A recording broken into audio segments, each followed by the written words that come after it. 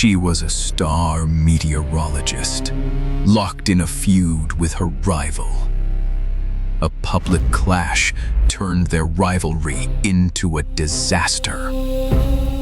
Trapped together in a storm, their hate sparked a hidden affair.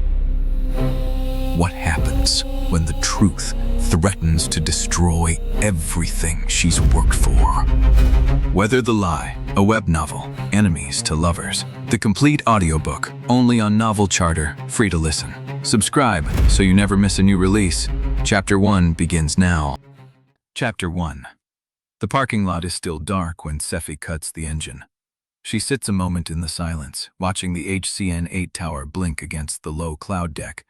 The storm line is still 2 hours out, stacked over the western plains like something waiting for permission. Her phone shows 4:47 a.m. and 63 unread messages. Citizens, spotters, the county emergency office, 3 school superintendents who want to know if they should call delays now or hold. She should not have read them before coffee. Inside, the building hums with that particular pre-dawn frequency. Fluorescent lights on dimmers, the distant rattle of a cart rolling through the newsroom, the smell of old coffee and fresh toner. Sephy moves past the assignment desk, past the empty anchor chairs, past the glass wall that looks into the control room where a graveyard producer nurses something carbonated and watches radar loops scroll in black and green. The makeup room is empty. She sets her bag down, reaches for the light switch, and then stops. Every monitor on the wall is running the same clip. Auden Brennick, 3/4 profile, the studio lights catching the hard line of his jaw. He is standing in front of the WTXR severe weather board, one hand braced on the edge of the graphics table, the other tracing a dry line that is about to punch through the Capital District. Local stations are undercalling this. His voice comes from 6 speakers at once, layered and slightly offset, the kind of echo that turns a sentence into a verdict. The model guidance has been consistent since Tuesday. This is not a marginal event. This is a setup that produces tornadoes. And if the people on the ground in Bellweather are being told to treat it like a standard thunderstorm watch, then someone in this city is choosing comfort over safety. Sephy stands in the doorway and watches him match the camera. He does not blink. She knows the clip. It aired at 10 last night, then again at 11. Then it was clipped and posted and reshared until it became the only thing the Bellweather media conversation could hold. By midnight, the hashtag was trending locally. By 2 a.m., the comments section was a civil war. She should have muted the alerts. She did not. "He is good," Luz Montalban says from behind her. Sephy turns. Her producer is leaning against the doorframe with 2 paper cups, the steam curling past her face.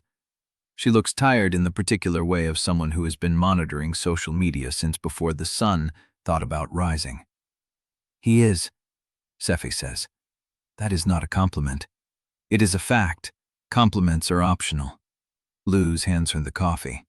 The cup is warm and familiar in her palm, the way Luz always makes it, black with a splash of oat milk that Sephy never remembers to ask for. She takes a sip and watches Auden Brennick gesture at a projected wind fleet and tell Bellweather that their trusted morning voice is not telling them the truth. "Makeup in 10, Luz says. "Dorothea wants a quick word before you go live."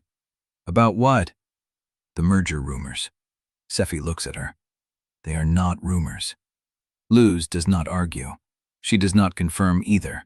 She just gives Sephy the long, steady look that means, "I will tell you what I know when I know it," and then she walks back toward the newsroom.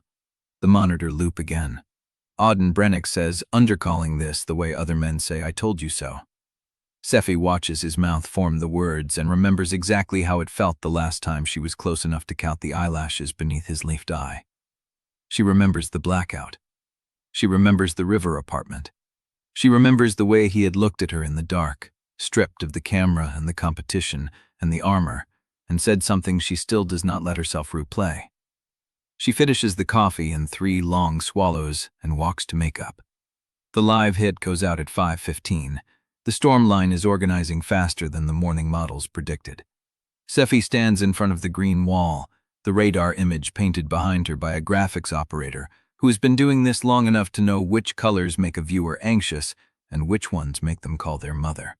She keeps her voice even. We are tracking a squall line with embedded rotation potential across the western tier of Hanover County.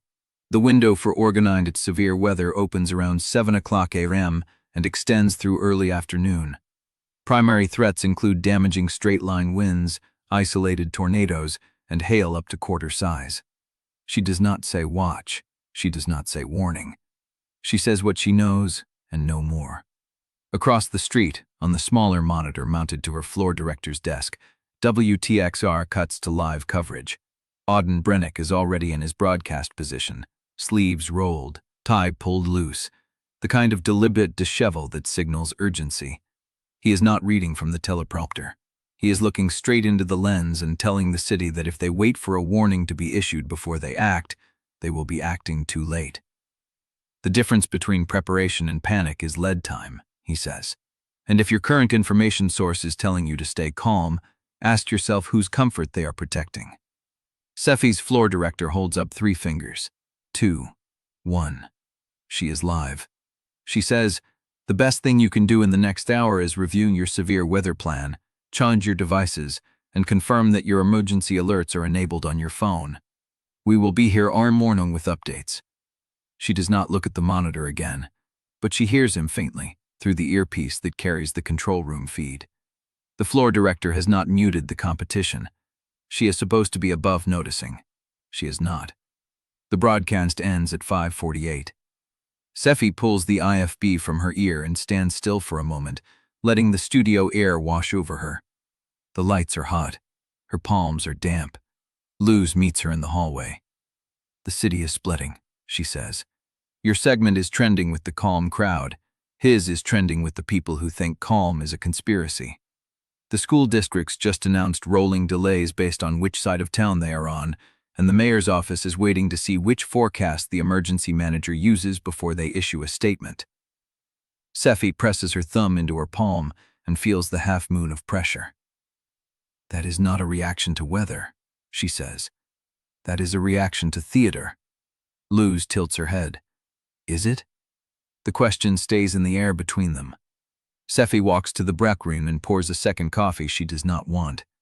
The television mounted above the microwave is muted, but the closed captions scroll across the bottom of the screen. Auden Brennick's name appears twice in the same sentence. She looks away. Her phone vibrates against the counter. She picks it up. The screen shows a single notification from a contact she has not named. Just a number. Just a message. We need to stop this. 3 words, no greeting, no signature. She stares at them until the screen dims, and then she swipes the notification away and sets the phone face down on the counter. She does not reply, but she also does not delete the thread. The phone vibrates again. She does not pick it up.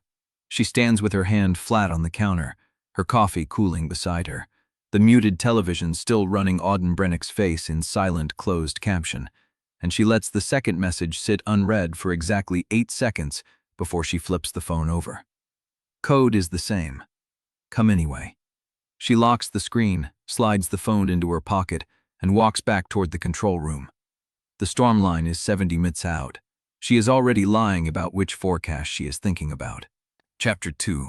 The hallway lights at HCN 8 hum at a frequency Sephy has stopped noticing. Fluorescent buzz, the smell of carpet cleaner and old coffee, the distant chatter of the overnight producer packing up her desk. Luz intercepts her before she reaches the control room. You need to see this. She holds out her phone. The screen shows Sephy's Twitter mentions, still scrolling, and she catches fragments before she can look away. Team Sephy. Team Auden. A poll from a local blog asking which forecaster the city should trust. Luz scrolls. A clip of Sephy's 5:15 hit plays beside a clip of Auden's competing segment, side by side, stitched together by someone who knows exactly what they are doing. The caption reads, Calm versus urgency. Who do you bet on when the sky falls? The engagement numbers are already brutal. That was posted 12 minutes ago, Luz says. It has 80,000 views. Sephy stares at the split screen, her own face measured and composed beside his, sharp and insistent. The comparison is designed to force a choice. It is working. The city is not just split, Sephy continues, lowering her voice. They are picking sides like it is a primary election. The school board is watching. The mayor's office is running internal polling. I just heard from a source at the county emergency desk that Imani Kritz has both feeds running in the EOC, and her staff is arguing about whose data to use. Sephy feels the words settle into her chest like a weight she has no choice but to carry. That is not a reaction to weather, she says again, and this time the words sound hollow even to her. No, Luz says, it is a reaction to you and him. She lets the phone drop to her side. Dorothea wants you in her office before the next segment. Sephy nods. She does not ask why. She knows why. Dorothea Pike's office sits at the end of the executive corridor, behind a door that is always half open, as if she wants everyone to know she has nothing to hide. The room smells like printer ink and the faint floral note of a plug-in air freshener someone installed to cover the smell of old decisions. Dorothea is behind her desk, a tablet in one hand, a pair of reading glasses pushed up into her gray hair. She does not look up when Sephy enters. Shut the door. Sephy shuts it. Dorothea sets the tablet down and removes her glasses. Her eyes are tired, but her posture is immaculate, the kind of discipline that has survived 30 years in a newsroom. The merger is confirmed, she says. It will be announced at the end of the month. Corporate wants one weather brand across both stations, one lead meteorologist, one voice the city trusts. She lets the words land. That is you or him, Sephy. There is no third option. Sephy blinks. She knew the rumors were real, but hearing the confirmation in Dorothea's voice changes the texture of the room. The air feels thinner. Who decides? I do, ultimately. But I answer to the board, and the board answers to Marguerite Dewar, and Marguerite answers to the numbers. Audience trust, ratings, sponsor confidence. The city's emergency response coordination. She is already in the building, by the way. She arrived last night. Sephy feels the temperature drop. She is auditing both stations, Dorothea continues. She will watch every segment, read every internal memo, interview every person who touches the forecast. She wants to know which of you is indispensable and which of you is replaceable. That is not a fair process, Sephy says quietly. Dorothea's mouth tightens. Fairness is not the metric. Survival is. She stands and walks to the window. The sky is still dark, but the first line of clouds is visible on the horizon, a low shelf of gray that seems to move as she watches. Your segment this morning was good, you says. Measured, professional. The audience trusts your voice. But Auden Brennick is not wrong about everything, and the city knows it. He called the storm earlier than you did. He pushed for urgency while you held back. That difference will be in every review Marguerite conducts. Sephy keeps her face still. I do not sensationalize fear to win ratings. I know. Dorothea turns back to face her. That is what makes you difficult to replace, but it is also what makes you vulnerable. Because he will say anything to be the one left standing, and the board does not care about your integrity if it costs them market share. She picks up the tablet again and scrolls. There is one more thing. Sephy waits. Pierce Hollifield called me last night. He is returning to Bellweather next week. He did not say why, but he asked about you. Specifically. Warmly.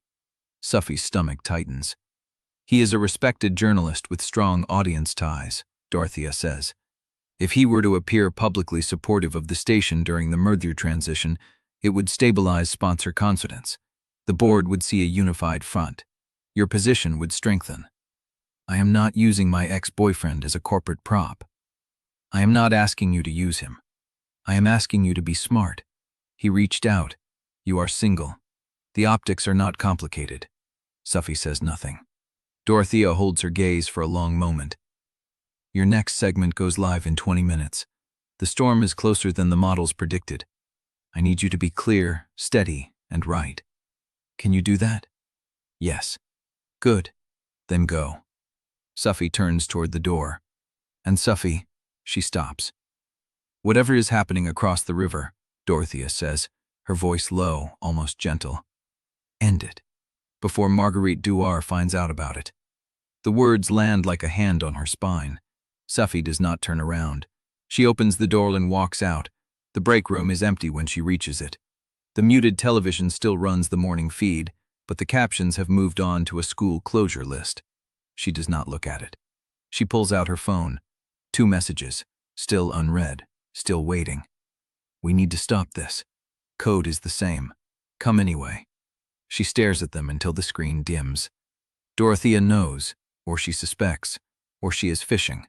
It does not matter much. The warning was real either way. Sephy locks the phone and slides it into her pocket. She walks to the sink and runs cold water over her wrists. The tap rattles. The water is metallic and cold. She looks at her reflection in the small mirror above the sink. The makeup still holds. She looks composed. She looks like someone who has everything under control. She looks like a lie. Her phone buzzes again. She dries her hands slowly, deliberately, before she pulls it out. A third message. Not from Auden. A number she does not recognize. Ms. Quillane. This is Marguerite Dewar. I would like to schedule a preliminary conversation at your earliest convenience before the morning's events require your full attention. Please confirm availability within the hour. Sephy reads it twice. The storm line is 30 minutes out. She has not replied to Auden. She has not processed the merger. She has not decided what to do about Piers. And now the woman who would decide her future wants to talk. She types a response to Marguerite before she can overthink it. Available after the 7 o'clock hit. My office or yours. She sends it before she can delete it. Then she opens Auden's thread. She reads the 3 words again. We need to stop this. Avram hovers over the keyboard. The storm is coming. The merger is real. The consultant is already in the building. She should end it. She should type the words and mean them. Instead, she locks the phone and walks to the control room, and the third message stays unanswered, and the code stays the same. And somewhere across the river, the apartment waits for a choice she has not made and cannot take back. Chapter 3. The hallway stretches empty. Fluorescent hum. The carpet under her feet still holds the pattern of 1,000 rushed mornings. Sephy checks her watch. 6:04. The storm line is closer now. She can feel it in the pressure behind her eyes, the way the air in the building has gone tight and waiting. She should be in the control room reviewing the 6:15 hit. Instead, her thumb moves before her brain catches up. Auden's thread. 3 words. We need to stop this. She selects the message. Her finger hovers over the delete option. The building hums around her. Somewhere above, Dorothea is making calls. Somewhere below, Marguerite Dewar is already in the building, reading files, asking questions, taking notes that will become leverage. Sephy presses delete. The message vanishes. The thread is still there. The second message remains. Code is the same. Come anyway. She stares at it. The phone feels too heavy. She should delete that one too. She should erase every trace of him from her device, from her memory, from the small space behind her ribs where she has kept him hidden. She does not move. The break room door is a few feet away. The television still murmurs. She walks in and sits down at the small table.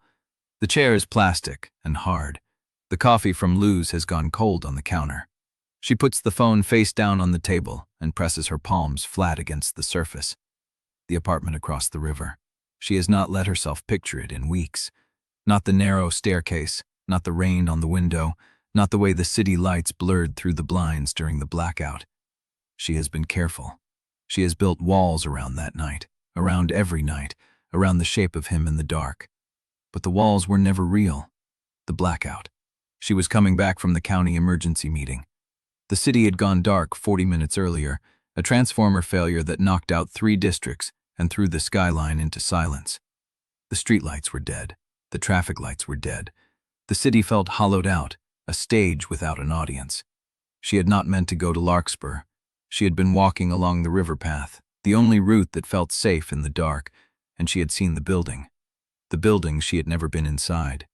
The address he had given her months earlier, written on a piece of paper that she burned the same night. The words, "If you ever need a place that is not yours," still scorched in her memory. The door was unlocked. The staircase was dark. She climbed 3 flights without making a sound, without knowing why, without any plan beyond the pull of something she refused to name. He was standing at the window. She saw his silhouette before she saw his face, the shape of his shoulders against the dim light of the river, the way his hands rested on the sill like he was holding on to something that wanted to fall. He turned when she reached the landing. He did not look surprised. "I did not think you would come," he said. "I did not think I would either." The room was small and sparse. A couch, a table, a bed in the corner that she tried not to look at. The windows faced the river, and beyond it, the dark shape of the city with its lights gone, the Channel 11 tower a dead mast against the sky. She stood just inside the doorway, her pulse loud in her throat.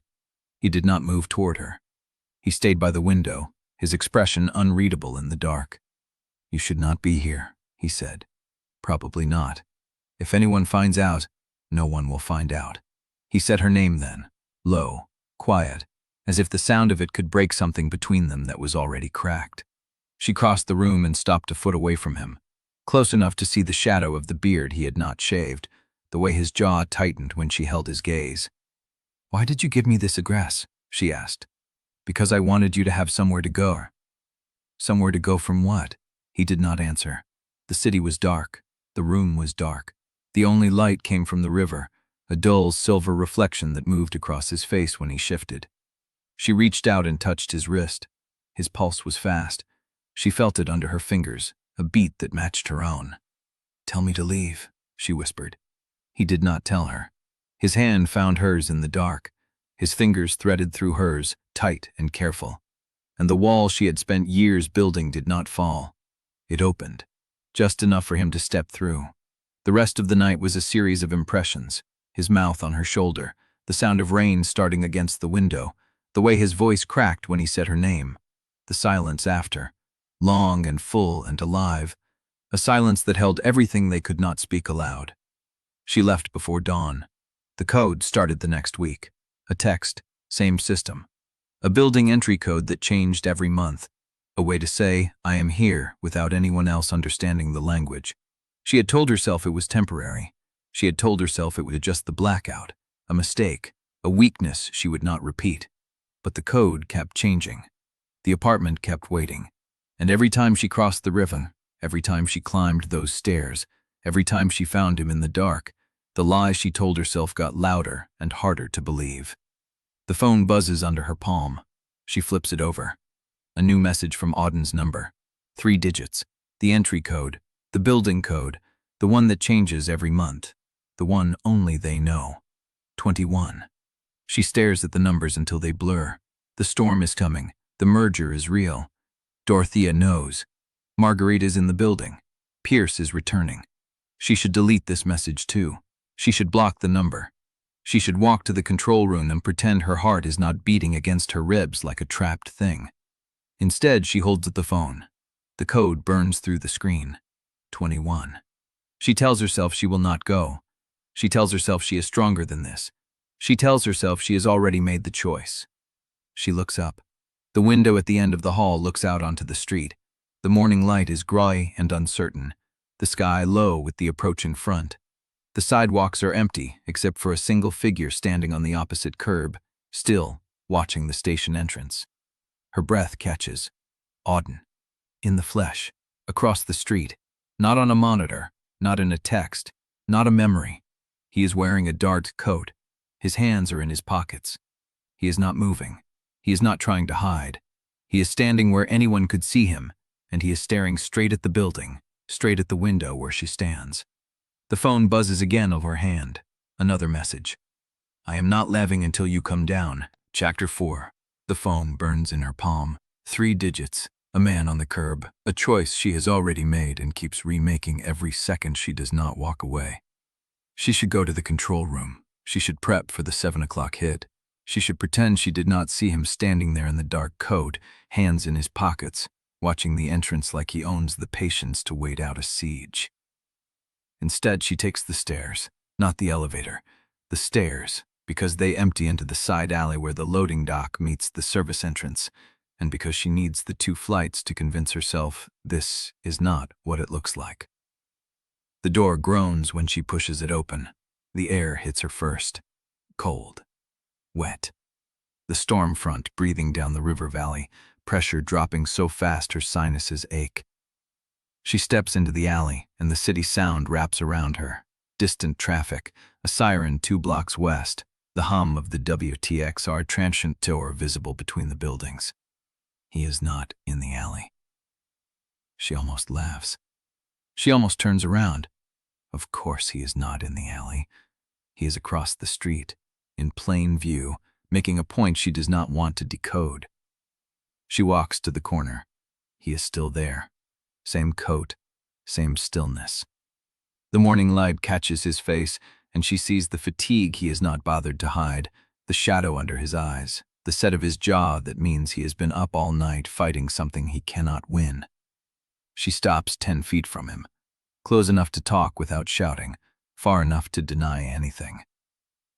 You are standing outside my station. I am aware. In front of every camera in this building. The cameras are pointed at the sky. He does not move. I checked. That is not the point. What is the point, Sephy? She hates the way he says their name, like he owns it, like he has been holding it in his mouth all night and needs to let it out. The point is, you do not get to send me a message telling me we need to stop and then stand outside my workplace daring me to come down. You came down because you are insane. No. He tilts his head. The light shifts across his face. You came down because you did not want me to be wrong. The words land hard. She feels them in her chest, a pressure that has nothing to do with the approaching front. I do not know what you want from me, she says. Yes, you do. Then say it. He steps closer. 1 step. Close enough that she can smell the coffee on his breath, the cold air trapped in his coat. I want you to admit that that apartment exists. She goes still. That you were there. That I was there. That the blackout was not a fever dream you woke up from. I have never denied it. No, you delete it. His voice stays low, controlled. You get the message and you delete it, and you go back to your forecast like the night never happened. Like I never happened. That is not true. Prove it. The challenge hangs between them. She should walk away. She should tell him he is being cruel and unfair, and that she has a broadcast in 40 minutes and a merger consultant waiting to pick apart her career. Instead, she holds his gaze and feels the wall inside her thin to something she can see through. I kept the code, she says. He waits. The second message, the one with the code. I deleted the first one, but I kept the second. Something shifts in his face. Not relief, not victory, something raw. Why? Because I do not know how to stop. The words leave her mouth before she can catch them. They land in the gray morning light, and she watches him take them in, watches and adjust to the weight of them. Then stop trying, he says. That is not an answer. It is the only one I have. She shakes her head, steps back, puts distance between them because the proximity is doing something to her judgment. You stood in front of the city this morning and told everyone my station is undercalling the threat. Because you are. I am giving people information without panic. That is my job. Your job is to keep them safe. My job is to keep them functional. Panic does not save lives. Information does. You cannot inform people if you are softening the truth. I am not softening anything. I am choosing my words so people actually hear them. And when they do not hear them in time, then I own that. The same way you own it when you scare people into gridlock and they cannot evacuate because every road is jammed. The hit lands. She sees it in the way his jaw tightens, the way his eyes go flat. That was one event, he says. It was a pattern. You overcorrect. You push urgency so hard that the signal gets lost in the noise. And you undercorrect. You weigh public trust so carefully that you forget trust means nothing if people are dead. Silence. The wind picks up. The first drops of rain hit her cheek, cold and deliberate. This is not about the storm, she says. It is always about the storm. No. No steps closer. Close enough to see the pulse beating in his throat. This is about the apartment. This is about the fact that you want me to choose between being the person the city needs and being the person who crosses the river at midnight. He does not answer. You do not get both, Auden. You do not get to be my rival on air and my secret osset. You do not get to criticize my coverage and then text me the entry code. You have to pick. I already picked. Then what are you doing here? He looks at her, fully. The way he looked at her that night in the dark apartment, when the power was out and the city was blind and nothing existed except the space between them. I am trying to see if you are brave enough to pick too. The words cut. She feels them the way she would feel a cold front passing, that sudden drop in temperature that tells you everything is about to change. I have a broadcast, she says. I know. I have a meeting with Marguerite Dewar. His expression flickers, just barely, a crack in the composure. Then go, he says. I am going. She turns. She takes 3 steps toward the alley. Sephy. She stops, does not turn around. The next storm will prove which of us Bellweather should trust. Not the spin, not the optics, the storm. She waits for more. He does not give it. She walks back to the service entrance. The door groans shut behind her. The hallway is empty, fluorescent, smelling of stale coffee and cleaning solution. Her hands are shaking. She presses them flat against her thighs and breathes until the tremor stops. Her phone buzzes. She looks down. A new message from an unknown number. Ms. Quillane. My office, 7:15. Do not be late. It is signed with 2 initials, MD, Marguerite Dewar. Sephy stares at the screen. The rain starts falling harder against the windows. Somewhere above her, the station is waking up, lights flicking on, cameras warming, the city tuning in for the forecast she is supposed to deliver. She still has not deleted Auden's code. She still has not replied to his message. And now Marguerite Dewar is calling her into a room where the questions will not be about the weather. Chapter 5. The stairwell door swings shut behind her, and the sound seals her back inside the building, back inside the fluorescent hive where nobody knows she was just standing in the rain, 10 feet from a man who made her choose. She takes the stairs 2 at a time. The tremor in her hands has not stopped. Luz meets her at the 3rd floor landing with a tablet and an expression that says something has changed. She scans Sephy's face, the damp collar of her blouse, the way she is breathing. You went outside. Saw something on the roof drain, looked like it was backing up. Luz does not believe her. She lets the lie land anyway. Storm accelerated. The line is pushing through North Bellweather faster than the morning runs showed. Your 7 o'clock segment needs to update the timeline and give people a tighter window for the worst of it. I'll rewrite. Already started it. Callouts on the map are refreshed. I changed the phrasing on the squall line, kept it firm without pushing into Auden's territory. Sephy takes the tablet. The words blur and refocus. A timeline. A probability table. A graphic showing the squall's leading edge bending toward the downtown corridor. Dorothea wants you in her office before you hit the studio, Luz says. City officials are calling. They want to know whose numbers to trust. We have the same data. They want certainty, not data. Certainty is the only thing they can relay to constituents without sounding scared.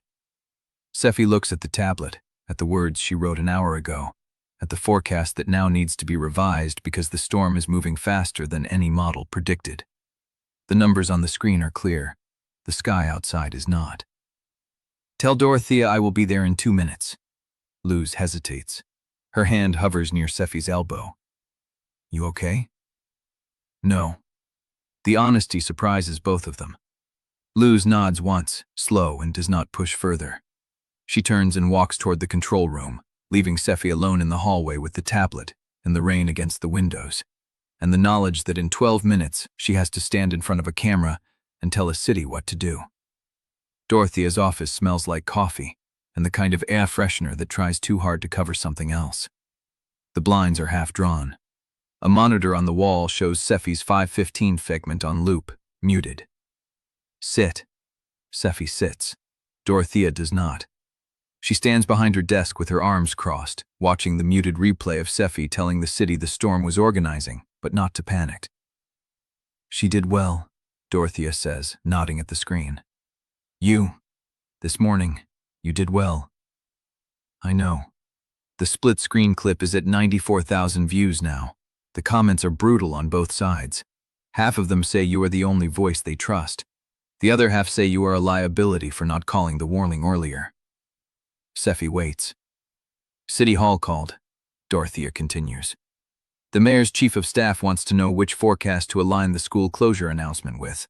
The emergency management office has both our feed and WTXR's feed running side by side, and their staff is arguing about whose data to route into the public alert system. They should use the data, not the personality. They do not know how. That is the problem. Dorothea finally sits. She folds her hands on the desk and looks at Sephy with something that might be affection, if it were not so calculated. You are right about the numbers. You are right about the science. But the city does not trust data. It trusts voices. It trusts the voice that tells them what to do without making them feel stupid for being scared. Is there a point to this? The point is that I need you to be that face, not the one who argues with Auden Brennick in alleyways before dawn. The one who shows up, delivers the forecast, and makes the sponsors feel like the station is stable. Sephy's stomach tightens. I do not know what you are talking about. I know you went outside. I know he was there. I do not need the details to know the risk. Dorothea leans forward. Marguerite Dewar is in the building. She has access to the security footage. She has access to the call logs. She has access to everything you think is private. You told me to end it. Ending it means not standing in the rain with him outside the service entrance, where anyone with a window could see. Sephy does not answer. The silence stretches long enough to become its own confession. Dorothea sighs. The sound has the weight of someone who has had this conversation before, with other people, in other rooms, about other secrets. I am not your enemy, Sephy. I am the person keeping Marguerite from finding a reason to push you out, but I cannot protect you if you keep handing her evidence. What do you want from me? Visibility, sponsor confidence, a forecast that makes the city feel managed, not abandoned, and I want you to start thinking about what happens after the merger. I am thinking about it. No. Dorothea pulls a folder from her drawer and slides it across the desk. You are thinking about how to survive the merger. I need you thinking about how to win it. Sephy opens the folder. Inside is a promotional mock-up, her face, a headline, Bellweather's most trusted voice. Below it, in smaller type, stability, accuracy, HCN 8. He is coming back tomorrow, Dorothea says. Not next week, tomorrow. Sephy looks up. Pierce is not the only one coming back. Marguerite requested a file from the National Archive. She pulled Auden's termination records from his previous network. The air in the room changes. Why? I do not know, but she is building a case against someone, and she is not building it alone. Sephy's phone buzzes in her pocket. She does not look at it. She does not need to. The storm is moving faster. The city is watching. And Marguerite Dewar is holding something that could burn everything down. Chapter 6. The clock on Dorothea's wall reads 6:43. Sephy's hand is still on the doorframe. The folder is under her arm. The promotional mock-up with her face stares up at her from the crack between her fingers. Termination records, she repeats. From his previous network, the one he left before WTXR. Dorothea's voice is careful now, measured in a way that suggests she is choosing words instead of letting them spill. I do not know what is in them, but Marguerite asked for them specifically. Why would she need that? Because she is building a case, and because she does not do anything without a reason. The phone buzzes again in Sephy's pocket. She ignores it. Who is helping her? I do not know yet. Someone inside one of the stations. Someone with access to schedules, call logs, footage. Dorothea stands. Her chair scrapes against the floor. That is the part that worries me most. She has allies I cannot see. Sephy's stomach turns. I need to prep for my segment. Go. She goes. The hallway is empty when she steps out. The rain sounds different from here, closer, as if the building is breathing it in. Her footsteps echo against the linoleum, wet from where she tracked water through Dorothea's office. She checks her phone. Auden. I am still here. 3 words. No demand, no explanation. She locks the screen. The break room is empty. Her coffee is cold. She pours it out and stares at the sink for a count of 10, watching the brown liquid spiral down the drain. The storm is 35 minutes out now, maybe 40. She should be in the control room. She should be thinking about the squall line, the wind shear readings, the rotation probability that Luz flagged on the tablet. Instead, she is thinking about termination records, about Marguerite Dewar's allies, about Auden standing in the rain across the street, about Pierce landing tomorrow. Her phone buzzes again. Not Auden this time. Pierce, heard you had a rough morning, thinking of you. She stares at the message. He always does this. The timing, the tone, the effortless warmth. 3 years since he left for the national desk, and he still knows exactly when to reach out. She types, I am fine, then deletes it. Types, rough is one word for it. Deletes that too. Locks the phone. Luz appears in the doorway, tablet in hand, expression carefully neutral. 7 on the dot. They're ready for you in Studio B. Coming. Luz does not move. Everything okay? No. Everything is not okay. Marguerite is building a case. Auden is waiting in the rain. Pierce is landing tomorrow with the wrong idea about what they are to each other. And she has to stand in front of a camera in 12 minutes and tell a city how to survive the sky. Luz holds her gaze a beat too long. Okay. She turns. Sephy follows. Studio B hums with the low-voltage tension of live broadcast. The lights are harsh. The monitor feeds show the radar loop, a band of red and orange advancing across the western edge of the county. The floor director nods at her. 30 seconds. Sephy takes her mark. She smooths the damp fabric of her blouse, tucks a strand of hair behind her ear, and waits for the light. The red light blinks on. She finds her center of gravity, the one she has built over years in front of these cameras. The voice that says calm without saying everything is fine. Good morning. The squall line approaching Bellweather County has accelerated its forward motion and is now expected to arrive within the next 30 minutes. We are watching areas along the Rook River corridor for potential flooding. If you live in low-lying areas, now is the time to move to higher ground. She keeps her voice even, steady. The words are precise. I want to be clear, this is a serious weather event, but it is also one this city has prepared for. I will stay with you through the morning until it passes. She does not think about Auden. She does not think about Marguerite. She does not think about Pierce. She thinks about the city, about the people waking up to her voice, about the mother in Riverbend who needs to decide whether to drive her kids to school or keep them home, about the elderly man in Oakmont who trusts her because she told him the truth during the ice storm 2 winters ago. That is what matters. That has to be what matters. The segment ends. The red light blinks off. Luz's voice in her earpiece. Clean hit. 15 minutes until Marguerite. You want coffee? No. You want something. A straight answer. I want to know what is in the file. Luz is quiet for a moment. Then go find out. Sephy pulls the earpiece. The hallway feels longer now, narrower, as if the building is closing in. The rain sounds like static. The fluorescent lights hum at a frequency she can feel in her teeth. She reaches the conference room at 7:12. The door is closed. A sliver of light shows through the gap. She does not knock yet. She stands in the silence and tries to hear what might be waiting on the other side. Nothing. She raises her hand. The door opens before she touches it. Marguerite Dewar stands in the frame, steel gray eyes, auburn bob, posture so exact it looks like a statement of intent. You are early, Marguerite says. I am punctual. A useful habit. Marguerite steps aside.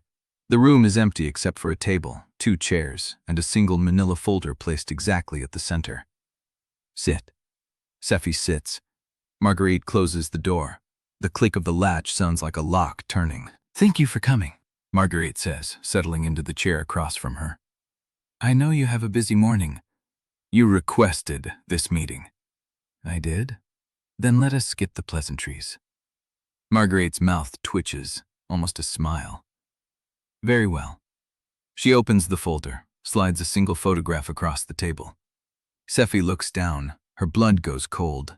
The photograph shows a service entrance, a man in a dark coat, a woman with damp hair and a crescent tattoo behind her left ear. The alleyway. This morning. Auden reaching toward her. Her hand extended just before it touched his. The angle is from above, a second-floor window, security camera. You were seen, Marguerite says, her voice soft, almost kind. The question is, by whom? Chapter 7. The photograph sits on the table between them, gloss and silver, the alley frozen in time. Sephy does not touch it. She will not give Marguerite the satisfaction of watching her hand tremble. The angle suggests a second-floor camera, she says. Probably the back hallway near accounting. The security team logs all access. You could have pulled that footage yourself. I did, Marguerite says. The question is, who else might have access to it? Sephy keeps her face still. The implication lands where Marguerite intended. Someone inside the station is feeding her intelligence. Someone with clearance. Someone Sephy passes in the hallway every day. That is a serious allegation, Sephy says. It is a serious situation. Marguerite closes the folder. She does not put the photograph away. She leaves it on the table, face up, as if it belongs there now. You have a reputation, Ms. Quillane. A good one. The audience trusts you because they believe you are exactly what you appear to be. Steady, reliable, incorruptible. Are you suggesting I am not? I am suggesting that perception is fragile, and once broken, it cannot be reassembled. She stands. I have what I need for now. Thank you for your time. Sephy stays seated. That is it? That is the preliminary conversation. Marguerite walks to the door, pauses. You should know that Mr. Brennick's termination records from his previous network contain a pattern. He's been accused of overstepping before, taking risks that his superiors considered unnecessary. She does not look back. Some people call it a disregard for authority. Others might call it a willingness to protect someone. Either way, the pattern exists. The door closes behind her. Sephy sits alone in the conference room. The photograph stares up at her from the table. The texture of the paper, the gloss of the image, the way the service door catches the light. She pockets it. The hallway is empty when she emerges. The rain still falls. The clock on the wall reads 7:24. She makes it to the break room before her phone buzzes. Not Auden, not Pierce, an unknown number. Bellweather area code. She opens it. County emergency drill, mandatory for all station leads. Civic Square bunker, 900. Do not be late, I crits. The air leaves her lungs. Of course, Imani Crits is running a tornado drill. The storm is arriving any minute. The city is on edge, and emergency management needs to test protocols. That is standard. That is sensible.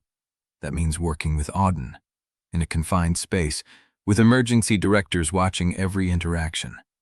Her thumb hovers over the reply field. She types, understood. Before she can send, another message arrives. Different number. She knows it. Drill protocol. Keep data handoffs clean.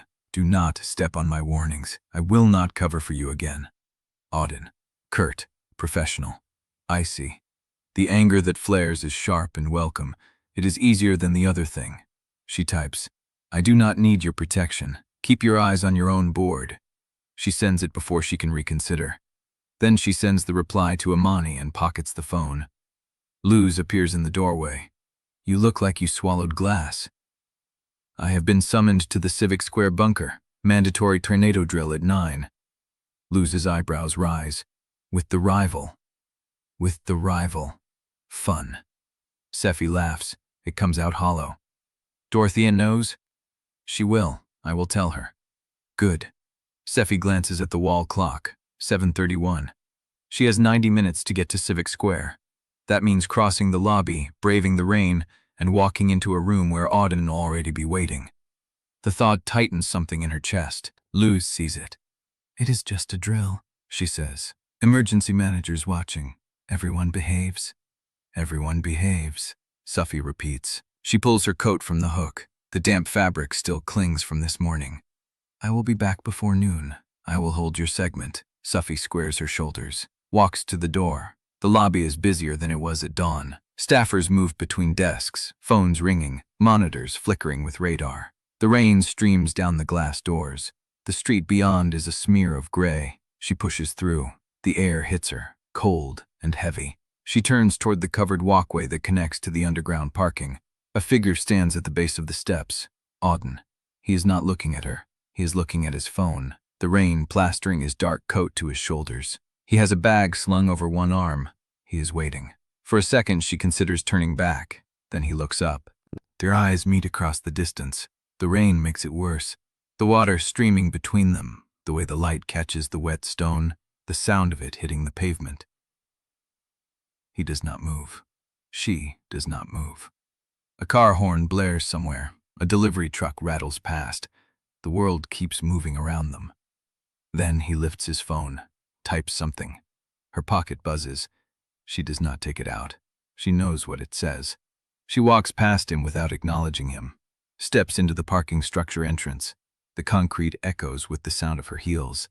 Her phone buzzes again. She reaches the car, gets in. The engine turns over with a low hum. Only then does she pull out the phone. The bunker is neutral ground. I will act like it.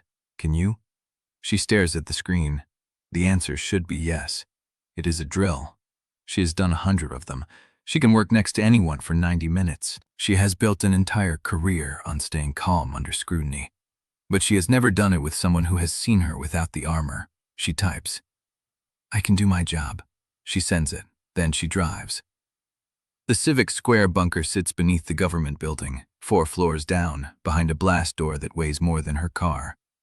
The walls are gray concrete. The air smells of metal and recycled oxygen. Emergency radios crackle along the long central table. Imani Crates stands at the head of it, reading a clipboard. She looks up when Sephy enters. Quillane, right on time. I try. You passed Brennick in the hall. Sephy's stomach drops. He is here? He got here 10 minutes ago, setting up his station at the far end. I'm keeping you two separated for the first phase. Relief. Then irritation at the relief. That is probably smart. I am not interested in probably. I am interested in does the job. Mani gestures to a monitor station. You are on data relay. WTSR feeds the initial warning. You verify and pass it to the county alert system. Do not edit the message. Do not soften it. If he calls a PDS, you transmit a PDS, even if you think he is overreacting. Sephy's jaw tightens. Understood. Good. 10 minutes. Imani walks away. Sephy sits down at the terminal. The chair is the same metal mesh as every other bunker chair. Uncomfortable. Functional. She can feel Auden at the far end of the room. She has not looked at him yet. She does not need to see him to know he is there. The weight of his presence presses against the back of her neck. Her phone is silent. The drill starts at 9. She has 9 minutes to get ready. 9 minutes to pretend she is not rattled by the idea of handing him data across a bunker table.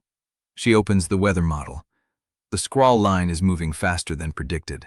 The rain ends The county should consider a warning. She files the thought. This is a drill. This is just a drill. The door at the far end of the bunker opens. Imani stands with a hand on the frame. 9 o'clock, phase 1 begins. Brennick, you have the floor. Auden stands. He does not look at her. He steps to the central podium where the emergency broadcast map glows blue. Attention, the National Weather Service has issued a tornado warning for southwestern Bellweather County. This is a confirmed rotation on radar. I am activating the public alert system. His voice is the same as it is on air. Controlled. Absolute. Sephy watches the data feed. The numbers are correct. The timing is precise. He is good. She hates that he is good.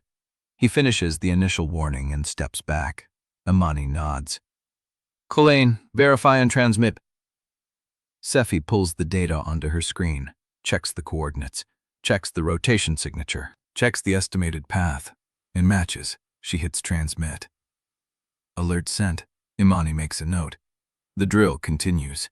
They run through 3 phases. Each time Auden calls the warning, Sephy verifies, transmits. No errors, no hesitation. By the end, she is sweating. Not from the work, from the proximity. He is close enough that she could reach out and touch him. She does not. We are done, Imani says, setting down the clipboard. Good work, both of you. She leaves the blast door open. Sephy does not move. Neither does Auden. The room empties around them. One county staffer lingers, then leaves. The door swings shut. They are alone. Auden turns. His hand is on the strap of his bag. Clean handoffs, he says. You did not try to second-guess the warning. I said I could do my job. You said. There is something in his voice. Not anger, something thinner.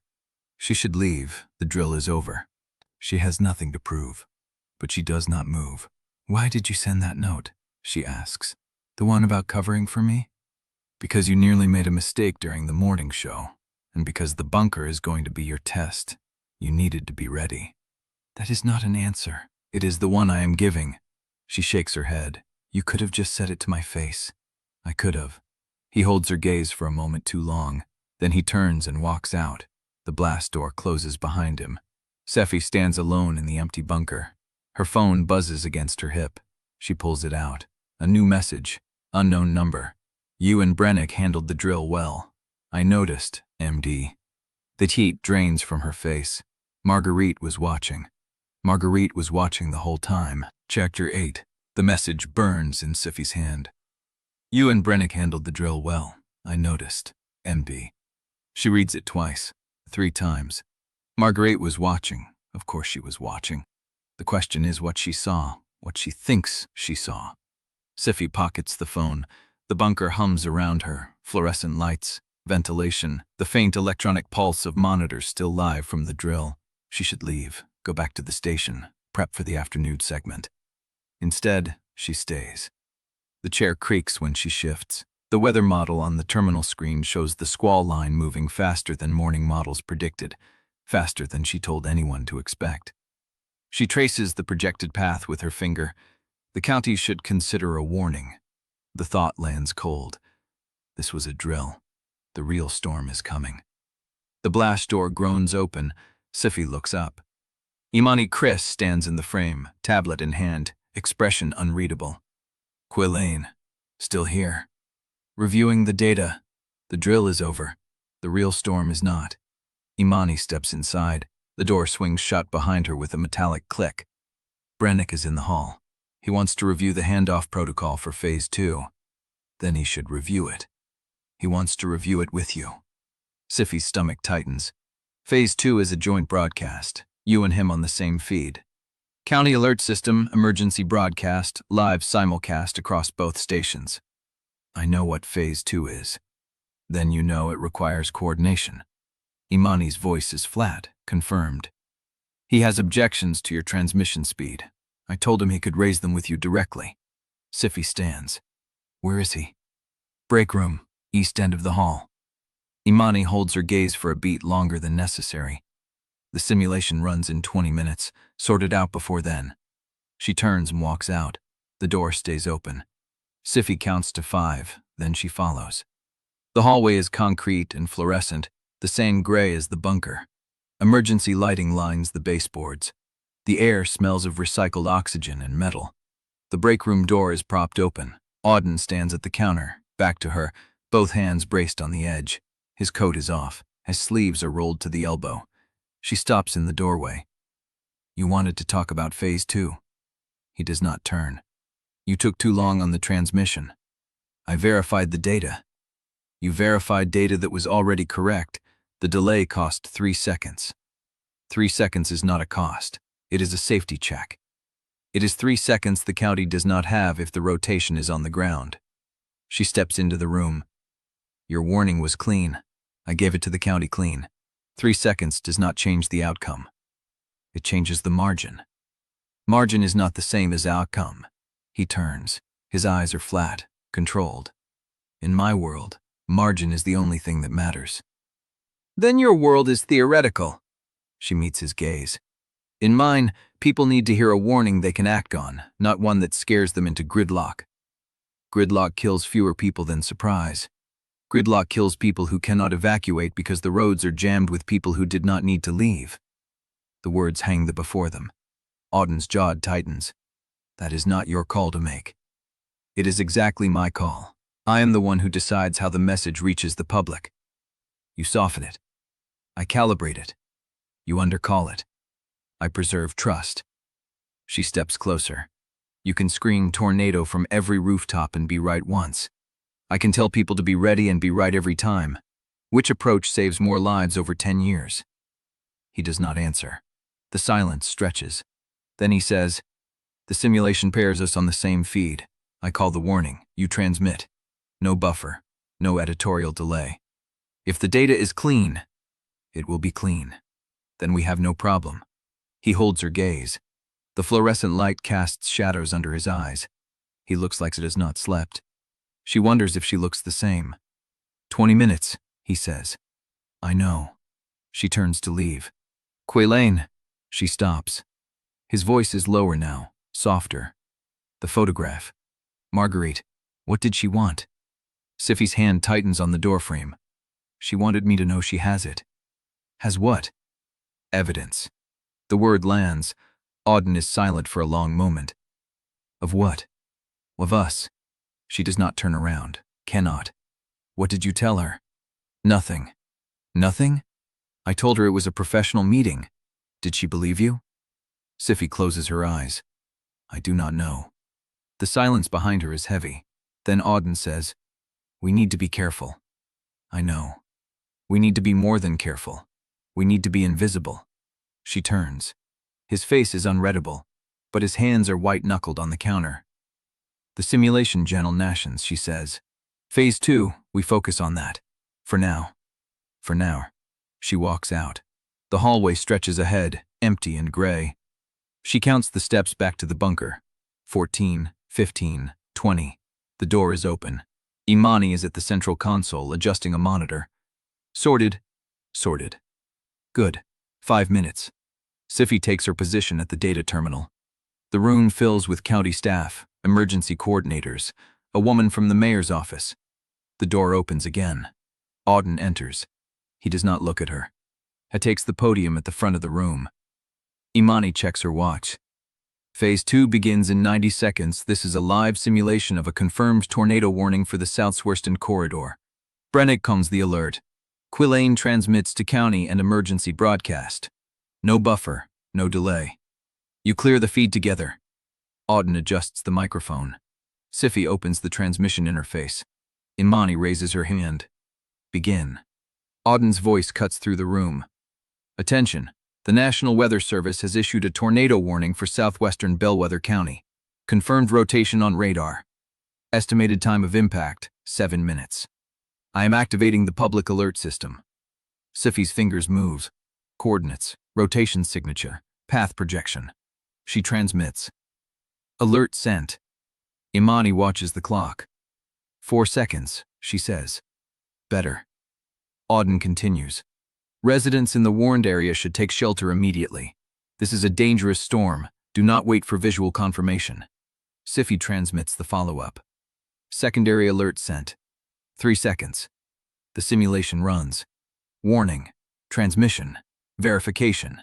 Again. Again. By the 5th cycle, Sephy's transmission time is under 2 seconds. Auden's voice is steady, controlled.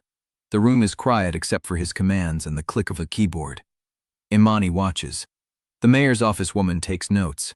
The county coordinators track the projected path on a wall monitor.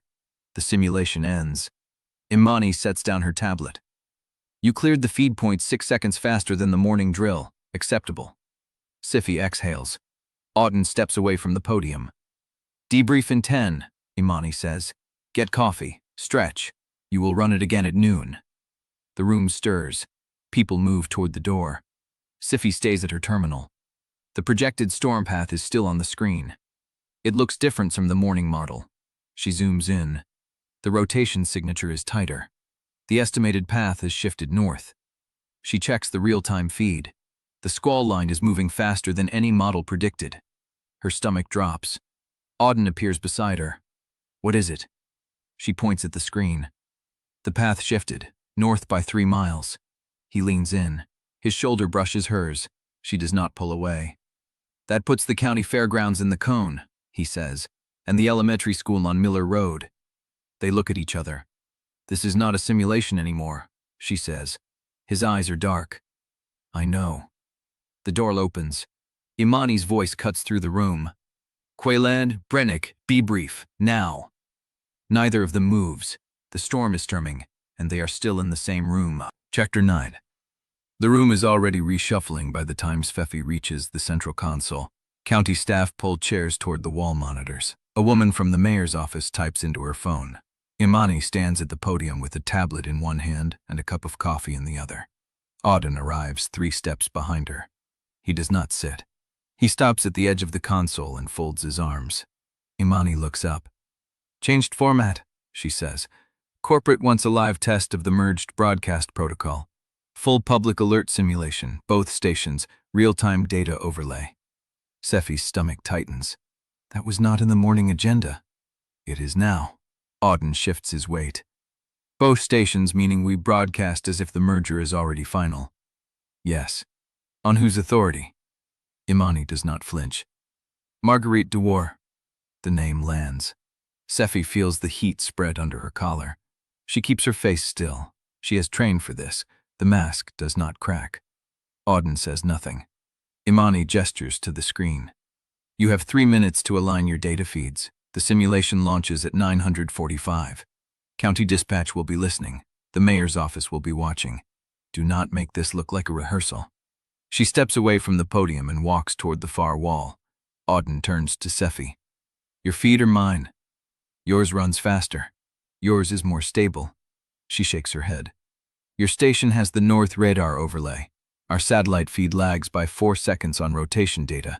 If we use mine, the timing will be off." He studies her. "I can bridge the lag on my end. Use yours. I will align the timestamps." "You can do that in 3 minutes?" "I can do it in 90 seconds. She does not ask how. She moves to the podium. Imani watches the clock. 2 minutes. Sephy's fingers find the keyboard. The feed aligns. The room settles. The wind from the mayor's office takes a recording position in the corner. The county coordinators ready their terminals. Auden adjusts the microphone. "I will call the warning first, confirm on my mark, then transmit the track, then the secondary alert. Do not skip the track." "I know the protocol." "Then run it." His voice is clipped, professional, but there is something underneath it. She does not have time to name it. Imani raises her hand. "Phase 2. Begin." Auden's voice cuts through the room. "Attention. The National Weather Service has issued a tornado warning for southwestern Bellweather County. Confirmed rotation on radar. Estimated time of impact, 5 minutes. I am activating the public alert system." Sephy transmits. "Alert sent." The room watches the monitor. The warning appears on both stations. "Transmission confirmed," the mayor's office woman says. Auden continues. "Residents in the ward area should take a shelter immediately. This storm is intensifying. The projected track is north-northwest at 22 miles per hour. Sephy's hands move. Coordinates, speed, projection. She reaches the track handoff. The data refresh on her screen. The numbers stutter. For a fraction of a second, the coordinates flicker. 0.2 of a degree. She opens her mouth to speak. The wrong coordinate forms on her tongue. She catches it. But the hesitation is there. The room sees it. The mayor's office woman shifts. Imani's eyes narrow. Then Auden's voice cuts through the silence, smooth and immediate. "Correction. The projected path is shifted north-northwest by an additional 0.8 miles. Adjusted coordinates are latitude 39.6, longitude -75.4. Confirm." Sephy's fingers find the correction. "Confirmed." She transmits. Track transmitted. The room exhales. Auden does not look at her. "Proceed with secondary alert." She sends it. Alert sent. The simulation continues. Warning, transmission, verification. But Sephy feels the cold in her fingertips. She nearly missed it. In front of everyone. Auden covers for her. The simulation ends. Imani sets down her tablet. "Acceptable. I want both of you ready for the noon run. No lag next time." She does not mention the stutter, but she saw it. The room begins to empty. Sephy stays at the terminal. Her hands are still on the keyboard. Auden does not leave the podium. The mayor's office woman collects her recording and leaves. The county coordinators file out. The door closes. The room is quiet. Auden steps away from the podium. He walks toward her. He does not stop until he is close enough that she can smell the coffee on his breath. "You nearly fell." "I caught it. I caught it." "You froze." Her jaw tightens. "I said I caught it." You said nothing for 2 full seconds. In front of the mayor's office, in front of Imani, in front of whoever is feeding data to Marguerite's phone. She looks up. His face is hard, but his voice is not. Why? She does not answer. The truth sits in her throat like glass. She was thinking about the photograph, about Marguerite's text, about the storm path that shifted north by 3 miles, and the elementary school on Miller Road, and the fact that she has been running on 2 hours of sleep for 3 days. She does not say any of it. Drop it. No. It was a mistake. I fixed it. You covered. The simulation is over. The simulation is over. The storm is not. He holds her gaze. Then he says, lower now. You owed me nothing. Now you owe me 3 seconds. 3 seconds of what? 3 seconds of trust, when it matters, when the real one hits. She does not answer. She cannot. He turns and walks toward the door. His hand is on the frame when she says, Auden. He stops. There is no one else I trust. He does not turn around. The silence hangs. Then he nods and steps into the hallway. The door closes behind him. Sephy stays at the terminal. The data feed is still live. The storm is coming. And her phone buzzes in her pocket. She pulls it out. One message. Unknown number. She opens it. Impressive recovery, Quillane. But I saw the glitch, so did your station manager. And the mayor's office woman has already filed a note about coordination efficiency under my direction. We need to talk. Tonight. 7 o'clock. The Heritage Room. Come alone or do not come at all, MD. Sephy's hand tightens on the phone. The clock reads 9:52. She has 9 hours. Chapter 10. The corridor is empty.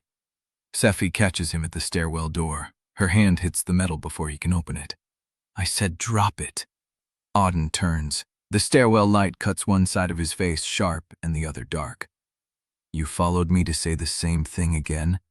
I followed you because you do not get to walk away from that. From what? From covering for me and then demanding trust in the same breath. That is not how it works. He laughs, a short, dry sound that does not reach his eyes. You want to lecture me about how it works? Fine. You had a data stutter. You froze. I covered because if you had broadcast the wrong coordinate, the mayor's office would have flagged both of us. Not you. Both of us. They are watching for a reason. I know they are watching. Then why did you freeze? She does not answer. The fluorescent hum fills the silence. Auden steps closer. Not threatening, close enough that she has to look up. You think I do not know what it costs you to stand in front of that camera every morning and pretend the sky is not falling until you are sure it is? I know. I have watched you for 2 years. Then you know why I froze. I know you are exhausted. I know Marguerite has something on you. I know you have not slept more than a few hours since the drill was announced. But the storm does not care about any of that. His voice drops. I covered for you because I will not let ego endanger the public. Not yours, not mine. The moment I stop covering for you is the moment I stop believing you are the person who would do the same for me. She holds his gaze. I would. I know. The words hang between them. She feels the heat rising in her chest. Not anger, something worse, something that feels like being seen. Then why did you say you would not cover for me again? Because I needed you to hear the risk out loud. You could have said that in the bunker. I did. You were not ready to hear it. The stairwell hums. She wants to argue. She wants to tell him he is wrong, that she was ready, that she does not need him to manage her emotions. But the truth sits in her throat. He is not wrong. She changes tack. Why did you come back? He blinks. To Bellweather. You left National. You could have gone anywhere. You came here. To a station that does not have the budget or the reach you walked away from. Why? He is quiet for a long moment. Because I was tired of being right alone. The answer lands like a physical weight. She understands. She understands it in her bones, the loneliness of being the one who sees what is coming and cannot make anyone feel it until it is already here. You wanted an audience? I wanted someone who would argue back. His eyes hold hers. Someone who would make me question myself. Someone who would not nod and hand me the next slide. I wanted someone who cared enough to fight. The air between them changes. She feels it in her ribs. Did you find it?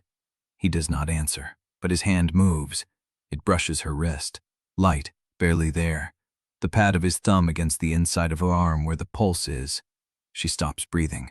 The concrete is cold. The siren fades. Silence rushes back. She pulls out her phone. Marguerite's message glows on the screen. 7 o'clock. The Heritage Room. Alone. She has 8 hours, and somewhere north of the city, the real storm is already turning toward the elementary school. Chapter 11. She pushes through the back entrance of HCN 8, and the air hits her, recycled and cool, the opposite of the stairwell. Her wrist still burns. She presses her palm flat against her thigh as she walks the empty corridor. The morning rush is over. The midday skeleton crew is already in position. Fluorescent lights buzz overhead, steady and indifferent. The break room door is open. Luz is standing at the counter with a fresh cup of coffee she has not touched. She turns when Sephy enters. You were gone longer than the debrief. Sephy does not answer. She reaches for the coffee Luz has not touched and wraps both hands around the mug. The heat seeps into her palms. What happened in the bunker? Nothing. Liar. Sephy takes a sip. The coffee is bitter, over-extracted. She does not taste it. Marguerite changed the simulation format. Imani ran it. We passed. That is not what I asked. Sephy sets the mug down carefully so she does not slam it. Then ask what you mean. Luz studies her. The silence stretches long enough to scrape. I mean, you walked in looking like someone touched a live wire, and the last time you came back from a drill looking like that, you did not speak to me for 3 days. Sephy's jaw tightens. I am speaking to you now. You are deflecting. I am answering. You are deflecting with facts. The coffee mug is warm against her palms.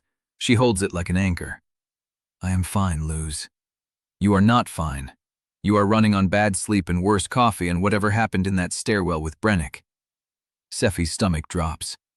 Nothing happened in the stairwell. I did not say you were with Brennick in the stairwell. The words land like a slap. Luz's face is neutral, watchful. She has always been too good at this. Sephy exhales slow. You are fishing. I am asking. That is a difference. Sephy picks up the mug again, drinks, sets it down. He covered for me during the simulation. The mayor's office was watching. That is all. That is not all. That is what I am giving you. The silence is a wall. Luz tilts her head. Something shifts in her expression. Not anger, not pity. Something closer to recognition. Okay. Okay? Okay, I will stop asking. Sephy does not believe her. I mean it, Seph. You get to keep your cards. But if you fold, I need to know before the table does. The words carry weight. Sephy nods once. Thank you. Luz picks up her tablet and moves toward the door. She pauses. Brennick is on in 20. WTXR is running a midday special on the storm rotation. They are calling it a forecast window. Sephy's pulse jumps. Who is anchoring? Who do you think? The door swings shut. Sephy stands alone in the break room with a cooling cup of coffee and the echo of Auden's thumb against her wrist. 20 minutes. She pulls out her phone. Marguerite's message still glows at the top of the screen. 7 o'clock. The Heritage Room. She has not replied. She turns the phone face down. At 12:47, the lounge monitor switches to WTXR's feed. Sephy watches from the edge of the sofa, arms crossed, spine straight, refusing to settle into the cushions. Luz stands by the doorway. A junior producer hovers near the console. Auden's face fills the screen. He looks composed, immaculate. The shadows under his eyes are gone, erased by studio lighting and the kind of focus that makes him look 10 years younger and twice as dangerous. The graphic behind him shows the rotation cell. The current track has shifted 3 miles north of the morning projection, placing Maximum Resk along the Chowdy line between Grove Road and Miller Lane. His voice is controlled, precise. The words land like measurements. The rate of rotation is increasing. We are monitoring for a possible touchdown near the fairgrounds within the next 4 to 6 hours. The junior producer whistles low. He's going nuclear. Luz does not answer. Sephy watches. Auden pauses, looks at the camera. The angle tightens. I have been criticized for overstating risk in the past, for pushing alarm faster than the data supports. Sephy's chest tightens. But I would rather be wrong about urgency than wrong about silence. When the rotation reaches the Miller Road corridor, you need to have a plan. Not tomorrow. Not when the sirens start. Now. He holds the frame for 1 full second. Then he shifts. The graphic changes. A new overlay appears. The same data she reviewed in the bunker. The same projected path. The same variables. However, I also want to acknowledge something. Sephy stops breathing. The data tells us the storm is intensifying. It also tells us the window for preparation is wider than the models suggested at first light. The rotation is not accelerating at the rate we feared. That does not mean the risk is lower. It means the margin is narrower, but it is there. He looks directly into the lens. Panic does not save lives. Awareness does. Use the margin you have, but do not waste it. The segment cuts to a commercial. Sephy stares at the monitor. Luz steps forward. He just quoted you. I know. He just quoted the argument about margin. Sephy is still staring at the screen where the WTXR logo is fading into an ad for a car dealership. He is not quoting me. That was a direct reflection of your bunker position. He said the margin is narrower, but it is there. That was your line, Seph. Sephy's throat is taut. It was as. Then what is the play? She does not know. She does not know whether he is taunting her, meeting her halfway, or trying to split the difference between his reputation and the truth she argued in the bunker. All she knows is that he heard her, and he used it. The junior deducer clears his throat. He just made you look like the same side of the same coin. Luz turns. What? The mayor's office is watching. The board is watching. He just went on his network and validated her approach while still owning the urgency. That is not an accident. Sephy's phone buzzes. She looks down. A text from an unknown number. 3 words. Clear the air. She reads it twice. The number is not Marguerite's. It is not Auden's. She types back. Who is this? The reply comes immediately. Someone who knows you were watching the same segment. She feels the room tilt. Luz is watching her. Sephy locks the phone. She does not reply. But the message burns in her pocket as she walks out of the lounge with the WTXR jingle still ringing in her skull and the weight of Auden's public answer pressing against her ribs. He met her halfway, or he is setting a trap, and by 7 o'clock she will have to find out which. Chapter 12. Dorothea finds Sephy in the east corridor at 1:15, just past the vending machine where the fluorescents buzz like trapped flies. Her heels are silent on the linoleum. That is how Sephy knows this is strategic. Sephy, she stops, does not turn around. I need you in my office, now. The office smells like printer toner and old coffee. Dorothea closes the door and does not sit. The Kingfisher dinner, she says. Saturday, 7 o'clock.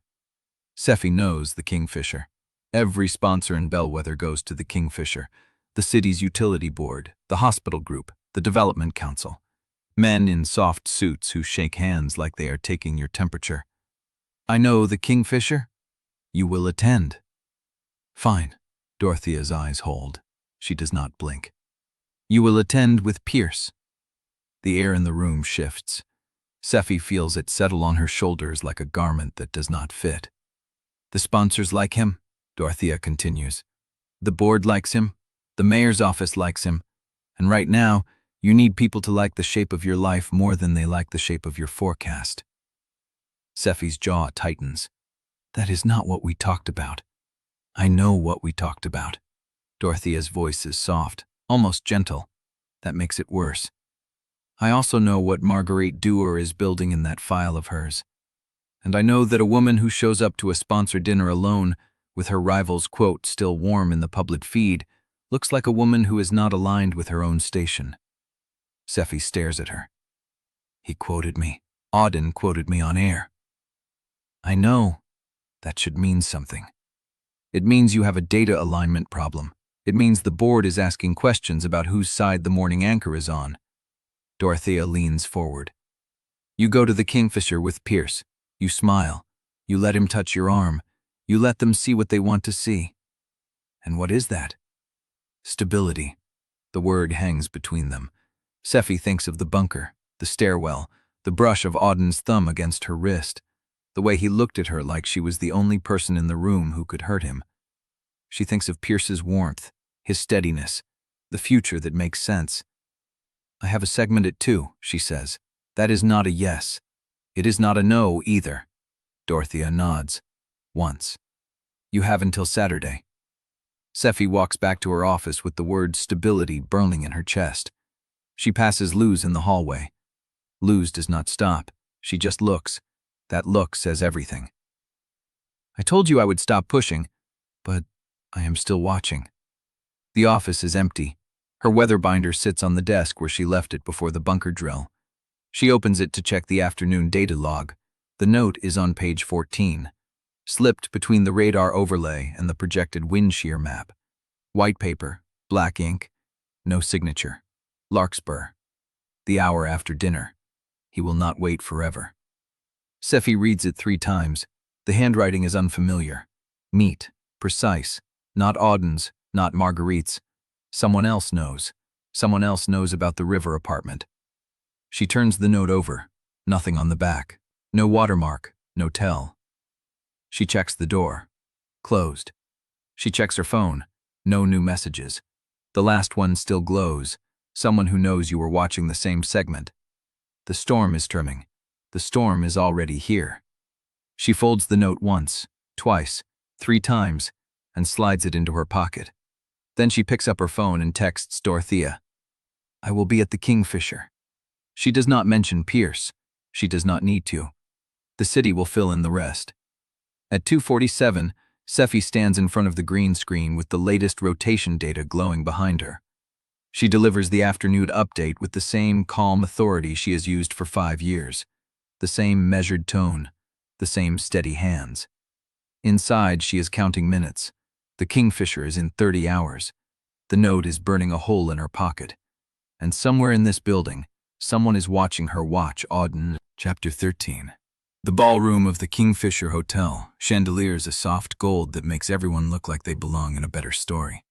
Sephy wears a navy dress she borrowed from wardrobe because her own clothes say emergency coverage and not spots her confidence. She stands near the bars with her shoulders back and her face arranged into something that resembles ease. Pierce finds her within 90 seconds. He moves through the crowd like the room was built to his measurements. Gray suit, white shirt, open collar because he knows exactly how much polish to remove so he still looks approachable. "Sephy."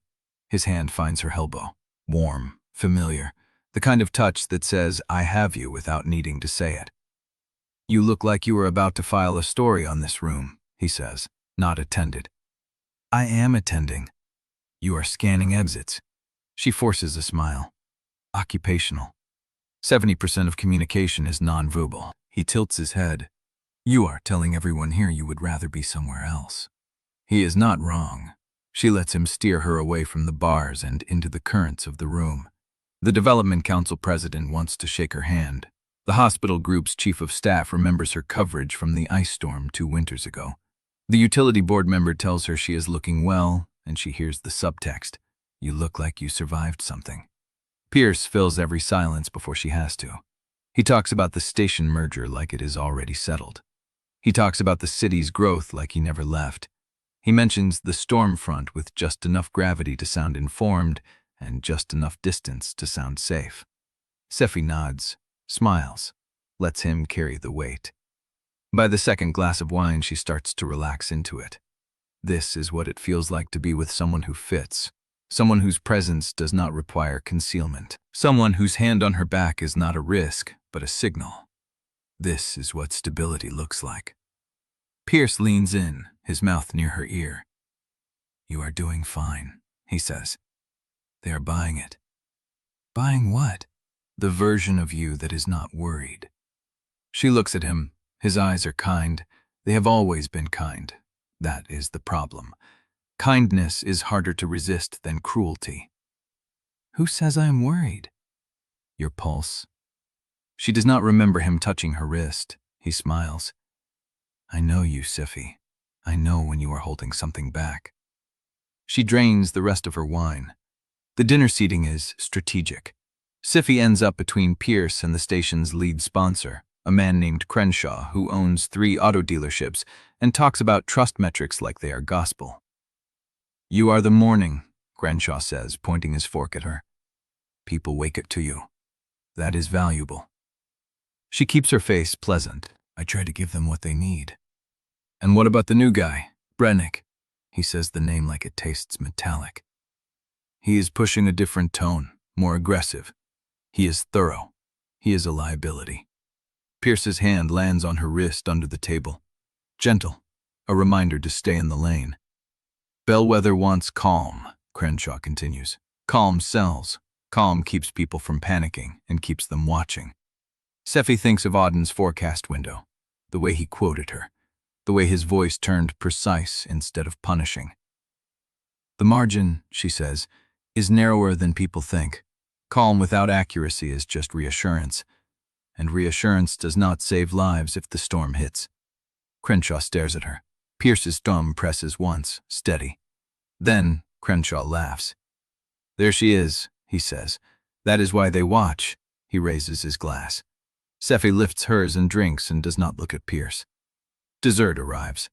The conversation softens into city business, parking ordinances, school board races, the kind of talk that fills space without requiring truth.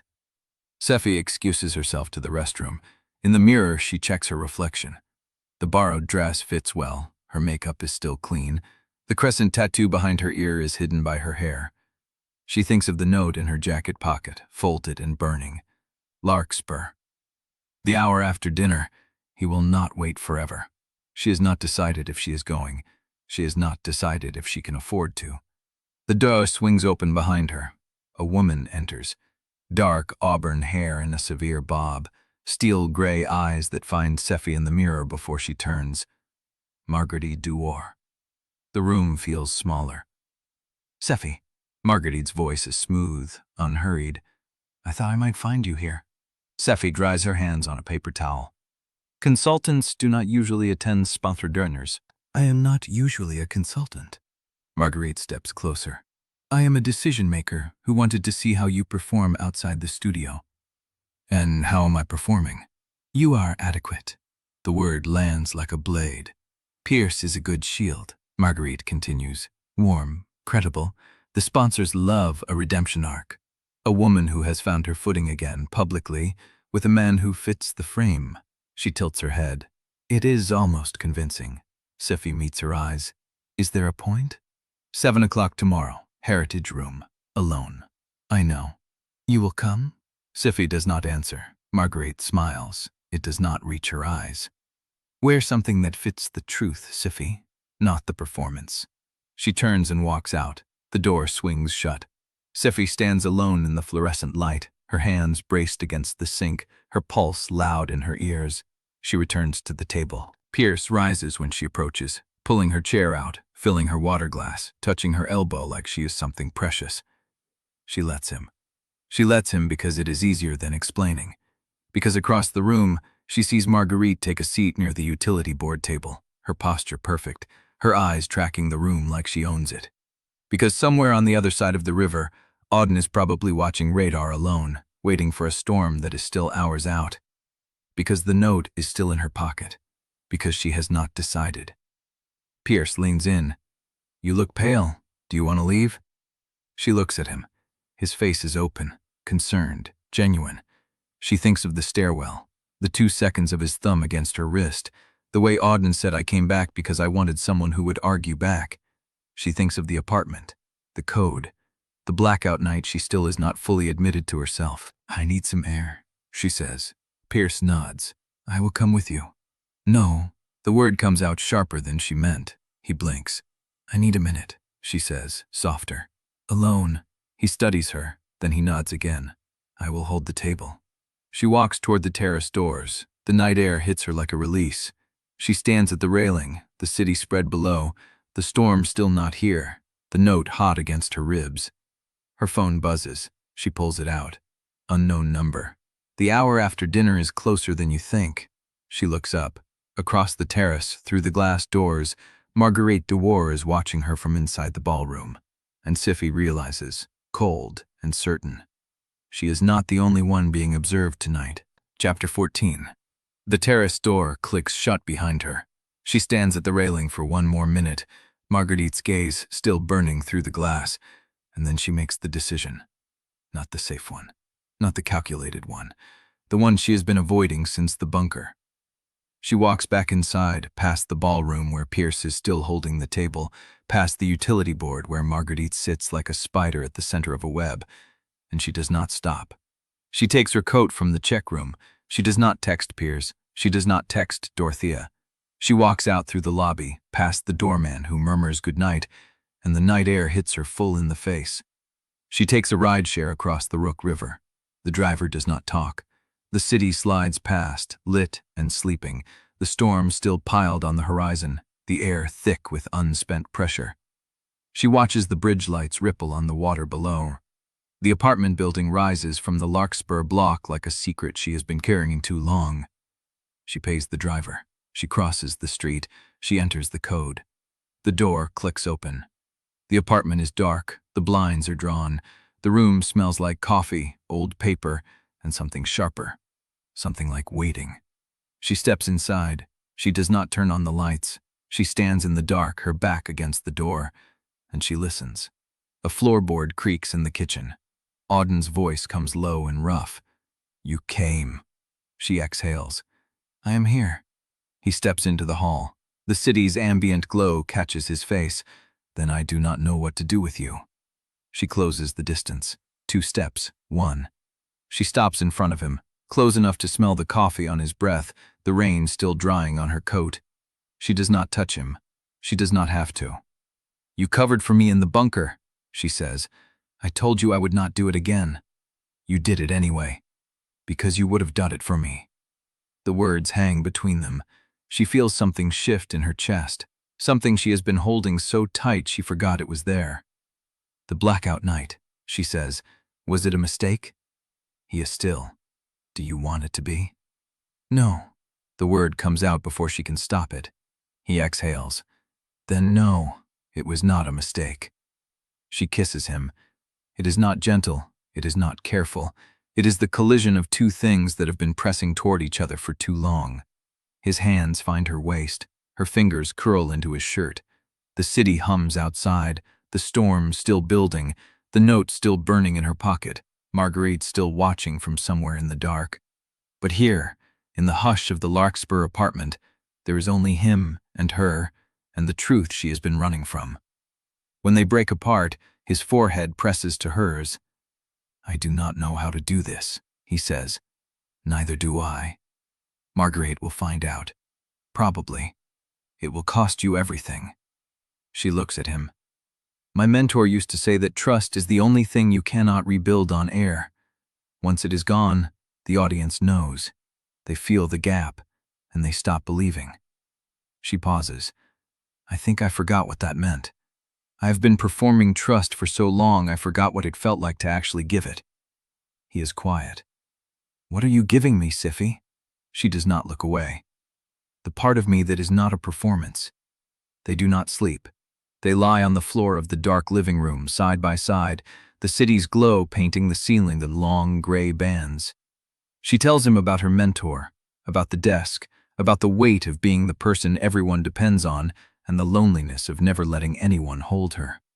He tells her about the national network, the way they let him be right and then blamed him for being right alone. The way Marguerite's sister's marriage collapsed and how Marguerite has been hunting him ever since. "I did not cause it," he says, "but I was there, and I did not stop it." "Are you sorry?" "I am sorry I was not better." She turns her head. He is already looking at her. "You are better," she says. "You are better than you think." He does not answer, but his hand finds hers in the dark. The city stays quiet, the storm holds, and for a few hours the truth stays hidden. But when her phone buzzes at 4:47 a.m., a text from an unknown number with a single line of type, she knows the hiding is almost over. Heritage Room, 7 p.m., alone. She knows everything. Chapter 15. The apartment smells like coffee, and the rain still drying on her coat. Sephy sits with her back against the living room wall, knees pulled close, the phone balanced on her palm. The text glows, Heritage Room, 7 p.m., alone. She knows everything. Auden stands at the window. His reflection swims in the dark glass, the city lights bleeding through him. She knows, Sephy says. We knew she would. His voice is flat, not cold, careful. Knowing and having it confirmed are different. He turns. The gray light of early morning catches the hollow under his eyes. So is the plan. There is no plan. Then we make one. She stands. Her legs are stiff from the floor, from hours of lying beside him while the city slept and the storm held its breath. What kind of plan? We cannot make Marguerite unsee what she has seen. No, but we can control what she can prove. Sephy stares at him. You are talking about strategy. I am talking about survival. The same thing, is it not? She does not answer. He crosses the room, stops 3 feet from her, close enough to touch, not touching. The rules have changed, Sephy. Last night we had the luxury of denial, a photograph from a distance, a suspicion. Now she has a confirmation text and a meeting time. She did not send that message to bluff. Then what do you suggest? He is quiet for a long moment. That we decide now what we will and will not give her. The negotiations begin without ceremony. They stand in the half-dark of the Larkspur living room, the first pale band of sunrise seeping through the blinds, and they lay down the terms of survival. No public softness, Auden says. Not a glance, not a pause. On air, we are enemies who respect each other's work, and nothing more. I know. No careless messages. The code stays, but only for emergencies. No texts that could be traced. I have never been careless. You have never been watched this closely. She opens her mouth, closes it. He is right. No promises we cannot keep under merger pressure, he continues. If the board asks you to choose between your desk and me, you choose the desk. That is not. It is the only choice that keeps either of us alive. The room feels smaller. Sephy wraps her arms around herself. The borrowed navy dress from last night is still on the floor somewhere, discarded, replaced by a shirt she found in his closet that smells like him. What about you? What about me? What will you promise? He looks at her. The muscle in his jaw tightens. That I will not make it harder for you to choose the right thing. And if the right thing is not the safe thing? He does not answer. Outside, the city begins to stir. A truck rumbles past on the street below. Somewhere a door slams. The morning is coming whether they are ready or not. If fear wins, Auden says, I need you to tell me. Tell you what? That you are pulling back. That the risk is too high. That you need me to disappear. She feels it hit her chest. I will not make that call. You will, when it comes, and I will honor it. She steps closer. And if I do not want you to honor it? His hand lifts, hovers near her face, does not touch. Then we both lose. The words settle between them. She thinks about her mentor, about the desk, about the audience that wakes to her voice every morning and does not know she has been lying to them about who she is. She thinks about trust. One thing, she says. What? If I asked you to disappear, and you go, what happens to us after? He holds her gaze. There is no afterward. If I go, I stay gone. You would do that. I would do that for you. Yes. She feels the weight of it, the shape of a door she is not ready to close. I will not ask you to go. You will, Sephy, when the cost is real, and you will mean it. How do you know? Because I know how much the desk means to you, and I know you will not let me be the reason we lose it. She wants to argue. She cannot. Her phone buzzes again. Not the unknown number. A different contact. Pierce. She opens the message. A photograph fills the screen. A candid shot from the Kingfisher dinner, taken at an angle that catches them mid-laugh. Her hand near his on the tablecloth, his head tilted toward hers. They look comfortable. They look right. The caption below it, we looked right. The text lands like a third person in the room. Auden reads it over her shoulder. She sees his reflection in the dark glass. the stillness that comes over him when he is deciding what to feel. He is not wrong, Auden says. About what? The way you look together. It is easy to see why Bellweather wants that story. She turns. Auden, I am not jealous. I am stating a fact. You and Hollifield fit the shape of a life the public can understand. You and I fit nothing. Then why are you still here? He meets her eyes. Because I have never wanted to fit. The phone glows in her hand. We looked right. She thinks about the heritage room, about Marguerite, about the note in her binder and the unknown texter who knew which segment she watched. She thinks about the photograph on her screen, a version of herself that the city would approve, a vision that would protect everything she built.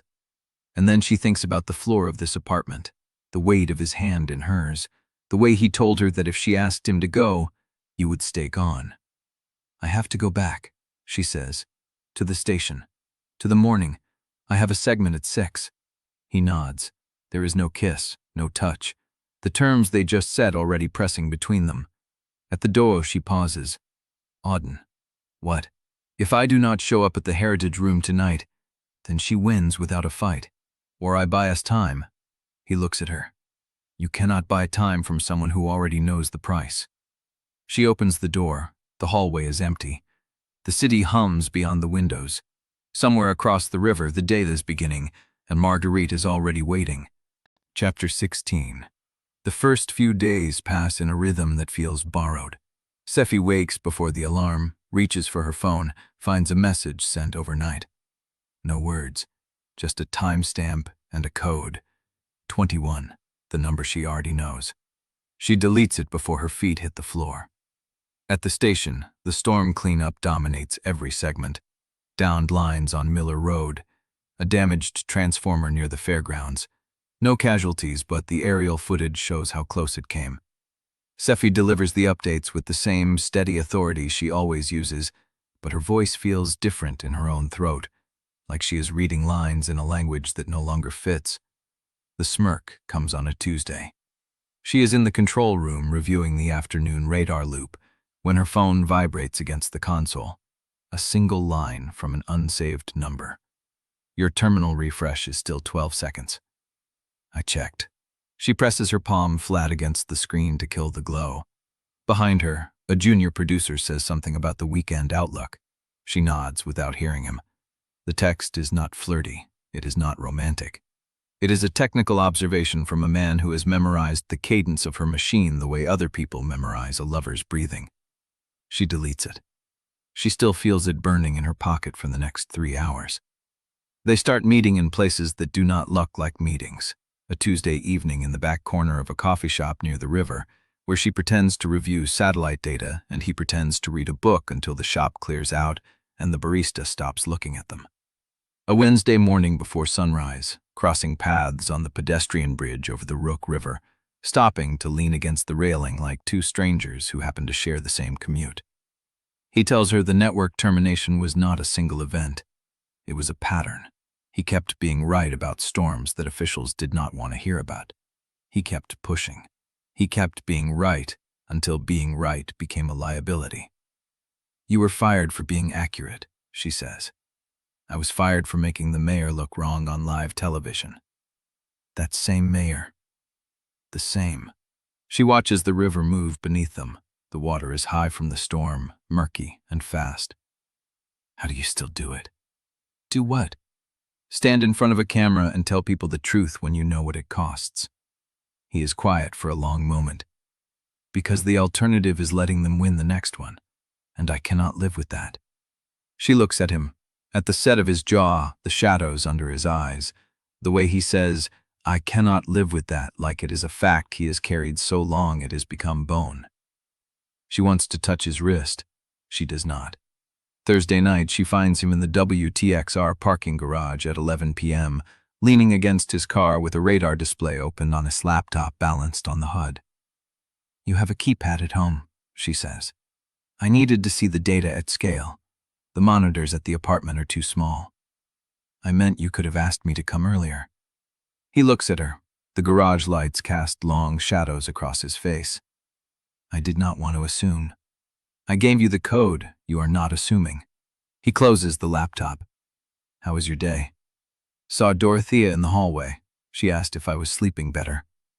What did you tell her? I told her I was fine. And are you? The question hangs between them. I do not know what I am, she says. He steps closer, not close enough to touch, just close enough that the air between them changes temperature. Neither do I. Friday morning, Luz finds her in the makeup chair smiling at her phone. The text is from Auden. 3 words. Your segment? Good. Nothing more. Sephy is still looking at it when Luz appears in the doorway with a coffee cup and an expression Sephy has learned to read. Who is that? No one. You have been smiling at your phone for 3 days. You never smile at your phone. You answer it like you are negotiating a hostage release. Sephy locks the screen. It is nothing. Luz sets the coffee down. The silence between them stretches. Sephy, I am not going to ask again, but I will tell you once more. If you fold, I need to know before the table does. I am not folding. Then what are you doing? Sephy meets her gaze in the mirror. I am holding myself together. Luz holds the look for a long beat. Then she nods once and turns for the door. Your segment starts in 12. You are on in 14. The door swings shut. Sephy looks at her phone. The screen is dark. The smile is gone. She makes it through the segment. She makes it through the afternoon. She makes it through the evening data review with her eyes on the screen and her mind on the clock. 7 p.m. is coming. Marguerite is waiting. The Heritage Room is a room she has walked past 100 times without entering. A room with a long oak table, a row of windows facing the river, and a door that locks. She does not know what she will find when she opens it, but she knows she will open it. At 6:43, she walks down the east corridor. The building is quiet. Most of the evening crew is in the control room or the studio. She passes the back room, empty. She passes Luz's office, door half open. Luz on the phone, not looking up. She reaches the Heritage Room door at 6:47. The light is on inside. She stops. Her hand hovers near the handle, and then her phone vibrates once. She looks down. The message is not Marguerite. It is either no number, the one that sent clear the air, the one that knew which segment she watched. The new message is 4 words. Do not go inside. She stares at the screen. The light from the Heritage Room spills through the gap beneath the door. She can hear movement inside. A chair sliding. Someone waiting. The phone vibrates again. He is not worth what she will take from you. Chapter 17. She opens the door. The Heritage Room is smaller than she remembers. A long oak table, 6 chairs, a window facing the river where the lights of the WTXR tower blink through the dusk. Marguerite sits at the head of the table with a tablet in front of her and a glass of water untouched at her elbow. She does not stand. Close the door, Miss Quillane. Sephy closes it. The lock catches with a sound like a bone snapping. Marguerite gestures to the chair across from her. Sephy takes it. The wood is hard. The air in the room is cold and still. You did not reply to my message. I am here. Barely. You were considering leaving. Sephy does not answer. Marguerite looks at her for a long moment. The fluorescent light catches the faint scar along her jawline, the severe line of her bob. I am not going to threaten you, Marguerite says. That would be clumsy, and you are not stupid enough to respond to clumsy. I am going to tell you what I have observed and let you decide what you want to do with the information. She slides the tablet across the table. Sephy looks at the screen. It is a spreadsheet. 2 columns, one labeled HCN 8, the other WTXR 11. Rows of dates and times. A 3rd column marked Coordination Events. She sees her name. She sees Auden's name. She sees the Civic Square bunker. She sees the Kingfisher dinner. She sees the Larkspur address. Not the apartment number, just the building. But it is an us. Your operational patterns overlap more than the merger schedule can justify, Marguerite says. I am not asking you to confirm or deny what that means. I am telling you that I have been asked to evaluate which weather authority Bellweather should consolidate around, and these overlaps create the appearance of compromised judgment.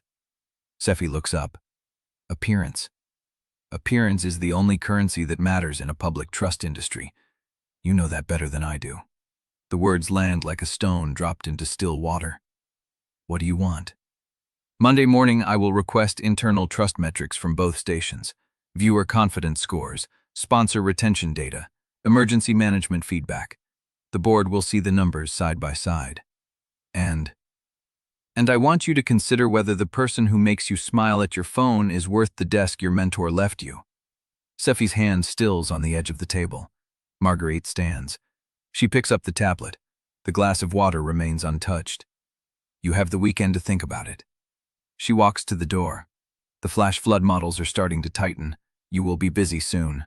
Do not let distraction cost you the thing you have spent your entire career building. She opens the door. The corridor light spills in. She leaves. Sephy sits alone in the heritage room for 7 minutes. She does not look at her phone. She does not move. The river lights blink through the window. The WTXR tower pulse red. Pause. Red again like a heartbeat she has learned to read. Monday morning arrives under a sky's color of bruised iron. The flash flood watch goes out at 6 a.m. Sephy delivers it with her voice steady and her hands cold beneath the desk. The phones start lighting up before her segment ends. By noon, both stations are running continuous weather updates. Auden opens his noon window on WTXR with a map of the county watershed and a finger tracing the projected flood corridor. The concern is not the main channel, he says, looking at the camera with that flat, unsparing authority. The concern is the tributaries that do not have flood gauges. The models are showing a 50% chance of rapid rise in 3 unmonitored creeks north of the city. He pauses. Bellweather has been lucky before. Luck is not a forecast. Sephy watches from her office. The monitor is muted. She does not need to hear him. She knows exactly what he said. At 2 p.m., she passes him in the east corridor of the Civic Square building. No one is watching. He does not slow down. Your terminal refresh rate is still 12 seconds, he says, low enough that only she can hear. The flood models update every 8. You will miss the shift if you do not compensate. Noted. That is not a note. That is a warning. He keeps walking. She watches his back recede down the corridor and feels the heat rising in her chest, the old mixture of irritation and something she is still learning to name. By 5 p.m., the banker goes live. It starts when Sephy is asked in a remote joint press pool whether the 2 stations' conflicting flood projections mean the city should be preparing for different scenarios. She smiles. The camera catches it.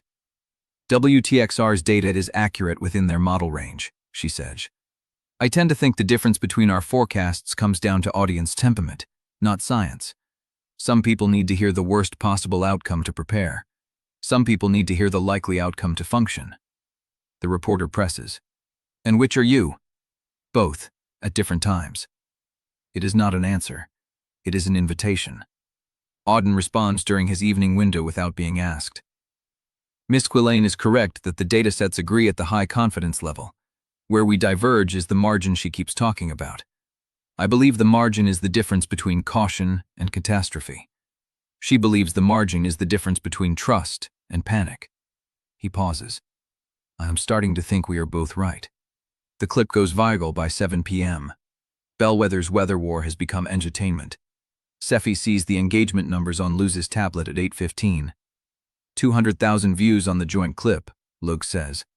Social is calling it a rivalry reboot. It is not a reboot. It looks like one from out here. Sephy does not answer. Her phone buzzes at 9:47 p.m. The message is code 21. She deletes it. She does not smile. But she feels the corner of her mouth pulled despite herself, and she catches her own reflection in the Don't Studio monitor and looks away. Tuesday morning, the flash flood threat escalates. The County Emergency Management Office calls an afternoon coordination meeting. Imani Kritz sends the agenda at 10 a.m. Both stations are required to attend. Sephy reads the agenda in her office. One item near the bottom catches her eye. Trust Metrics Review. Marguerite Dewar, Merger Consultant. The meeting is set for 4 p.m. She has 3 hours. The storm is coming. And Marguerite is already inside. Chapter 18. The coordination room smells of coffee gone cold and the particular tension of people who have not slept well. Sephy takes a seat near the back, far enough from the center to watch. Imani Kritz stands at the head of the table with a tablet and a face that has already made up its mind about the afternoon. The county emergency manager is there, 2 deputies from the mayor's office, a woman from transportation services who keeps tapping her pen against the agenda, and Marguerite Dewar, seated at the far end with a leather folder closed in front of her like a trap waiting to spring. Auden walks in at 3:58. He does not look at Sephy. He does not look at Marguerite. He sets a rolled map on the table and takes the chair directly across from Imani, as if he has already claimed the conversation. Imani begins without preamble. The overnight models have tightened. We are looking at a potential flood corridor from the north tributaries down through the residential basin. The concern is that the main channel will hold, but the creeks will not. She pulls up a projection on the wall screen. The blue line is the current evacuation zone. The red line is what the models are suggesting by midnight. The room goes quiet. The red line is almost twice the width of the blue. The transportation woman stops tapping her pen. "That is a lot of ground," the county emergency manager says. "We cannot evacuate that footprint before dark without causing gridlock." "You cannot leave it occupied when the water rises either," Auden says. He unrolls his map. It is hand-annotated, creek by creek, with projected rise times and road closure estimates marked in black ink. He has done the work the models have not done yet. "This is the actual evacuation map," he says. "The county's current zone assumes the tributaries will crest below the road grade. The models disagree. If we wait for confirmation, we lose the window." The county manager shakes his head. "We cannot call an evacuation on model disagreement. We need ground truth." "You will have ground truth when the water is already in the intersection." Marguerite watches. Her folder stays closed. Imani looks at the map. She looks at the projection. She looks at the clock. "Then we run both scenarios," she says. "The official zone and the expanded zone. We prepare the messaging for the wider footprint, and we hold the trigger until we have confirmation from the county survey teams." "And when do the survey teams report?" Auden asks. "By 7 p.m. That is 3 hours after dark. It is 3 hours to confirm the data." The room fractures into side conversations. The deputies huddle. The transportation woman pulls out her phone. Sephy watches the red line on the projection and thinks about the elementary school at Miller Road, the one that was already in the shift path days ago, the one nobody has mentioned yet. She opens her mouth to say it. Dorothea's voice comes from behind her. "Sephy." A word. She turns. Dorothea is standing in the doorway, phone in hand, face unreadable. The corridor outside the coordination room is empty except for 2 production assistants who scatter when Dorothea looks at them. "The station is getting calls," Dorothea says. "Sponsors, parents. The mayor's office is nervous about an expanded evacuation map that has not been confirmed by ground survey. They want the language dialed back until the county signs off. The models are clear. The models are not county policy. If we broadcast the wider zone and it turns out to be a dry run, we lose credibility for the next event, the real one." Sephy looks at her. "And if we broadcast the narrower zone and people die?" Dorothea's jaw tightens. "That is not going to happen. The county will have confirmation before the water rises. We just need to hold the messaging until then." "You mean soften it. I mean not panic a city on unconfirmed data." The door opens behind them. Luz steps out, tablet in hand. "The county survey teams just radioed in," she says. "They found road vulnerabilities on 3 of the north tributaries. The culverts have debris buildup. If the water rises as fast as the models say, those roads will be impassable within an hour of the rain intensifying." Dorothea's phone buzzes. She looks at it. She looks at Sephy. "We are live in 20 minutes, she says. "Joint briefing with WTXR. Both stations, same feed, simultaneous broadcast." Sephy waits. "Say what the county has confirmed," Dorothea says. "No more." She walks back into the coordination room. Luz holds the door. Sephy does not move. 20 minutes. The cameras will be live. The flood corridor is widening. Auden's map is waiting on the table, and the truth she has spent her entire career curating is about to collide with the truth she knows in her bones. She looks through the glass at the room inside. Auden is standing at the projection, tracing the red line with his finger. He is not arguing anymore. He is showing them what will happen.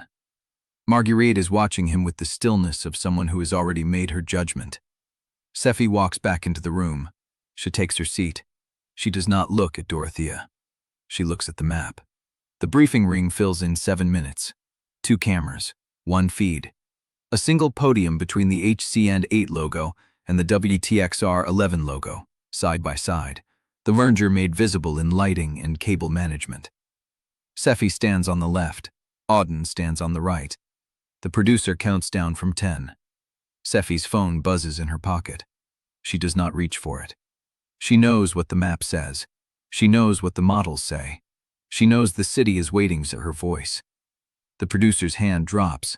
The light of camera 1 turns rain. Auden speaks first. The overnight flood threat has escalated. The county has confirmed debris buildup on 3 north tributaries. The evacuation zone under current official mapping does not cover the full risk corridor. He pauses. I am going to show you the map the models are projecting. It is not the county's official map. It is the map the data requires. He pulls up the graphic. The red line spreads across the screen. The silence in the room is absolute. Then the county emergency manager steps forward. We have not confirmed that zone, he says into the microphone. Auden looks at him. The water will confirm it. The camera swings to Sephy. The producer's voice crackles in her earpiece. Your turn. 30 seconds. She feels the weight of every morning she has stood in front of a camera, pretending the weather was the only thing she was forecasting. She looks at the map. She looks at the camera. She opens her mouth. Chapter 19. The producer's hand is still in the air. Sephy looks at the camera, looks at the map, feels the silence stretch like a wire about to snap. She has spent 14 years making people feel safe by telling them what is confirmed, by never being the voice that starts a panic, by being the one who says we are watching it instead of run. But the data is not watching. The data is rising. She thinks of Miller Road Elementary, the bus route that crosses the north tributary, the families who will check her feed before they check anything else because she has spent 14 years earning that trust. She looks at the camera. The county's official evacuation zone is blue, she says. The model projected zone is red. The difference is not a guess. It is the difference between where the water has been and where the water is going. Dorothea's voice crackles in her earpiece. Sephy, stick to what the county confirmed. She keeps her eyes on the camera. The flood models updated overnight. The north tributaries are rising faster than the morning projections. The culverts at Miller Road, Cedar Hollow, and East Branch are already showing debris buildup. If the rain intensifies as forecast, those roads will be impassable within 60 minutes of the first band. She pauses. I am not telling you that the expanded evacuation zone is official. I am telling you that the data supports it. And I am telling you that if you live in the red zone, you should prepare to leave before the county tells you to. The room behind her is silent. She can feel Dorothea stare through the glass of the control booth. The producer's voice comes through her earpiece, careful and flat. Stand by. We are getting a signal from the control room. Sephy does not turn around. She keeps her eyes on the camera.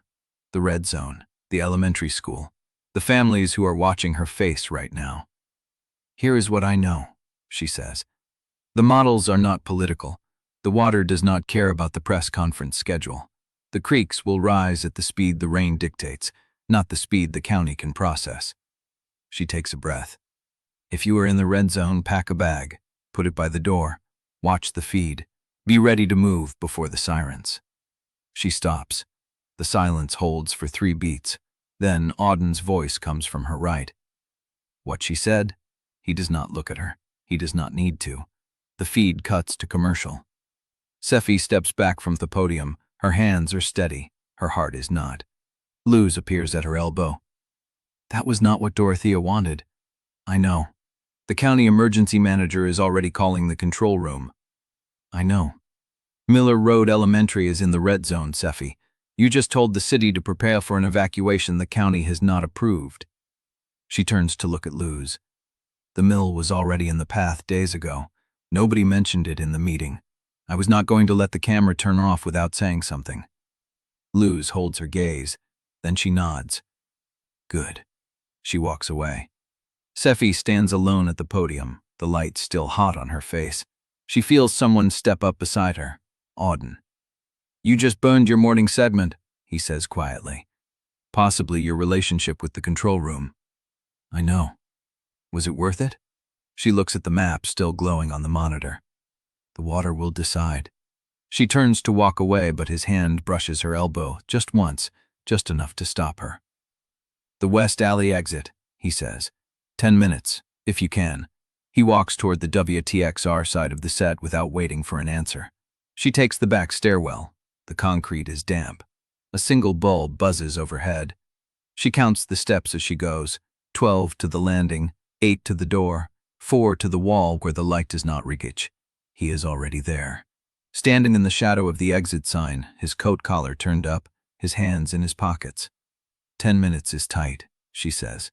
You made the choice. I made the right choice. The difference is survival, not accuracy tonight, he says. Dorothea will remember that you contradicted her on air. I know. The county will remember that you undercut their authority. I know. The Broad will remember that you used your platform to push an unconfirmed evacuation warning. She meets his eyes. The families on Miller Road will remember that someone told them the truth before the water arrived. He is quiet for a long moment. Then he says, very softly, I told you I would not cover for you again. I did not ask you to. No, you did not need to. He steps closer. You covered yourself tonight. You put the data on screen. You told the truth. You did not wait for permission. The words settle between them like something fragile and heavy. That feels worse than when I got fired, he adds. Why? Because I was fired for being right. Tonight you were right, and it will cost you something you cannot measure yet. She feels the cold of the stairwell through her blouse. Then why are you here? He looks at her. Because I have never watched anyone on that platform choose the truth before. Not like that. Not when it cost them something live, in front of the cameras, while the person who signs their checks was watching from the booth. He reaches out. His hand hovers near hers, does not quite touch. I wanted to see if you were still standing. I am. Good. His hand drops. You should go back before they start looking for you. She nods, turns, walks up the stairs without looking back, but she feels his eyes on her until the door closes. The control room is tense when she reaches it. Dorothea is standing at the center console, arms crossed, phone in hand. She looks up when Sephy walks in. The mayor's office is calling. They are calling every station in the city. They are calling your station, Sephy, specifically. They want to know why a forecast anchor contradicted the county emergency manager during a joint live broadcast. Sephy does not look away, because the models were right. The models are not policy. The water does not care about policy. Dorothea's jaw tightens. She steps closer. You just made this personal, she says, low enough that only Sephy can hear. The board is already reviewing the merger. Marguerite has a folder on you. And you chose tonight, of all nights, to go rogue. The room is very quiet. I chose the truth, Sephy says. The truth is what you survive. Dorothea's phone buzzes. She looks at it. Her face goes still. They are calling a special board meeting for tomorrow morning. The agenda item is Trust Metrics Review. She looks up. You are on the agenda, Sephy, not the weather. No. Sephy feels the words land. The room spins for half a second. Then she catches herself. She has been on the air for 6 hours. She has not eaten. She has not checked her phone. But she looks at Dorothea and she nods. Then I will be there. She walks out of the control room. The corridor is empty. Her phone buzzes in her pocket. She pulls it out. One new message from the unknown number that sent the text at 4:47 a.m. She opens it. The Trust Metrics Review is tomorrow. I know what is on the agenda. Do not attend alone. Her thumb hovers over the screen. The light from the corridor flickers. She has never replied to this number before. She types, "Who is this?" She sends it before she can stop herself. The reply comes 5 seconds later. Someone who wants you to survive tomorrow. She stares at the words. The light flickers again, and somewhere in the Chapter 20. The corridor is empty when she steps out of the control room. Her phone feels heavy in her hand. The unknown contact's message glows on the screen. Someone who wants you to survive tomorrow. She reads it 3 times. Then she pockets the phone and walks toward the east exit where the overnight crew parks. Her car is the only one in the lot except for a gray sedan idling near the fence line. The driver does not move when she walks past. The window is tinted too dark to see inside. She gets in her car, locks the doors, sits in the dark for 30 seconds, breathing. Her apartment is quiet when she reaches it. The bedroom light is off. The kitchen counter holds a mug she did not wash this morning. The air smells like coffee and dust, and the particular emptiness of a space she uses mostly to sleep in. She pulls out her phone. No new messages from Auden, no code, no text. She understands. The terms they negotiated mean silence now, not connection. He is protecting her the only way he can, by leaving no trail. She sets the phone face down on the counter. Then she sees the notification, a file transfer from Nikhil Sabat, time-stamped 11 minutes ago. Subject line, overnight model refresh. Thought you might want the raw data before the morning briefing. She opens it. It is not flood data. It is a list of meeting minutes from the merger committee's executive session. 3 pages. Annotated in the margins with brief, precise notes in a hand she does not recognize. Marguerite's name appears 7 times. The 3rd page has a paragraph circled. Consultant Dewar has recommended that the Trust Metrics Review include a review of personnel conduct standards. Specifically, whether any on-air talent has engaged in undisclosed conflicts of interest. The board has agreed to hear evidence in closed session. Sephy reads it again. The word evidence hangs in the air. She zooms in on the margin note next to the paragraph. The handwriting is cramped, efficient. She will present physical documentation. They have not seen it yet. You have until 9 a.m. She types a reply to Nikhil. This is not flood data. His response comes 30 seconds later. No, but I thought you should see what the water is covering. She stares at the screen. Then she types, why are you sending me this? The dots appear, disappear, appear again. Auden cannot thank you publicly, but he watches everything, and he asked me to make sure you were not walking into tomorrow blind. She feels something crack in her chest. She types, he knows about the board meeting? Everyone knows about the board meeting. The question is what Marguerite brings into it. Another message follows before she can respond. You did something tonight that no one at WTXR would have done. You put the warning on screen when it cost you something. Auden noticed. The control room noticed. I noticed. The data is yours. Use it or burn it. Your choice. She puts the phone down, walks to the window. The city is dark below her, street lights reflecting off wet pavement. Somewhere in those blocks, families are awake because of what she said tonight. Some of them are packing bags. Some of them are arguing about whether to leave. She thinks about the note in the margins, physical documentation. She thinks about the folder Marguerite carried into the coordination meeting. The folder she did not open. The knock comes at 1:17 a.m. She is still awake, sitting on the couch in the dark, the phone on her hand. She does not check the peephole. She knows who it is. She opens the door. Nikhil Sabat stands in the hallway, hands in his coat pockets, a tablet tucked under one arm. His glasses are slightly fogged from the cold outside. You are not supposed to be here, she says. I am not. He steps inside without waiting for an invitation. But I figured if Marguerite is already watching you, one more data transfer is not going to change her timeline. He sets the tablet on her kitchen counter. The raw flood models from the 2 a.m. update. The county's survey teams found debris blockages on 3 north tributaries. Miller Road is going to have water on the pavement by 6 a.m. Sephy looks at the screen. The projection is worse than the evening models. The school, she says. The school is in the path. The county knows. They are not announcing until the morning briefing. Why not? Because announcing at 1 a.m. triggers a mandatory evacuation protocol that the mayor's office is not ready to support. He meets her eyes. You understand how this works.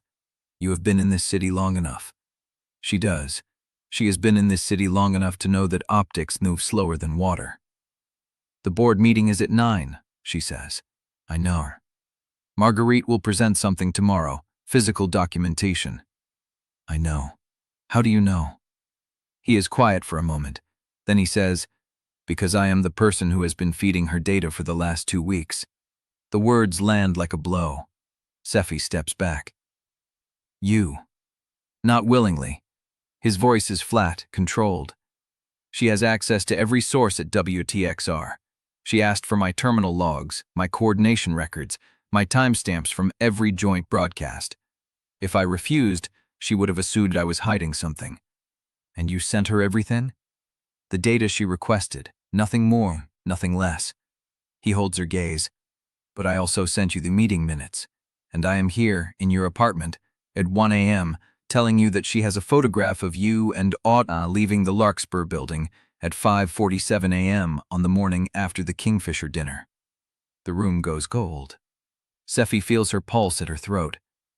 That photograph, Nikhil continues, is in a sealed folder. She has not shown it to the board yet. She is waiting for the right moment. Tomorrow, during the closed session, she will present it as evidence of a conflict of interest that compromises public trust. Sephy does not speak. She cannot. She asked me to confirm the timestamp. I told her I had no record of that date. He pauses. That was a lie. I have every record, and I deleted the terminal log for that morning 30 minutes before she requested it. The silence stretches. Why? Sephy asks. He looks at her. Because I have watched you both lie to every camera in the city for months, and I have watched you tell the truth when it mattered. That is rarer than you think. He picks up his tablet. Tomorrow, when she presents the photograph, you will have 3 options. Deny it, confirm it, and take the hit. Or preempt her by telling the board yourself before she can frame it as an exposure. He walks to the door. Think about which version of that story you want to be the one that survives. He opens the door. Then he pauses. One more thing. She waits. The Larkspur apartment. The one with the entry code. The one the photographer was watching from the second-floor window across the street. He looks at her. How many people know it exists? The question hangs. Sephy thinks about the note in her binder, the handwriting she did not recognize, the text messages from the unknown number, the warnings that arrived before the meeting. I do not know, she says. Find out. Nikhil steps into the hallway. Because if Marguerite has the photograph, she has the address. And if she has the address, she has the building manager's cooperation. And if she has the building manager, she has the entry logs. He lets the implication settle. Tomorrow is not about whether you and Auden had a relationship. It is about whether you thought anyone would find out. The door closes behind him. Sephy stands alone in the kitchen, the tablet still lit on the counter, the flood model showing water rising toward a building full of children who have not been told to leave yet. Her phone buzzes. One new message from code 21. She opens it. I know Nikhil came to you. I did not ask him to, but I am not sorry he did. Tomorrow you choose your story. I will follow whatever you decide. She holds the phone. The city is quiet. The water is rising. And somewhere across the river, a woman is sitting in a room full of evidence, waiting for the morning. Chapter 21. The boardroom at HCN 8 has never felt smaller. Sephy sits at the conference table with her hands flat on the polished wood, watching Marguerite Dewar arrange a leather portfolio with the precise care of someone who has already memorized every page. The morning light through the windows is gray, cloud thick, the kind of light that promises water before noon. The 9 a.m. meeting started 4 minutes ago. No one has mentioned the photograph yet. Dorothea sits at the far end of the table, her face unreadable, her fingers wrapped around a coffee mug she has not lifted to her lips. 2 board members Sephy knows only by name flank her.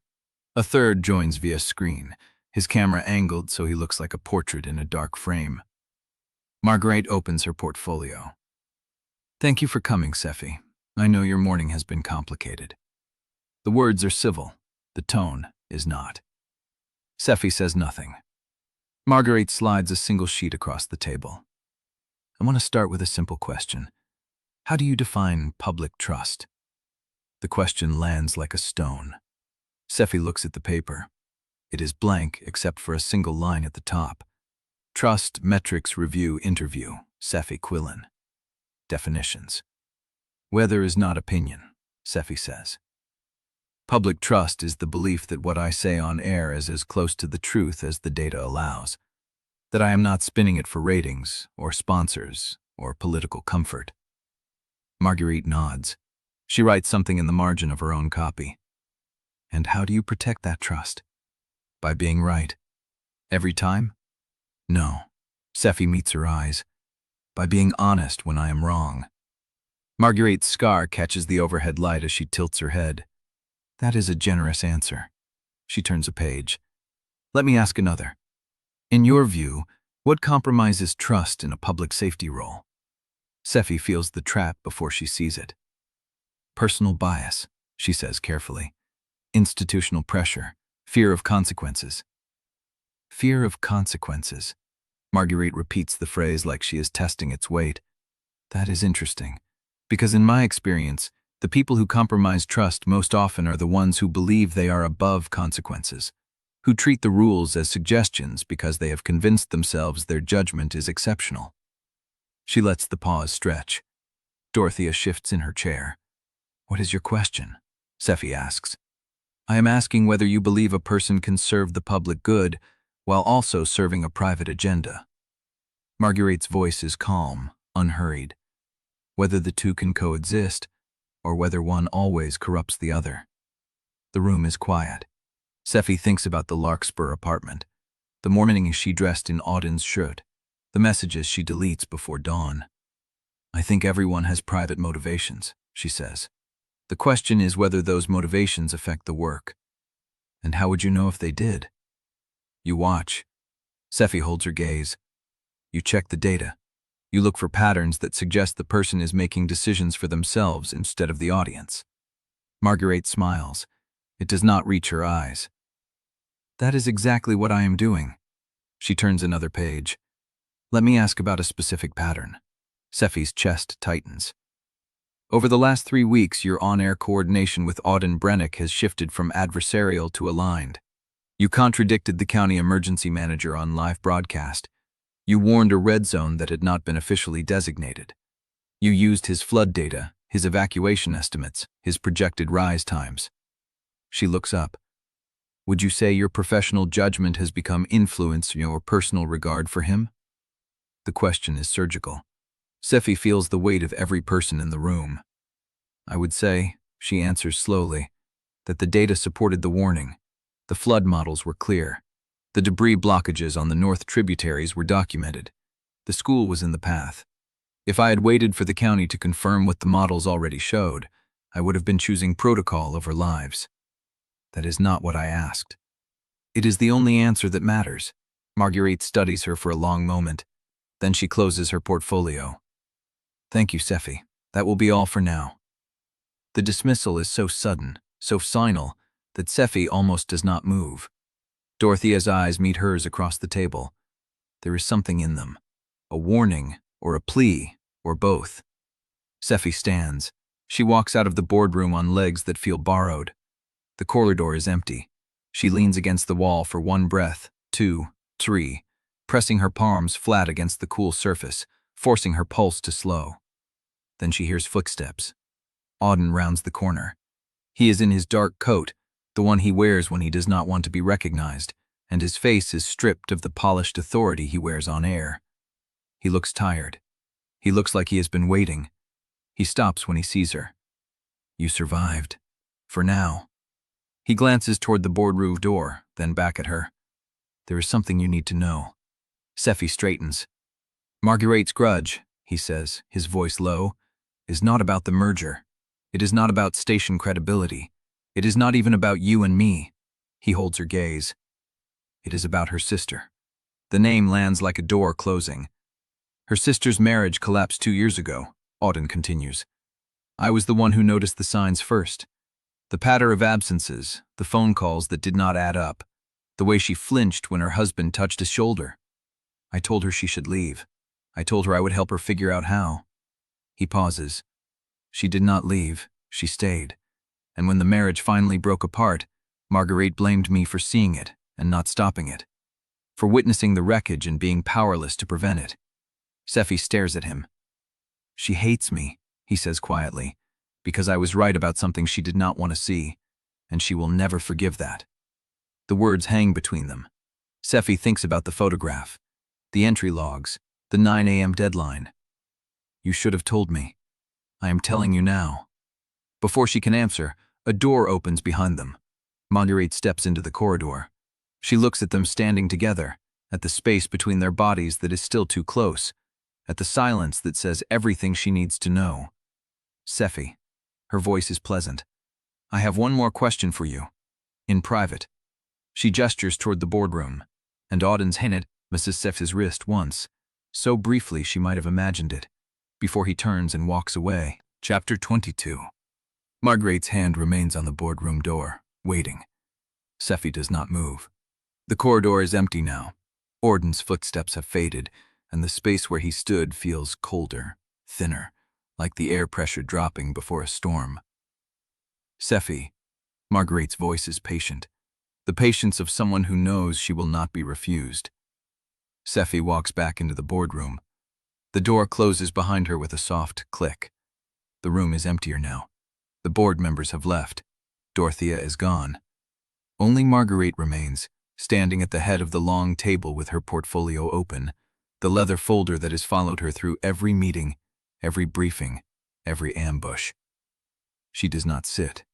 I am going to ask you something, she says, and I want you to answer without the script you use on camera. Sephy waits. Marguerite turns a page in the portfolio, does not look at it, does not need to. How long have you been sleeping with him? The question lands like a door slamming shut. Sephy's mouth opens, closes. Your personal regard for Auden Brennick, Marguerite continues, has already affected your professional decisions. You contradicted the county. You warned a zone that had not been officially designated. You used his data, his projections, his map. She tilts her head. That is not a pattern of independent judgment. That is a pattern of alignment. I made the call based on the data that he provided, the data that was correct. Marguerite's eyes do not waver. Correctness is not the same as credibility, and credibility is what the merger is about. Not accuracy, not who had the better model, who the public will trust when the next storm comes, and whether that trust is warranted when the person delivering the forecast has a private stake in the outcome. Sephy's hands are cold. There is no private stake. We both know that is a lie. The silence stretches. Marguerite closes the portfolio. I am not going to ask you to confirm or deny the affair, Sephy. I do not need your confirmation. I have the photograph. I have the entry logs. I have the timeline of your meetings, the coded messages, the mornings you arrived at HCN 8 inches a shirt that did not belong to you. She steps closer.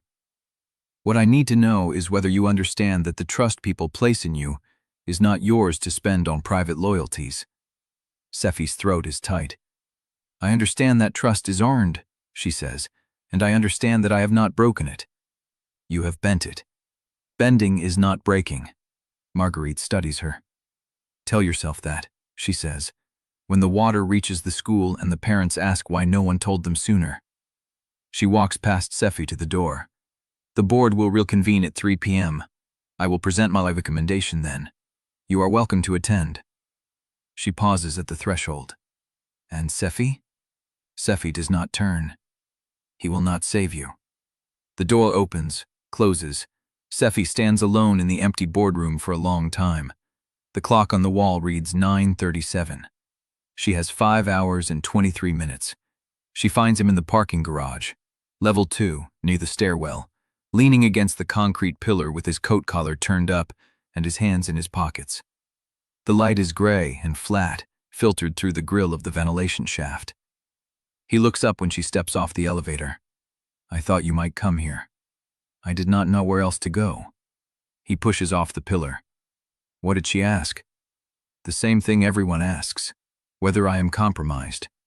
And what did you say? I said I made the call based on the data. He nods, slow. You did. They stand in the gray light. The garage is quiet. A car starts somewhere on the lower level, engine echoing off concrete, then fades. "I told you about her sister," Auden says. "I told you why she hates me, but I did not tell you the rest." Sephy waits. "She is not wrong to hate me." The words land wrong. She shakes her head. "You told her sister to leave. I saw the signs and I did not do enough to stop it." His voice is flat. "I saw the pattern. I knew what was coming. And I let it happen because I told myself it was not my marriage, not my choice, not my responsibility to intervene." That is not the same as, "It is the same." He looks at her. "I have been watching signs my entire life. I have been right about storms, about trajectories, about the moment when things break, and I have never learned to stop someone from walking into the wreckage after I have warned them." Sephy's chest tightens. "You are not responsible for other people's choices." "Aren't I?" He says it without self-pity. Just a fact, worn smooth by repetition. "I told Marguerite's sister to leave," he continues. "I offered help. I meant it. And when she did not take it, I told myself I had done enough. That was the lie. The truth is, I did not want to be the one who ended a marriage. I did not want to be the villain of someone else's story. So I let her stay, and let the wreckage happen, and told myself I had done what I could." He meets her eyes. "I am telling you this so you understand. Marguerite is not wrong about me. She is wrong about why." He pauses. "She thinks I am corrosive because I see things others miss. But the truth is, I am corrosive because I see them, and I do not fight hard enough to change them." Sephy steps closer. "You fought for the map. That was not about you. It was about the truth." He looks at her. Something flickers in his eyes, something raw and unguarded, gone before she can name it. "I am tired," he says quietly.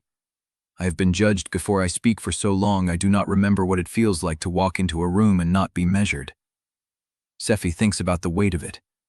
The years of being right and being punished for it. The network that fired him for accuracy.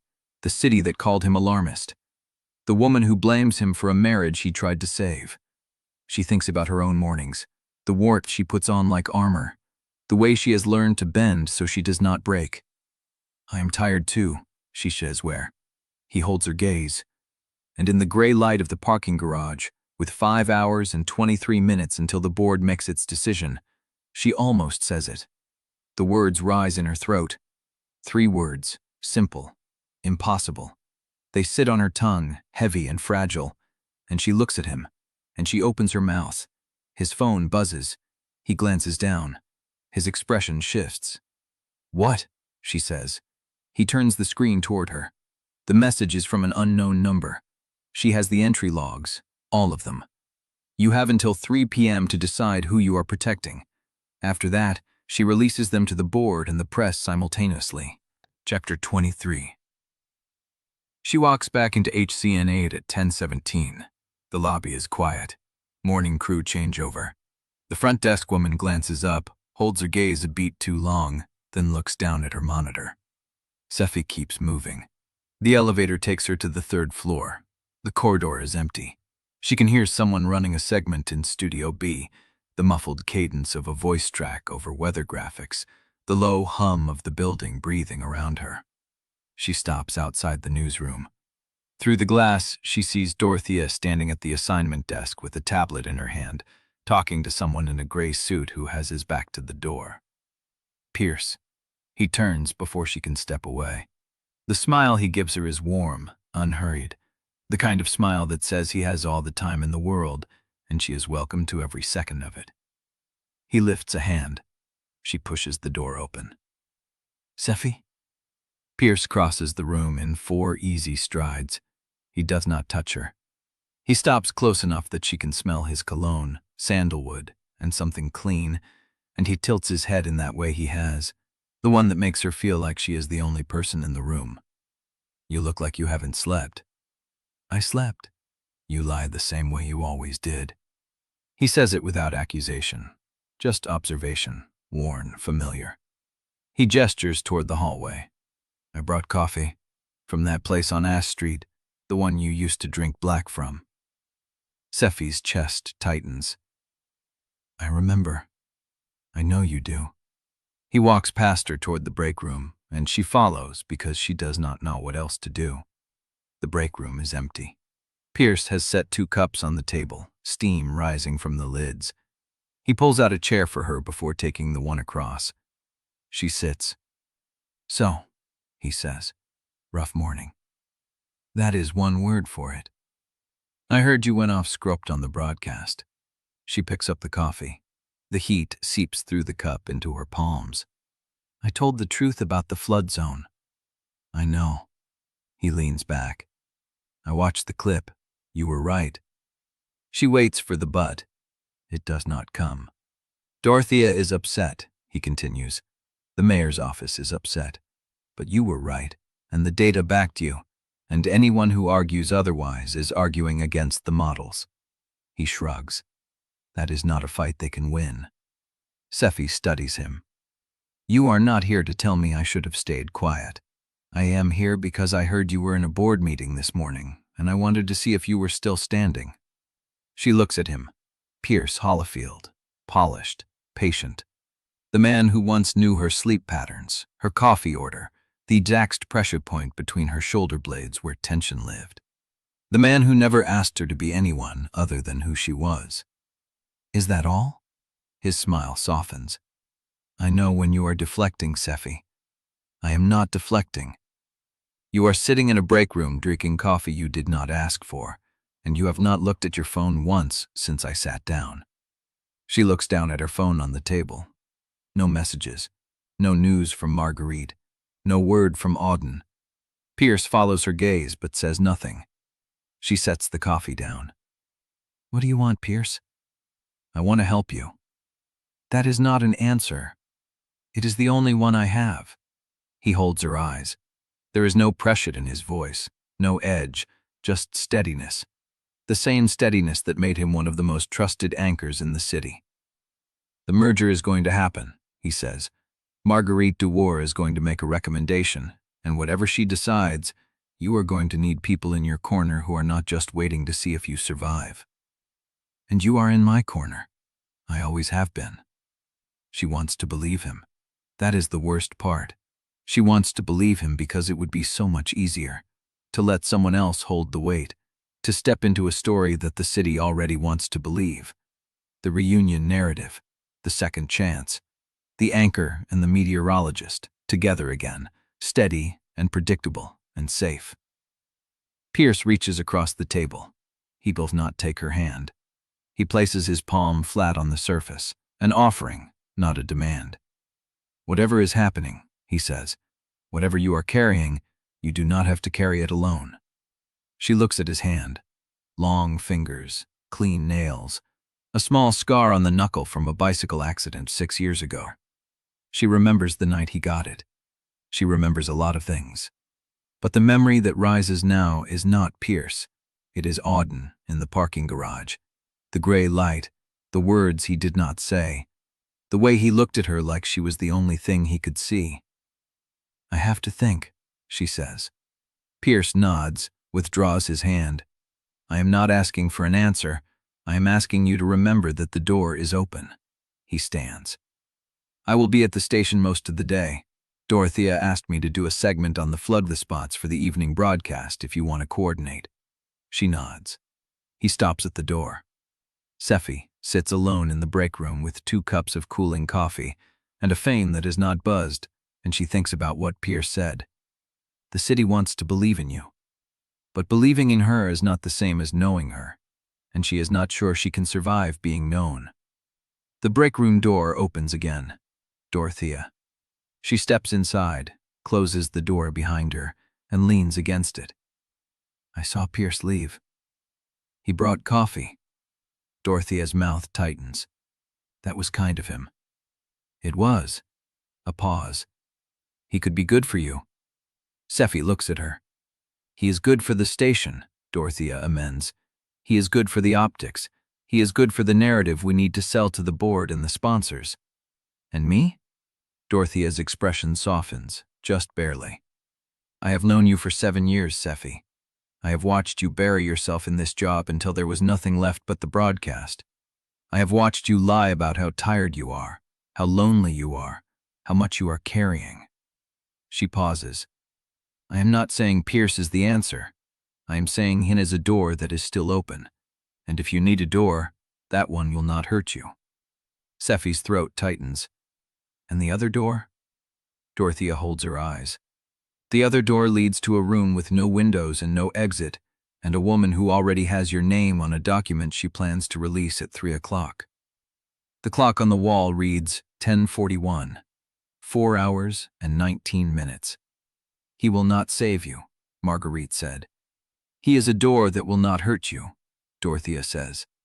Sephy looks at her phone. Still no messages. And for the first time, she wonders if maybe Marguerite is right, if maybe Auden will not save her, if maybe she should stop waiting to be saved. She looks up at Dorothea. What do you need me to do? Dorothea's expression does not change, but something in her shoulders loosens. I need you to be seen with Pierce. I need you to let the city write the story they want to write.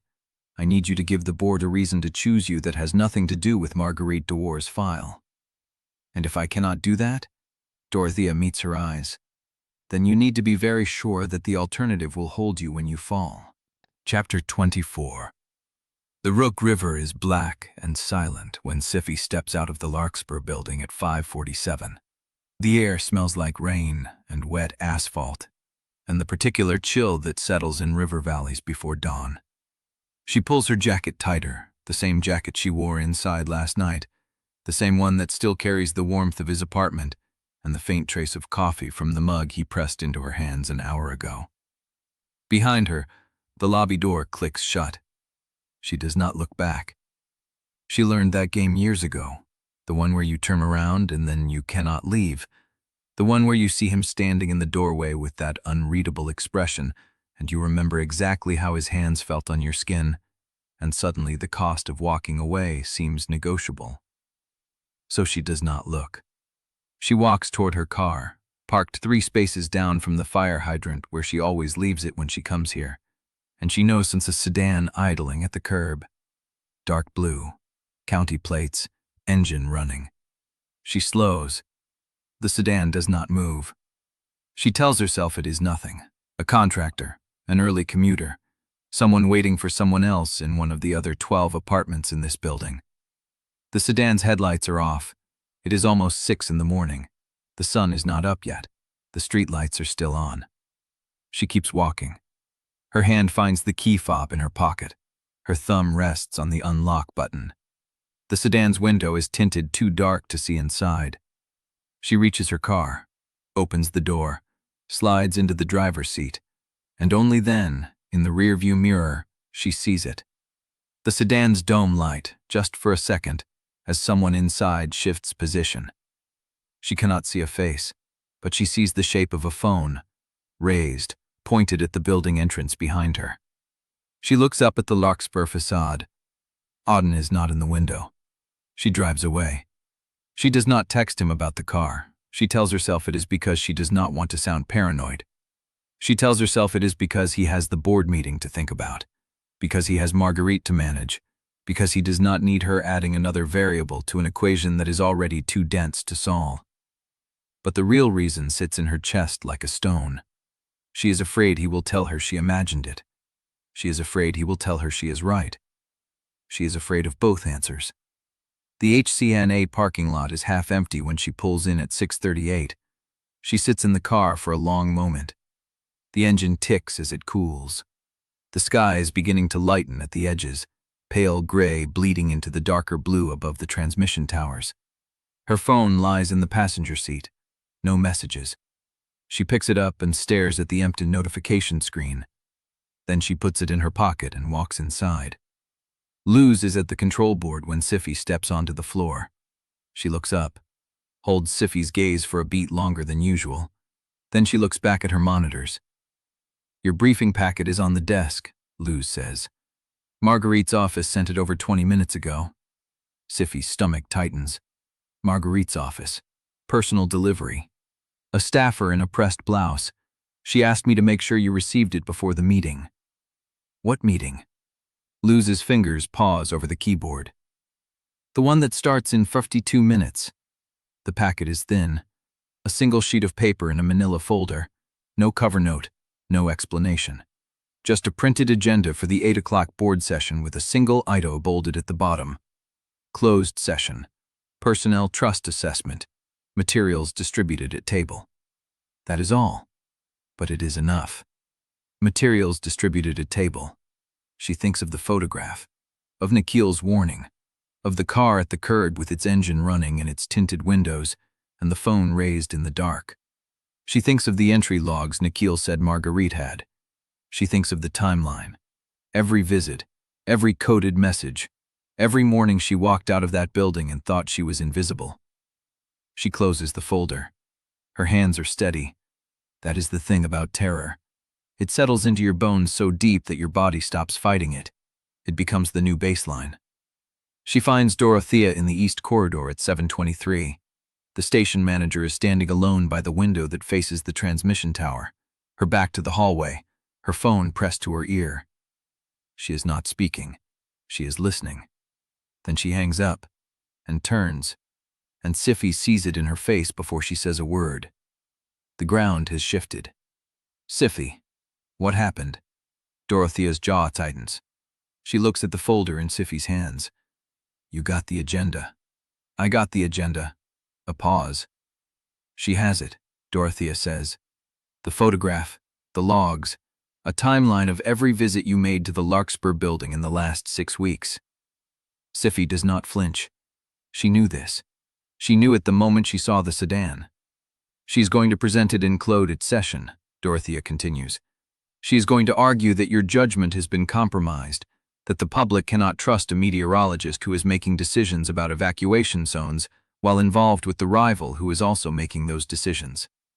The words land like stones. And the board? Dorothea's expression does not change, but something in her eyes goes still. The board has already seen it. Sephy's chest goes cold. She showed them before the meeting. An hour ago.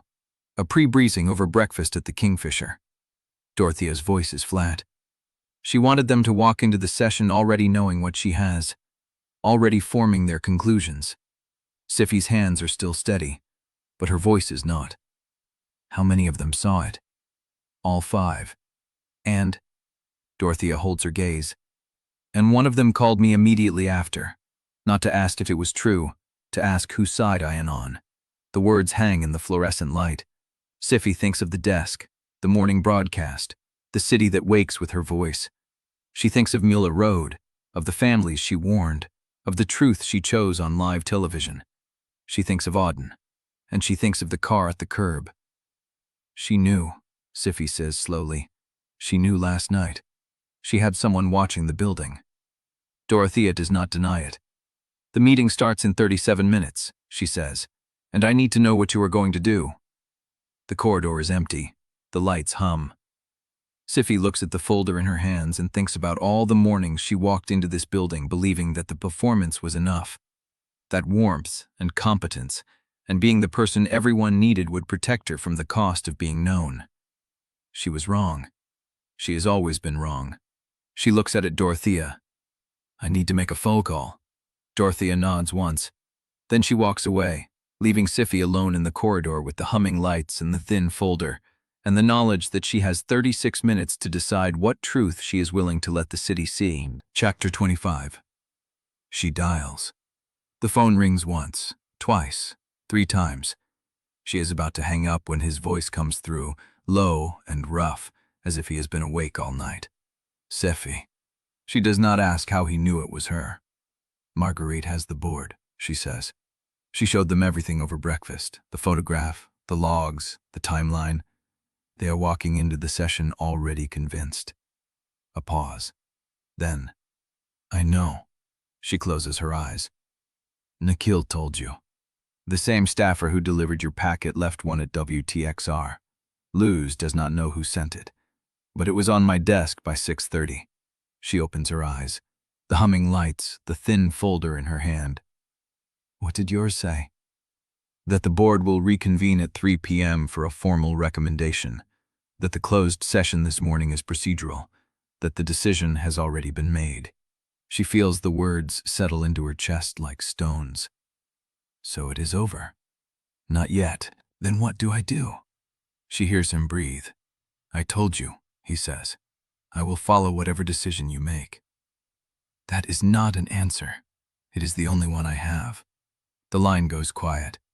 She thinks of the apartment, the river, the nights she crossed the bridge knowing she would find him waiting. I am not going to let her take your career, she says. That is not your choice to make. Yes, it is. No. His voice hardens. It is not. If you walk into that room and tell them the truth, they will burn you. If you walk in and lie, you will burn yourself. Either way, the cost is yours, not mine. The word hits her like cold water. Yours. She is about to answer when her phone buzzes. A second call. She pulls it away from her ear. Luz. She looks at the screen, then back at the call still connected to Auden. I have to go. I know. I will call you after. Do not promise what you cannot keep. The line goes dead. She stares at the screen. Then she answers Luz. Yeah. Get to the control room, Luz says. Now. Sephy is already moving. The control room is not far. 20 steps. 30. The corridor blurs past her. She pushes through the door and finds Luz standing at the main monitor bank, her hand pressed against her earpiece. Luz looks up. The expression on her face is not alarm. It is something worse. Recognition. The look of a person watching a story she already knows the ending to. They are early, Luz says. Who? Luz tilts her head toward the monitor. Sephy looks and sees Pierce Hollifield standing in the HCN8 parking lot, dressed in a charcoal suit with his collar open, a photographer crouched in front of him. He is not alone. A woman in a pale blouse stands beside him holding a phone. She is speaking. He is nodding. Then he turns and looks directly into the camera. The image freezes on the monitor. A still frame. Pierce smiling. Open. Warm. Familiar. Below it a caption. Sources confirm. Pierce Hollifield and Sephy Quillane have rekindled their relationship. Reconciliation brings two of HCN8's most trusted voices together as station merger intensifies. The words blur. Sephy's stomach drops. Luz. I know. Where did that come from? His publicist. Luz's voice is flat. She released the image in the statement 12 minutes ago. It is already being picked up by local blogs in the city's morning news feed. Sephy stares at the monitor, at the caption, at the word that was not supposed to be there yet. Reconciliation. He did not ask me, she says quietly. I know. He did not warn me. I know. She looks at Luz. Who told him to do this? Luz's jaw tightens. No one told him. He decided. He called his publicist before the sun came up. Sephy thinks of Pierce at the station yesterday. His coffee from Ash Street. His hand flat on the table. His voice saying, I am not going anywhere. She thought he meant that he would wait. She did not realize he meant he would force her hand. She looks at the caption again. Reconciliation. The word is final. It is clean. It is the story the city wants to believe. And she has not said a word. Sephy, Luz's voice cuts through. You need to decide what you are going to say when they ask. When who asks? Everyone. The newsroom, the board, the public. Luz meets her eyes. The caption is already spreading. By noon, it will be the only version of the story that exists. Sephy's hands are still, but her mind is not. She thinks of the last thing Auden said to her. The cost is yours. She thinks of Pierce in the parking lot, smiling for a camera he arranged. She thinks of the board walking into the closed session already knowing what Marguerite has, and she thinks of the caption. Reconciliation. The word is a door. It is a door that leads to safety, stability, a future that makes sense to the sponsors and the board and the city that trusts her face on the morning broadcast. It is also a door that closes behind her. She looks at Luz. I need to talk to Dorothea. She is in the East conference room with Marguerite. Sephy's chest tightens. Marguerite is here. She arrived 10 minutes ago. She is waiting to speak with you before the closed session. Sephy exhales. Of course she is. Tell her I will be there in 5 minutes. Luz holds her gaze. Are you sure? No. But she turns anyway. The East conference room is at the end of the corridor. The door is closed. Sephy opens it. Marguerite Dewar is seated at the far end of the table, a leather folder open in front of her. Dorothea stands by the window, her arms crossed. Neither of them looks surprised. Sephy. Marguerite's voice is even. Sit. She sits. The door clicks shut behind her. Marguerite does not waste time. I have seen the photograph from the parking lot, she says, and I have seen the caption. Sephy says nothing. I want to be clear, Marguerite continues. I have no interest in your romantic choices. I have no interest in who you choose to love. But I have a direct interest in whether the public can trust that your professional decisions are made without personal influence. She pauses. The photograph from this morning does not help you. Sephy's jaw tightens. You mean Pierce? I mean the public perception of a meteorologist whose two romantic partners are both directly involved in the same merger decision. Marguerite's voice is calm. One is the rival whose data you defended on air. The other is the anchor whose station is negotiating the consolidation. It looks like a coalition, not a coincidence. Sephy feels the accusation land like a weight. It is not a coalition. I am not saying it is. I am saying it looks like one. And in this industry, looking like something is the same as being it. The room is silent. Dorothea does not speak. Marguerite closes her leather folder. The closed session begins in 17 minutes, she says. I will present the evidence I have gathered. I will make my recommendation, and the board will decide. She stands. Sephy watches her walk to the door. One more thing, Marguerite says, turning. Sephy waits. If you walk into that room with a prepared statement, you may still control your narrative. But the longer you let the caption from this morning stand without correction, the more it becomes the truth. She opens the door and leaves. The door clicks shut. Sephy sits alone at the conference table, the silence pressing in. She looks at her phone. No new messages from Auden. She looks at the closed door. Behind it, the board is waiting. She thinks of the caption again. Reconciliation. She thinks of Miller Road, the families she warned, the truth she chose on live television. She thinks of the morning broadcast, the city that wakes with her voice. She picks up her phone, opens the thread with Auden, and types, I am sorry. She does not send it. She stares at the letters, then she deletes them, and walks out of the room to find Pierce in the parking lot, the photographer long gone, his hands in his pockets and his collar still open. He looks up when she steps outside. His face is open, warm, and he is already smiling. You saw the caption, he says. I saw. He takes a step toward her. I know I should have warned you. I know I moved faster than I should have. His voice is low, but I also know that you are walking into a room in 17 minutes where people are going to try to take everything from you. And I wanted you to have a choice. She stares at him. What choice? A public story that protects you. He holds her gaze. One where you are not alone. The parking lot is empty. The air is still. She thinks of Auden. She thinks of the desk. She thinks of the caption that is already spreading. And she realizes that 17 minutes is not enough time to decide what she will not survive losing. She thinks of the words Marguerite said. The longer you let the caption stand without correction, the more it becomes the truth. And she wonders, for the first time, whether she wants to correct it.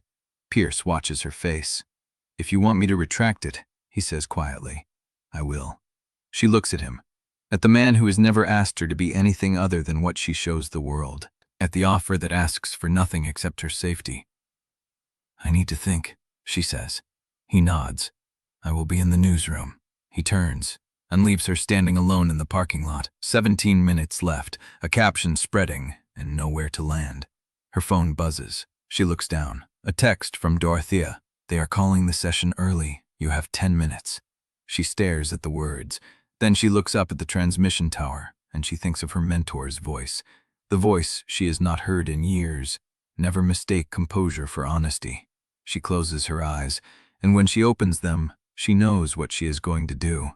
She walks toward the building. Her steps are steady, and the caption is still spreading. Chapter 26. The boardroom is colder than she remembers. Sephy steps through the door and feels the temperature drop like a front moving in. 5 faces turn toward her. Marguerite at the far end, her leather folder open. Dorothea against the wall, arms crossed, giving nothing. 3 board members she has greeted 100 times in hallways and holiday parties, looking at her now like she is a forecast they do not know how to read. The caption is already in the room. She sees it in the way they do not look at her phone. In the way one board member, a man named Hollister with white hair and a permanent squint, keeps glancing at the closed door as if expecting someone else to enter. Marguerite speaks first. "Miss Quillane, thank you for joining us." Sephy takes the empty chair at the center of the table. The wood is polished. Her reflection is faint in the surface, a ghost of herself looking up. "We have convened this closed session to assess personnel trust metrics in light of the station merger," Marguerite says. Her voice is neutral, procedural. "The committee has received materials regarding a pattern of operational coordination between HCN 8 morning meteorologist Sephy Quillane and WTXR 11 chief meteorologist Auden Brennick." She slides a photograph across the table. Sephy does not need to look. She has seen it before. The Larkspur building at dawn. 2 figures exiting the glass door. Her posture. His coat. Accompanied by building entry logs, Marguerite continues. A timeline of visits spanning 6 weeks, and records of coded communication between the 2 parties. Hollister clears his throat. "Is there an explanation for this?" Sephy hears her own voice, steady. "There is context." "Then provide it." She looks at the photograph, at the version of herself captured in someone else's frame, the woman leaving a building before sunrise, coat collar turned up, hair still damp from the shower she took in his apartment. She could tell them the truth. She could say, "We are in love. It started before the merger. It has nothing to do with the forecast. I would never compromise the safety of this city for anything." She could say, "He covered for me when I made a mistake. He told me his deepest shame in a parking garage. I almost said I loved him before I was interrupted." She could say, "I am not the person this photograph makes me look like." But the caption is already spreading, and the room is waiting. And the version of herself that survives is not the one who tells the truth in time. "I have known Pierce Hollifield for 7 years, she says. "We were in a relationship before his posting overseas. We have reconnected in recent weeks. The caption you saw this morning reflects a personal decision that has no bearing on my professional judgment." She does not confirm the reconciliation. She does not deny it either. She lets the words sit in the space between. Marguerite tilts her head. "And Mr. Brennick?" "Mr. Brennick and I have been assigned to overlapping coverage during a period of elevated severe weather risk. We coordinate when emergency management requires it. Any implication of personal involvement beyond professional necessity is speculative." She says it cleanly. She says it without flinching. She watches Marguerite's jaw tighten a fraction, just enough to know the lie landed. Hollister nods slowly. "The public narrative matters," he says. "If there is confusion about where your loyalties lie, it creates risk for the station during the merger transition." "My loyalty is to the forecast. And to Mr. Hollifield?" She pauses. The pause is the crack. She knows it the moment she takes it. "I am not here to discuss my private life." Hollister exchanges a look with the woman beside him, a board member named Chen, whose expression is unreadable. "That is fair," Chen says, "but the public is already discussing it for you." The session continues for another 40 minutes. Questions about the flood broadcast, about her decision to contradict the county, about the data sources she used, and whether she verified them independently of WTXR. She answers every one. She does not look at Dorothea. She does not look at the photograph. When Marguerite finally closes her folder and says the board will deliberate, Sephy stands, pushes her chair in, and walks out with her spine straight and her face composed. The hallway is empty. She makes it to the bathroom before her hands start shaking. Leans over the sink, breathes. The caption is still spreading. She has not corrected it. She is not going to. Across the river, in the WTXR 11 newsroom, Auden Brennick watches the segment on a monitor mounted above the producer desk. The feed cuts to a reporter outside the HCN Ant building, summarizing the caption, the photograph, the implication of a reunited couple. Auden does not dunk. Nikhil appears at his shoulder, quiet. "You saw." "I saw." She did not correct it. No. Nikhil waits. When Auden says nothing else, he steps back. Auden watches the segment to the end, watches the reporter sign off, watches the station cut to a commercial break. Then he turns to his console, opens the data feed for the overnight system, and begins to prepare the coldest forecast of his career. The 11 p.m. broadcast is flawless. Every model check aligns. Every contour line is precise. Auden stands before the map with the same authority he has always carried, but there is something new in the delivery, something stripped. No warmth bleeding through the edges, no private humor tucked beneath the terminology. Just the data, just the projection, just the truth without the man who delivers it. The segment runs 5 minutes and 14 seconds. He makes eye contact with the camera exactly as required. He does not smile once. After the red light goes dark, he removes his earpiece, sets it on the desk, and walks to the break room. His phone is face down on the counter. He does not pick it up. He knows there will be no message from her tonight. And he is right. Sephy watches his broadcast from the empty HCN8 control room. Luz stands behind her, silent. The forecast ends. The screen cuts to national. Luz says, "That was the best I have ever seen him look." Sephy does not answer, because she knows what she just watched. It was not a forecast. It was a door closing, and she is standing on the wrong side of it. Her phone buzzes, a text from an unknown number. "The board will reconvene tomorrow at 9 a.m. You are not in the clear." She reads it twice, then she deletes it, and walks home alone through the empty streets of a city that will wake to her voice in the morning, believing a story that is not true. Chapter 27. The first day passes without his voice. Sephy arrives at 4:47 a.m., the same time she always does, and the control room hums with the usual pre-dawn tension. Luz hands her the briefing sheet. The overnight models, the sponsor segments, the stack of station business that has nothing to do with weather. No name appears in any of it. She tells herself that is fine, that she expected this, that the door closing was visible from across the building and she chose to let it swing. The morning broadcast goes cleanly. She delivers the warm, steady forecast Bellweather expects. The Red Zone viewers, the Miller Road families, the ones who remember her off-script warning, they still trust her.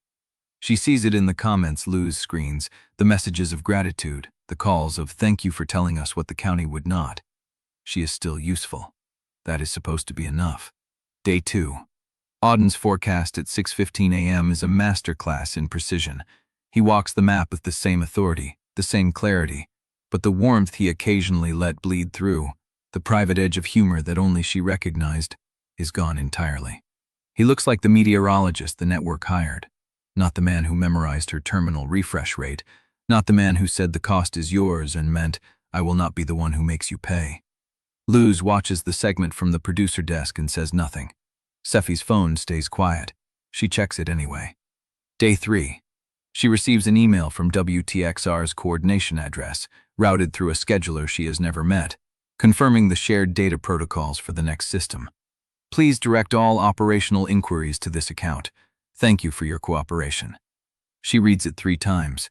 She types a reply with only the confirmation code, the same way she would with any other station. She sends it. Then she closes her laptop and stares at the wall of her office for longer than she has time to spare. Day 4. Pierce calls. He does not ask about the Blaird session. He does not ask about Marguerite. He asks if she has eaten, if she is sleeping, if she wants him to pick up dinner from the place she used to like on Ash Street. She says yes to the dinner because saying no would require an explanation she does not have the language for. He arrives at 8:15 with containers and a bottle of wine she does not open. They eat at her kitchen counter. He talks about his segment, the flood response feature he filed, the response from the mayor office. She nods at the right intervals. When he leans over to kiss her temple before leaving, she does not flinch. She does not lean in either. He notices. He does not mention it. Day 5. She is in the HCN8 break room when she overhears a junior producer mention Auden's name. "Did you catch the 11 p.m. replay? He is on a tear. Every frame is perfect. No one touches him right now." The other voice, lower, careful. It is almost like he is trying to prove something, or someone. The laughter cuts off when they see Sephy in the doorway. She does not acknowledge that she heard. She fills her coffee and walks out. That night she searches his name. She tells herself it is professional surveillance. that she needs to know what the other station is putting out, that the merger makes it necessary. She scrolls through the engagement numbers on his clips, the comments, the split-screen comparisons that the city still posts 2 weeks after the rivalry reboot went viral. Brennick is on another level right now. Sephy is warmer, but he is sharper. Imagine if they actually worked together instead of competing. She closes the browser. She does not sleep. Day 6. The anonymous text returns. The board session has been rescheduled to Thursday. You have 3 days. Use them. She reads it, deletes it, does not reply. But she saves the number this time. She does not know why. Day 7. She is walking through the HCN 8 parking garage after a late coordination meeting when she sees the WTXR van idling near the exit. The driver's seat is empty. She stops. The garage is quiet. The fluorescent lights hum overhead. She hears footsteps. Auden emerges from between 2 trucks, coat dark, collar turned up against the cold that does not exist indoors. He sees her. He stops. They stand 20 feet apart in the empty garage, the van humming between them, and for 3 full seconds neither of them moves. She waits for him to speak. He waits for her to close the distance. Neither does. Then he nods, once, the way he would nod at any colleague passing in a corridor, and walks past her toward the van without a word. Sephy does not turn. She stands there until she hears the engine start, the van pull out, the sound fade into the city beyond the parking structure. That night she opens the draft she has been carrying in her phone for days. I need to explain. She types it, deletes it. Types, I chose wrong. Deletes it. Types, I cannot fix this in a parking garage. Stares at the words. Then she closes the phone without sending anything. Because the truth is worse than any of those sentences. He has not given her a door to knock on. He has left her one path back, and she is not brave enough to walk it in front of the city. Chapter 28. Day 8 starts like every day since the silence. Before dawn, coffee she does not taste, a route through the building she has memorized in her sleep. Luz is waiting in the control room, not at the producer desk. Standing by the window, arms crossed, watching the sky go from black to bruised blue. She does not turn when Sephy enters. You are early, Sephy says. I am never early. The words land flat. Sephy sets her bag down. The control room hums around them, low-level power, waiting for the day cycle to begin. Luz turns.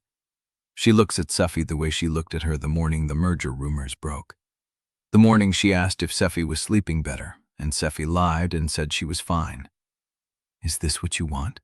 The question is quiet, not sharp. That makes it worse. Sephy keeps her hand on the edge of the producer desk.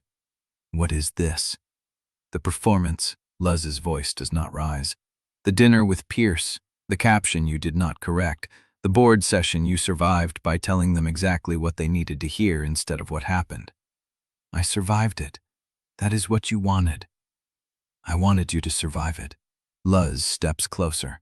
Her face is unreadable, which means she is hiding something, and Luz Montalton has never been good at hiding things from Sephy. There is a difference between surviving and disappearing.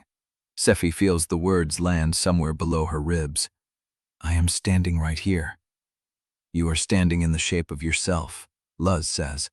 The shell, the one that smiles at the right intervals and says the right things and never lets anyone close enough to see the crack. Sephy's jaw tightens. That is the job. That is the lie. Luz's voice breaks for half a syllable, just half, and she catches it before it can become anything fuller. I have known you for 11 years. I watched you build that desk from the ground up. I watched you cry in the supply closet after your mentor died, and then walk out and deliver the cleanest morning forecast of your life because the city needed you to be steady. You were not lying then. You were holding space for grief and still showing up. She stops. This is different. Sephy looks at the monitors, the overnight feeds, the radar sweep showing clear skies for the next 6 hours. Nothing to hide behind. How is it different? Because you are not holding space for anything. Luz's voice drops. You are filling the space with noise so you do not have to feel what you actually feel. The control room hums. A producer walks past the doorway, glances in, keeps walking. You are asking me to choose between the desk and something else, Sephy says, "I cannot afford that choice. No one is asking you to choose. I am asking you to stop pretending the choice does not exist." Sephy does not answer. Luz holds her gaze for a long moment. Then she moves toward the door. She stops in the frame. "I am not saying this as your producer," she says. "I am saying it as the person who has to watch you disappear in slow motion and pretend not to see it." She leaves. Sephy stands alone in the control room. The morning broadcast runs without her. She watches it from the monitor wall, her own face smiling at the camera, the city waking up to the version of her that still fits the frame. She does not remember delivering a single word. That night, her apartment is too quiet. She sits on the edge of her bed with her phone in her hand. The draft is still there.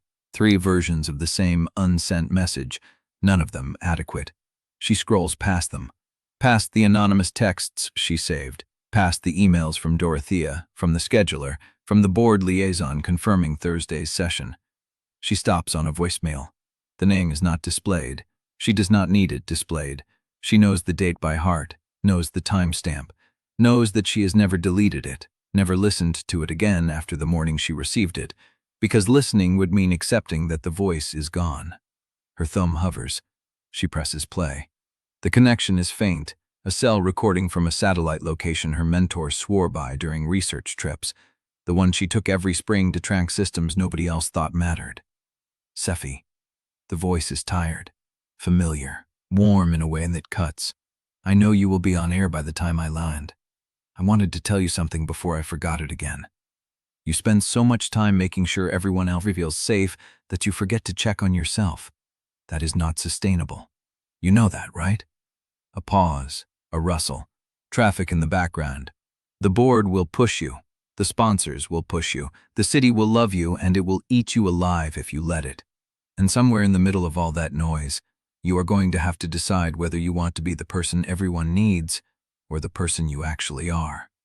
Never mistake composure for honesty." The line crackles. "I am proud of you. Tell the desk I said she had better be treating you right." The message ends. Sephy stares at the phone. The apartment is dark. The city hums outside her window. The river moves past at the same speed it always moves, indifferent to the lives being lived along its banks. She does not move. She blows it again. "Never mistake composure for honesty." She closes her eyes. The voice is gone. The truth is not. And for the first time in 8 days, Sephy opens her phone or types a message she does not delete.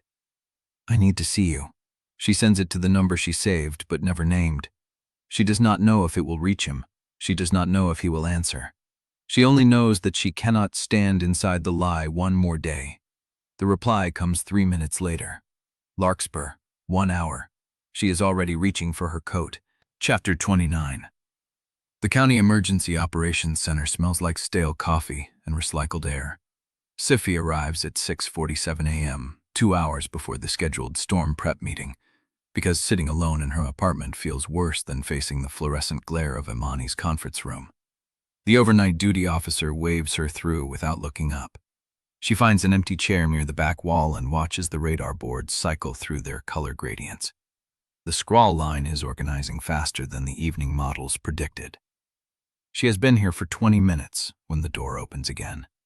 Auden steps inside wearing the same dark coat she remembers from the parking garage, the same set to his jaw, the same exhaustion he has not bothered to hide. He stops when he sees her, just long enough for the duty officer to glance up, then crosses to the far side of the table and sets down a tablet. He does not sit. He does not speak. The silence between 10 forzens. As the score stattering adjusted body obsumses, intends that Corlint sales in the Blechtivage are talking about something for a botterment, and Miller Road dismissal will overlap with the leading edge. Sephy straightens. Miller Road has a 3:30 dismissal. Correct. Imani pulls up a second feed, which gives us approximately 3 hours between first warnings and the worst of it. I know both stations on the same evacuation language by noon. No competing messages, no softening for sponsors. She looks at Sephy. That means your station manager does not get to edit the bulletin. Sephy meets her gaze. Understood.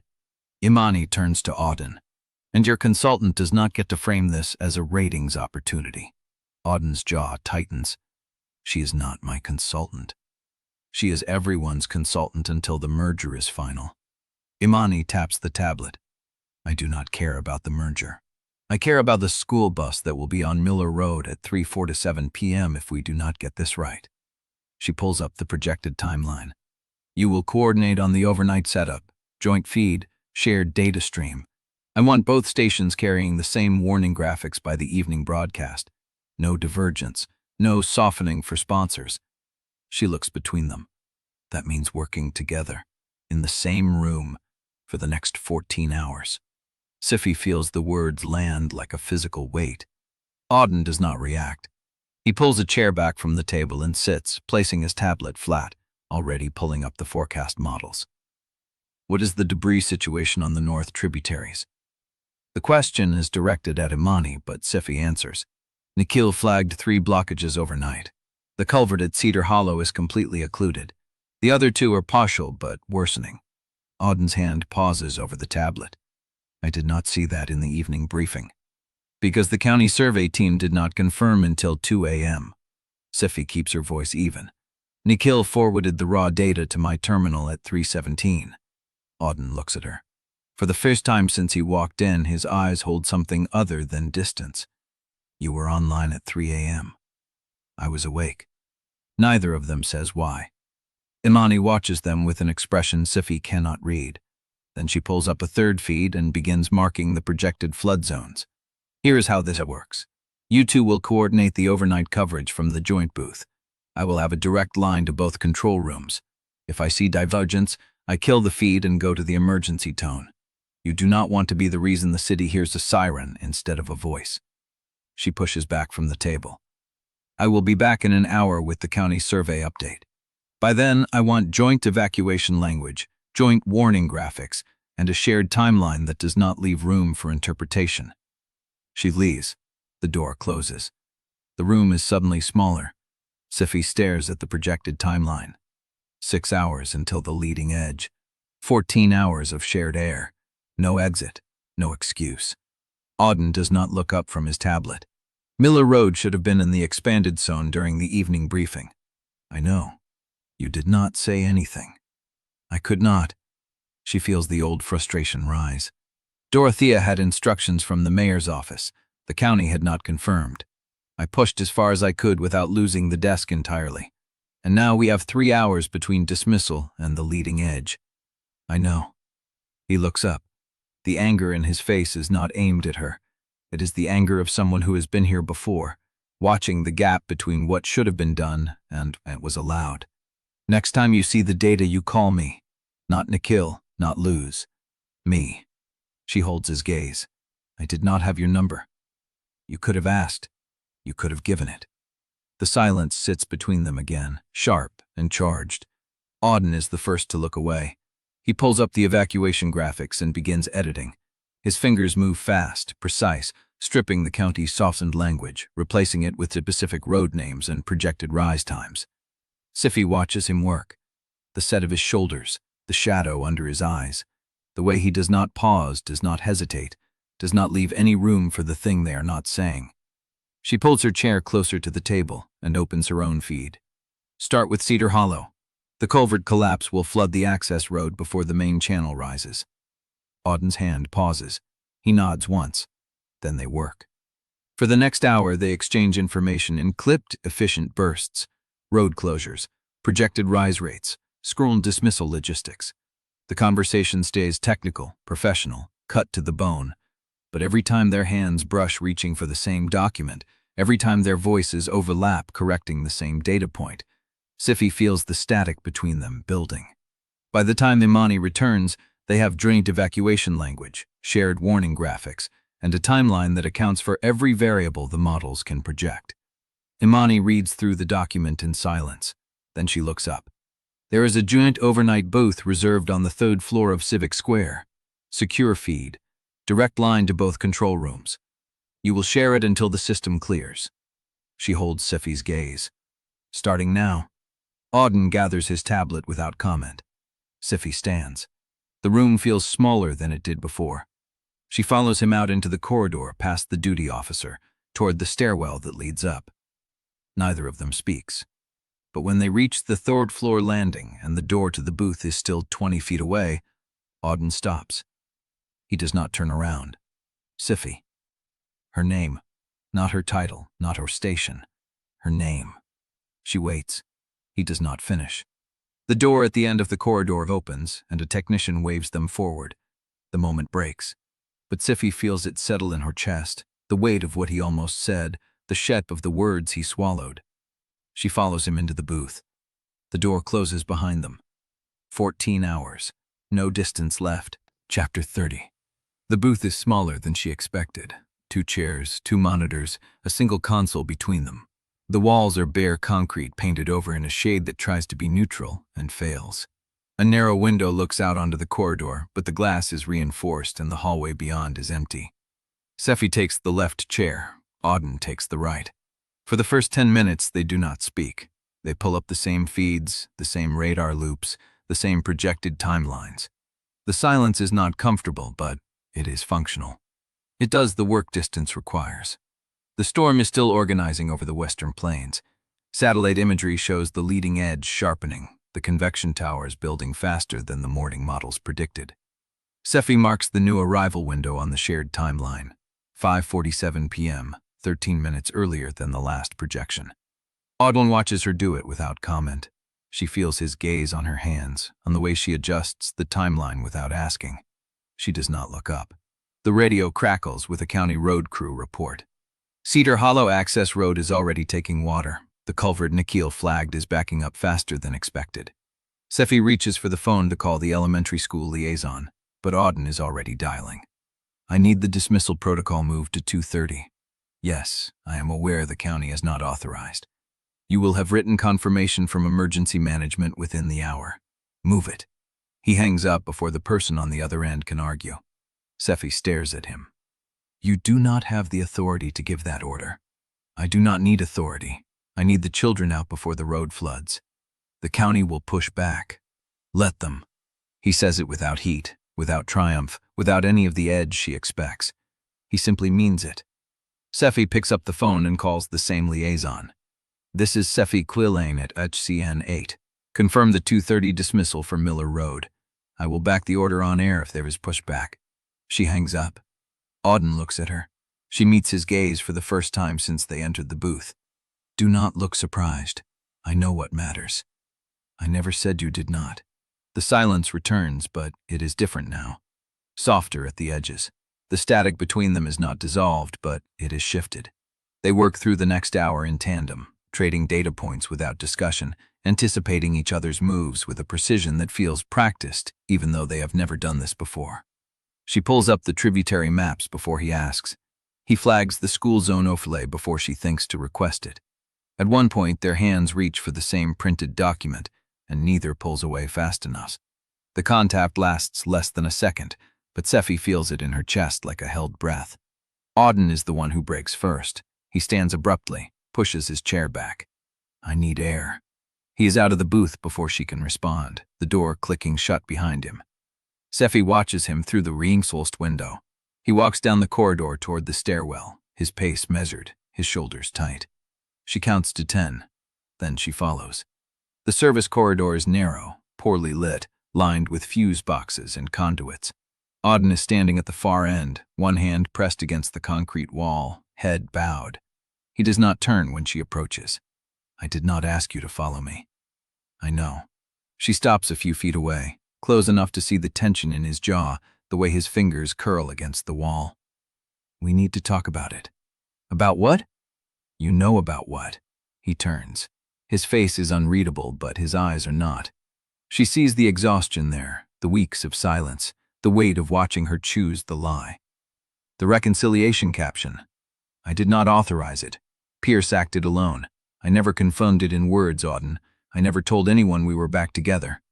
Omission is still a choice. He says it quietly, without accusation, and that makes it worse. I know. You let the city believe it. You let the board believe it. You stood in front of them and let my name become a thing you could trade for safety. I was trying to protect. Do not. His voice cuts, sharp, then softens. Do not tell me you were protecting me. You were protecting the desk. I understand that. I do. But do not dress it up as anything else. Sephy feels the words land, each one precise, each one tree. She does not look away. You are right. Auden's breath catches, almost imperceptible, but she sees it. I did not correct the lie. I let it stand. I let you become collateral for the version of myself the city needs to believe in. She takes a step closer. I am not going to apologize for surviving, but I am going to tell you the truth. He watches her. The truth. I love you. The words hang in the narrow corridor, bare and unguarded, stripped of any performance. Auden does not move. He does not speak. Sephy holds his gaze. I have been telling myself that I can keep you and keep the desk, that I can find a way to hold both. I cannot. I know that now. But I needed to say it faced before you decided what you want to do with it. The silence stretches. Auden's hand drops from the wall. He looks at her for a long moment, and she sees something shift in his face, a crack in the armor he has worn for 8 days. Then he speaks. The next time you talk to me about us, it cannot be in secret. His voice is low, steady. I am not asking you to announce it on air. I am not asking you to burn your career. But if we are going to exist, we cannot keep existing in the shadows where no one sees us but the people who want us destroyed. Sephy feels the weight of what he is asking. Not a demand, a condition. I cannot do the hidden thing anymore, he says. I cannot watch you walk to rooms and pretend I am nothing to you. I have done that. I tried. It broke something I did not know could break. He steps closer, and now they are close enough that she can smell the coffee on his breath, the fatigue on his skin. You said the truth. Here it is. I love you. I have loved you since the blackout, when you sat on that apartment floor and told me you were afraid of being seen. But I will not be your secret anymore. Not because I am ashamed, but because I am not. He holds her gaze. Next time you speak to me about us, it is not in a corridor. It is not in a closet. It is not in a booth with the door locked and the lights off. Next time you say it where the light can reach it. He steps back. Then he walks past her, down the corridor toward the booth. Sephy stands alone in the narrow space, the echo of his words still settling around her. She hears the booth door open, then close, and she understands what he has given her, not an ultimatum, but a door. She is the one who has to walk through it. Chapter 31. Sephy walks into HCN 8 at 4:47 a.m. and feels the difference before she sees it. The front desk woman looks up and smiles, not the held gaze of someone who knows too much, just a smile, warm and uncomplicated. The overnight producer waves from the control room doorway, coffee raised like a toast. Morning, Quillane. You're early. Couldn't sleep? She keeps moving, past the monitor wall, past the break room where someone has left fresh pastries on the counter with a handwritten note that says, "Thanks for holding the line." She does not ask whose handwriting. The morning broadcast goes clean, no prodding from Luz, no pointed silences from Dorothea. Sephy delivers the forecast with the same steady authority she has always carried, and when she signs off at 7 o'clock, she finds 8 emails in her inbox, all from internal addresses, all variations on the same message. Glad you're still here. By 8:30, the board chatter reaches her through channels she no longer has to pry open. Pierce calls at 8:45. You're the favorite. Excuse me? The merger. I just got off the phone with someone on the transition committee. They're calling you the safe choice. Institutional continuity. Audience trust. Sephy leans against her desk, phone pressed to her ear. What about Auden? They are not discussing Auden. She feels the words land like a stone dropped into still water. The ripples spread outward, silent and cold. Pierce fills the silence. I am picking you up at 7:30. Dorothea wants us visible at the city council reception. I remember. The caption is holding, by the way. The blog engagement dropped overnight. No one is pressing. She should feel relieved. She feels nothing. The council reception is held in the lobby of the municipal building, all polished concrete and warm LED light, with the cash bars and hors d'oeuvres arranged on long tables by the emergency exit. Sephy arrives on Pierce's arm because that is what the narrative requires, and she lets him guide her through the crowd with the ease of someone who has done this 100 times before. She shakes hands. She smiles. She thanks people for their support. At 8:15, she sees Marguerite Dewar standing by the far window, glass of water in hand, watching her. Sephy does not look away. Marguerite holds her gaze for a long moment, then raises her glass, a small, deliberate gesture that could mean anything. Sephy excuses herself from the conversation. She walks across the lobby, heels clicking against the polished concrete, and stops a few feet from Marguerite. "Good evening, Sephy." Marguerite's smile does not reach her eyes. "That is exactly what I said about you." The silence stretches. "I want to be clear with you," Marguerite says, tilting her head. "You made the call. The merger board sees you as the stable option, the safe option, the one who put the institution above personal feeling." She pauses. But trust is not a bank account you fill once. It is a current. It moves. It shifts. And what is safe tonight can be compromised by morning. Sephy fears the warnings settle around her like a cold draft. "What are you telling me?" "I am congratulating you." Marguerite picks up her glass again. "Enjoy the reception. You earned it." She turns and walks away, disappearing into the crowd. Sephy stands alone by the window, the city lights spilling across the glass, the warmth of the reception suddenly remote, as if she is watching it from underwater. Pierce appears at her elbow. "You okay?" She turns. "I need air." She steps outside before he can follow. The night is cool, the parking lot half empty, the streetlights casting long shadows across the pavement. She walks to the edge of the lot and stops, hands in her coat pockets, breath visible in the cold air. Her phone buzzes. She pulls it out. A text from a saved number, the anonymous texter. "You are not done." The board session Thursday is not about trust metrics anymore. Someone has been in the Larkspur building manager's server logs. Sephy reads it twice. Her thumb hovers over the reply field. She types, "Who is this?" She sends it before she can second-guess herself. The reply comes within 30 seconds. Someone who knows the difference between surviving and being safe. "Watch your back." She stares at the screen until it goes dark. When she looks up, she sees Nikhil Sebet standing near the entrance of the municipal building, hands in his pockets, watching her. He does not approach. He does not wave. He just stands there, still and patient, like someone waiting for a signal. Sephy holds his gaze. He looks down at his phone, types something, then pockets it and walks inside. Her phone buzzes again, a new message, no name, just an address. Cedar Hollow Culvert, 5:17 a.m. Come alone.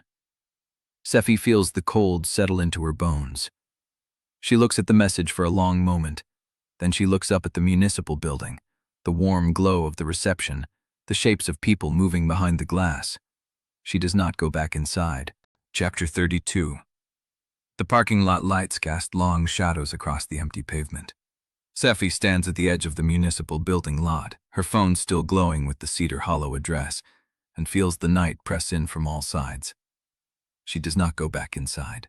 She walks instead toward the street, heels clicking against asphalt, her breath fogging in the cold. The reception hums behind her, warm and distant, a room full of people who think they know what she chose. Her phone buzzes again. She looks down. Nikhil Sebet's name. Still outside? She stops walking. She types, "How do you know where I am?" The reply comes in seconds. "I watched you leave, and I know you saw me watching." She looks up. The entrance to the municipal building is empty. The glass doors reflect the lobby lights, the shapes of people moving inside, but no one stands at the threshold. She types, "What do you want?" "To talk. Not here. The all-night diner on Filbert. 20 minutes. She stares at the message. Then she types, "Why should I trust you?" "You already do. You just haven't admitted it yet." She reads it twice. The cold seeps through her coat. She pulls it tighter, looks at the empty entrance one more time, then turns and walks toward Filbert Street. The diner is nearly empty at this hour. A cook behind the counter, a server refilling salt shakers, 2 men in county jackets at a corner booth, nursing coffee. Nikhil sits in the back, hands wrapped around a mug, his glasses slightly fogged from the cold walk. He does not stand when she enters. He just watches her cross the linoleum floor and slide into the booth across from him. The vinyl seat creaks. He pushes a coffee toward her. Black, no sugar. She does not touch it. "You have 3 minutes," she says. Nikhil takes a slow drink from his own mug, sets it down, adjusts his glasses. "Station gossip is circling tighter," he says. "You know how this works. The merger creates a vacuum. People fill it with talk." Sephy keeps her hands flat on the table. "What are they saying?"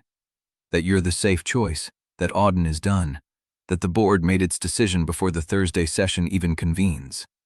He pauses. "And that someone has been asking for access logs on the shared emergency booth feeds from the overnight coverage." Sephy feels something cold settle in her chest. "Who?" "I don't have a name yet, but the request came through the county IT office, not through either station. That means someone outside HCN and WTXR wants to know what was recorded in that booth." She thinks of the shared booth. 14 hours.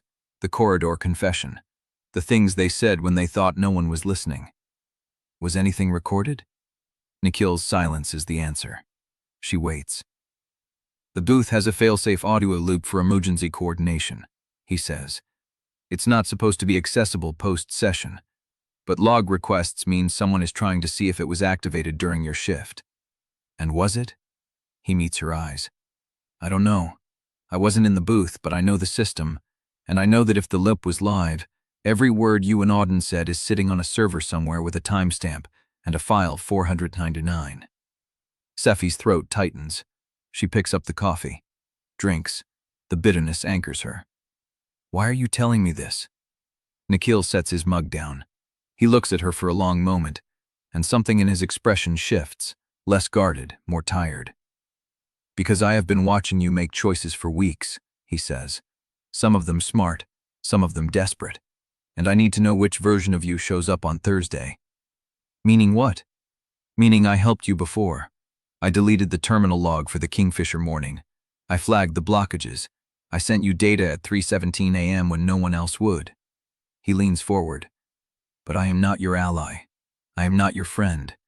I am someone who believes in being right when it matters, and I do not believe in grace for people who keep choosing the lie that saves their skin." The words land like a blade. Sephy holds his gaze. "I am not asking for grace." "Then what are you asking for?" She does not have an answer. Nikhil watches her. The silence stretches. "She still loves you," he says quietly. Sephy's breath catches. "Don't." "I am not sentimental. I am telling you a fact." He picks up his mug again. "I work with him. I see what the silence does to him. He is not the same person who walked into WTXR 3 months ago. He is better on air and worse everywhere else. And that is because of you." Sephy looks down at the coffee. "He does not trust me anymore." "No," Nikhil says. "He does not trust what you will protect first. That is different. And until you show him that the answer is him, he will keep standing on the other side of the door you keep choosing not to open." She feels the weight of it settle around her. The diner hums with fluorescent light. The cook scrapes the grill. The server refills the county men's coffee without being asked. Sephy sets her mug down. "Why the Cedar Hollow meeting? Why 5:17 a.m.? Nikhil's expression does not change. "Because that is when the overnight models update. And because by the time the sun rises, you are going to need to know exactly what you are walking into." She frowns. "What does that mean?" He pulls out his phone, turns the screen toward her. A radar loop. A new system, spinning in the southern plains, organizing faster than the evening models predicted. "That," he says. "The overnight models just updated. This system accelerated by 4 hours. It will be on top of Bellweather by dawn." Sephy stares at the screen. The rotation is tighter than expected, the leading edge sharper. She does the math in her head. Cedar Hollow at 5:17 a.m. The system by dawn. The board session Thursday. It is all converging. She looks up at Nikhil. "Why are you really helping me?" He pockets the phone. "Because someone needs to tell the truth when it costs something," he says. "And I do not think you have done it yet." He slides out of the booth, drops a bill on the table. "Be careful what you walk into at Cedar Hollow," he says. "Not every anonymous message is from someone who wants to save you." He walks out. The diner door swings shut behind him. Sephy sits alone in the booth, the coffee cooling in front of her, but Ranar image still burned into her vision. Her phone buzzes. She looks down. A text from Luz. Concourse flagged a new overnight system. Faster than forecast. Imani wants you at Civic Square by 4 a.m. She types, "I'll be there." She sends it. Then she opens the message from the anonymous texter. Cedar Hollow Culvert, 5:17 a.m. Come alone. She stares at the address. Then she types, "I'll be there." She sends it before she can stop herself. The diner hums around her. The fluorescent light buzzes. The countymen laugh at something across the room. Sephy stands. She walks out into the cold, the sky already beginning to shift, and she does not know which meeting will change her life first. Chapter 33. The Civic Square Operations Center hums at full capacity by 3:47 a.m. Sephy moves through the fluorescent glare with a travel mug of coffee. She does not taste, her eyes tracking the radar boards that line the far wall.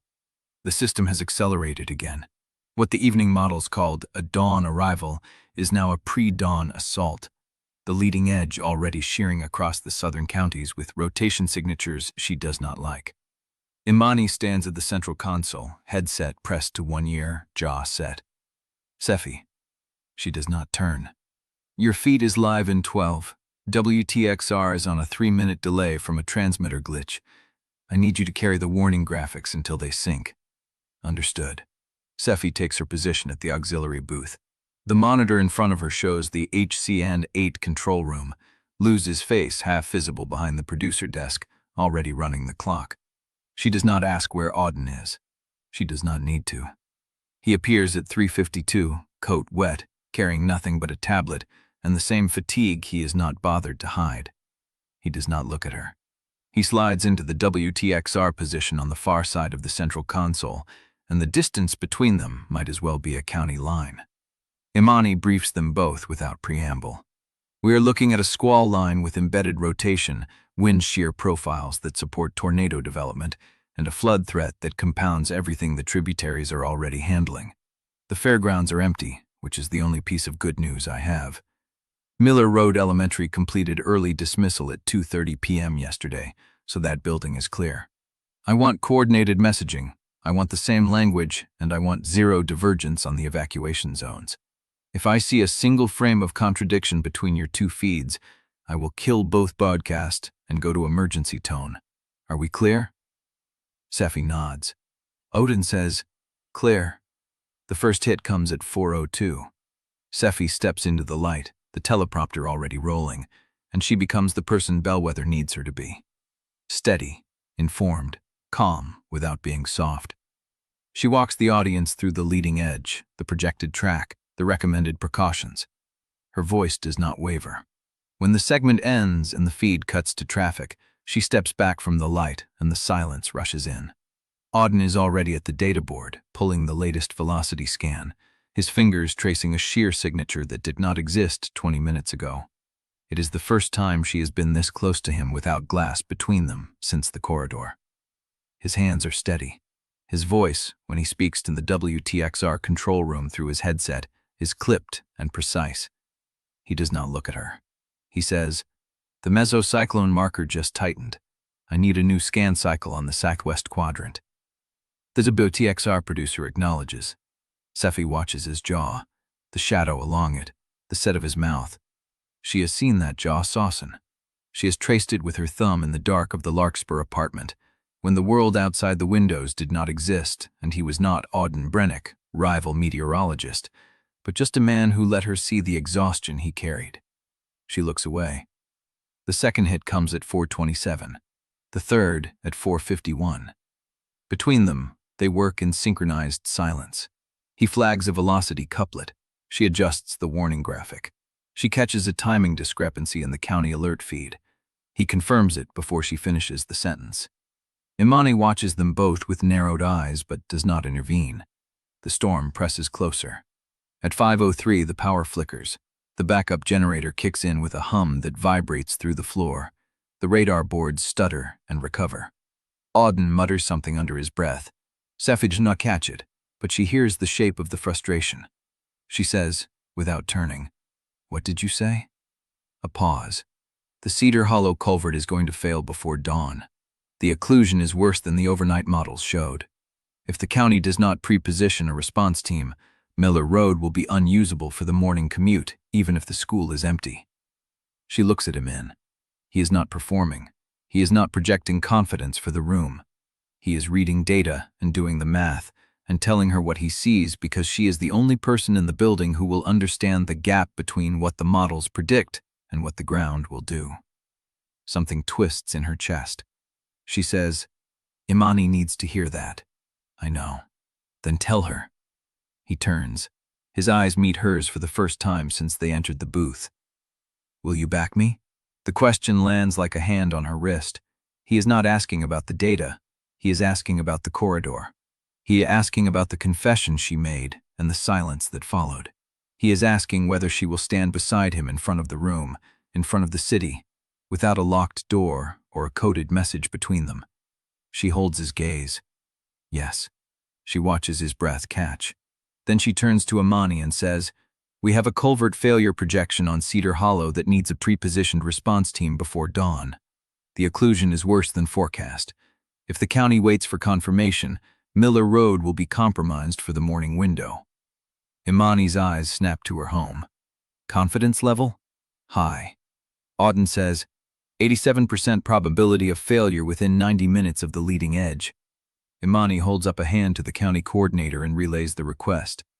The room moves around them. Sephy does not look away from Auden. He does not look away from her. The moment stretches, fragile and electric, and she thinks he might say something that will break the professional seal and leave them exposed in front of everyone. Then the producer countdown starts in her ear. 30 seconds to live. She steps back into the light. The next hour passes in fragments of data and broadcast. The warning graphics update. The county dispatch confirms a response team en route to Cedar Hollow. The radar shows the leading edge crossing the river counties, and Sephy's voice carries the information without strain. At 5:52, Luz's voice cuts through her headset. We have a visual feed issue on your end. The transmitter is dropping frames on the secondary camera. Can you hold position while we reset? Confirmed. The feed light blinks off. Sephy stands in the half-dock of the auxiliary booth, the hum of the generator filling the silence. Auden is still at the data board. He has not moved. She walks toward him slowly, her footsteps muffled by the rubber flooring. He does not look up, but she sees his hands stop moving over the tablet screen. Sephy. His voice is quiet. She stops. I cannot do this again. She waits. The booth, the shared data, the emergency coordination where we work like we are the same person, and then you walk back into the lie and I watch you do it. He sets the tablet down. I meant what I said in the corridor. I am not doing this in a locked loan anymore. She feels the words settle around her like the storm pressure before a break. I know. Then what are you going to do? The question hangs between them. She looks at his hands, steady on the edge of the console, capable, tired. She says, I showed up. Showing up is not the same as staying. No. She steps closer. But it is the first time I have done it without a door I could close behind me. His jaw tightens. She watches him fight something, some instinct to retreat behind the professional wall he has rebuilt for days. Then the feed light blinks back on. The producer countdown starts in her ear. She does not move. He does not move. 20 seconds. 10. She steps back into the light. The broadcast resumes, and the storm keeps coming.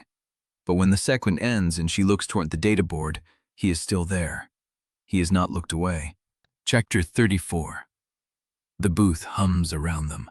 Generator vibration through the floor. The distant crackle of radio traffic from the operations floor below.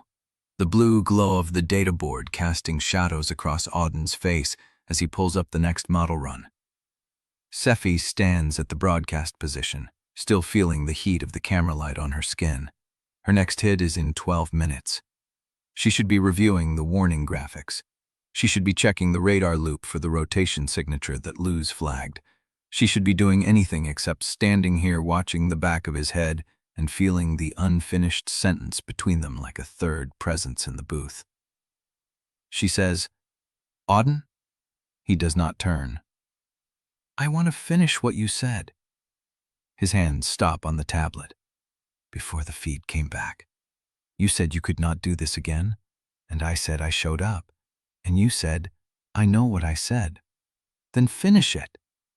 He turns. The light from the data board cuts across his face in sharp angles. His eyes are dark and tired and holding something she cannot name. Finish what? He says. The list of reasons this will break us? The math on how many more times I can watch you choose the lie before there is nothing left to choose? She feels the words land like a hand closing around her throat. That is not fair. No, he says. It is not, but it is true. The booth breathes between them. She wants to step forward. She wants to step back. She does neither. She says, I backed you tonight. Tonight, yes. And I told Imani the culvert projection was high confidence before the county asked. I was there, and I told you I would not close the door behind me. He holds her gaze. Then why are you still standing at the broadcast position? The question lands. She looks down at her hands on the console, the chipped nail polish on her thumb, the tremor she cannot quite steady. Because I do not know how to stop being the person everyone needs. The words come out flat, quiet, stripped of performance. She hears herself say them and realizes she has never said them out loud to anyone. Auden is still. Then he sets the tablet down and walks toward her. He stops at the edge of the broadcast position, close enough that she can smell the rain still caught in his coat, close enough that she could reach out and touch him without moving her feet. Who needs that person? Everyone. Who needs you? She looks up. His face is open, unarmored. She sees the exhaustion in the shadows under his eyes, the raw edges of a man who has spent days not sleeping, not eating, not letting himself want anything. She says, I do not know the difference anymore. He exhales like she has hit him. Sephy, I mean it. I have been the person everyone needs for so long that I do not remember what the other one looks like. The one who gets to be wrong, the one who gets to fall apart, the one who gets to… She stops. To what? To love someone without calculating the cost first. The words hang in the air between them. She sees his jaw tighten, sees him fight the instinct to reach for her. He says, You think I do not know that calculation? You think I have not been running it every day since the blackout? Then stop. Stop? Stop choosing sacrifice over letting me help. Stop framing yourself as the contaminating variable before I have had the chance to say what I want. His eyes search hers. And what do you want? She opens her mouth. The producer countdown starts for ear. 30 seconds. She watches something close in his face. Later, she says. After this hit. Every time you say later, the door closes a little more. Then keep it open. She reaches out. Her fingers brush his wrist. It is nothing. A touch that would mean nothing if anyone saw it. But she feels his pulse drop under her fingertips, feels the sharp inhale he cannot hide. I am asking you, she says, to trust that I am trying. He looks at her hand on his wrist. Then he looks at her. Then prove it. The countdown hits 10 seconds. She does not let go. After this hit, same booth, same conversation. No more hiding behind the red light. She nods. She lets go. She steps into the light and the camera finds her, and she delivers the next segment like she has not just pulled her hand away from the only man she has ever told the truth to. The segment runs 4 minutes. Every word is precise. Every graphic transition lands. The warning is clear, calm, and urgent in the correct proportions. When the feed light blinks off, she turns. Auden is standing exactly where she left him. He has not moved. She walks toward him. The booth door is closed. The data board glows. The generator hums. She says, I am here. No red light. No producer countdown. No excuse. He watches her. Then say what you want. She steps closer.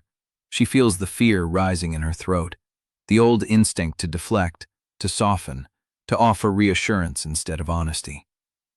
She swallows it.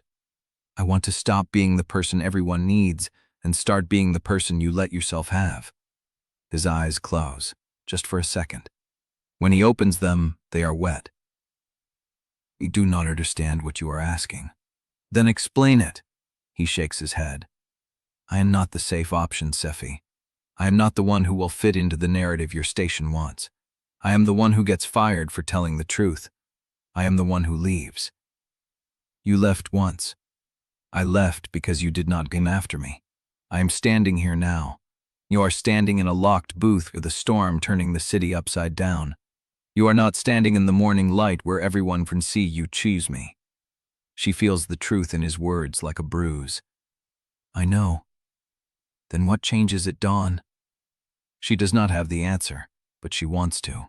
She says, I do not know yet, but I am not leaving this booth until I figure it out. He looks at her for a long moment. Then he reaches out and takes her hand. His fingers thread through hers. It is the first time he has touched her since the corridor, since the confession, since she walked away. Chapter 35. The control room hums at 6:03 a.m. when Luz freezes mid-step, her hand hovering over the audio patch panel like she has touched something hot. Sephy watches her from the booth doorway, still feeling Auden's fingers threaded through hers even though they let go 5 minutes ago. The generator thrum and the data boards and the distant crackle of emergency scanners filled the silence between her and the question she has not answered yet. What is it? Luz does not turn around. I am catching a stray flag on the service loop. Sephy's stomach drops. The emergency booth channel? Luz's jaw tightens.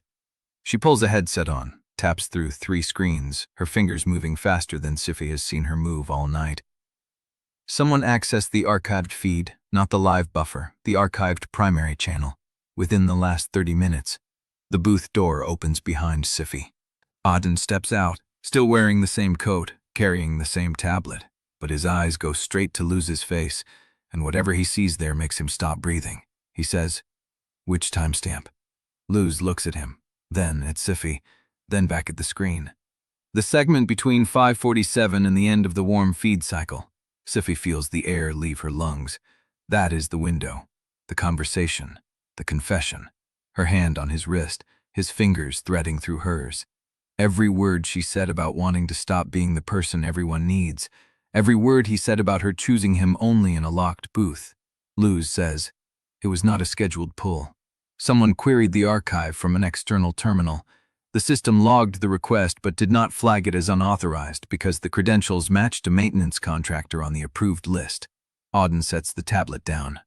Who? The log shows a vendor 499, Bellweather Facilities. Facilities does not have booth audio access. Someone gave it to them. Sephy's hands are cold. She presses them flat against her thighs and forces herself to breathe. Can you tell what they pulled? Luz's face is gray under the fluorescent lights. I can see the request. I can see the file size. I can see that it completed successfully. Then they have it. They have it. Auden's voice cuts through the hum. How long until we know where it goes? Luz shakes her head. If they are smart, it is already on a private server. If they are patient, it stays there until the right moment. If they are... She stops. Say it, Sephy says. If they are Marguerite, it is already circulating. The control room phone rings. Luz stares at it. It rings again. Sephy picks it up. A voice, clipped and professional, identifies itself as the county dispatch relay. We are receiving reports of a funnel cloud near the river bend at Cedar Hollow. Do you have visual confirmation on your feed? Sephy looks at the monitor bank. The storm board has shifted. A new cell has intensified directly over the river counties, exactly where Auden projected the culvert would fail. She says, Stand by. We are pulling the feed now. She hangs up. The room tilts. Auden is already at the data board pulling radar, his face hard with concentration. That cell was not supposed to organize until 7:30. It is 60 minutes early.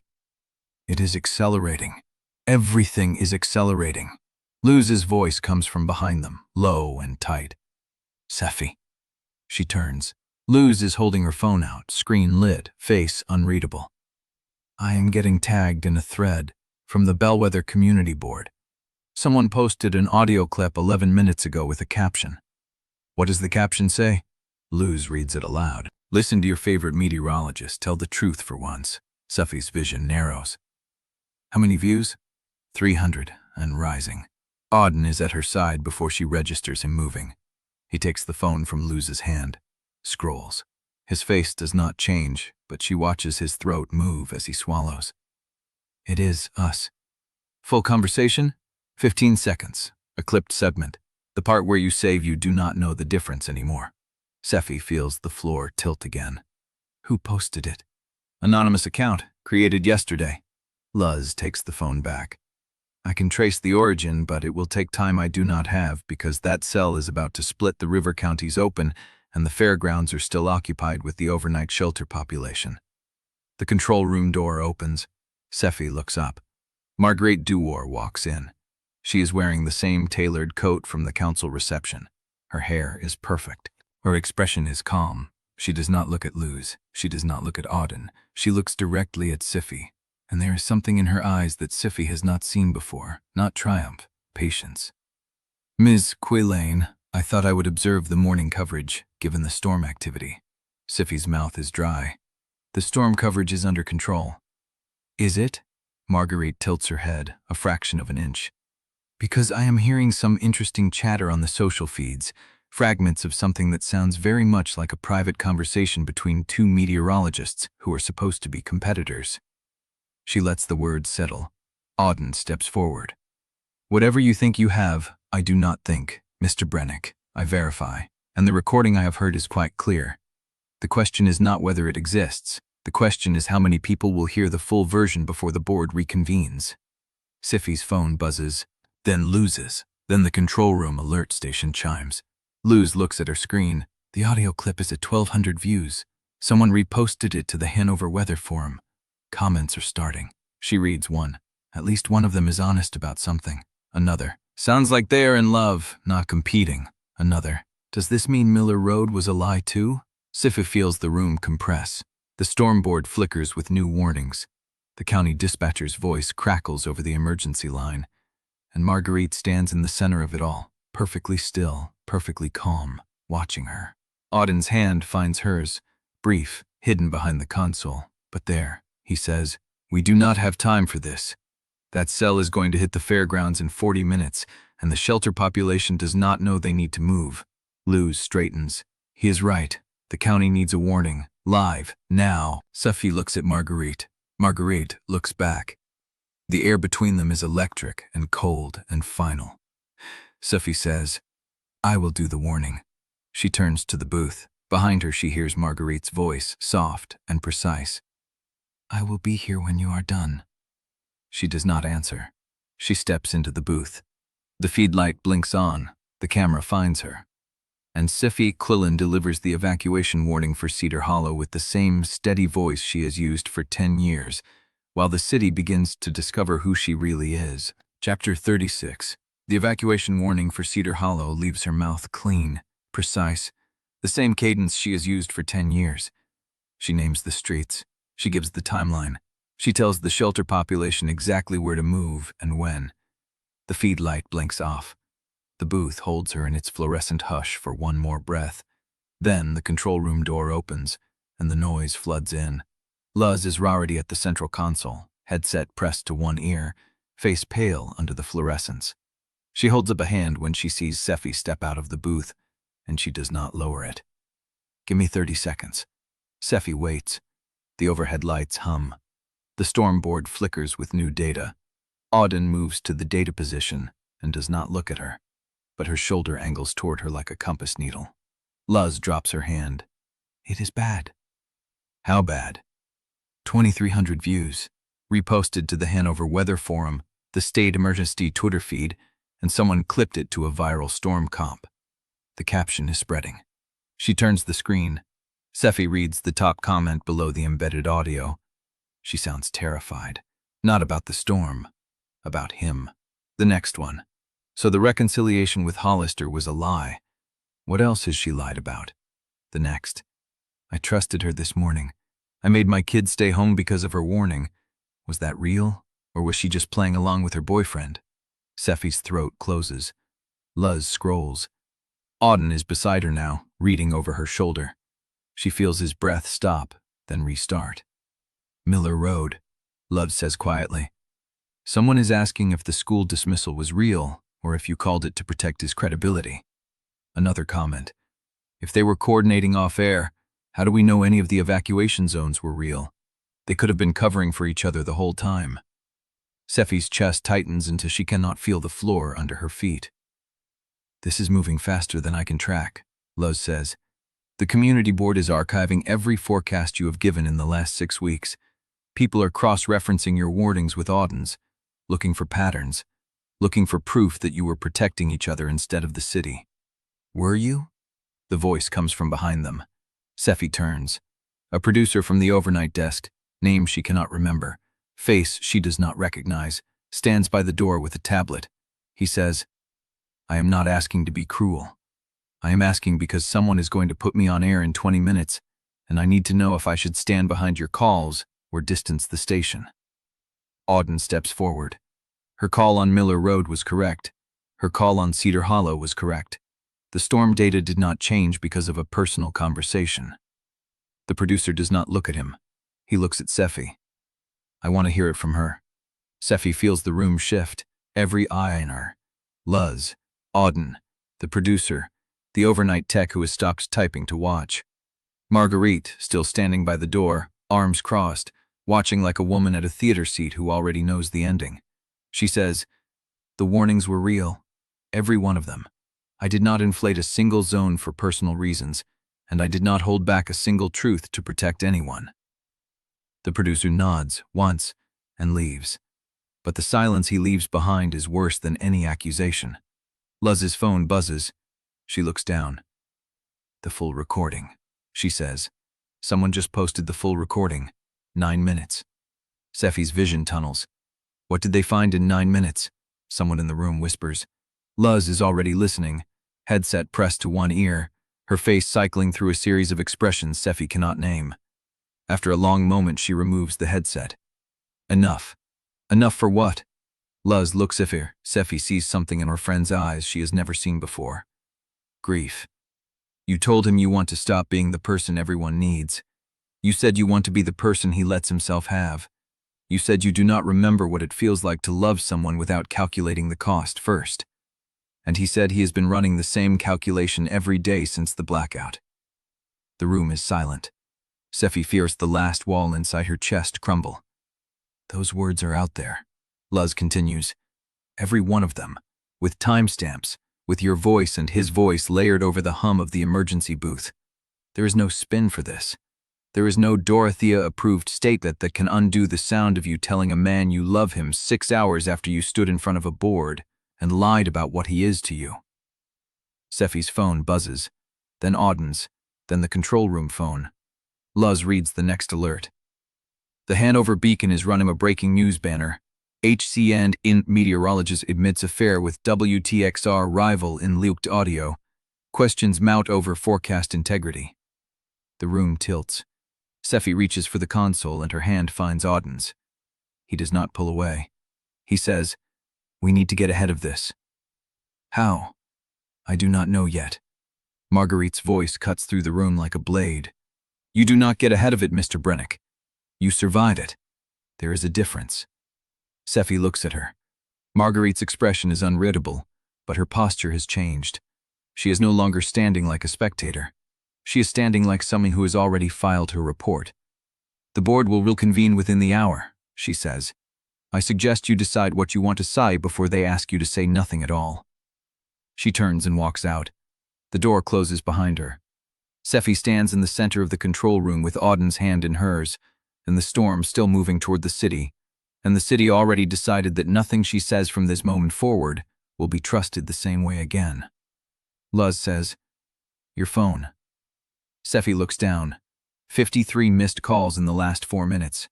Dorothea, Pierce, the station's legal counsel, 2 reporters, 3 numbers she does not recognize.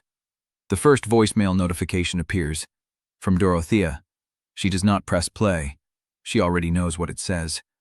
Auden's grip tightens on her hand. Whatever you decide, I need to know before it goes live. She turns to face him fully. Decide what? Whether you are going to let Dorothea write your apology or tell the truth yourself. She looks at his face and sees no judgment. Only waiting. Only the same patience he has been offering her since the booth. She opens her mouth to answer. The control room phone rings again. Luz answers, listens, and her face goes pale.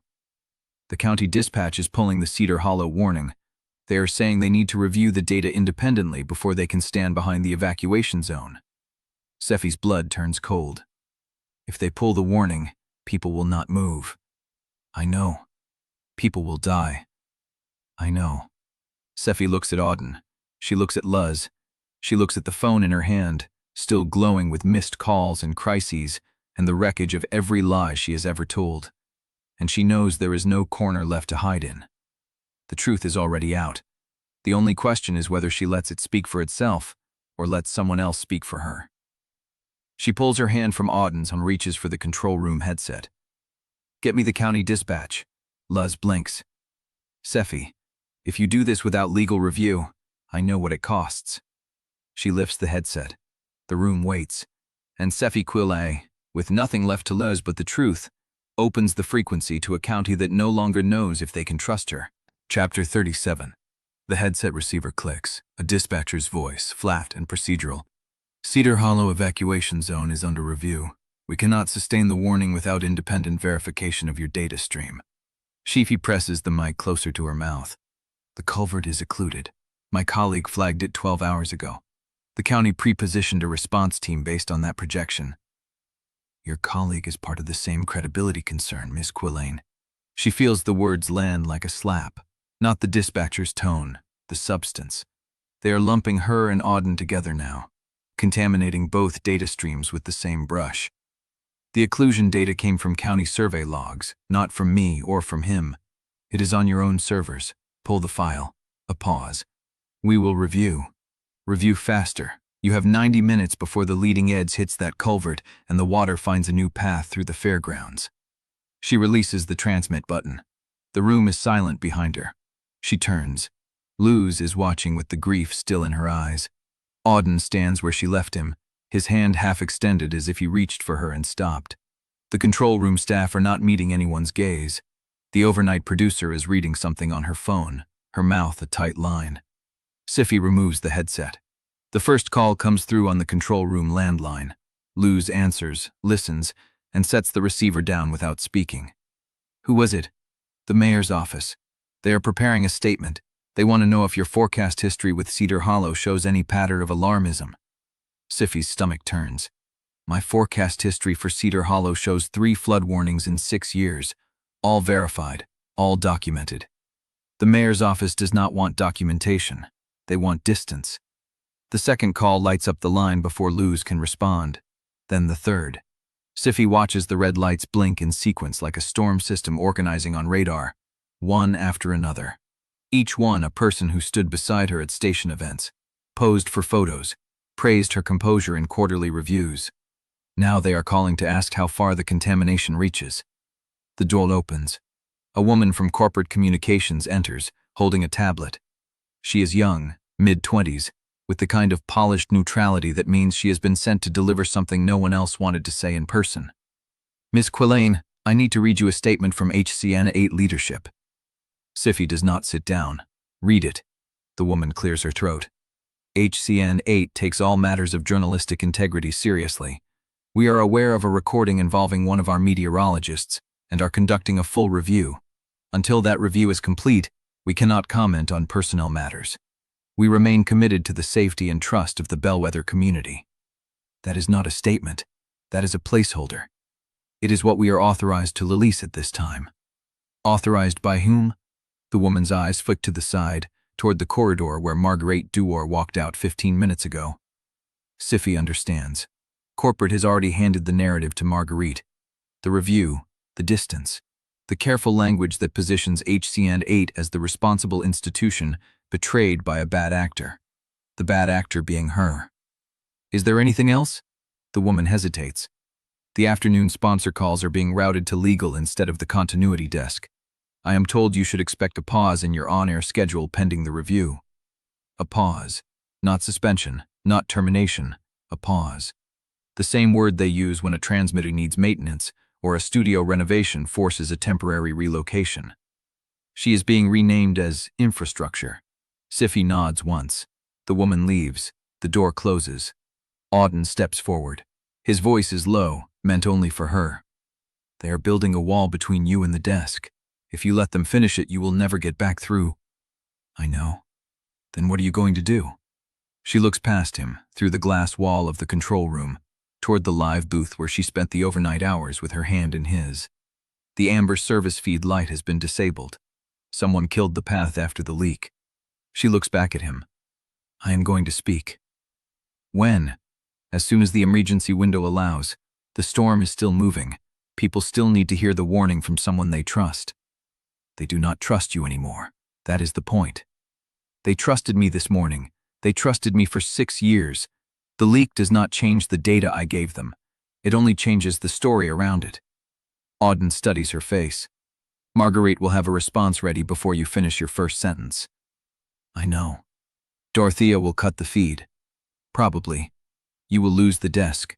She feels the weight of that. The desk her mentor handed her. The forecast window she built her life around. The city that woke with her voice. I already lost the desk, she says. I just did not know it yet. The control room phone rings again. Luz answers. Her face shifts. She holds the receiver out to Sephy. It is dispatch. Sephy takes the call. The dispatcher's voice is different now. Less flat, more urgent. Ms. Quillane, we pulled the COVID survey logs. Your occlusion data is consistent with our independent readings. We are reinstating the Cedar Hollow evacuation warning with your name attached as the originating source. Sephy closes her eyes. Thank you. Do not thank me. The county emergency director overruled the review board. She said she would rather stake her career on verified data than on institutional optics. Her words, not mine. Tell her I owe her one. Tell her yourself. She is on her way to the fairgrounds. The line goes dead. Sephy sets the receiver down. Auden is watching her with something new at his expression. Not patience, not judgment. Pride. You did not need me to cover for you. Not this time. The control room door opens again. Marguerite Dewar stands in the doorway, her severe bob catching the fluorescent light, the faint scar along her jawline visible. The board has reconvened, she says. They want to hear from you in person, not through legal, not through a statement. You. Sephy looks at the live booth, at the dark monitors, at the amber light that no longer blinks. Tell them I will be there when the storm clears, not before. Marguerite's eyes narrow. That is not a request you can refuse. Then I am not refusing it. I am delaying it.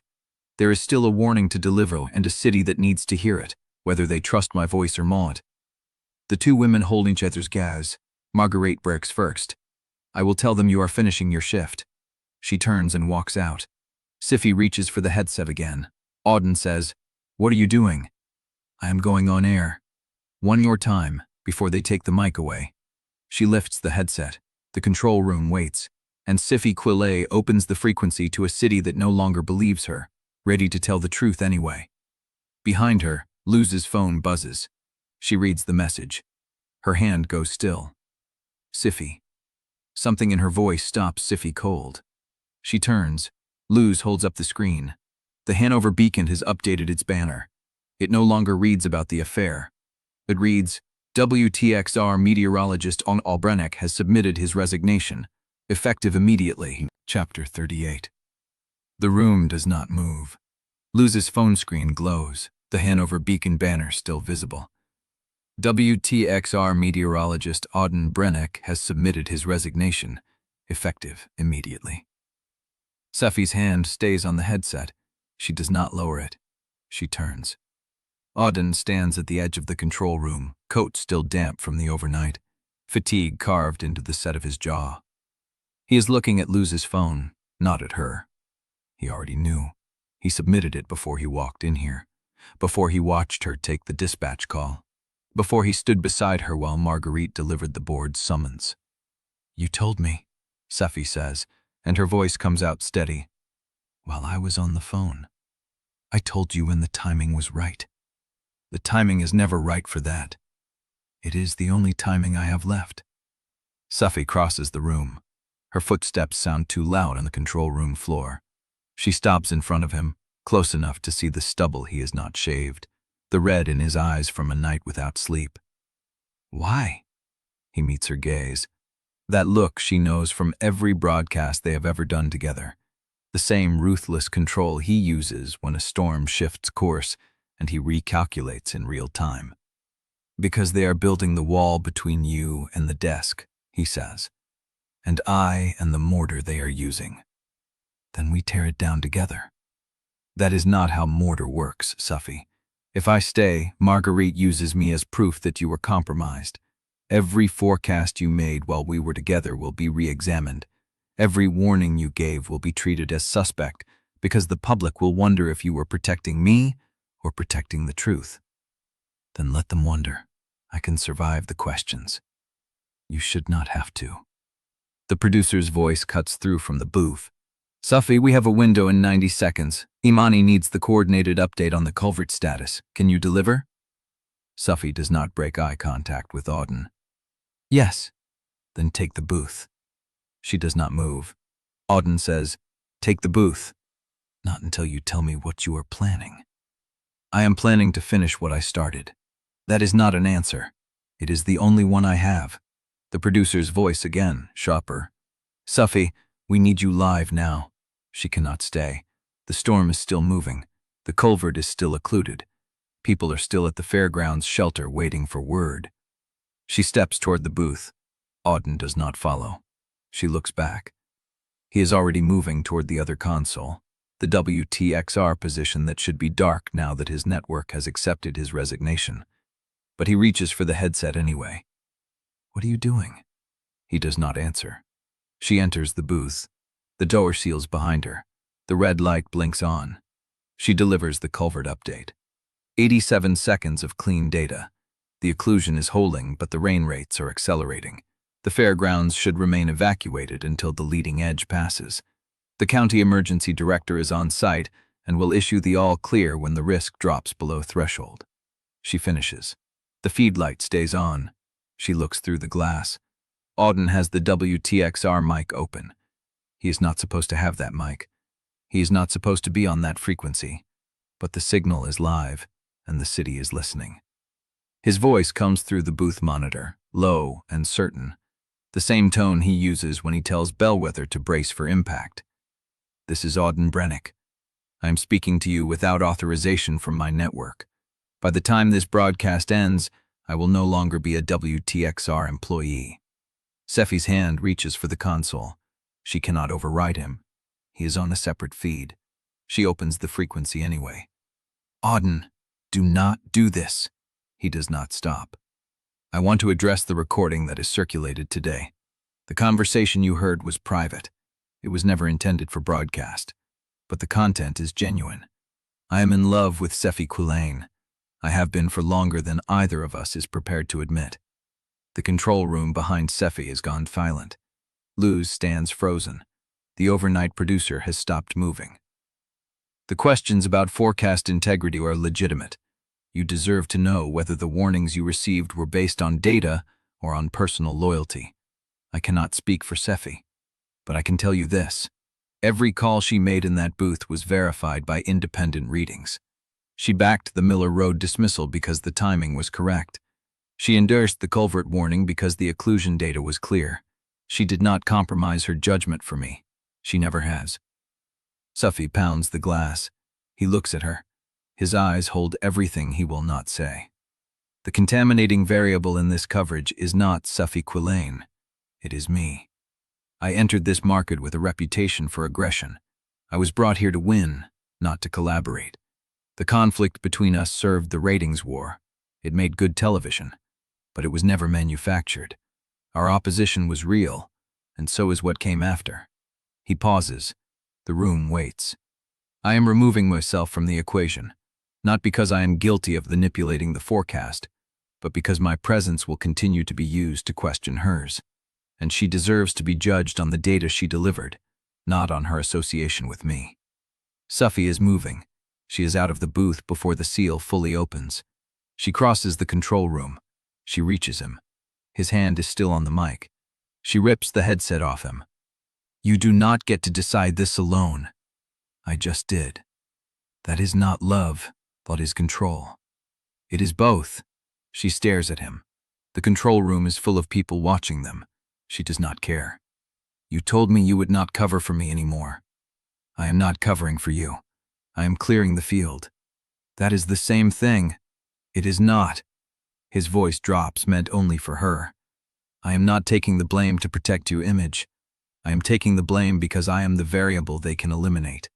If I stay, the scrutiny never lifts. If I go, you have a chance to rebuild on your own terms. I do not want to rebuild on my own terms. I want to rebuild with you. You cannot. Watch me. She reaches for the open frequency. The producer is shouting something. Luz is moving toward her. Sephy opens the mic, and before she can speak, the feed dies. The board, the network. Someone has killed the signal. Sephy stands in the silence, the dead microphone in her hand, and Auden is already stepping back, already becoming someone who is no longer on this side of the glass. Chapter 39. The dead microphone stays in her hand. The control room hums at a frequency she has never heard. No one moves. The overnight producer has his hands suspended over the board, frozen mid-reach. Luz stands at the console, her face a mask of damage control calculations running behind her eyes. Sephy's fingers curl around the mic. She can still feel the heat from his skin where she ripped the headset off him. Auden! His name comes out flat. Not a question, not a demand, just a sound she needs to make before the silence cements. He is already at the booth door, already reaching for the handle. She crosses the distance in 3 steps. I am not done. You are. He does not turn around. The board killed your feed. That means they are watching. That means they have already decided what happens next. Then let them watch me choose. He turns. His face holds the same expression he wore when he covered for her in the bunker. The same one he wore in the booth when he said her name for the first time without the rivalry between them. Love and finality, the same expression. Sephy, if you speak now, they will use it against you. Every word you say on this frequency will be reviewed, parsed, quoted out of context. They will frame your response as confirmation of collusion. They will say I confessed on your behalf because you were too compromised to speak for yourself. Then I will let them. No, he says it like a temperature reading, certain, irreversible. You will let them because you think it protects me. I know it does. It does not protect me. It takes my choice away. She sees something move behind his eyes, a crack, a hesitation. But then the glass door opens and the storm producer is there, tablet raised, voice clipped with emergency protocol. Rotation signature on the Cedar Hollow cell. County dispatch wants a live update in 90 seconds. Who is cleared to deliver it? Sephy opens her mouth. Luz's hand lands on her arm. Not you. The producer looks between them. I need a name. Luz's grip tightens. Sephy is on pause. The network statement was issued. If she appears on air before legal clears it, the liability shifts to the station. I do not care about liability. You will when the board makes you care. Luz's voice drops. I am trying to keep you from being fired before you can say anything that matters. The producer is still waiting. Auden steps forward. I will take it. You resigned, Sephy says. Technically, I am still in the building. My badge works until end of shift. Your resignation was effective immediately. He looks at her. Then they will have to cut the feed a second time. He did not wait for permission. He moves to the WTXR console, checks the transmitter status, and opens the line without a countdown. Sephy. She does not move. If you want to speak, you will find a way, but do not let them force a statement out of you under pressure. Say nothing until you have chosen the words yourself. He presses the talkback. The feed goes live.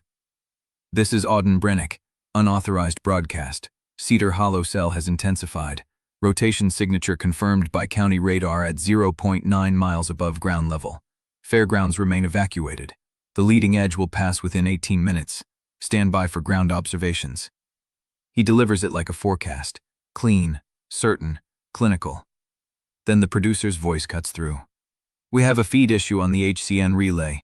The board authorized a temporary override to restore broadcast continuity, but we need a warm body in the booth until the signal stabilizes. Everyone looks at Sephy. The pause is still active. But the storm is real, and the city cannot hear the warning without a face on the screen.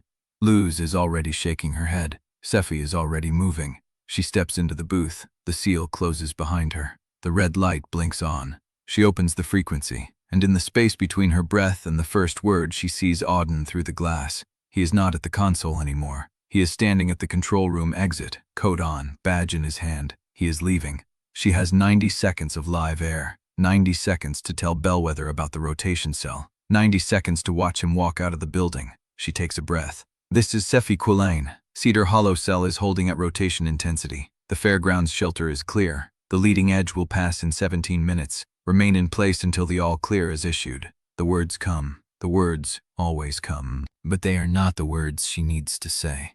Through the glass, she watches him push the door open. He does not look back. The door closes, and Sephy is still on the air. The producer's voice comes through her earpiece. Good. Hold that position. We are routing the HCN relay through your booth for the next 3 minutes. Stand by for a commercial break. I need to go. You are live in 30 seconds. I need to follow him. You are live in 15. She looks at the glass. He is gone. The truck in the loading bay will not start. She kicks the concrete floor. The engine turns over on the third try. She pulls out of the lot before the headlights fully illuminate, and the road ahead is empty in both directions. She does not know where he lives. She does not have his address. She only has the Larkspur code, the river apartment, the place they built between them, and the knowledge that he deactivated the code before he left. She drives anyway. The Rook is dark. The building is dark. The keypad glows red under her finger. Invalid entry. She presses the code again. Invalid. She presses it a third time, slower, as if precision will matter, as if he left a gap she can slip through. Invalid. She stands in the dark street, phone in her hand. No messages, no missed calls from him, no indication that he exists anywhere but inside the memory of the last hour. She calls Luz. He is gone. Who? Auden. He left the building. He is not at the apartment. I do not know where he went. A pause. Luz's voice comes back different. There is a note. A note where? Building porter at Larkspur. He said Auden dropped it off 2 hours ago. Before the confession. Before the resignation. Before any of it. 2 hours ago? He planned it, Sephy. He planned all of it. Sephy's hand tightens on the phone. What does the note say? I do not know. He will not give it to anyone but you. He said Auden was specific. For her. No one else. The porter is waiting when she reaches the lobby. He holds a plain envelope. No seal, no marking. She opens it in the elevator. Inside is a transit receipt, a county map, and a folded sheet of paper with 4 words in Auden's handwriting. Do not defend me with another lie. Chapter 40. She reads the words again. Do not defend me with another lie. The elevator doors open. The lobby is empty. The porter has retreated to his desk, eyes on a screen, pretending he did not deliver the envelope, pretending he does not know what she is holding. She steps out into the cold. The street is dark. The Rook runs black and silent beside the building. No cars, no footsteps, no sign that Auden Brennick ever stood on this pavement, ever pressed the code into her palm, holding a fake 499. Then, nothing. No destination marked. No return arrow. He has erased himself. She stands in the dark with the receipt and the map and the instruction and the cold air that smells like rain and the end of something she cannot name because she never had the courage to name it when it was still alive. Her phone buzzes. Luz. Sephy, where are you? Larkspur. You need to come back. The board is reconvening. They are waiting. Let them wait. Sephy. I am standing in the street where he left. I have a map and a bus receipt and a note telling me not to defend him. What do I say to the board, Luz? What do I tell them that will not be another lie? Silence. Then Luz's voice, quieter. Come back anyway. She does not want to go back. She wants to follow the map. She wants to get in her truck and drive the blue line until she finds him, until she catches him at the depot or the transfer station or some highway rest stop where he is sitting alone with a coffee and a window and the echo of everything he walked away from. But the note says, "Do not defend me." And he planned it. 2 hours before the confession. 2 hours before he stood at the console and told the whole city he loved her. He knew he would leave before he said the words. She folds the receipt, folds the map, slides both into her coat pocket next to the note. She gets in the truck. The drive back to Civic Square takes 11 minutes. She counts them. 1 minute for every day of the week he went cold. 1 minute for every silence she let stand between them. 1 minute for every lie she did not correct. The building is lit like emergency. Every floor, every window, every parking lot lamp burning white against the dark. The storm has passed. The rotation cell broke apart over open farmland. The fairgrounds shelter never took a direct hit, but the building does not know how to stop being urgent. She walks through the loading bay. The security guard looks at her and does not meet her eyes. The hallways are empty, but for the echo of her boots. The control room door is closed. Luz stands outside it, arms crossed, face carved from something harder than flesh. They are inside. Who? Marguerite, Dorothea, 2 board members, council. For both stations? For yours. She is not wasting time. Sephy stops at the door. Her hand does not rise to the handle. Did he make the bus? Luz's face shifts, just barely, a crack in the stone. I do not know. That is not an answer. That is the only answer I have. The depot processed his ticket at 5:47. He was on the platform. Beyond that, no one knows. No camera caught him boarding, no driver logged his name. He paid cash. He used a false $499 and a certainty that he did the right thing. She presses her palm to the glass. The cold bleeds through. She thinks of the note. Do not defend me with another lie. She thinks of what she would say if she were not holding out 4 words that feel like chains. She thinks of the truth she has never spoken out loud. The door behind her opens. Sephy, Luz's voice, quiet, careful. Motigrave Creed. 5 minutes, but she said if you walk, the network statement goes out with your name as the sole party responsible. Sephy does not turn. What else did she say? She said the board has already voted. Sephy's hand drops from the glass. What did they vote? Luz pauses.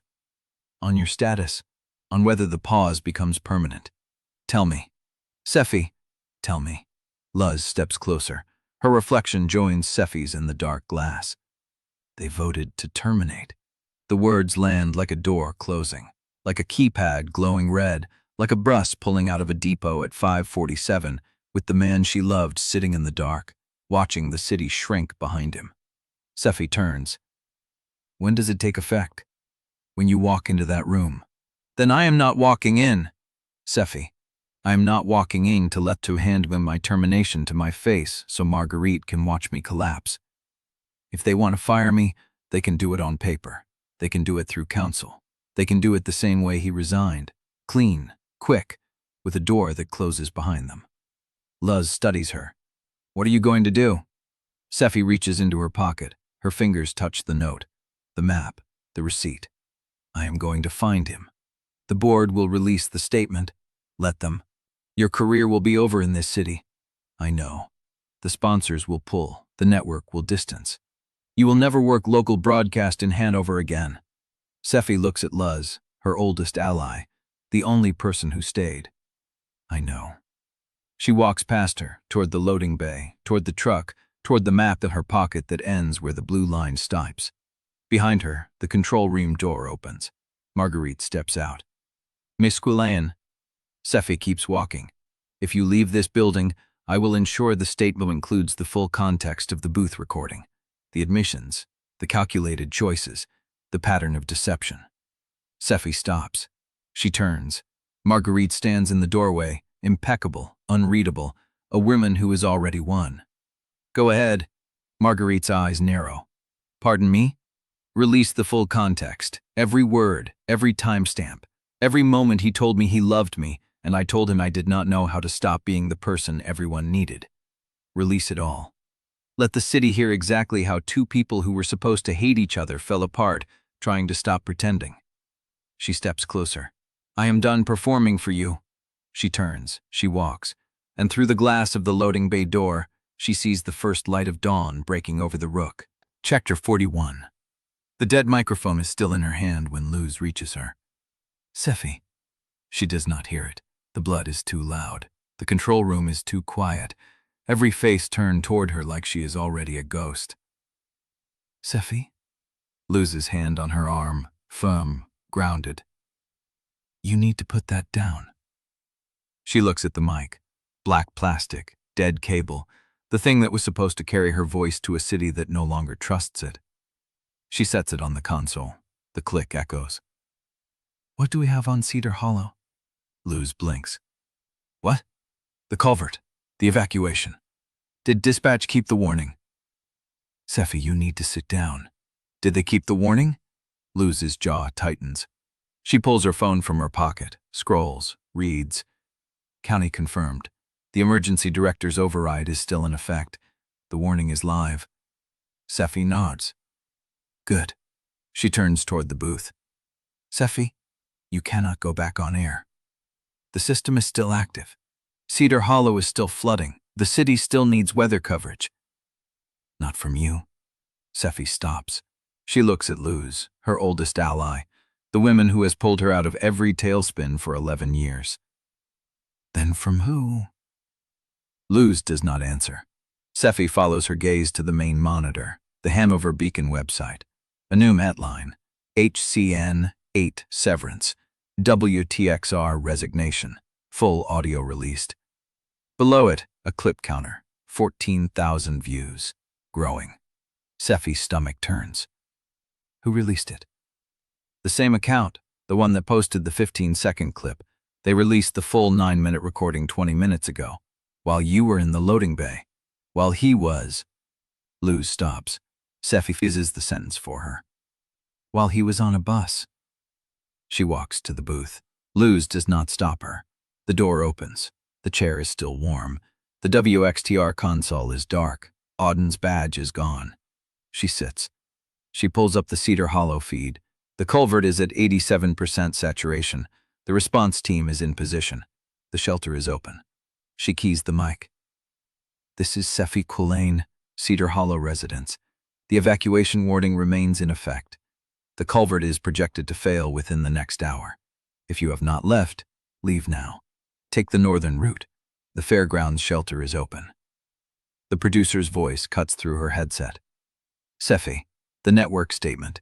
I am not reading the network statement. I am telling people to get out of a flood zone. If you want to kill the feed, kill it. But I am going to say this until you do. Silence. She keys the mic again. Cedar Hollow, one more time. The warning is real. The data is verified. If you are still in the zone, you need to move. I do not care what you think of me. I care that you are alive tomorrow. She releases the key. The feed stays live. She does not know if that is mercy or strategy. Behind her, the control room door opens. She does not turn. Sephy, Marguerite's voice, measured, controlled. You are off the air. The network has issued a statement. You are not authorized to broadcast. Sephy does not key the mic. She speaks to the glass. I just did. I will have security escort you out. I will walk out on my own. Sephy stands. She turns. Marguerite is in the doorway, flanked by 2 security officers who look like they would rather be anywhere else. I need my truck keys. Your personal property will be returned after the board meeting.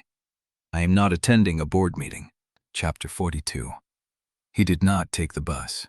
Sephy stares at the screen. The dawn is brighter now, spilling through the windshield, catching the edge of the map still crumpled in her hand. She types, Who is this? 3 dots appear, disappear, appear again. Then, someone who watched him get off at the Fairlawn overpass. He is walking north on the service road. He has no phone. He has no bag. He is wearing the same coat he walked out in. Sephy's chest tightens. Why are you telling me this? A longer pause this time. Then, because he is not running, he is waiting. The 3 dots stop. The message is read. She waits. No more come. She scrolls up. The number is the same one from Cedar Hollow, the same one from Chapter 11, the same one that told her the board session had shifted to server logs. She saves it. She does not reply. The engine is running. The map is in her hand. The blue line ends at the ridge, but the text says he is on the service road north of Fairlawn, which is not on the map, which means the map was a decoy, or a test, or a gift he knew she would not follow until someone told her not to. She puts the truck in gear. The city is waking up. She drives through Bellweather as the sodium lights click off and the sky turns the color of bruised linen. The streets are empty. The radio is off. She does not want to hear what they are saying about him, or about her, or about the 9-minute recording that 14,000 people have already heard. She drives toward Larkspur, not because she expects to find him there. The code is dead. The apartment is locked. But the text said he is walking north on the service road, and the service road runs parallel to the Rook, and the Rook bends past Larkspur before it hits the ridge, and if he is walking somewhere, and she needs to understand where. She parks at the curb. The building looks the same. Brick, iron railing. The light above the entrance is still burned out. She walks to the keypad. She does not try her code. She presses 0-2-1 anyway. Red. Invalid entry. She stands there, hand on the cold metal, breathing. The door does not open. A voice behind her. Ms. Quillane. She turns. The building porter is standing in the service alley, holding a cigarette and a ring of keys. He is older, maybe 60, with tired eyes and a slow way of moving that suggests he has seen too many things he was paid not to mention. He left something. Sephy's throat tightens. What? He came back, after the broadcast, before the bus. He came back here for maybe 4 minutes, went upstairs, came down, handed me in an envelope and said to give it to the next person who tried the door and got red. The porter takes a drag. I told him I did not know when that would be. He said you would be here before noon. Sephy stares at him. He knew I would come. He knew you would try the code. He said you would not be able to help it. The porter reaches into his coat pocket and pulls out a plain white envelope. No name, no address, just the paper. He holds it out. Sephy takes it. The envelope is unsealed. She opens it. Inside is a single key, brass, old, worn at the edges. Not a Larkspur key, not a building key. Something else. Something that has been carried a long time. No note, no words, just the key. She turns it over in her palm. The porter watches her. I do not know what it opens, he says.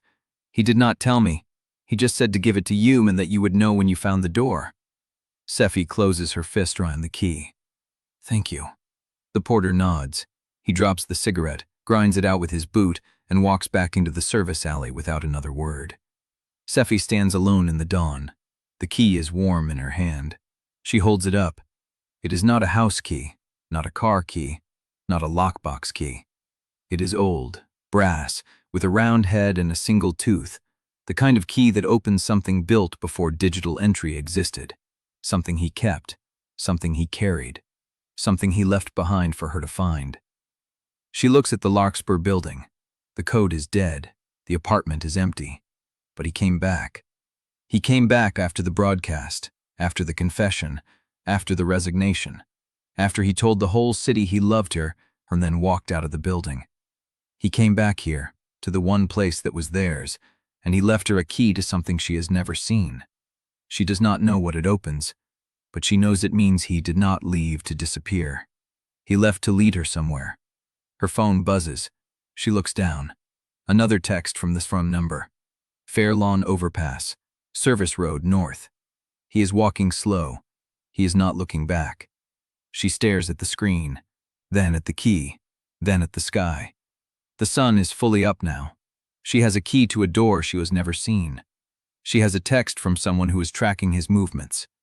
She has a map that ends at a ridge with no destination. She has a note that told her not to lie. She has no job. She has no audience. She has no idea where he is going, but she knows he is still in the city. She knows he is walking. She knows he left her a way to find the door when she is ready. She gets back in the truck. She puts the key in the cup holder where she can see it. She pulls up the map. The blue line ends at the ridge, but the text says walking north on the service road. The service road connects to the old transmitter site. The transmitter site is beyond the ridge. She puts the truck in gear. She does not know what she will find, but she is done waiting for someone to tell her where the door is. Chapter 43. She crosses the Rook before she decides to. The bridge, the brown water, the buildings on the far side that look like they have not changed since she first drove through this district 3 years ago. She is driving without remembering the turns. Her hands know the route even when her mind is still back in the truck cab with the key in the cup holder and the map on the passenger seat. She parks at the curb. The building looks the same. Brick, iron railing. The light above the entrance is still burned out. She walks to the keypad. She does not try her code. She presses 0-2-1 anyway. Red. Invalid entry. She stands there, hand on the cold metal, breathing. The door does not open. A voice behind her. "Miss Quillane?" She turns. The building porter is standing in the service alley, holding a cigarette and a ring of keys. He is older, maybe 60, with tired eyes and a slow way of moving that suggests he has seen too many things he was paid not to mention. He left something. Sephy's throat tightens. What? He came back. After the broadcast, before the bus. He came back here for maybe 4 minutes, went upstairs, came down, handed me an envelope and said to give it to the next person who tried the door and got red. The porter takes a drag. I told him I did not know when that would be. He said you would be here before noon. Sephy stares at him. He knew I would come. He knew you would try the code. He said you would not be able to help it. The porter reaches into his coat pocket and pulls out a plain white envelope. No name, no address, just the paper. He holds it out. Sephy takes it. The envelope is unsealed. She opens it. Inside is a single key, brass, old, worn at the edges. Not a Larkspur key, not a building key. Something else. Something that has been carried a long time. No note, no words, just the key. She turns it over in her palm. The porter watches her. I do not know what it opens, he says. He did not tell me. He just said to give it to you and that you would know when you found the door. Sephy closes her fist around the key. Thank you. The porter nods. He drops the cigarette, grinds it out with his boot, and walks back into the service alley without another word. Sephy stands alone in the dawn. The key is warm in her hand. She holds it up. It is not a house key, not a car key, not a lockbox key. It is old, brass with a round head and a single tooth, the kind of key that opens something built before digital entry existed, something he kept, something he carried, something he left behind for her to find. She looks at the Larkspur building. The code is dead, the apartment is empty. But he came back. He came back after the broadcast, after the confession, after the resignation, after he told the whole city he loved her and then walked out of the building. He came back here, to the one place that was theirs, and he left her a key to something she has never seen. She does not know what it opens, but she knows it meant he did not leave to disappear. He left to lead her somewhere. Her phone buzzes. She looks down. Another text from the same number. Fairlawn Overpass, Service Road North. He is walking slow. He is not looking back. She stares at the screen, then at the key, then at the sky. The sun is fully up now. She has a key to a door she has never seen. She has a text from someone who is tracking his movements. She has a map that ends at a ridge with no destination. She has a note that told her not to lie. She has no job. She has no audience. She has no idea where he is going. She knows he is still in the city. She knows he is walking. She knows he left her away to find the door when she is ready. She gets back in the truck. She puts the key in the cup holder where she can see it. She pulls up the map. The blue line ends at the ridge, but the text says he is walking north on the service road. The service road connects to the old transmitter site. The transmitter site is beyond the ridge. She puts the truck in gear. She does not know what she will find, but she is done waiting for someone to tell her where the door is. Chapter 44. The phone rings before she reaches the end of the block. Sephy glances at the screen. Dorothea. She lets it ring. 3 rings. 4. The truck idles at the curb. the brass key catching light in the cup holder, the math folded on the passenger seat with the blue line pointing north. The fifth ring is still going when Dorothea's name disappears and a new call replaces it. Network Council. The direct line. Sephy's hand hovers over the gear shift. She could keep driving. The service road connects to the transmitter site in maybe 20 minutes if the gravel holds. She could be there before the sun burns the mist off the ridge. She could find him. The phone buzzes again. This time it is Luz. She answers. "Don't head up," Luz says. "I know you are in the truck. I know you have the key. I know you want to drive north and not stop until you find him." "Then why are you calling?" "Because Dorothea is standing in my control room with Network Council and a draft statement that blames you for everything and names Auden as a contaminated source. They want you in a room in the next 15 minutes or they release it without your input."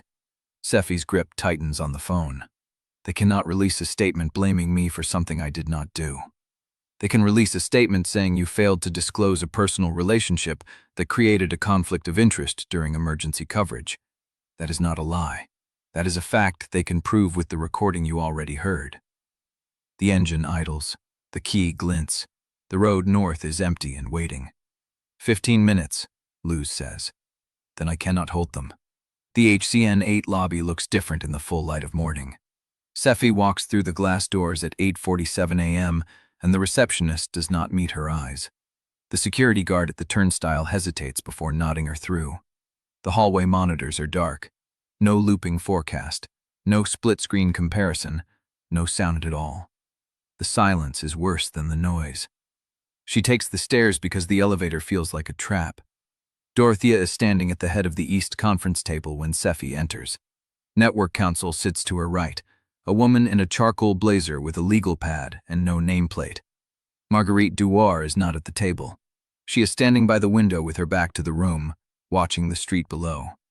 Sephy stops at the threshold. "I thought this was a strategy session."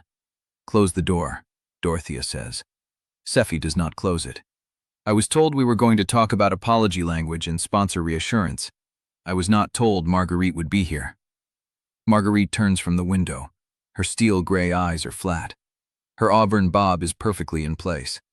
The scar along her jawline catches the fluorescent light. "I am here because the board asked me to observe. The board does not get to ask you to do anything anymore. You are a consultant. I was terminated. There is nothing left for you to observe." Marguerite does not react. "Close the door," Dorothea says again, harder, "or I will close it for you." Sephy stands in the frame for 3 more seconds. Then she reaches back and pulls the door shut. Network Council goes first. Her voice is measured, practiced, the tone of someone who has delivered bad news in windowless rooms 100 times.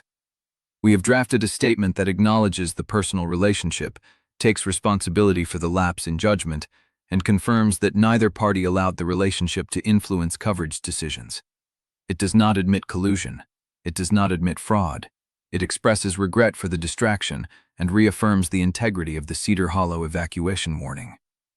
Sephy reads the printed page. Council slides across the table. The words are smooth. They are clean. They are almost true. "You want me to sign this? We want you to read it on camera. We want you to look at the audience you built and tell them you are sorry for keeping a secret that should not have been kept. And Auden." Council's expression does not change. Mr. Brennick is no longer affiliated with either station. His name appears only in the factual timeline. He is not quoted, not blamed, and not defended. Sephy looks at Dorothea. "This is the best you could do." Dorothea's jaw tightens. "This is the best anyone could do. You had a secret affair with a rival meteorologist while the network was in merger negotiations. You let that affair continue during live emergency coverage. You let your ex-boyfriend believe he was part of a reconciliation narrative. The recording does not lie, Sephy. The only question is whether you get ahead of the story or let the story bury you." "Bury me for what?" "For falling in love with someone the network hired to replace me." The words land hard. Dorothea flinches. Network Council writes something on her pad, and Marguerite Dewar speaks from the window without turning around. "That is not the question, Ms. Quillane. The question is whether you knew the relationship was being recorded and said nothing. The question is whether the leak was useful to you and you let it happen, because exposure, once inevitable, became a weapon you could aim at the merger. Sephy's blood goes cold. I did not know about the recording. No one is asking you to prove that. But the draft statement does not mention the leak source. It does not ask who accessed the booth archive. It does not investigate the facility's credentials used to pull the file. It simply asks you to apologize and move on. Marguerite turns. Her eyes are flat. That is a gift, Ms. Quay. I would take it. Sephy looks at the statement again. The words blur. She thinks of the brass key in the cup holder of her truck. She thinks of Auden walking north on a service road without his phone or his bag. She thinks of the anonymous texter who told her where to find him. She thinks of the server logs Nikhil warned her about, the ones that could prove someone inside Bellweather accessed the booth archive before the leak went public. She thinks of silence. Silence now would be complicity. Silence now would mean she sat in this room, signed a paper, read a script, and let the person who set her up walk away clean, while Auden took the fall and the city moved on. She looks up. What do you know about the leak source? Dorothea's expression does not change. Network Counsel keeps writing. Marguerite tilts her head. I know that the facility's vendor 499 used to access the booth archive belongs to a contractor who has done work for every station in this building for the last 7 years. I know that the access logs show a single pull at 3:12 a.m. on the morning of the storm marathon. I know that the person who created the anonymous posting account did so the day before you and Mr. Brennick entered the booth together. She pauses. I also know that the vendor 499 was logged out of the system at 3:14 a.m. and has not been used since. Sephy's stomach drops. Someone inside this building planned this. Marguerite does not confirm. She does not deny. She simply watches. The statement is ready for you to read in 30 minutes, Ms. Quillane. I would advise you to use that time wisely. Sephy stands at the table. The paper is in her hand. The words are smooth. They are clean. They would save her career, or what is left of it. They would let the network move on. They would let the sponsors return. They would let the audience forget. But they would not let Auden come back. They would not let the truth out. And they would not touch the person who set the trap. She looks at Marguerite. If I sign this, I am protecting someone who set me up. You are protecting yourself. That is the only protection you can still afford. Sephy's hand closes around the paper. The edge cuts into her palm. She thinks of the key. She thinks of the service road. She thinks of Auden walking north, not looking back, leaving her a way to find the door that she was ready. And she realizes. The door is not at the transmitter site. The door is here. The door is the choice she makes in the next 30 seconds. She sets the paper down. Get me the access logs, she says, the full chain, from the booth to the posting, or I do not read a word of your statement. Marguerite's expression does not change, but her jaw tightens, and Sephy knows. She just made a war she cannot win alone. She also knows she just became someone Auden might actually want to find. Chapter 45. The control room is dim when Sephy steps through the door. Luz is alone at the console, her silhouette outlined by the glow of 4 monitors running the overnight loop. Cedar Hollow radar, the county dispatch log. The Handover Beacon homepage with Sephy's face beneath the headlines she has not read. The draft statement is still in Sephy's hand. Luz does not turn around. I heard you refused to sign. I heard you have been sitting in the dark for an hour. Luz's shoulders shift. A breath. Then she swivels the chair and Sephy sees what she has been looking at. A timeline. Every access event on the emergency booth channel from 8:14 p.m. to 3:12 a.m.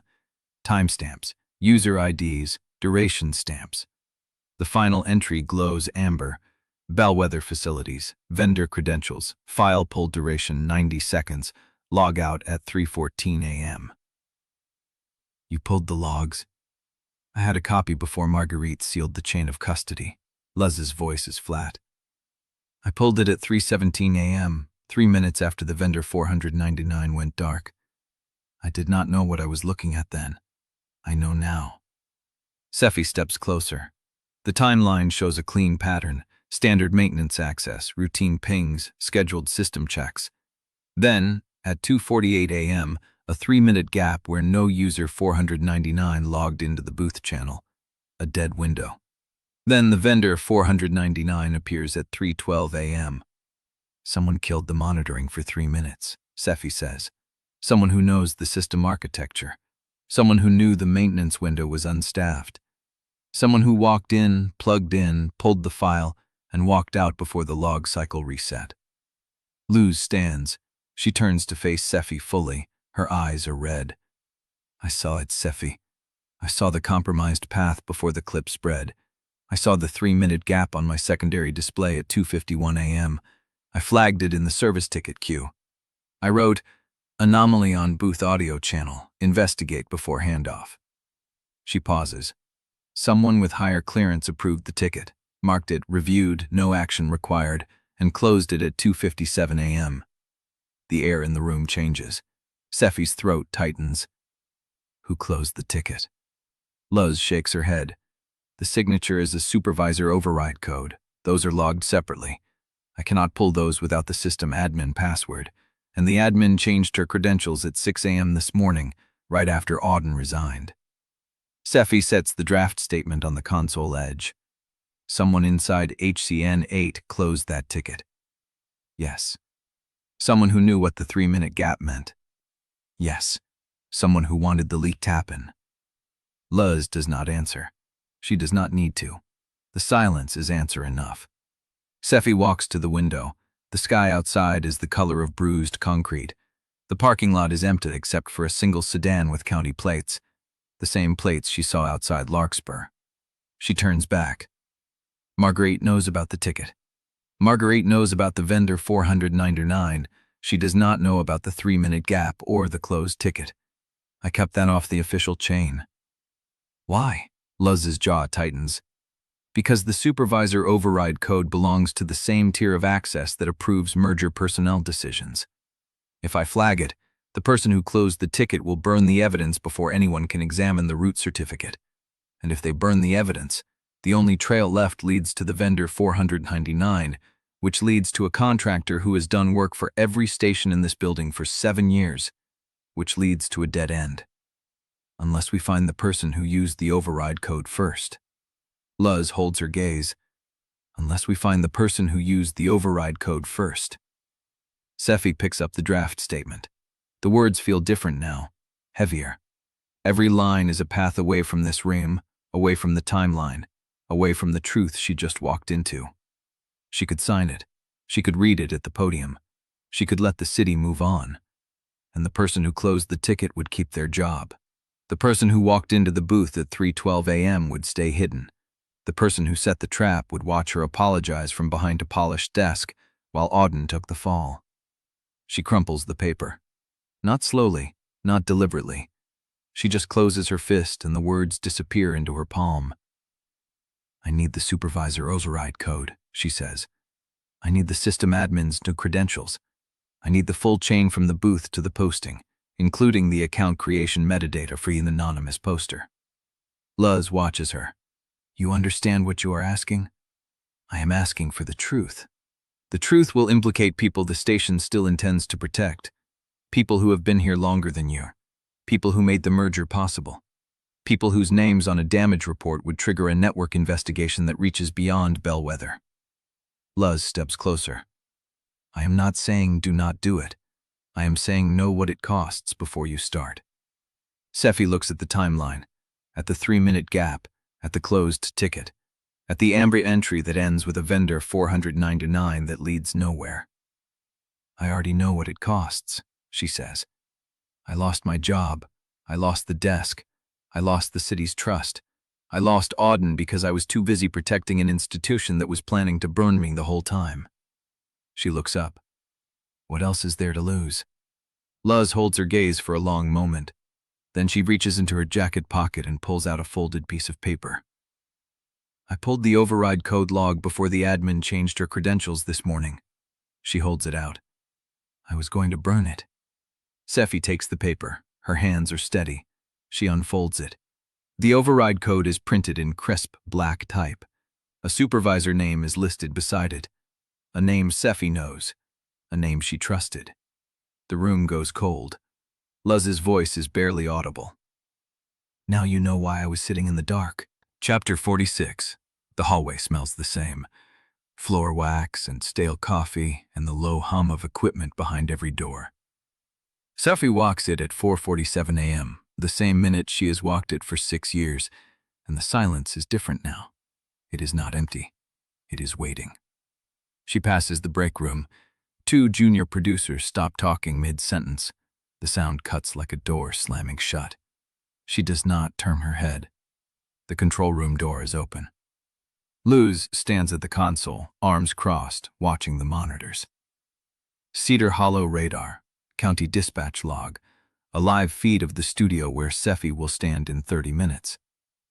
"Statement is in your folder," Luz says without turning. "Dorothea's office approved it at midnight. You read it exactly as written. No deviations." Sephy picks up the folder. 3 pages, single-spaced. "Who wrote it?" "Network Counsel." "Did you review it?" "I flagged 4 paragraphs that implied admission of deliberate deception rather than poor judgment. They removed 2. Sephy flips to the final page. The approved closing line reads, "I am committed to regaining the trust I have compromised and to ensuring that my private choices never again interfere with my public duty." She sets the folder down. It does not name Auden. It does not need to. He resigned to protect me. The least I can do is say his name. Luz turns. Her face is pale in the monitor light. If you say his name, the headline tomorrow is, "Sephy Quillane defends disgraced rival." Not, "Sephy Quillane takes responsibility." The statement was designed to let you survive. Saying his name undoes that. Survive for what? For the next forecast, for the next storm, for the city that still needs someone to tell them when to leave. Sephy looks at the timeline still pinned to the console edge. The 3-minute gap, the closed ticket, the name on the override code log. "Let me see the script." Luz hands her the prompter notes. The words are clean, professional, removed. She could read them. She could stand at the podium and let the teleprompter carry her through. She would still be lying. The booth is cold. Sephy sits in the same chair she has sat in for 6 years. The same lights, the same counter, the same monitor reflecting her face back at her. The on-air light is dark. She has 2 minutes. She slides the script onto the counter, opens it to the first page, reads the opening line. "Good morning, Bellweather. I am Sephy Quillane, and I have something I need to say to you directly." She closes the folder. The producer's voice crackles through her IFB. 30 seconds, Sephy. You ready?" She touches the spot behind her left ear. The crescent tattoo, a thing she chose in a different life when she believed she could keep the private and the public separate. "Yes." The light turns amber. She smooths her blouse, straightens her spine, watches the monitor shift from black to live, and then she is on. "Good morning, Bellweather." Her voice sounds foreign in her own throat. "I am Sephy Quillane. I have been your morning forecast anchor for 6 years. I have stood here through tornado warnings, flash floods, ice storms, and heat emergencies. I have told you when to leave and when it was safe to stay. I have never lied to you about the weather." She pauses. The prompter scrolls. She does not read it. The weather was never the lie. The producer's voice spikes in her ear. "Sephy, stick to the script. The lie was me. The version of myself I showed you was not false, but it was incomplete. I made choices in my private life that I was afraid to let you see. I told myself it did not affect the forecast. I told myself the separation was clean." She breathes. The prompter is still scrolling. She ignores it. It was not clean, and the person who paid the highest price for that separation is not standing at this desk today. The producer is shouting now. "Sephy, do not name him! Do not name him!" She does not name him, but she does not look away from the camera. "I cannot undo what I broke. I cannot promise you will trust me tomorrow, but I can promise you this. I will never again ask a private person to carry the weight of my public choices.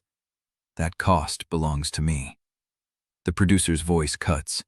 The on-air light stays amber, and Sephy realizes she has stopped reading entirely. The silence stretches. The monitor shows her face, pale and still, with the city watching from the other side. She picks up the script, reads the approved closing line. The words taste like dust. I am committed to regaining the trust I have compromised. Thank you for listening. The light goes red. The control room is silent when she walks in. Luz is standing at the console, hands flat on the surface, staring at the monitor replaying the last 2 minutes. You went off script. I did. You did not name him. I did not. You also did not name anyone else. Sephy looks at the timeline still pinned to the edge of the console. The closed ticket, the override code, the name she trusted.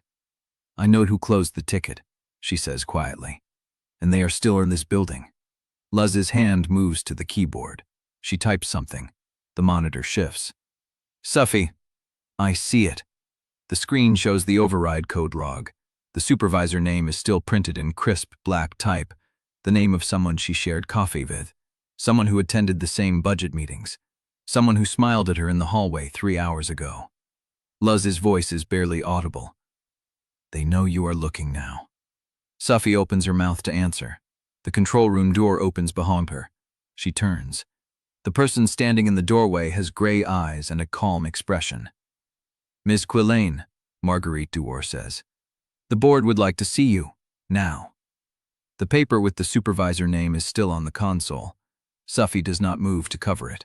She does not need to. Marguerite's eyes have already found it, and the smile on her face is not a smile at all. Chapter 47. The corridor outside the control room is empty. Sephy walks toward the conference room where the board is waiting. Her heels click against the tile. Each step feels like it belongs to someone else. Sephy. She stops. Pierce is standing at the end of the hall, hands in his pockets, collar open. He looks like he has been waiting a long time. He does not approach. I saw the broadcast, he says. The whole thing, not just the clip. She waits. I also saw the headline that came after, the one they are drafting in the back office. What headline? Pierce's jaw tightens. HCN-8 anchor admits orchestrated deception. Sources confirm relationship compromised storm coverage. They are running it at noon. Sephy feels the words land like a second termination. That is not what I said. I know. His voice is quiet. But it is what they will print. By the time the correction runs, if it runs, the damage will be done. She looks past him, down the corridor toward the conference room door. Marguerite is already inside. The board is waiting. Why are you here, Pierce? He steps closer. Not close enough to touch, close enough to see. Because I watched you go on air without a script and tell the truth. I have known you for 7 years. I have never seen you do that, not once. She does not answer. You want to know why I came? I came to ask you something, and I need you to answer me honestly. Ask. Pierce holds her gaze. Are you going to walk into that room and let them carve you apart for the crime of finally being honest? Or do you want someone in your corner who knows how the machine works? She studies his face.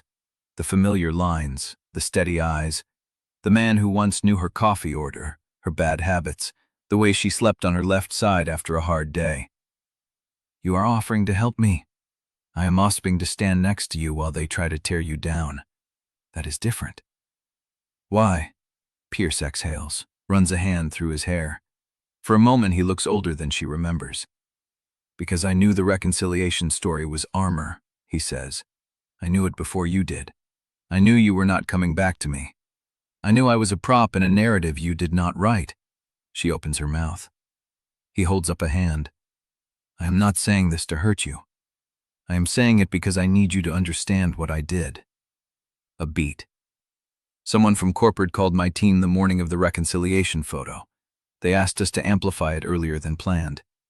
They told my producer it was a priority for merger optics and that cooperating would protect both our positions. Sephy's blood goes cold. Who? I do not have a name. It came through the network assignment desk, but the timing was specific. They wanted it live before the noon news cycle on the day of your board review. She thinks back. The reconciliation photo dropped the same morning Marguerite showed the dawn photograph to the board. The same morning everything started to tilt. They used you, she says. I let myself be used. Pierce's voice is raw. I told myself I was protecting you. I told myself if the narrative was already being written, I should at least make sure you were not hanging alone. But I also told myself it might bring you back. He looks at her.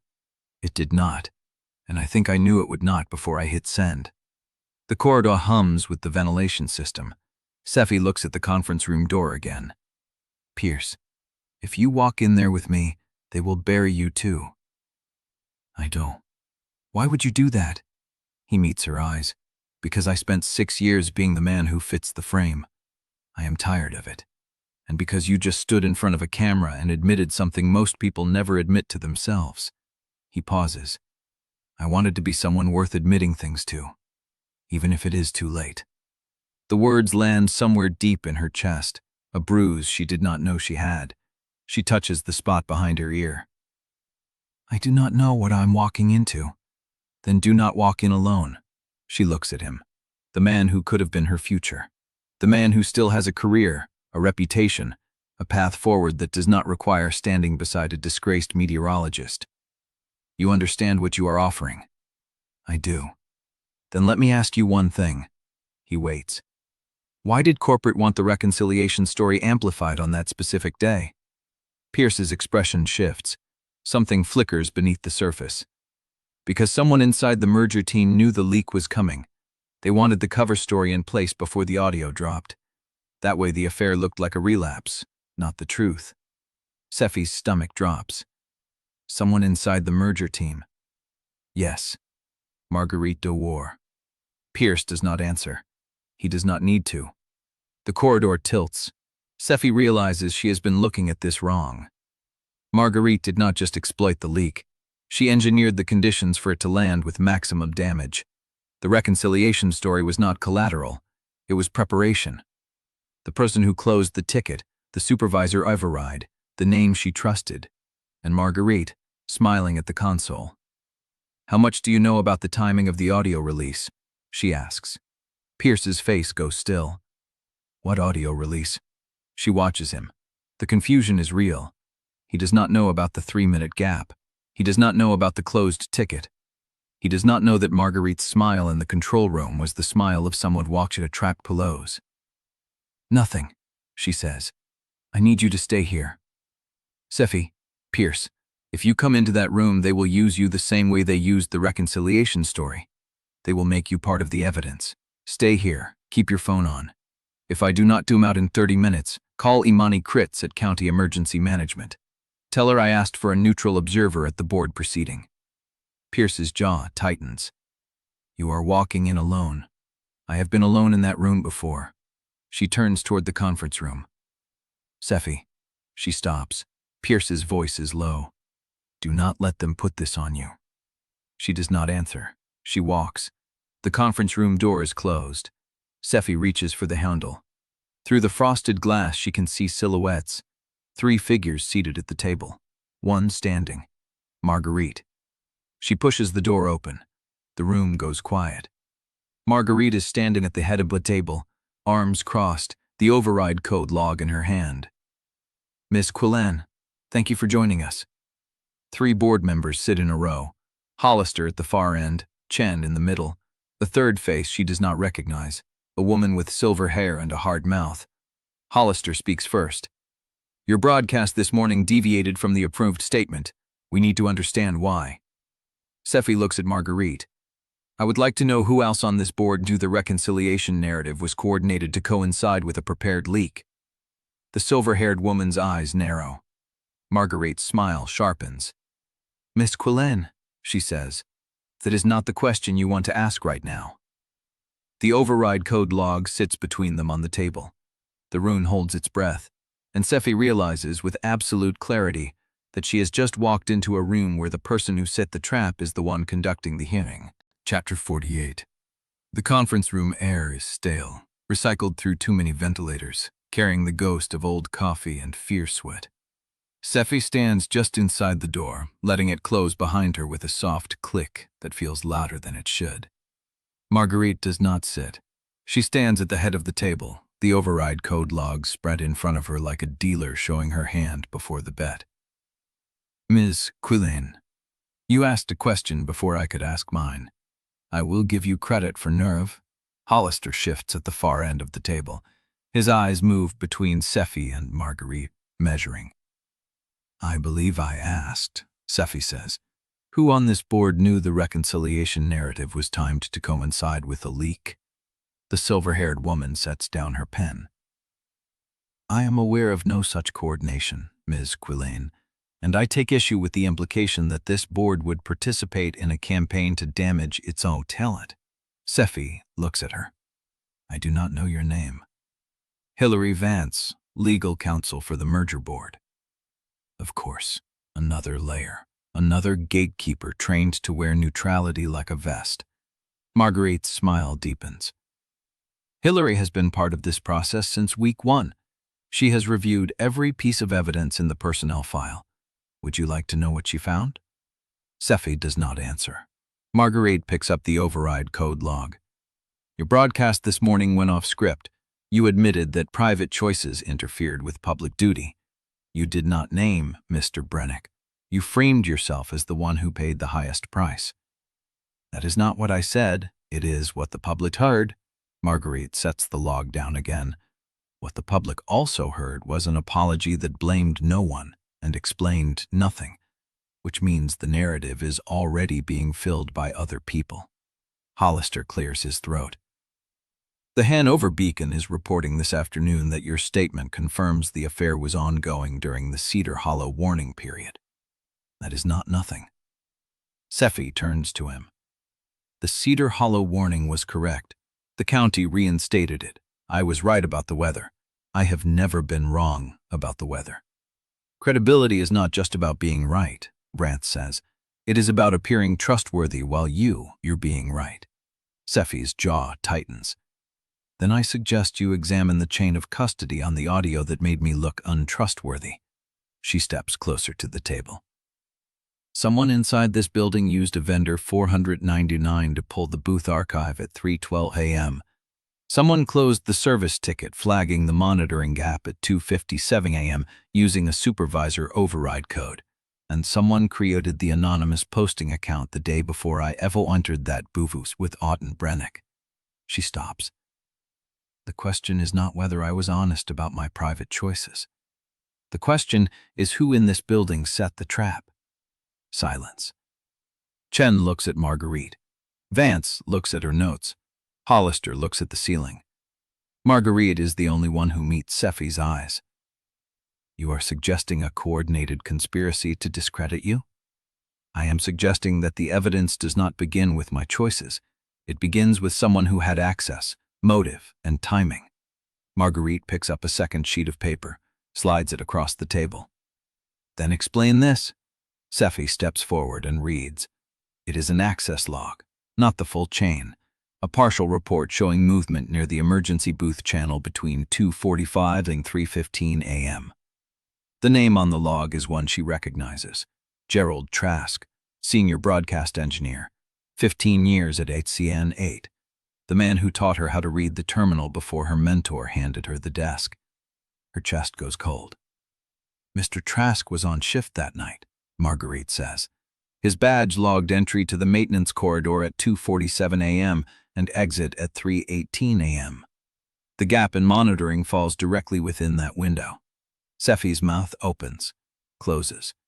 Gerald. She has known him since her first year at the station. He fixed her microphone during her first live hit. He stayed late to walk her through the radar refresh protocol. You are telling me Gerald Trask pulled the audio. I am telling you his badge was logged in the corridor during the relevant window. The vendor 499 that accessed the archive at 3:12 a.m. belongs to a contractor who has done work for every station in this building for 7 years. That contractor was not on site that night. Marguerite's voice stays flat, which means someone used to obtain a credential from inside the building. And the most likely person with physical access, technical knowledge, and a badge record is your senior engineer. Sephy stares at the log. Gerald, the man who asked about her mother's recovery last month. The man who brought her coffee before the Cedar Hollow broadcast. I want the full chain of custody. You have the portion that matters. I want the unlock code for the terminal log. I want the contractor's employment records. I want the building security footage from the maintenance corridor that night. Marguerite shakes her head. You are no longer in a position to make demands, Miss Quillane. You are in a position to answer questions. Hollister leans forward. Miss Quillane, did Gerald Trask have any reason to act against you? Sephy's mind races. Gerald has no grudge, no connection to Marguerite, no stake in the merger, unless someone told him to do it, unless someone gave him a reason. I do not believe he acted alone. Belief is not evidence, Vance says. Neither is a partial log that points at one person while hiding the person who ordered the access. Marguerite shakes her head. We convince from the ideas with the contractors are possible. The dive's belief the every sees that the anxiety ideal has Claire 12, slad from a massive OS, her first ideal, successful, honest guys, follow him. Should abide. List the cane, pleving the entire strabble. Sephy chested the audio of Overflow. The legative analities, the blog, cleared in the judgment as best lub, could have super funding ideal under as a piece. The sofa in all siles misers, slaw colden seconds like this vary. Servan moke. The witchens has crobbed literally a corrective nask, multness wildos a servly, which his mouth faithfully went through a sen affection flash beak, is a good wog, Jim? A young wanted to that to moke as pronounced Saris a couple blight. Father Trester light prost shed. Tell me the ethics review for a consultant who sat on evidence of a closed ticket while letting an innocent broadcast engineer take the blame. Tell me the process for investigating a trap before the person who walked into it is destroyed. She stops. Because if this board is only interested in punishing the person who trusted the wrong colleague, then this is not a hearing. It is a performance. The silence stretches. Marguerite's hand rests on the override code log. Vance's pen is still frozen.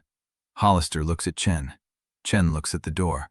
And Sephy realizes, with a cold wash of certainty, that she has just made this personal. Chapter 49. The door closes behind her and the corridor is empty. No security, no Pierce, no audience for her exit. Sephy walks past the conference room windows without looking in. Her footsteps echo off the polished floor. The building feels hollow, a shell someone already stripped of its useful parts. She reaches the stairwell before her phone buzzes. Nikhil, Fair Lawn Service Road, North End. The transmitter site. No explanation, no greeting. Just coordinates and a statement she already knows. She types back, "How long have you been there?" The reply comes in 4 seconds. Long enough to know you would come. The truck is still in the lot where she left it. The key is still in her cup holder beside the folded map. The brass key sits next to it, cold against the plastic, a weight she has not yet tested. She drives north. The service road is worse than she remembers. Gravel gives way to dirt. Dirt gives way to ruts frozen hard from the last cold snap. The headlights catch nothing but weeds and the occasional rusted guardrail post. The map is open on the passenger seat. The blue line ends at a ridge. No destination, no label. But the road keeps going. She follows it. 20 minutes past Fairlawn, the pavement breaks apart entirely. The truck lurches through a washout that must have been a creek once. The headlights sweep across a chain-link gate, sagging on its hinges, padlock dangling open like someone was expected. She drives through. The transmitter site rises out of the dark like a skeleton. 3 towers. A concrete block building with boarded windows. A satellite dish canted at an angle that suggests no one has maintained it in years. And a single light. It glows from the side of the building, a pale rectangle where a door stands open. Sephy kills the engine. The silence rushes in. She takes the brass key from the cup holder. It fits her palm the way Auden's touch used to fit her wrist, an unfamiliar weight that already knows where it belongs. She walks toward the light. Nikhil is sitting on an overturned equipment crate, laptop open on his knees, glasses catching the screen glow. He does not look up. "You took the scenic route." "Traffic," she says. "At 11 p.m. Board hearings." That makes him look. His eyes move over her face, measuring, cataloging. Whatever he finds does not change his expression. You looked how I expected. How did you expect? Like someone who walked into a trap and decided to keep walking anyway. She steps past him into the building. The interior is worse than the exterior. Dust coats every surface. Cables hang from the ceiling like dead vines. A rack of equipment stands against the far wall, lights dark, fans silent. But one unit is alive. A small relay box, newer than everything else in the room, hums quietly in the corner. A single green LED blinks at steady intervals. Nikhil follows her gaze. That is what you came to find. What is it? Emergency overflow relay.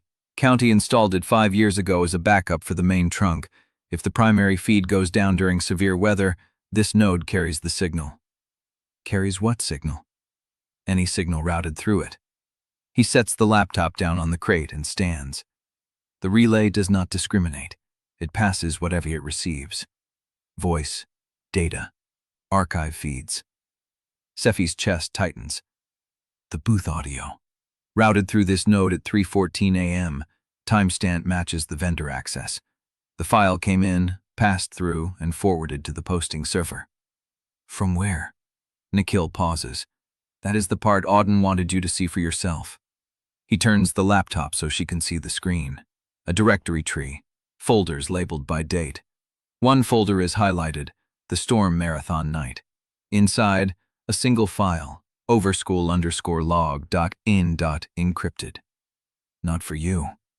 He reaches into his jacket and pulls out a folded piece of paper. Auden left this with the key. He said you would find both before the trail went cold. She takes the paper. The handwriting is his, sharp, precise, unforgiving. The relay log shows every transfer that passed through this node for the last 6 days. The file that fed the posting server came from an internal address, not a vendor terminal. Someone inside HCN 8 pushed it. I pulled the log before I walked out. The address is blacked out on the screen version. The full log is in the encrypted file. The password is the date of the blackout. Sephy stares at the words. The blackout. The night at the river apartment.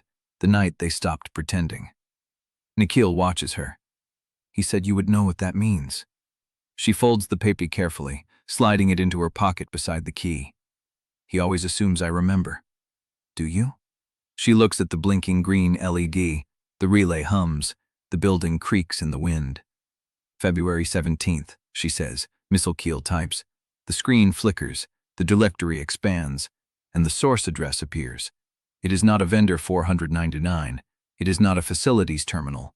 It is an internal HCN 8 routing label. One she recognizes.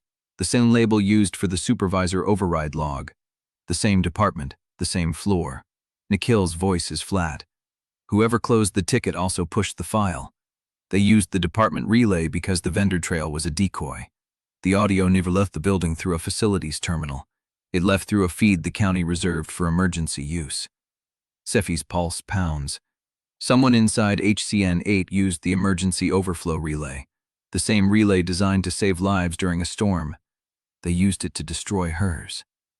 The department routing label, she says slowly. Can you trace it to a specific desk? I can try, but I need access to the station's internal network map, and my clearance was suspended this morning.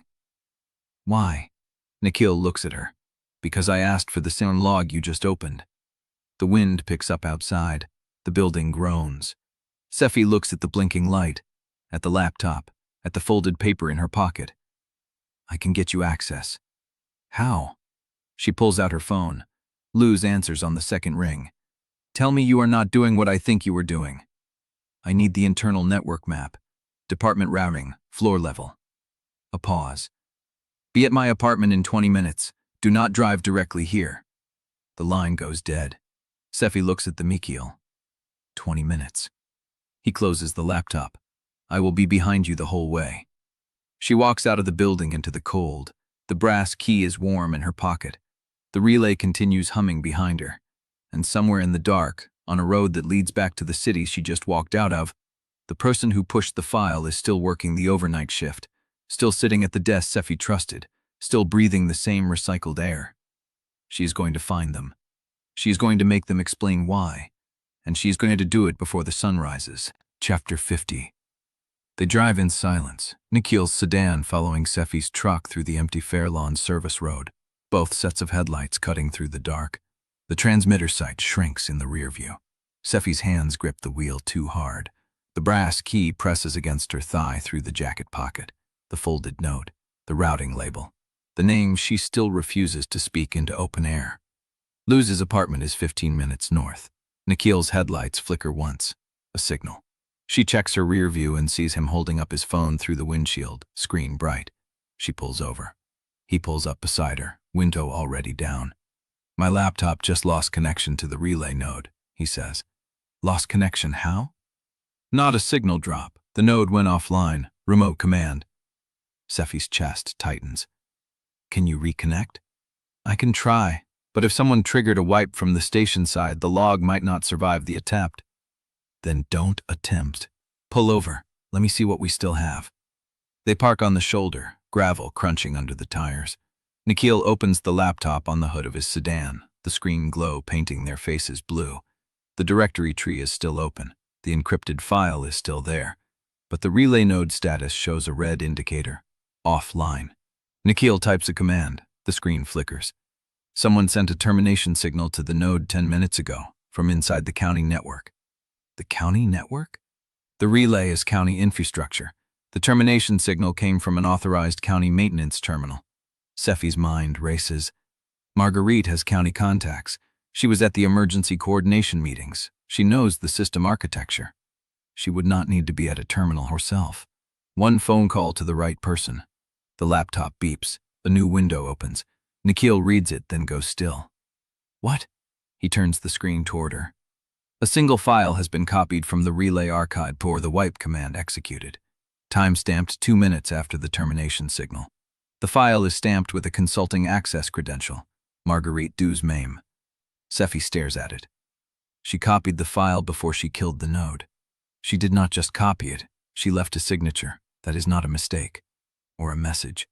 Nikhil pulls up the file metadata. The clip inside is 7 seconds long, not the full booth recording, a segment.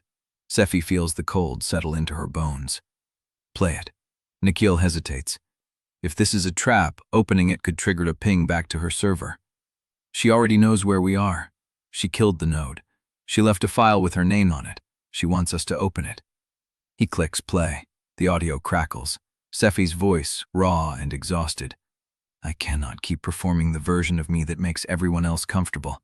Not anymore." A pause. Auden's voice, lower, strained. "Then stop." Another pause. "What if I do not know who that version is?" The recording ends. Silence. Sephy's hands are trembling. She presses them flat against the hood of the sedan. "He clipped the one moment where I said it out loud. The one moment that proves your broadcast persona was a performance. The one moment that makes everything I said on air suspect." Nikhil closes the laptop. She did not wipe the relay to hide evidence. She wiped it to leave this behind. A single file, a single admission, stamped with her credentials so there is no question who controls the narrative. Sephy's phone vibrates, a text from an unknown number. "You are looking for someone inside HCN 8. You should know the person who closed the ticket is not the person who pushed the file. 2 different people, 1 desk. Come to the maintenance corridor on level 2, door 2 bytes." The lock takes a brass key. She reads it twice, 3 times. Nikhil watches her face. "What is it?" She shows him the screen. He reads it, then looks at her. The brass key. She pulls it from her pocket. The worn brass catches the glow of the laptop screen. Old, single tooth, round head, predating digital entry. "The maintenance corridor," she says slowly. "Level 2, door 2 bytes. Could be another trap. Could be the only chance to find out who closed the ticket before the trail goes completely cold." She looks at the key. Auden left it for her. He predicted she would find the relay. He predicted she would need access to something inside the station. He predicted everything, except whether she would survive walking back in. "Call Luz," she says. "Tell her I will be late. You are going back to HCN 8. Someone is still inside, working the overnight shift, sitting at the desk that matched the routing label, and now I know which door the key fits." She gets into the truck. The brass key is warm in her palm. The text message glows on her phone. The city skyline rises ahead, dark and indifferent. And somewhere in the maintenance corridor on level 2, behind a door that takes a key Auden carried for years, the truth is waiting for her to unlock it. She puts the truck in gear. "I am going to find out who cloned him the ticket," she says. "By walking into a room someone told you to enter, in a building that just fired you, using a key that could open anything, by trusting the man who left it for me." She pulls back onto the road. The headlights cut through the dark. Behind her, Nikhil's sedan follows, and the city swallows them both. Chapter 51. The maintenance corridor on level 2 smells like bleach and old cable insulation. Sephy's footsteps tackle off concrete as she passes rows of identical gray doors, each with a brass number plate bolted at eye level. 2 amperes, 2C, no 2 bytes. She stops. The corridor stretches ahead, empty, fluorescent tubes buzzing overhead. A fire extinguisher hangs between 2 doors. A service cart is parked against the wall, stacked with rolls of coaxial cable and a half-empty cup of coffee that is still warm.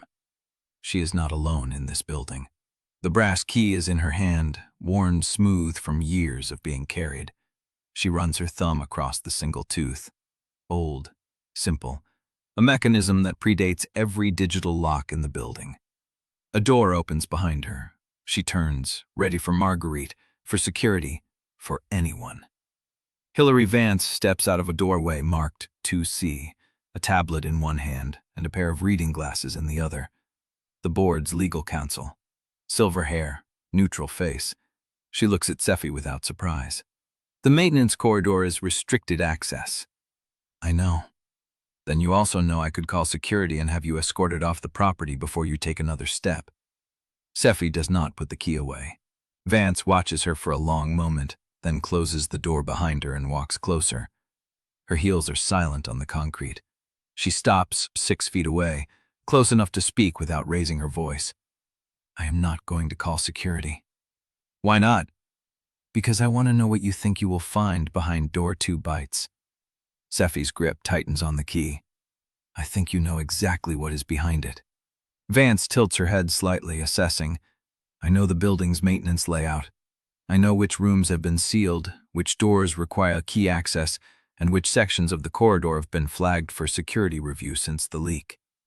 "Then you know why I am here." "I know why you think you are here." Vance adjusts her grip on the tablet. "But I also know that walking through that door without legal representation, without a witness, and without a formal data request will render anything you find inadmissible in any proceeding, including the board hearing, including any future litigation." Sephy's jaw tightens. "You are warning me off." "I am reminding you that evidence obtained outside proper channels is not evidence. It is ammunition for whoever wants to discredit you next." The words land. Sephy looks at the key. Auden left this for her. He knew she would need it. He also knew she would be walking into a room that someone wanted her to enter, just like Nikhil said. "Who told you I would be here?" "No one told me." "Then why are you standing in a maintenance corridor at 4 in the morning?" Vance holds her gaze. "Because I knew you would not stop. You confronted the board. You refused to name the override log person. You drove to the transmitter site and came back with more questions than answers. The only direction left is down." She gestures at the concrete floor beneath them. Level 2 maintenance is where the building keeps what it does not want seen. Old server racks, archived cable runs, the physical logs that never made it to digital. "And door 2 bytes?" Vance's expression does not change. "Door 2 bytes is where the ticket was closed."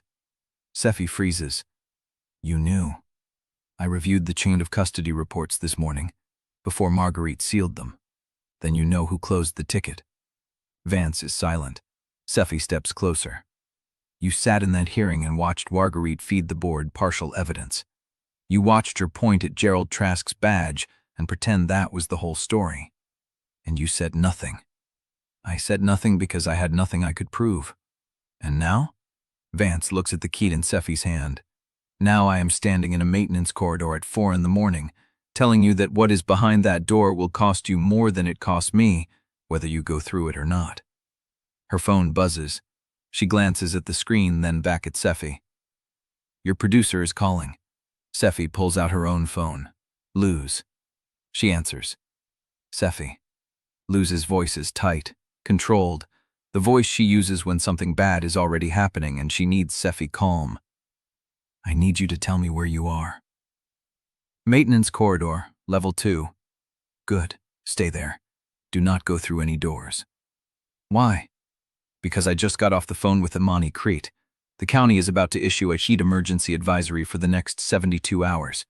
Projected temperatures are going to hit 105 by tomorrow afternoon, and the power grid is already showing strain." Sephy's mind shifts, professional instinct cutting through the tension. "What is the expected duration?" "At least 3 days, possibly 5. Imani wants to know if you are available to rotate back on air for the emergency coverage." "On air?" "Yes." Sephy stares at the brass key in her hand. "HCN 8 just fired me. Legally, you are still under contract pending the board's final vote. The network is arguing that emergency coverage supersedes personnel decisions until the heat event ends." "Who is arguing that?" There is a pause. "Imani." Sephy closes her eyes. "Of course. The county emergency director does not care about politics, board hearings, or Marguerite's vendetta. She cares about whether the city survives the next 3 days without a power outage that kills someone. She wants me back in the booth. She wants you back in the booth." Dorothea is resisting, but the county has authority to request specific personnel to emergency coordination. Imani is filing the request now. Marguerite will block it. Marguerite does not control county emergency management. Imani does. Sephy looks at door 2 bites. The truth is 6 feet away. A brass key, a locked door, and the answer to who closed the ticket. But if she walks through that door now, without a witness, without legal protection, in a building that just fired her, she will be handing Marguerite exactly what she wants. Proof that Sephy Quillane cannot be trusted to follow procedure. "Luz." "Yeah."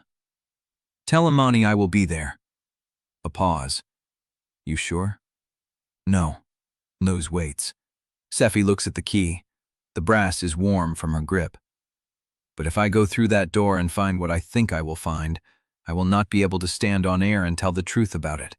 Not legally, not without destroying whatever case I have left." "And if you go on air instead?" "Then I buy time. I protect the public, and I come back for the door when I have something that cannot be dismissed." Luz exhales. "I will call Imani. Meet me in the west staging area in 20 minutes. The line goes dead. Vance is watching her. "You made the right choice. I made the only choice that does not end in a lawsuit." "No." Vance's voice is quieter now. "You made the choice that lets you keep fighting tomorrow." She steps aside, leaving the path to door 2 bites clear. "I will hold the corridor. No one will seal that door before you come back." Sephy looks at her. "Why are you helping me?" Vance meets her eyes. "Because someone on that board has to care about what is actually true." She turns and walks back toward door 2C. Sephy stands alone in the corridor. The brass key is still in her hand. She slides it back to her pocket, turns, walks toward the stairwell. Behind her, the fluorescent lights hum, and door 2 bites stays locked. Chapter 52. The west staging area smells like stale coffee and nervous sweat. 3 production assistants huddle around a portable monitor showing the county heat map, and they all look up when Sephy pushes through the door.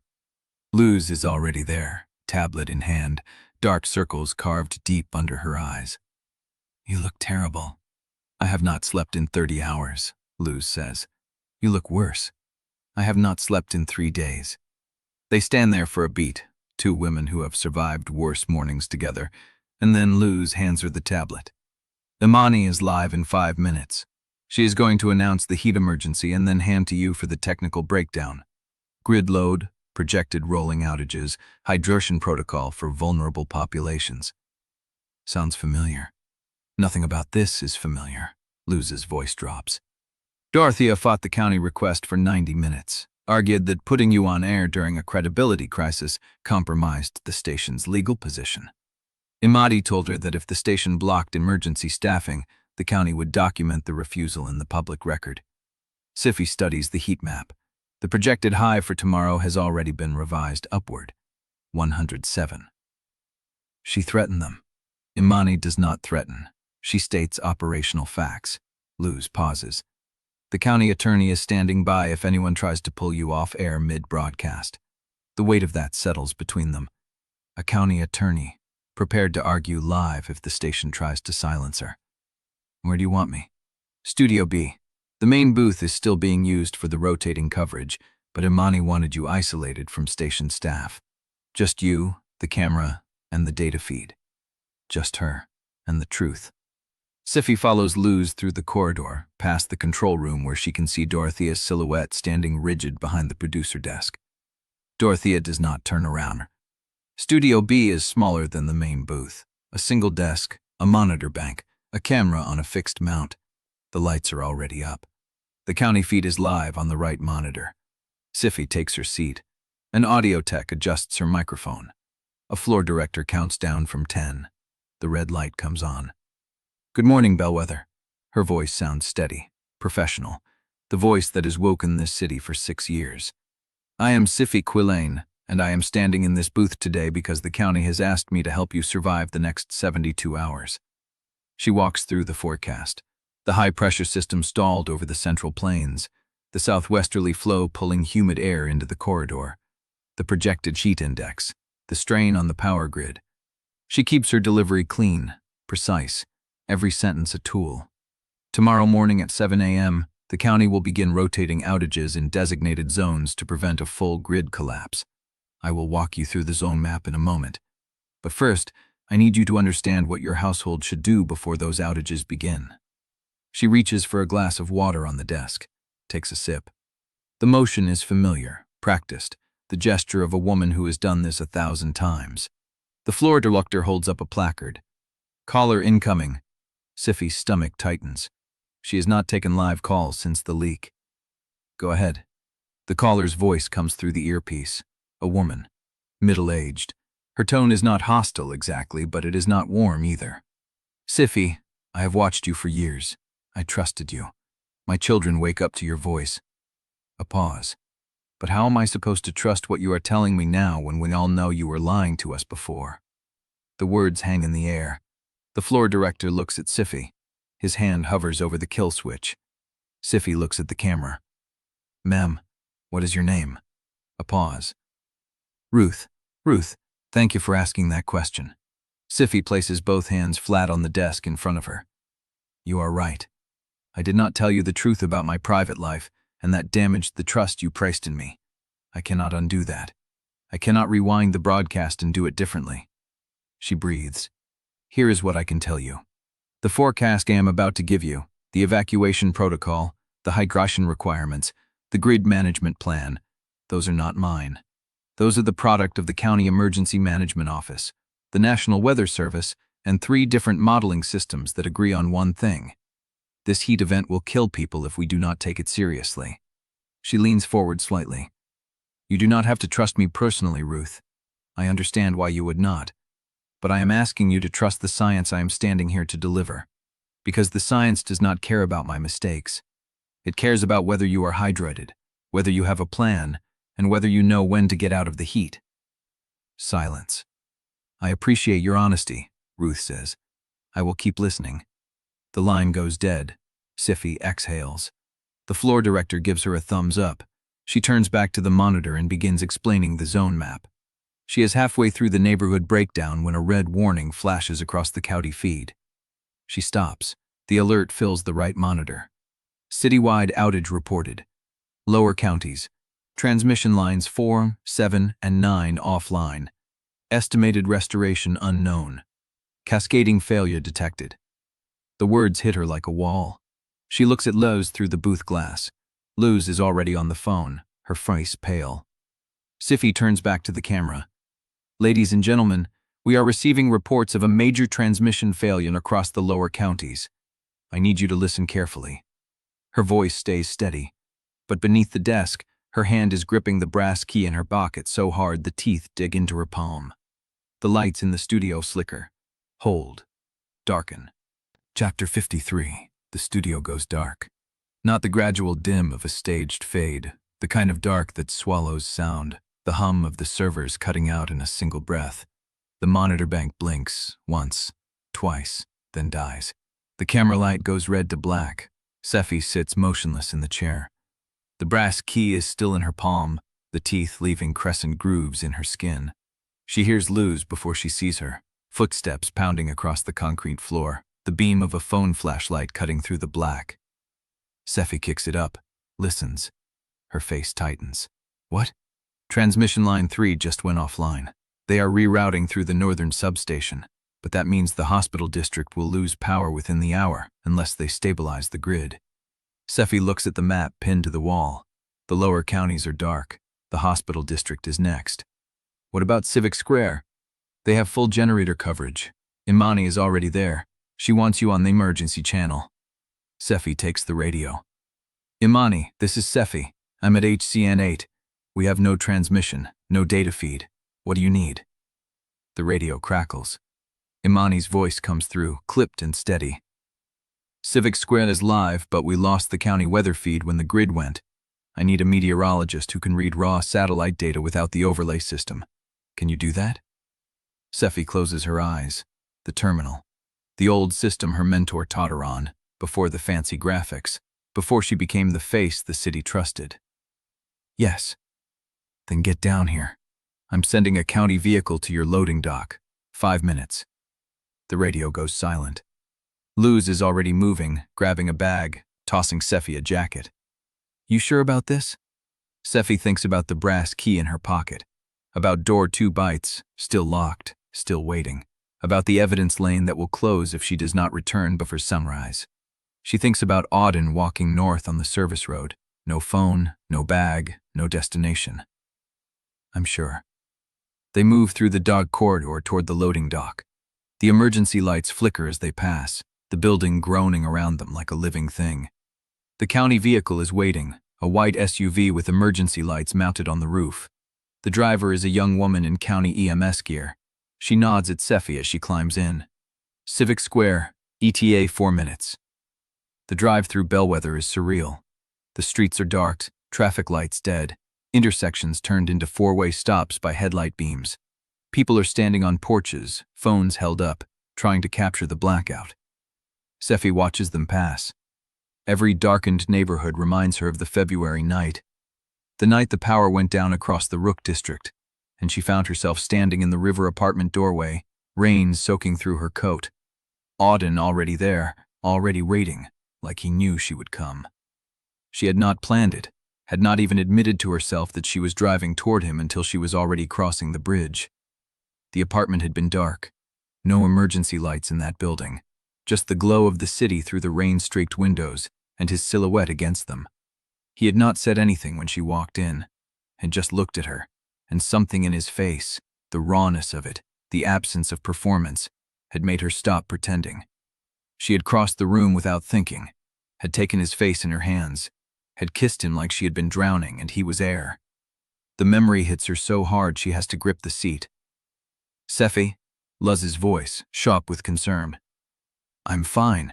You are not fine. You are white as paper. Sephy forces herself to breathe. The SUV pulls into the Civic Square loading bay. The underground parking is lit, the generators humming. Emergency personnel move through the corridors with purpose. Imani is standing at the entrance to the operations center, tablet in hand, her face set in the expression of someone who has been awake for 2 days and is not planning to sleep anytime soon. You made it. Where is the satellite terminal? Imani leads her through the ops center.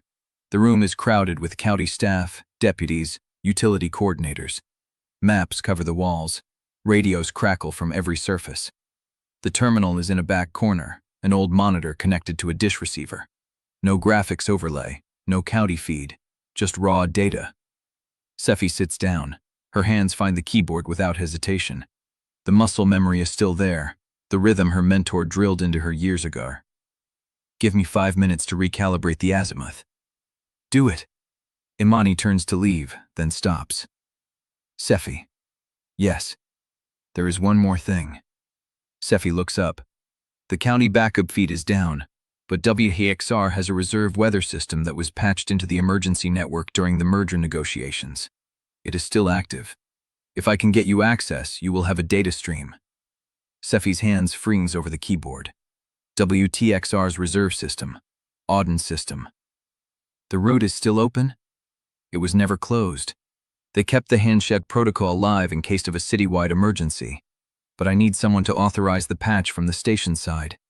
WTXR is dark. No one is in the building. Sephy looks at the terminal, at the raw satellite data, at the blank monitor where the county feed should be. She thinks about the note in her pocket. The note Auden left with Wickhill. The password, February 17. The same password that unlocked the relay log. She wonders if the WTXR reserve system has the same password. If Auden left that too, waiting for her to find it. If I patch it, I will have access to WTXR's weather system. Full access, including the archived data. The words hang in the air. Archived data. The Guth audio. The source logs. Everything Marguerite tried to seal. Sephy's hand moves to her pocket, touches the brass key. She knows. Once she opens that route, she cannot close it. She will see everything. The data trail. The routing labels. The timestamps that prove who pushed the file. And once she sees it, she will have to act. Authorize the patch. Imani does not hesitate. She pulls out her phone, types a command, hits send. The terminal screen flickers. A login prompt appears. Sephy looks at the empty password field. February 17. The night the power went out. The night she crossed the river. The night she stopped pretending. She types the date. The screen goes dark for a second. Then the WTXR system loads. Chapter 54. The WTXR system loads. The screen blinks, once, twice, then settles into a familiar interface. Blue background, white data fields. The station logo in the corner, faded, but recognizable. Sephy's hands hover over the keyboard, not touching, just watching the system breathe. Imani stands behind her. Luz has moved closer, phone in hand, ready to record everything. You are in, Imani says, flat, professional, like this is any other system access. It is not. Sephy moves the cursor. The archived data folder sits in the root directory, labeled with a date range. She clicks. The folder opens. Inside, the structure is clean, organized. Subfolders by month, by event, by protocol. She recognizes the naming system. Auden's naming system. She learned it during the bunker drill, when they had to share data across stations. She scrolls, weather models, satellite overlays, county coordination logs, everything a reserve system would need to function if the primary network went dark. And then she sees it, a subfolder labeled Bellweather Contingency. She opens it. The file is not weather data. It is a document, a single document, dated 3 weeks ago, time-stamped 2:14 a.m. She clicks. The document loads. It is a protocol, not for the station, for the county. Step-by-step instructions for maintaining emergency alert continuity if HCN8 and WTXR both became compromised during a severe weather event. Contact numbers, frequency backups, alternative relay paths, handshake protocols for the county feed. Sephy reads the first paragraph. If I am not available and the primary broadcast network is compromised, the following bypass routes should be activated in sequence. The county emergency director holds authorization codes for each. No station approval required. She scrolls. The document is meticulous. Every detail, every failsafe. It reads like a man who knew he might not be there when the next storm hit and wanted to make sure the city survived anyway. She reaches the bottom of the document. There's a postscript. If you are reading this, you found the password. That means you are still fighting. I left you one more thing. It is time-stamped to open when the system detects the first county feed failure after I am gone. It is in the root archive folder. Same date protocol. Sephy's hand trembles. She closes the document, opens the root archive folder. There is a file labeled 21, her apartment code. She opens it. The file is a message, plain text, no formatting, just words. If you mean it this time, do it where they can hear you. Sephy stops breathing. The room around her fades. The hum of generators, the crackle of radios. Luz's voice asking something. All of it goes distant. She reads the line again. If you mean it this time, do it where they can hear you. He knew she would find this. He knew she would be sitting here, in the dark, with the city failing around her, looking for the truth. And he left her a map. Not of a place, of a choice. She thinks about the February night, the way he looked at her when she crossed the room, the way his hands had found her waist like he had been waiting his whole life for permission to touch her, the way she had kissed him like she was done pretending. She thinks about every morning since, every lie she told herself, every time she chose the safe version of the truth. He is not asking her to find him. He is asking her to stop hiding. Sephy. Luz's voice, closer now. Sephy looks up. What did you find? Sephy does not answer. She closes the file, opens the county coordination logs, starts scanning for the booth audio routing path. She finds it in 30 seconds. The source address matches the internal HCN8 label from Nikhil's decrypted relay log. But now she can see the full chain, the timestamps, the user credentials, the exact terminal that pushed the file. The terminal belongs to a desk on the 3rd floor, the same floor as the supervisor override log, the same floor as Gerald Trask. But the timestamp on the push, 3:14 a.m. Trask's badge was logged in the maintenance corridor at 2:47 a.m. He was not at his desk when the file was pushed. Someone used his badge to enter the corridor, and someone else pushed the file from his terminal. 2 different people, 1 desk. The anonymous texter was right. Sephy opens another file, the maintenance corridor access logs from the county side, not the HCN8 logs that Marguerite sealed, the backup logs, the ones routed through the emergency network. She searches by door. Door 2 bites. The log shows a single entry on the morning of the leak, 2:52 a.m. Badge swipe. The badge number belongs to Trask. But the log also shows something else. A second entry at 2:56 a.m. Same door, different credential. A visitor badge, issued to someone who had no permanent access to the building, issued to someone who should not have been on that floor at that hour. The name field is blank, but the entry time matches the window when the override ticket was closed. Sephy copies the log, saves it to a secure folder, closes the file. She stands. I need to get back to the station. Luz stares at her. The grid is down. The city is dark. You cannot get back to the station. I have to. Sephy, listen to me. The transmission lines are failing. The hospital district is about to lose power. The only reason we have light in this room is the backup generator. If you leave Civic Square, you are driving into a city that is shutting down. Sephy looks at her, holds her gaze. There is a visitor badge entry on the maintenance corridor log for door 2 bites. Someone was inside that room at 2:56 a.m. Someone who did not work at HCN8. I need to find out who that person was. Imani steps forward. I can pull the county side of the visitor log. It takes 15 minutes. I do not have 15 minutes. You do not have a choice. Sephy looks at the terminal, at the open file, at the message Auden left her. Do it where they can hear you. She knows what he means. She knows what he is asking, but she does not know if she is brave enough to do it. Sephy. Luz's hand on her arm. Talk to me. Sephy closes her eyes. She thinks about the river apartment, the rain, the way his voice cracked when he said her name. She opens her eyes. I am going to find whoever closed that door, and I am going to do it on air. Chapter 55. The Civic Square generators hum behind her as Sephy reaches the stairwell door. Luz catches her arm. You cannot just walk out. I just did. The grid is down. The roads are dark. You have no lights, no traffic signals, no guarantee the station has power. Sephy keeps walking. The stairwell smells of concrete and emergency diesel. Her boots echo off the bare walls. I know every street between here and HCN8. I drove them during the ice storm last winter, during the derecho. I know which intersections flood and which utility poles go down first. That is not the point. Then what is? Luz stops on the landing. The emergency light casts her face in amber. The point is you are running toward something that will not save you. Sephy turns, faces her. I am not trying to save myself.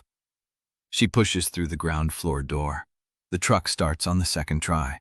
The headlights cut a narrow channel through the dark. Bellweather is a ghost grid. No streetlights, no storefront glow, no traffic signals blinking. Just the occasional porch candle and the distant flicker of emergency vehicles. She drives by memory. Left on Broad, right on Fifth, past the shuttered diner where she used to grab coffee before the early shift, past the library where her mentor took her to see the weather exhibit when she was 23 and terrified of the live camera. She does not let herself think about the file Auden left her. Do it where they can hear you. The station looms ahead, dark, dead. But there is a light on the second floor, Dorothea's window. Sephy parks in the loading bay. The side door is propped open with a trash can. She steps inside. The hallway smells of dust and backup battery. No hum of servers, no distant producer voices. Just the creak of the building settling into darkness. Dorothea's office door is open. She sits behind her desk, alone, a single desk lamp casting a tight circle of light. The rest of the room falls away into shadow. She does not look up when Sephy enters. You should not be here. Neither should you. Dorothea's hands rest flat on the desk. No stack of documents, no phone, nothing but the lamp and her own stillness. The county contacted me. Imani filed a formal request. You are technically on air until the board votes. I know. Then you know they will vote by end of week, and you know Marguerite is drafting the recommendation. Sephy stays in the doorway. Why did you push the reconciliation story? Dorothea's jaw tightens. I needed you viable. That is not what I asked. The silence stretches. The lamp hums. I was told to. Sephy feels the words land somewhere below her ribs. By who? It does not matter. It does. Dorothea looks up. Her eyes are tired. Not calculating, just tired. Above my level. Above the station, the same people who sent Marguerite, the same people who decided the merger was worth more than either of our careers. Sephy steps into the room. You let them use me. I kept you alive. You let them turn me into a lie. Dorothea's hands curl into fists. She does not raise her voice. I have spent 15 years protecting this station, protecting you. I took heat from the board when you went off script on the Cedar Hollow evacuation. I took heat when you defended Auden's map. I took heat every time you chose the truth over the narrative. And when they handed you the reconciliation photo? Dorothea's breath catches. I was told it was the only way to keep you on air. You believed that? I had no reason not to. Sephy stares at her, at the woman who taught her how to read a teleprompter, who sat in the green room with her the night after her mentor died, who told her the desk was hers and she would fight anyone who tried to take it. The reconciliation push was engineered before the leak. You know that. Dorothea says nothing.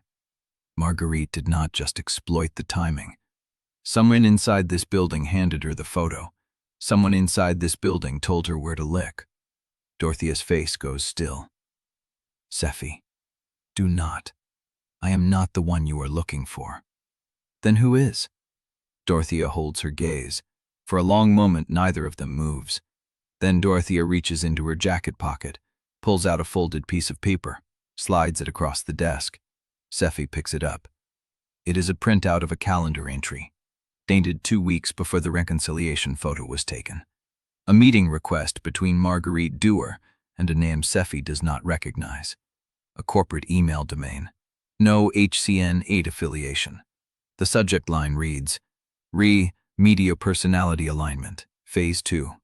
Below it, a note in the margin. Handwritten. Pierce is compliant. Moving to execution. Sephy reads it twice. Who wrote this? Dorothea does not answer. Dorothea, I found it in the shared drive, buried in the merger filing. The file name was wrong. The date was wrong. Someone wanted it lost. Then why does it exist? Because someone kept a copy. Sephy looks at the paper again, at the handwriting, at the casual efficiency of a word like execution. She thinks about Pierce, about the way he looked at her in the corridor, the way he said he was tired of being the man who fits the frame. She thinks about the visitor badge at door 2 bytes, 2 different people, 1 desk. Who is the name on this calendar entry? Dorothea's expression does not change, but something behind her eyes goes cautious. A corporate liaison, works out of the Hanover holding office, reports to the merger board's executive committee. What is their connection to Marguerite? Direct line, no intermediary. Sephy folds the paper, slides it into her pocket. Sephy. She stops. If you go after this, you are not going after Marguerite. You are going after the entire corporate structure that funded her. The same structure that owns the transmission lines, that funds the county equipment, that controls the merger vote. I know. You will lose. I already lost. Dorothea's face flickers, something raw and unbidden. I was trying to keep you safe. Sephy looks at her, at the woman who signed off on a narrative that turned her into a prop. You were trying to keep the station profitable. Those are not the same thing. She walks out. The hallway is dark. The emergency lights cast long shadows. She hears footsteps behind her and turns, expecting Luz. It is not Luz.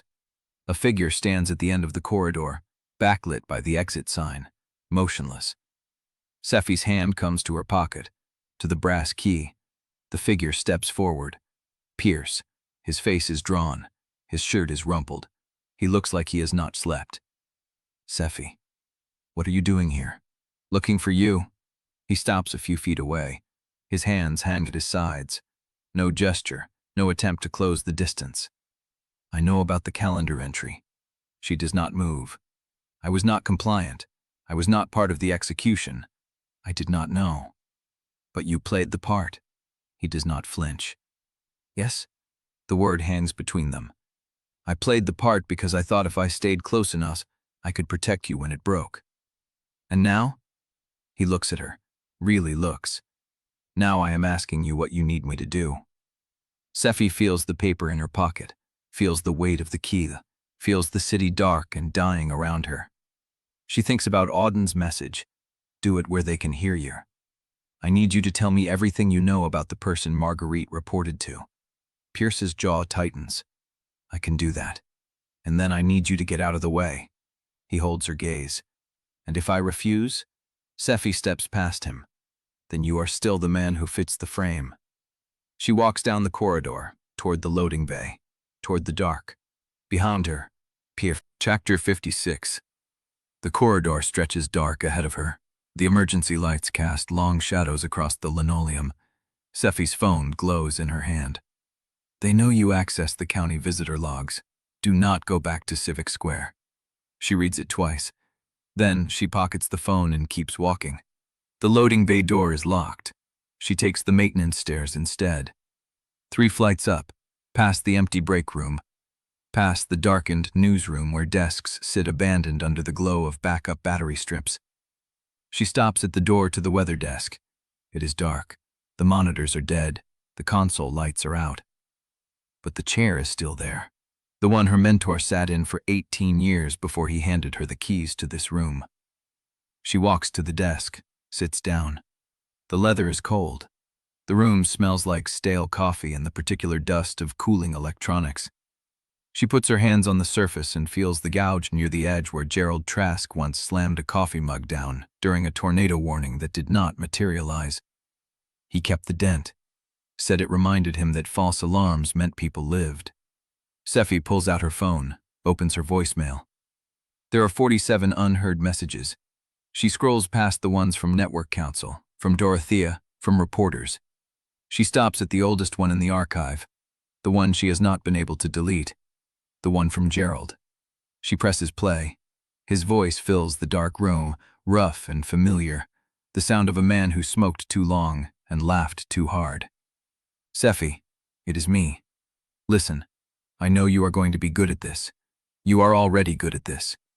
But there is something I never told you. I was terrified my first year.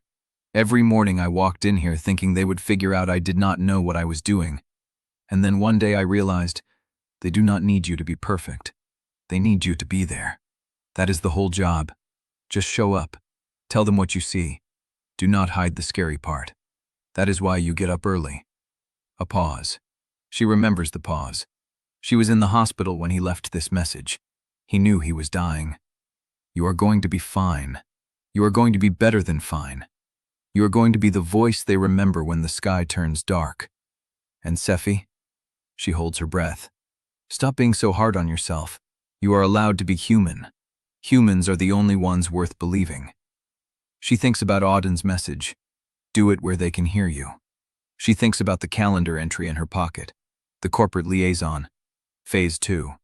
She thinks about the visitor bag at door 2 bytes and the person who pushed the audio file while Trask walked the maintenance corridor. She pulls out the paper Dorothea gave her, spreads it flat on the desk. The handwriting is neat, precise.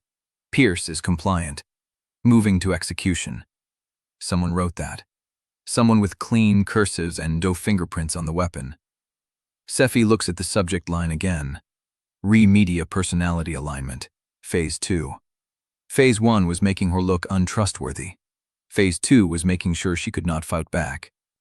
She picks up her phone, pulls up Luz's contact. Where are you? The reply comes 30 seconds later. Civic Square. Imani is patching the county feed through the reserve system. We have half the city's emergency infrastructure running on generator and prayer. Can you send me a live count of how many stations are still transmitting? A pause. Then, 3. HCSN 8 dark, WTXR dark. County emergency channel live through Civic Square. 2 independent low-power stations running on battery. Good. Sephy, what are you doing? She does not answer. Instead, she opens a new message, types a name she has not typed in months. Gerald Trask. I need to see you. Not as a witness, as someone who taught me how to read a terminal. Where can we meet? She sends it before she can think about the implications. Then she opens the station's internal server. Her login still works. She has not been fully deactivated. The board's final vote has not happened yet. She navigates to the archive share. The folder structure is familiar. She has worked in this system for 6 years. She knows where everything lives. She searches for the file push records from the morning the leak was posted. The system loads slowly. The backup generator must be stretched thin. She waits. The results come back. She stares at the screen. The archive folder containing the third-floor terminal logs has been renamed, reorganized. The permissions changed. She tries to open it. Access denied. She tries again. Access denied. She pulls up the audit trail. The permissions were modified 2 hours ago. By an admin account she does not recognize. The name field is blank. Someone inside the building locked her out. She sits back in the chair. The leather creaks. The phone buzzes. A new message. Not Luz, not the anonymous number. Gerald Trask. Sephy, I am at the transmitter site. I have been waiting for you to call. She reads it 3 times. The mentor badge. The maintenance corridor. The timestamp that placed him near door 2 bytes. She asked him to meet her, and he said he was waiting. As if he knew she would ask. As if he knew she would find this. She types 1 word. Why? The reply takes 60 seconds. Because I have been trying to protect you from what I did, and now someone else is going to pay for it. Sephy stares at the screen. The room feels smaller. The emergency lights hum. She looks at the archive folder, at the locked door on the server, at the mentor who taught her how to reel a terminal. She types, "Where at the transmitter site?" The reply comes immediately. The old maintenance shed, east side, where they kept the backup relay before the county installed the new one. I will be here until sunrise. Sephy stands. The chair scrapes the floor. She pockets the phone, the brass key, the calendar entry. She does not look back at the weather desk. The corridor is dark. The loading bay door is still locked. She takes the stairs to the ground level and finds the side exit that opens onto the service alley. The city is black. The stars are visible in a way they never are under normal light. She walks to her truck. The engine turns over. She pulls out of the alley and drives toward the old transmitter site, toward the mentor who knew she would come. Her phone buzzes 1 more time. She glances at it while stopped at a dead intersection with no traffic lights. The anonymous number. He is telling you the truth, but he is not telling you all of it. Sephy reads it. Then you types, then tell me the rest. The reply comes fast. The name on the visitor badge at door 2 bytes. It was never blank. Someone deleted it after the entry was logged. I know who issued it. Sephy waits. The next message comes. Gerald Trask did not issue that badge, but he knew who did, and has been carrying that silence for 6 months. She puts the phone down. The road ahead is dark. The transmitter site is 3 miles north. Chapter 57. The transmitter site rises out of the dark like a dead thing. Chain link fence, gravel lot. The old relay tower silhouetted against stars Sephy has not seen in years, not with the city glow washing everything gray. She procs toward it. The gravel crunches under her boots. The door opens before she reaches it. Gerald Trask stands in the frame. He looks older than she remembers, thinner. The white hair is still thick, the permanent squint still etched around his eyes, but something has settled in his shoulders that was not there before. A weight she recognizes because she carries it too. UK, he says. You said you were waiting. He nods, steps back, lets her inside. The shed is smaller than she expected. Workbench along the wall, coils of cable, a single desktop terminal running off a battery pack, the screen casting pale blue light across the concrete floor. Gerald closes the door behind her. Sephy. He says her name like he has been rehearsing it. I need you to hear the whole thing before you decide what to think. She crosses her arms. Then tell me. He moves to the terminal, pulls up a chair, does not sit. The night the audio was pushed, I was in the maintenance corridor because I got a text. Someone told me there was an issue with the backup relay handshake, said it needed immediate attention. By the time I got there, the corridor was empty. Who sent the text? I do not know. The number was blocked. I should have questioned it. I did not. Sephy watches him.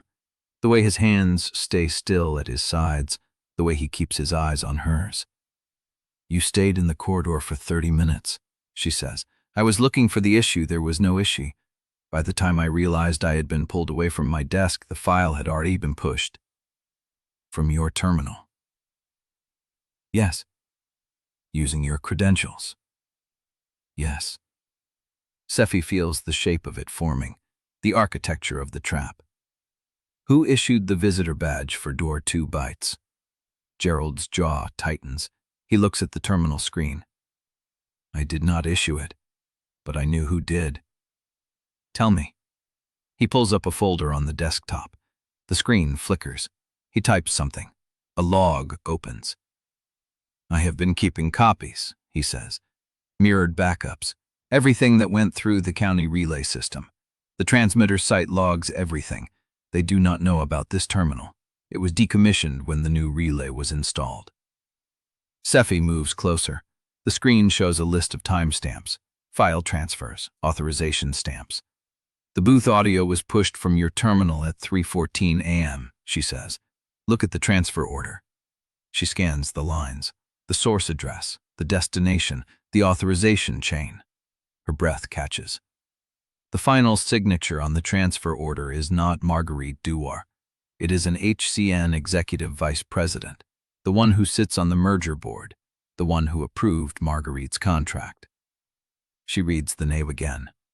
The booth audio was packaged at 2:38 a.m., she says slowly. The argument did not end until after 3. Gerald nods. It was packaged before you and Brennick even started sighting in the booth. Sephy stares at the screen. The implications line up like dominoes. The leak was never about the argument.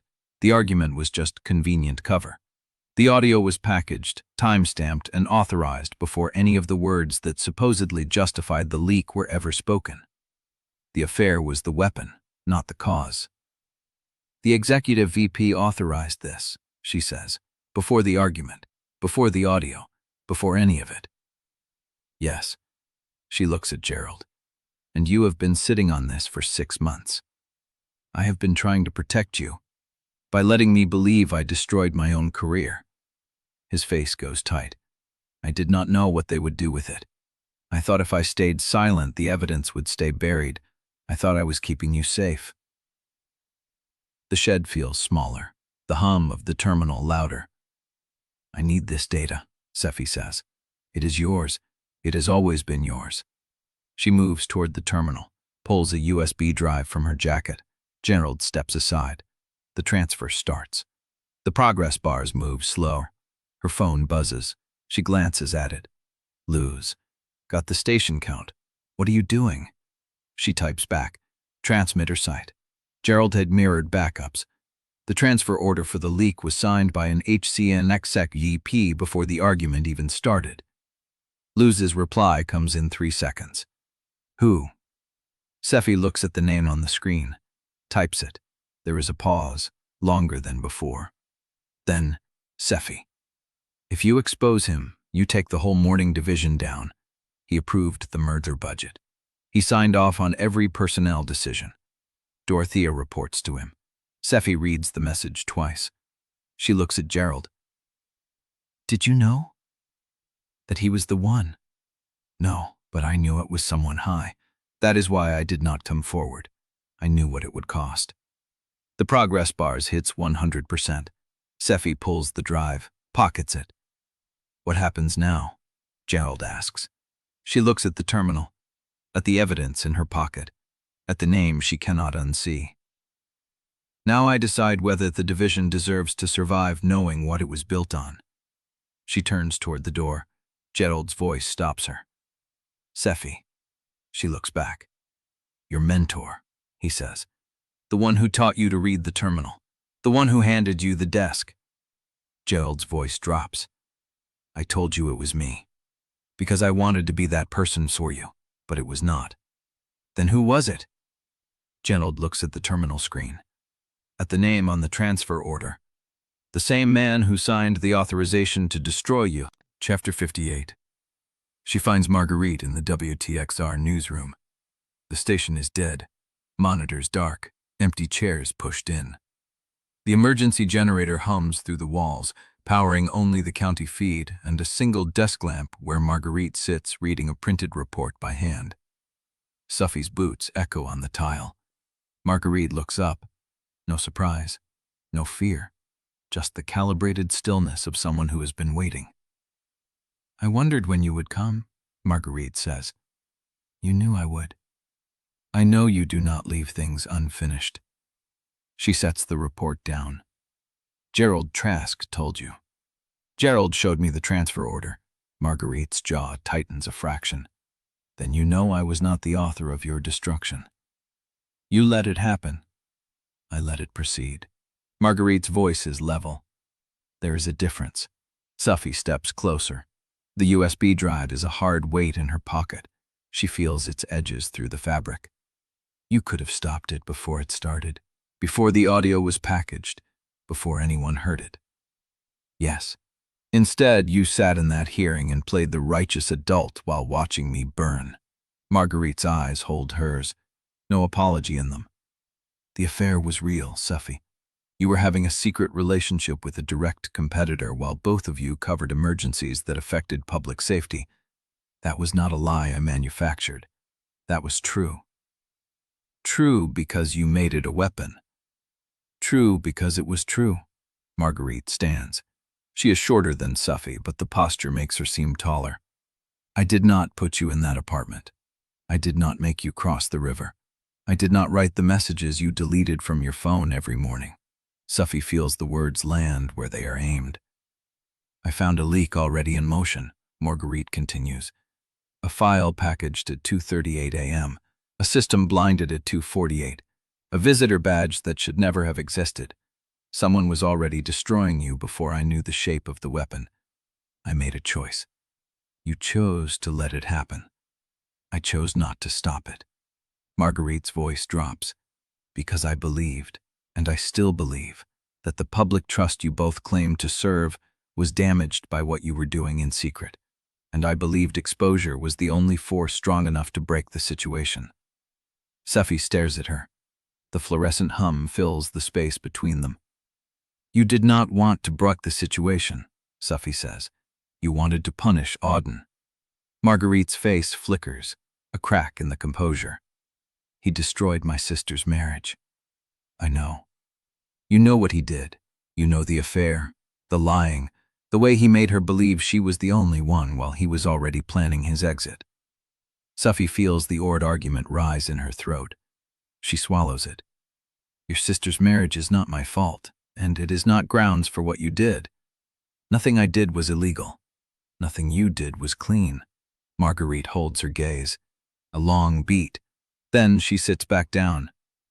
The transfer order was signed by an executive vice president who taught you the terminal, Marguerite says, who handed you the morning desk, who believed in you enough to make you Bellweather's most trusted voice. Sephy's chest goes tight. The same man who signed the authorization to destroy you for the merger. Marguerite's voice is quiet now. That is the story, Sephy. That is the truth you are carrying. When you tell it, you will destroy a man who built you. When you do not, you will protect a man who betrayed you. There is no clean choice. Sephy pulls the USB drive from her pocket, holds it up. I have the evidence, the timestamp, the authorization chain, the county backups Gerald kept. Marguerite looks at the drive. Then you have the weapon, but you do not have the context. What context? The motive. Marguerite's eyes are tired now. The executive VP did not authorize the leak because of you. He authorized it because of the merger. The station was going to be sold to a holding company that planned to gut the morning division. He chose to protect the division by making you and Auden the scandal that would delay the sale. Sephy feels the ground shift under her. He was trying to save the morning division, Marguerite says, by destroying the person who anchored it. He destroyed me to save the thing I built. Yes. Sephy stands very still. The generator hums. The drive is warm in her palm. If I release this, Sephy says slowly, I destroy the division he was trying to protect. The morning staff, the people who had nothing to do with any of it. If you do not release it, Marguerite says, Auden remains the man who seduced a competitor and compromised emergency coverage. The narrative will not change. He will never work in this city again. He may never work in broadcast again. Sephy's hand tightens on the drive. Truth without proof of motive, Marguerite says, will still destroy his name first. He will be the visible casualty. The executive VP will be a footnote in a legal filing that takes years to resolve. What do you want me to do? Marguerite meets her eyes. I do not want anything. I am telling you what the board will do, what the public will hear, and what the law will protect. The executive VP has lawyers. He has a narrative. He will argue he was acting in the public interest to expose an unethical relationship that compromised emergency coverage. He approved the leak before the argument. He will say he had probable cause based on existing evidence of the affair. Marguerite's voice is flat. He will say he acted to protect the public, and without proof of his true motive, he may be believed. Sephy looks at the drive in her hand. She thinks of Auden, the way he walked out of the control room, the resignation he submitted before anyone could force it. The note, do not defend me with another lie. She thinks of the morning division, the people who clock in before sunrise, the technicians who have worked beside her for years, the woman at the front desk. Chapter 59. Sephy holds the phone up. The screen glows in the dark newsroom. The texter's words a cold blade between her and Marguerite. Asked her why she kept a copy of the transfer order in her personal files. Marguerite's eyes track to the phone. Something flickers there. Not surprise. Recognition. You kept a copy, Sephy says. Not in the official chain. In your personal files. Marguerite is very still. Why? The generator hums. The desk lamp casts a single cone of light between them. Because I knew the executive VP would destroy the original, Marguerite says. Because I knew if the holding company won, the truth would be buried in a legal archive that no journalist would ever reach. That is not an answer. It is the only answer I have. Marguerite's voice is flat. I kept the copy to protect myself. Not you. Not Auden. Not the division. Sephy's hand tightens on the drive. You watched the leak happen. You knew who authorized it, and you kept a copy of the order to use later. I kept insurance. Against what? Marguerite does not answer. The silence stretches. The main door to the newsroom swings open. Imani Christ stands in the frame, silhouetted against the corridor's emergency lights. Her face is drawn, her jaw set, her clothes wrinkled from 48 hours without rest. She looks past Marguerite as if the woman does not exist. Sephy. Imani's voice is stripped of everything except function. I need to know if you can still deliver clean emergency guidance. Right now. Not tomorrow, not after the board decides. Right now. Sephy looks at the USB drive in her palm. At Marguerite. At the phone still glowing with the texter's warning. Yes. Imani holds her gaze. The heat emergency is accelerating. We have 3 transmission lines down across the lower counties. The grid is unstable. The county network is the only system still reaching the full broadcast area, and I have a live preparedness briefing in 30 minutes. The questions will come without station filters. I understand. Then come with me. Imani turns and walks out. No invitation to Marguerite, no acknowledgement of the scene she was interrupted. Sephy follows. The corridor is dark. Emergency lights cast long shadows against institutional beige walls. Imani walks fast, her boots echoing ahead of Sephy's sneakers.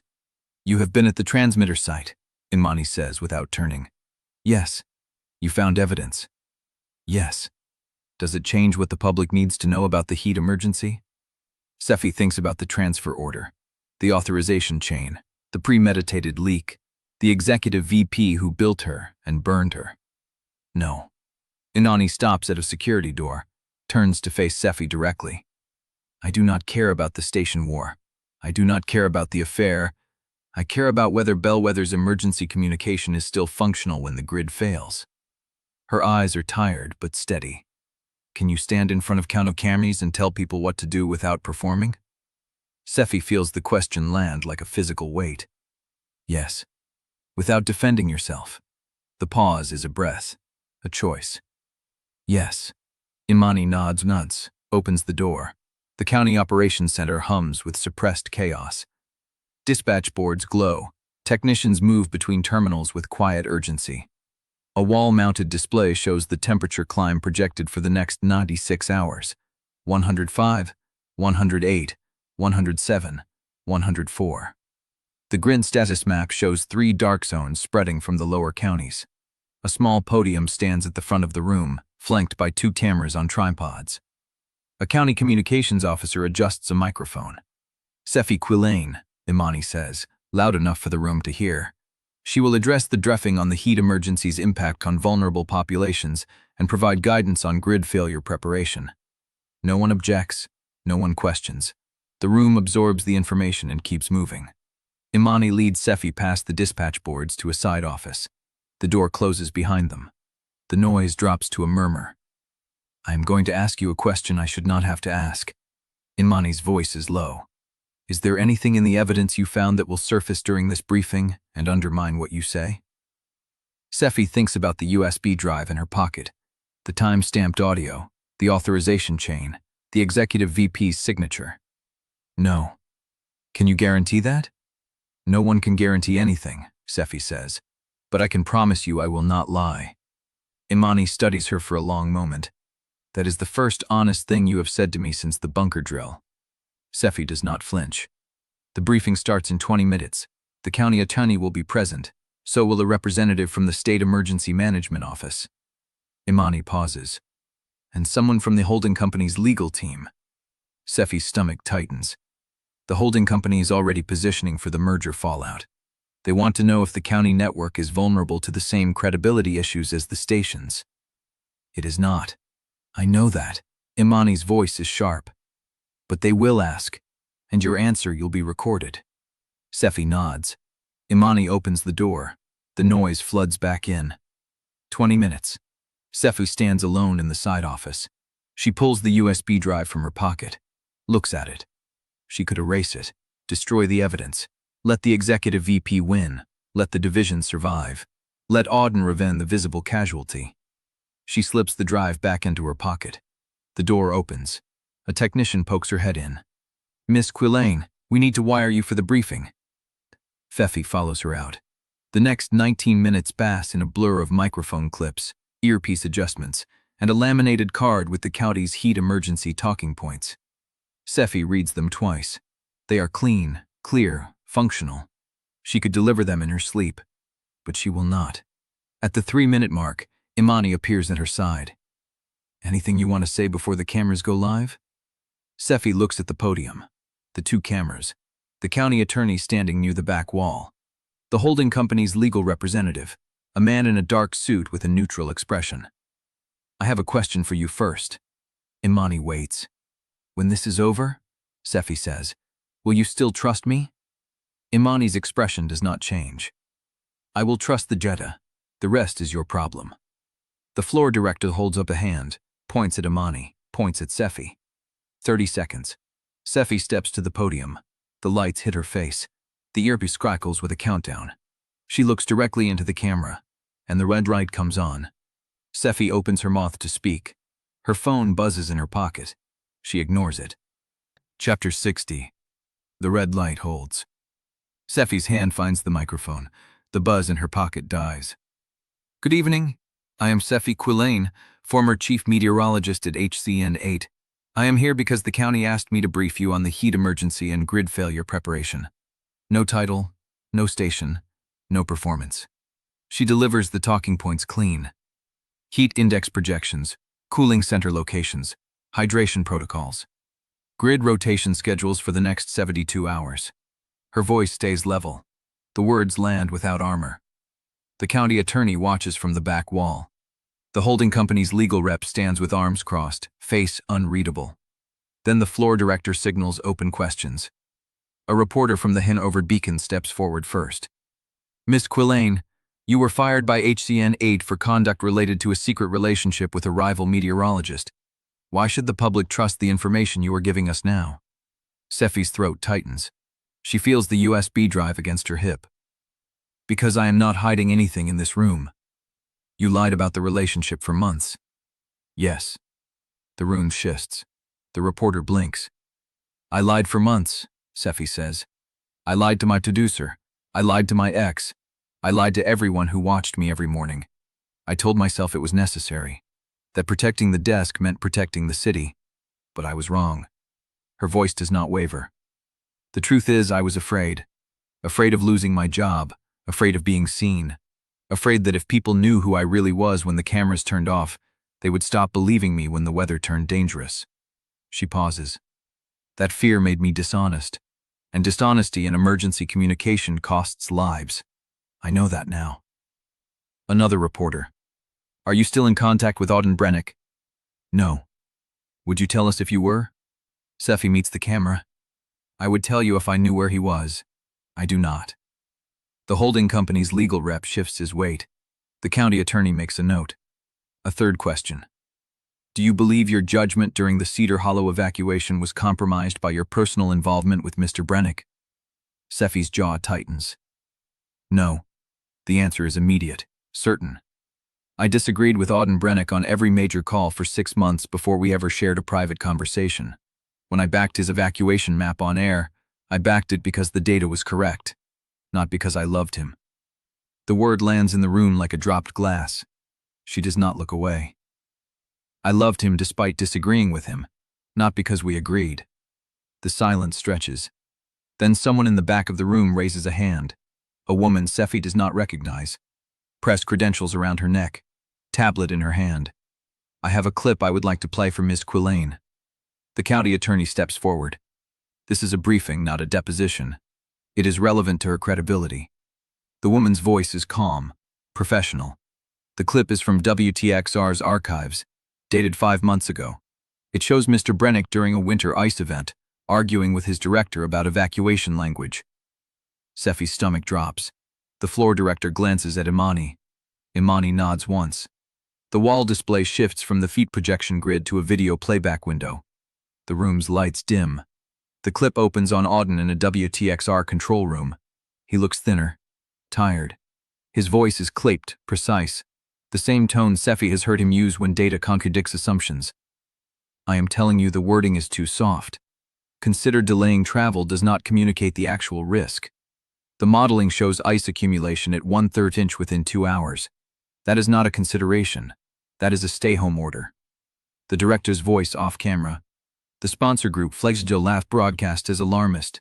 They want measured language. Measured language kills people. The clip cuts. The woman with the tablet speaks again. That clip was never aired. WTXR's director overruled him. The final broadcast used softer language. No stay-home order was issued. 3 people died on the interstate that night. Sephy's hands gripped the podium edges. Mr. Brennick fought for stronger language. He lost. But the clip circulating now suggests he manufactured urgency for ratings. Someone clipped the argument and removed the context. She steps closer. The version on social media shows him shouting about evacuation language. It does not show him pleading for the truth. The room is still. Sephy understands. The smear campaign is not about the affair. It never was. The leak was phase 1. Expose the relationship. Destroy Auden's credibility by tying his judgment to personal entanglement. Phase 2 is wider. Attack the foundation. Make every forecast he ever made suspect. Turn a man who fought for accuracy into a ratings grifter. She looks at the holding company's legal rep. His face betrays nothing. But she knows. Someone wanted Auden Brennick arrest. Professionally, permanently, and they are not finished. Sephy's phone buzzes again. She pulls it from her pocket. The anonymous texter. They are going to play the full argument clip next. The one where he calls you by your first name. The one the board sealed. They want the room to hear him say your name. They want everyone to know. The floor director holds up a hand. We have one more clip to review, submitted by the same source. It arrived during the briefing. Imani's eyes meet Sephy's across the room. Sephy's pulse hammers. The wall display flickers, and the sound of Auden's voice fills the room. Chapter 61. The sound of his voice hits her chest before her brain registers the words. You need to understand what happens when I am wrong, Sephy. If I soften the language and people stay on the road, that is on me. If I harden it and they stay home for nothing, that is also on me. But I cannot make the decision based on what makes the director comfortable. The clip is raw, unpolished, recorded on a booth mic, not a studio feed. Someone was collecting fragments for a long time.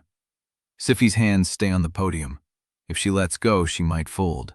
The wall display shows a timestamp in the corner, 9 months ago, before the merger rumors, before Larkspur, before any of it. The room listens as Auden's voice continues. I am not asking for permission to tell the truth. I am telling you that I will. A pause. If that costs me this chair, it costs me this chair. But I will not be the reason someone's family does not come home. The clip cuts. Silence. The woman with the tablet speaks into the quiet. That is the full exchange. The version circulating online stops after the first sentence. It cuts before he says the cost is worth it. Sephy blinks. She knows that argument. Not the words, the shape of them. She has heard Auden use that exact structure in the Larkspur apartment at 3 a.m., pacing the floor, running through forecast logic out loud. He argues the same way in private. No performance, just the data and the weight of what it means. The holding company's legal rep clears his throat. The origin of this clip is under review. We cannot confirm its chain of custody. I can. The voice comes from the side of the room. Sephy turns. Nikhil Sabat stands near the rear doors, laptop open, glasses catching the fluorescent light. He looks like he has not slept in 2 days. I apologize for the interruption, Nikhil says, calm, dry. But I have been tracing the source of that file for the last hour. The routing label matches the same department override system used in the booth leak, and the archival timestamp is dated before the merger announcement. He steps forward. Whoever clipped it did so 7 months ago. They archived it under a file name that does not match any producer's naming convention. It was stored in a folder labeled with the date of the ICE event and the word contingency. Sephy's stomach drops. 7 months ago. Before the affair. Before the Dawn photograph. Before any of it. Someone has been collecting fragments of Mr. Brennick's professional history for at least 7 months, Nikhil says. Possibly longer. The ICE event clip is not the only one in the folder. There are 8 more files in the same archive, labeled by date and event. The room stirs. Sephy's mind moves faster than the briefing allows. If the collection started 7 months ago, the affair did not create the campaign. The affair only made it useful. Whoever built this archive was waiting for the right moment to deploy it. The leak of the booth audio gave them cover. The heat emergency gave them an audience. She looks at the holding company's legal rep. His face is still neutral. Too neutral. "They have been planning this longer than I have been alive," she says. The words come out flat, factual. Nikhil meets her eyes. The oldest file in the folder is dated 14 months ago, a recording of Mr. Brennick in a budget meeting, arguing for more severe weather funding. The director pushed back. The clip ends before the director concedes. 14 months. Sephy does the math. That is, before the merger was public, before Marguerite Dewar was assigned, before anyone outside HCN8 knew the consolidation was coming. Someone inside the network started collecting ammunition long before the battlefield was chosen. "Who has access to that folder?" she asks. Nikhil hesitates. The access log shows 3 credentialed users over the past 14 months. One is a supervisor who left the company last year. One is a vendor account that has not been active since the ICE event. "And the third?" Nikhil is quiet for 3 beats. "The third credential was issued to an administrative account under the name Network Archiving Services, but the routing address traces back to a terminal on the 3rd floor of the HCN8 building." The 3rd floor. The supervisor override log. Gerald Trask's desk. Sephy's pulse hammers. "The account was created 7 days before the first clip was archived," Nikhil says, "and it has not been deactivated." The room is very still. Imani moves first. "We are done with the clips. This briefing is for the heat emergency, not for a corporate smear trial." The floor director will return to the projected grid. The holding company's legal rep starts to speak. Imani cuts him off. "You can file a complaint with the county later. Right now, people need to know where the cooling stations are." Sephy watches the wall display shift back to the heat projection grid, but she is not looking at the temperatures. She is thinking about the timeline. 14 months of collection, a dedicated archive, a fabricated credential. Someone in that building has been building a weapon, and they are still inside. The floor director signals. Sephy straightens, steps back to the podium, but her phone buzzes again. She glances down. 1 line. "They emptied the archive tonight. The folder is clean. Everything they saved has been released. Check the vendor account activity tomorrow." The texter. Sephy looks up. The room is waiting for her to speak. She opens her mouth, and the wall display flickers again. Chapter 62. The wall display flickers once, twice, then settles on the heat projection grid, temperatures glowing in that familiar orange gradient. Sephy's hand stays on the podium. Her phone burns in her pocket. They emptied the archive tonight. She looks at the room. Reporters, county staff, the holding company's legal rep with his careful, neutral face. Imani at the side wall, arms crossed, watching the grid like she can will the transmission lines back online. The floor director gives Sephy the signal. She is live in 5. She opens her mouth, and the questions come. Not about the heat, not about cooling stations or grid strain, or the 3 lines still down across the lower counties. About the archive, about the 14-month collection, about whether HCN8 knew someone inside was building a weapon against a rival meteorologist. Sephy answers each one with the same flat precision she used for the heat data. She does not speculate. She does not perform. She says what she knows and stops exactly at the edge of what she cannot prove. Imani lets it run for 7 minutes. Then she steps forward and kills the Q&A with a single sentence. "We are here to keep people alive. The rest of it gets handled after the grid stabilizes." The briefing ends. Sephy steps away from the podium and her legs feel wrong, like the floor shifted under her feet and her body has not caught up. She walks toward the side corridor where the holding company's legal rep is already on his phone, voice low, back turned. She does not follow him. She finds an empty chair in a staging room that smells like coffee and emergency lighting and old paper. Sits down, pulls out her phone. The texter's message is still there. They emptied the archive tonight. The folder is cleaned. Everything they saved has been released.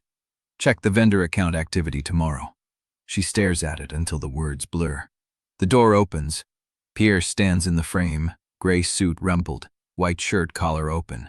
He looks like he has been running, or driving, or both. "You are still here," he says. "I am still here." He steps inside, lets the door close behind him. "I watched the feed from the car," he says.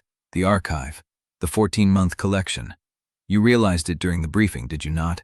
That the campaign against him was running before either of you touched each other." Sephy does not answer. Pierce sits in the chair across from her. He does not reach for her hand, does not try to comfort. He just sits, present, waiting. I have sources, he says. People who owe me favors from years of stories I did not burn them on. If someone inside HCN 8 built that archive, someone else knows about it. Someone in the sponsor class.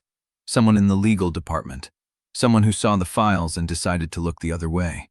Sephy looks at him. Why would you help me find that? There's jaw tightens. Because I have spent the last 6 months being the man who fits the frame. The compliant X, the safe optics. The version of me that made them feel less alone in public while you were breaking apart in private. He pauses. I am tired of being useful to people who mistake strategy for care. She holds his gaze. You might find something that damages you, she says. I know. Something that ties back to your network, your sponsors, the people who made your career possible here. I know. Pierce leans forward. I spent years building a version of myself that Bellweather could trust. I told myself it was integrity, that being the polished, credible, careful voice meant I was doing the work the right way. But I was just performing safety the same way you performed warmth. He meets her eyes. If the truth burns that version of me, let it burn. The room is quiet for a long moment. One name, Sephy says. That is all I need. One name that connects the archive to someone who had the authority and the motive to build it. Pierce nods, stands. Give me 2 hours. He leaves. Sephy sits in the staging room and watches the clock on the wall tick past the hour. She checks her phone. Nothing from the texter, nothing from Nikhil, nothing from anyone. The holding company's legal rep passes the door once, glances in, keeps walking. Imani appears at the threshold. Cooling stations are set. Grid restoration estimate is still 4 hours minimum. You should eat something. In a minute. Imani does not push. She disappears back into the operations center. Sephy waits. 1 hour and 47 minutes later, Pierce returns. He looks different. Not tired, not triumphant. Something in between, like he carried something heavy up a flight of stairs and is not sure yet whether he reached the right floor. He sits down, pulls out his phone, reads a name. Russell Grove. Sephy's mind cycles through the name. It does not land on a face. Who is Russell Groves? Senior sponsor liaison for the Hanover Holding Company. Been in the role for 3 years. His job is to keep the advertisers happy during the merger transition. Pierce looks up.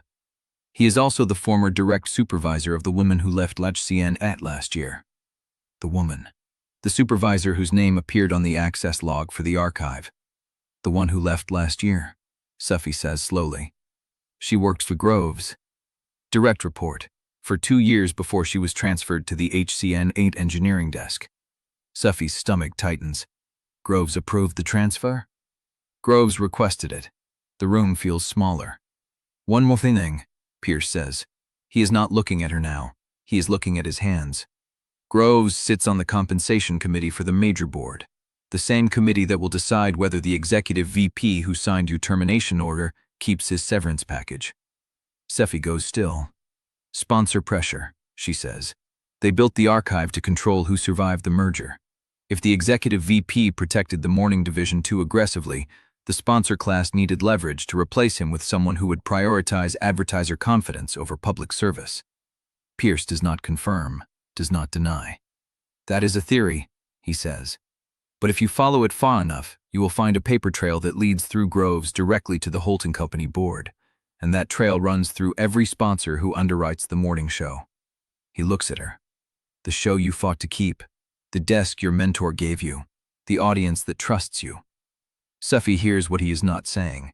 If she follows this trail, she will not just burn the executive VP, she will burn the sponsor network that made HCN 8 profitable. The same network that has kept the morning division alive for a decade. She will burn the ground she built her life on. Chapter 63. Sephy stares at the name on her phone. Russell Groves, Senior Sponsor Liaison. 3 years in the role. Former supervisor of the woman who left HCN 8 last year. The woman whose access credential appears on the archive log. She pulls up Nikhil's number before she finishes the thought. He answers on the first ring. Tell me you have something. I have a name. Russell Groves, Hanover Holding Company, Sponsor Liaison, sits on the Merger Compensation Committee. A pause, then the sound of keys moving. That name connects to nothing public. He requested the transfer of the woman who left HCN 8 last year, the one whose credential is on the archive access log. Another pause. Longer. He requested her transfer to the engineering desk, Nikhil says slowly. That means he placed her there, which means he knew what the engineering desk could access, which means the archive was not built by someone inside the station. It was built by someone placed inside the station. The line goes quiet. Pull the vendor activity for the last 14 months, Sephy says. Cross-reference every access event with the dates Groves was in Bellweather for committee meetings. I need to see if the pattern holds. I cannot pull that from here. My clearance was suspended, remember? Use the Fairlawn terminal. Gerald said it logs everything through the county relay system. If the vendor credential was active during any of Groves's visits, that is the link. You are asking me to break into a decommissioned county terminal.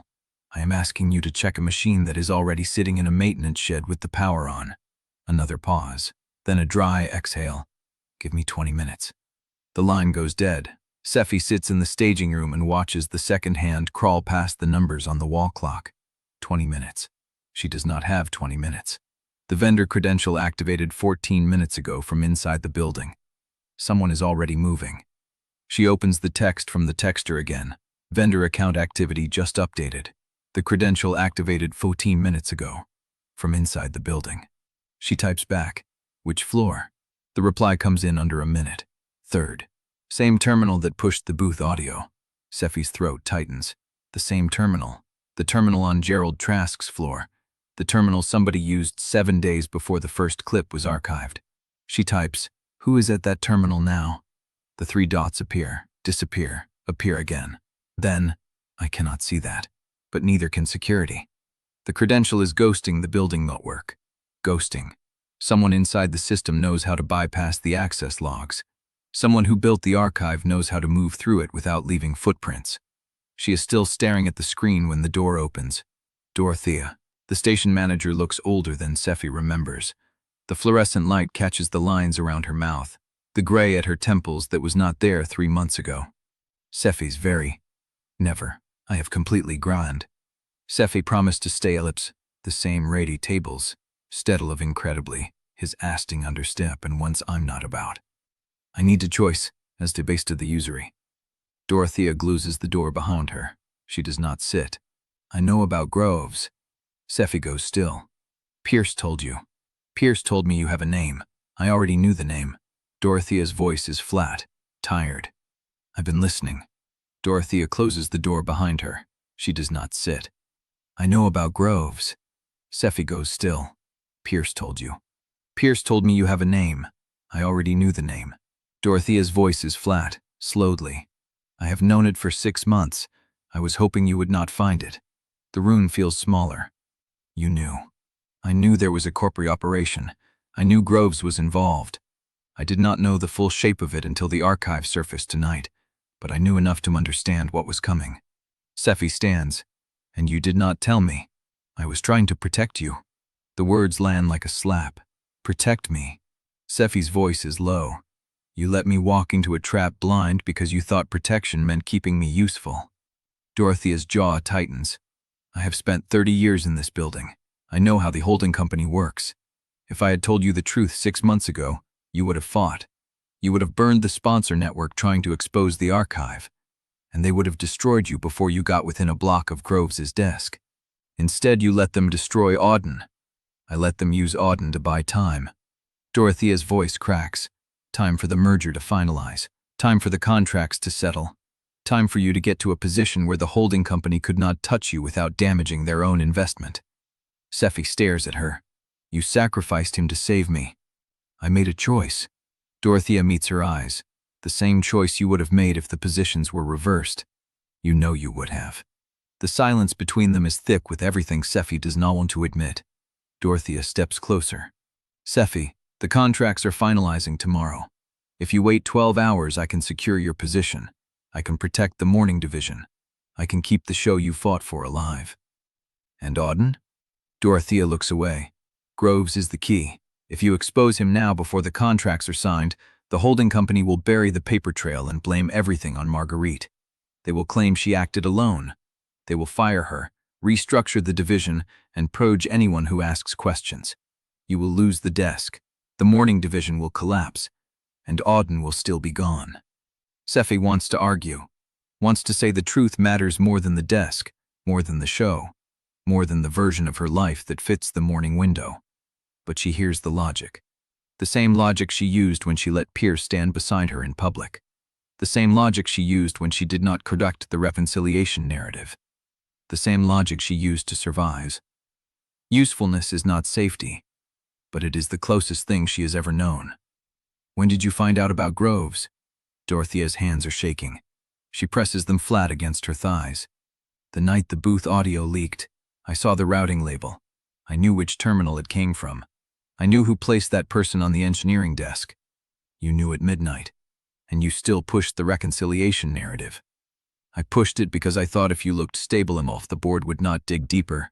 I thought if I kept you useful, they would not need to destroy you. Sephy hears it. The same cage. The same argument she used when she told herself the lie was temporary. The same voice that whispered one more day, and just until the merger settles, and he will understand when I explain it later. She looks at Dorothea. She sees herself in 20 years, exhausted, compromised, believing the safety of the institution justifies the cost of the truth. I need to think. Dorothea nods. She opens the door. Do not do anything until the contracts finalize, please. She leaves. Sephy sits alone. Her phone buzzes. Nikhil. I pulled the Fairlawn logs. You were right. The vendor credential was active during 4 of Groves's committee visits. Each time a file was accessed within 30 minutes of his building entry. The last access event was tonight. The credential activated again 3 minutes ago. Not from inside the building, from the Fairlawn transmitter site. Chapter 64. Sephy writes in a side office at Civic Square. The door cracked, so she hears the hum of the emergency operations floor. The words come fast, faster than she expected, as if they have been waiting in her chest for months, and the only question was whether she would ever let them out. My name is Sephy Quillane. I have been a liar on your television for 6 months. She pauses.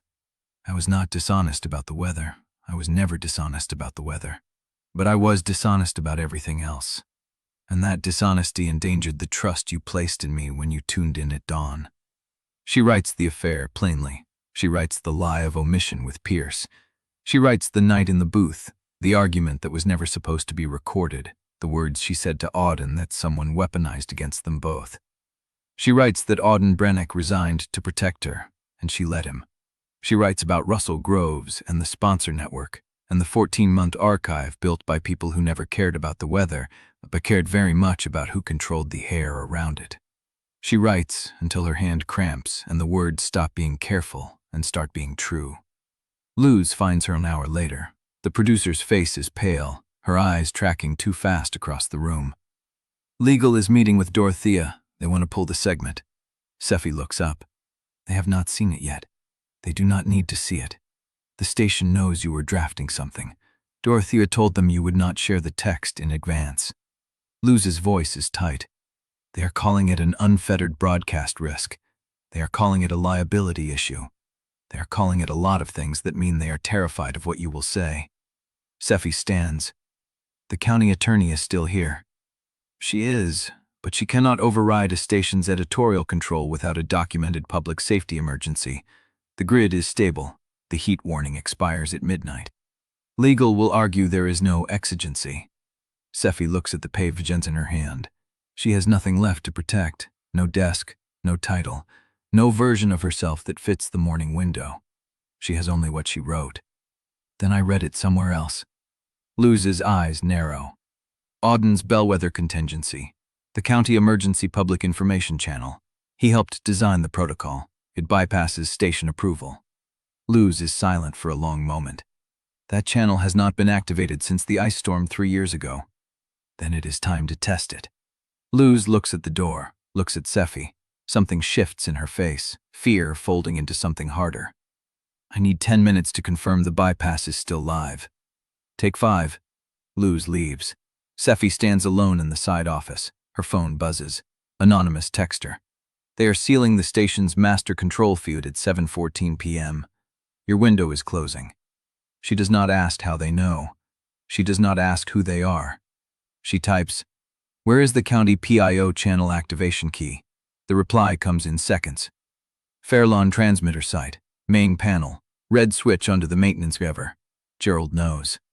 Sephy feels the shape of the USB drive still in her pocket. She feels the weight of the pages still in her hand. She walks out of the side office.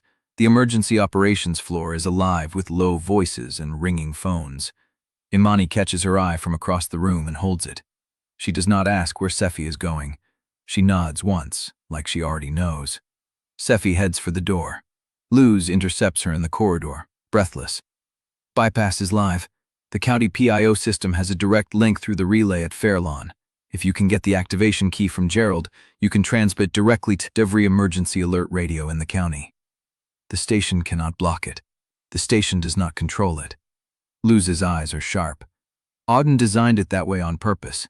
He told me once that if the corporate structure NF failed the public needed a way to hear the truth anyway. Sephy feels something crack open in her chest.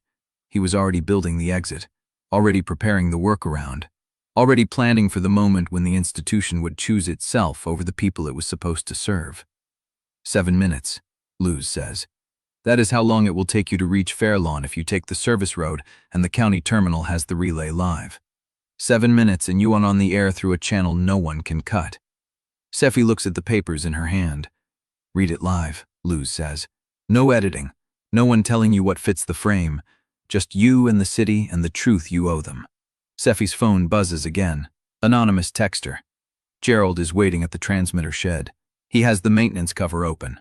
Sephy does not wait. She runs. Chapter 65. The service road runs dark between the transmission towers, gravel kicking against the truck's undercarriage. Sephy's hands grip the wheel at 10 and 2, the confession pages sliding on the passenger seat beside her, the USB drive hard against her thigh through the pocket. Fairlawn rises ahead, single story, concrete block. The transmitter tower above it a dark skeleton against the last light. Gerald Trask stands at the maintenance shed door, white hair catching the glow from the open panel behind him. He does not wave. He just watches her approach like he has been standing there for years. She kills the engine. The silence is immediate and total. You made it. His voice is flat, but something in it catches. Is the key active? He steps aside and she sees the red switch under the maintenance cover. The panel light blinks steady. County PIO channel is hot. Emergency alert radios across the county can pick it up. Station cannot touch it. He pauses. You sure about this? Sephy opens the truck door. Her legs are unsteady as she stands. I wrote it down so I would not have to be sure. I just have to read it. Gerald nods once, steps back. The transmitter shed smells of dust and copper and old cable. A single microphone hangs from a metal arm above a folding table. The red light on the panel blinks, waiting. Sephy lays the pages on the table. Her hands are shaking. She does not try to stop them. She presses the transmit button. The light turns solid. She begins. My name is Sephy Quillane. Some of you know my face. Some of you have trusted my voice for the last 7 years. I am about to tell you why you should not have. She reads the first page. The lie about the reconciliation. The silence she kept while Auden took the public blame. The booth argument that was never supposed to be heard. I told myself I was protecting the morning show. I told myself the city needed stability. I told myself a lot of things that sounded like care but were really just fear. Her voice holds. She does not stop. When the recording of me and Auden Brennick was leaked, I let him resign. He did it to protect me. I let him. She turns the pages. The words blur. She blinks them back. The archive of Auden's professional recordings was not built by someone who caught him in a lie. It was built 14 months before the merger was public. It was built by people who wanted leverage over the weather desk. It was built by Russell Groves, senior sponsor liaison for the Hanover Holding Company, who sits on the compensation committee that decides severance for the executive vice president he wanted to replace. She hears her own voice echoing through the shed speaker. Wonders who is listening. Wonders if anyone is listening. The recording that ended Auden Brennick's career in this city was premeditated. Time-stamped before the argument it claimed to capture. Pushed through a fabricated credential. Approved by an executive vice president who was my mentor and who signed the order to destroy me. She stops. Her throat is raw. His name is withheld because I do not know if naming him yet will burn the people who helped me uncover this. But I have evidence. I have logs. I have the door access records and the vendor account activity and the 14-month archive trail.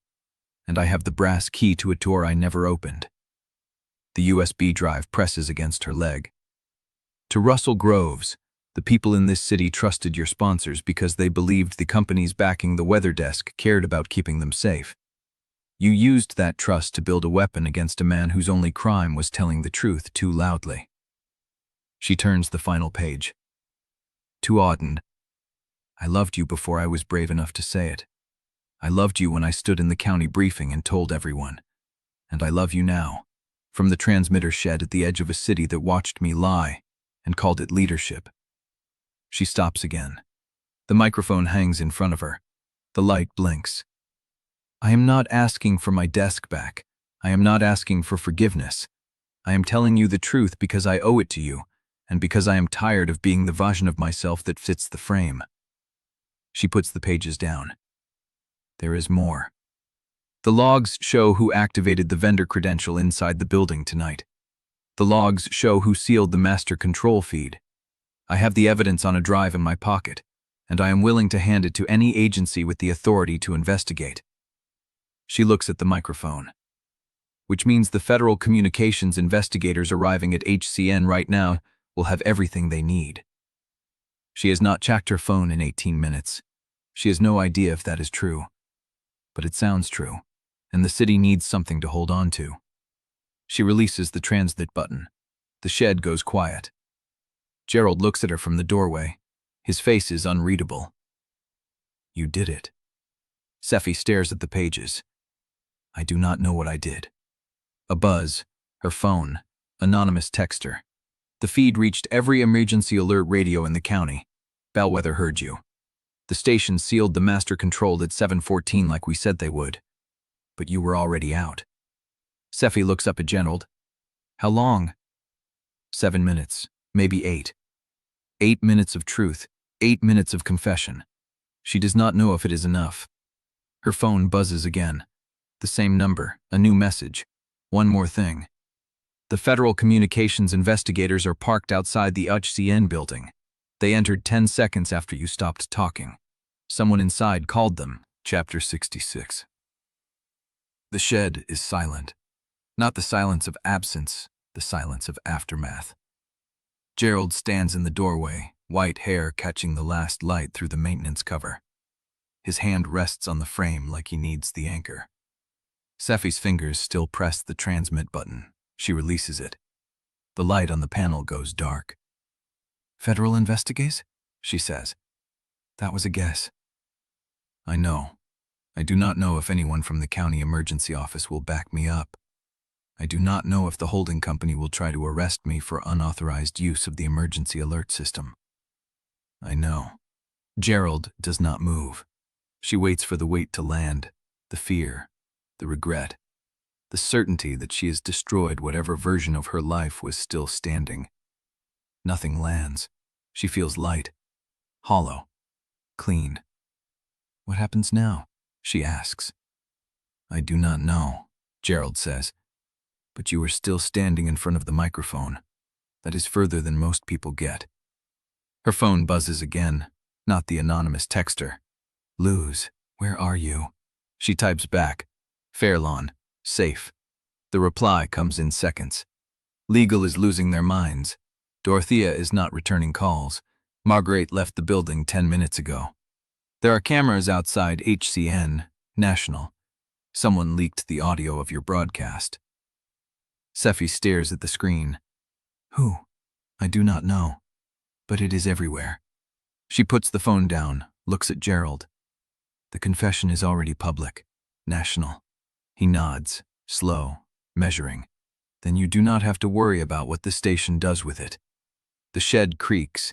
Wind moves through the gaps in the metal frame. Somewhere beyond the ridge, Bellweather is still hot, still dark, still waiting for a forecast that might not come from the usual place. Her phone again. A new number. No contact name. This is Hilary Vance. The board is convening an emergency session at 11 p.m. They want to know if you have the evidence you claimed. I told them you do. Please confirm. Sephy types. Confirmed. She does not ask how Vance got her number. She does not ask why Vance is still working this late, still protecting the corridor from inside the building. She just answers. Gerald watches her. You should go, he says. Where? Wherever the evidence needs to be. Not here. She looks at the USB drive, the brass key in her pocket, the page she read from, still lying on the desk. The logs, she says. The vendor account activity. The texter said to check it tomorrow. Tomorrow is coming, but tonight, you need to move. She picks up the pages, fills them, slips them into her jacket pocket. I do not know where to go. I know a place. He reaches into his coat, pulls out a set of keys. Single silver ring, 3 keys. The old transmitter site. Not this one. The one past the ridge where they kept the analog backup before the county went digital. No one goes there. There is a bunk room, a radio, enough food for a week. Why would I need a week? You are the person who just accused a holding company of building a weapon out of public trust. That kind of truth does not get you a parade. It gets you a target. She takes the keys. The metal is warm from his body heat. Thank you, she says. I owed you more than I gave. This does not even it out, but it is what I have. She steps past him, out of the shed. The air is thick, still heavy with the heat that is not broken. The ridge rises dark against a sky with no stars. Her phone buzzes one last time. A message from Nikhil. Call me. Auden reached out. She stops. The phone glows in her hand. She presses the call button and lifts it to her ear. Nikhil answers on the first ring. He watched the feed. How do you know? He called me. 2 minutes after you stopped speaking. He used a burner phone. I ran a trace. The signal bounced through 3 carriers before it reached me.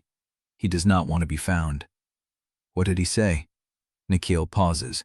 The silence stretches. He said, heard. The word hits her like a physical thing. One word, 7 hours of silence. A 14-month archive, a resignation, a broken trust, a confession broadcast to the entire townie, and all he gives her is heard. Is that all? He did not say goodbye. He did not say anything else, just that word. And then he ended the call. Sephy stands in the dark, the phone pressed to her ear, the brass key cutting into her palm, the USB drive warm against her leg. Heard. It could mean anything. It could mean, I heard you. It could mean, I heard what you said and it changes nothing. It could mean, I heard and I am still gone. I need to show you something, Nikhil says. Not over the phone. I will meet you at the gas station on Fairlawn Road, the one that is still open. 20 minutes. I have a place to go. The old analog site past the ridge. I know it. Hide me first. He hangs up. Sephy looks at Gerald. I need to go. Then go. She walks to the truck. The door creaks when she opens it. The engine turns over, rough and loud in the quiet night. She pulls out of the maintenance yard, headlights off, following the ridge road by memory. The gas station is a single island of fluorescence in the dark. One pump. A convenience store with steel bars on the windows. Nikhil's sedan is already there. He stands outside it, glasses catching the light, phone in hand. He does not say hello when she stops. He just hands her a folded piece of paper. He left this at the WTXR front desk before he resigned. The weekend receptionist found it in the stack of mail today. She gave it to me because she did not trust anyone else. Sephy unfolds the paper. Auden's handwriting. Neat, precise, one line.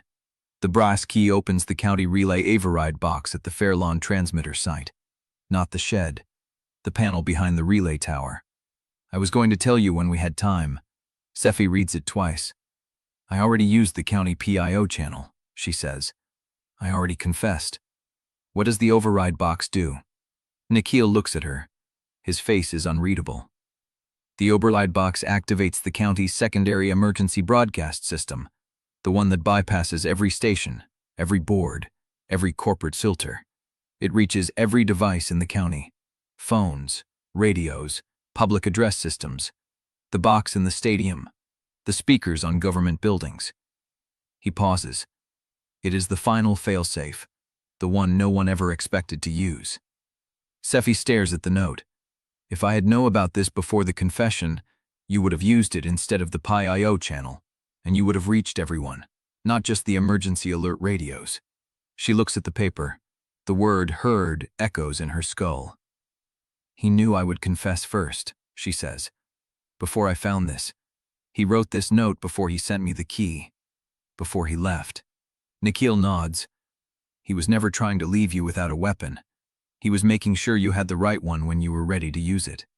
Sephy folds the note, puts it in her pocket next to the brass key. Heard, she says. Heard, Nikhil repeats. That is what he said. She gets back in the truck. The engine is still running. She does not know where she is going. The old site, the board session. Somewhere between the confession and whatever comes next. But she has the key, and she knows what it opens now. Chapter 67. The station is quiet when she walks in. Not the usual pre-dawn hum of production runners and weather scrolls and coffee machines fighting the dark. This is a different kind of quiet. The kind that means people have been told to stay out of her way. Luz meets her at the security desk. Sephy, tell me. The board convened remotely at midnight. Hillary argued for a full hearing before any action. She lost. Sephy waits. You are suspended pending review, effective immediately. They are citing a failure to follow editorial protocols during an emergency broadcast. They did not mention the confession content. They are pretending this is about process. Process. Process. Luz's jaw is tight. They are giving the public a clean story. You broke the rules. You are being reviewed. No mention of the affair, no mention of Groves, no mention of the executive VP, just a meteorologist who used the wrong channel. Sephy looks past her, down the corridor that leads to the morning studio. The lights are on. Someone is already in her chair. Who is taking the open? Campbell, from the weekend desk. They moved her up at 3 a.m. Campbell, 27 years old. Clean delivery, no history, no scandal. The perfect temporary face. I need to clear my desk. Sephy, I need to clear my desk, Luz.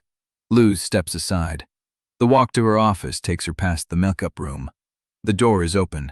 She sees the monitor inside, the split screen that started everything, her face and Auden's, frozen now on a single still of her at the county podium.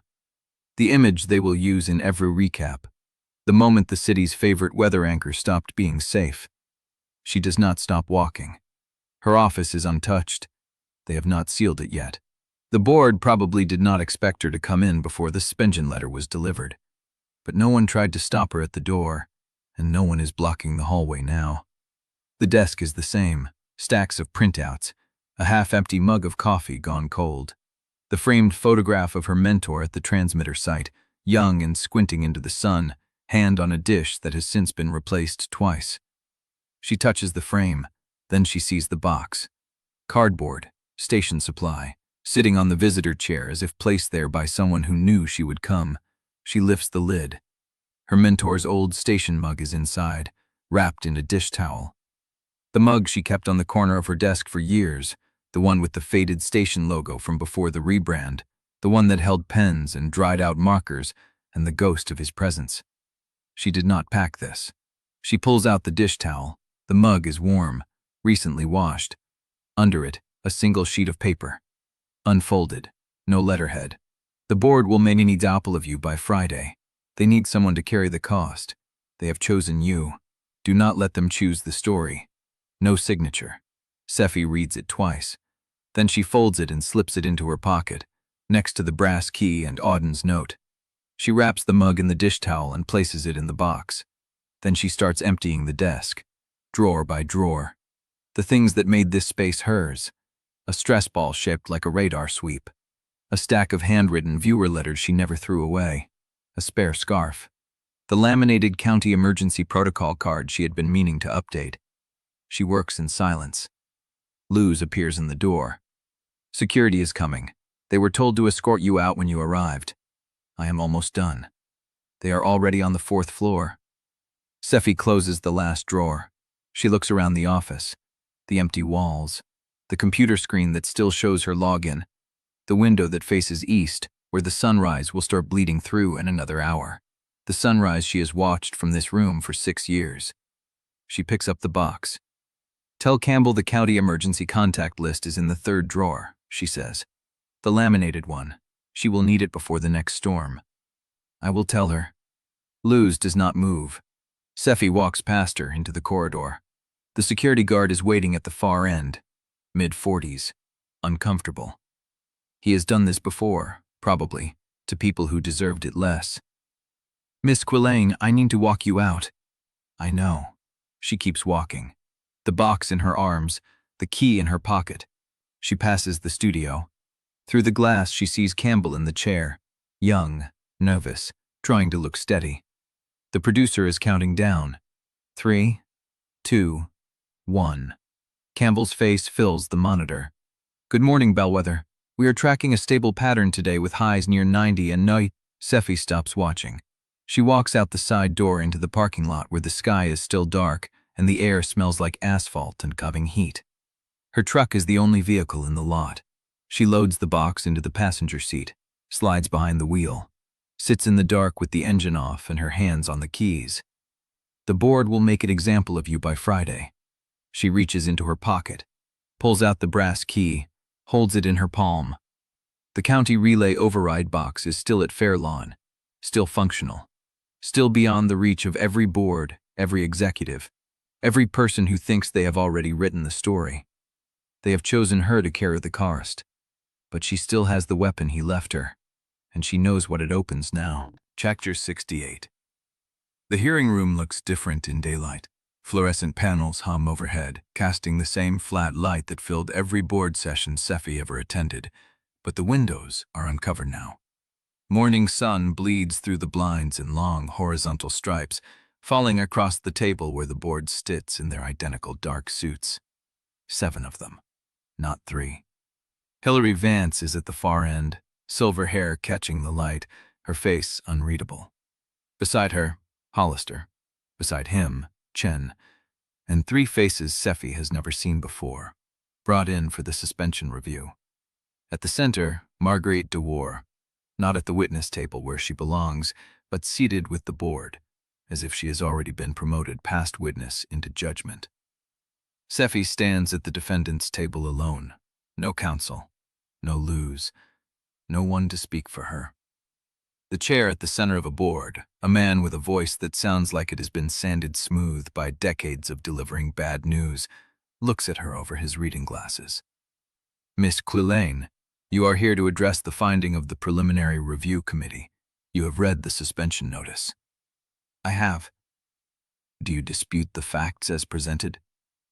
The facts are incomplete. The man settles back. Then let us complete them. He nods to Marguerite. She rises, steel gray suit, severe bob. The scar along her jawline catches the fluorescent light as she turns to face Sephy, and for a moment she looks almost sorry. Almost. The board has reviewed the full record of Ms. Quillane's conduct over the past 6 months, Marguerite says. Personal entanglement inside a public trust coverage environment, a secret relationship with a direct professional rival during active merger negotiations, a public confession delivered through an emergency broadcast system without station authorization. These are not procedural violations. They are fundamental breaches of the trust this institution is built on. She lets the words settle. The question before the board is not whether Ms. Quillane violated policy. She did. The question is whether a meteorologist who concealed a romantic relationship with her competitor misled her audience and weaponized a county emergency channel for personal disclosure can ever again be the face that Bellweather wakes up to. Sephy keeps her hands flat on the table. The brass key is in her pocket. Auden's note is folded against her ribs. The warning note from the mug is tucked beside them. 3 pieces of paper and a piece of metal. All the armor she has left. Hilary Vance clears her throat. May I ask the consultant a question? The board chair nods. Vance turns to Marguerite. You testified that Ms. Quillane's relationship with Mr. Brennick compromised public trust, yet the evidence before this board also shows that her relationship was monitored, documented, and leveraged by corporate actors for strategic advantage before it was ever exposed.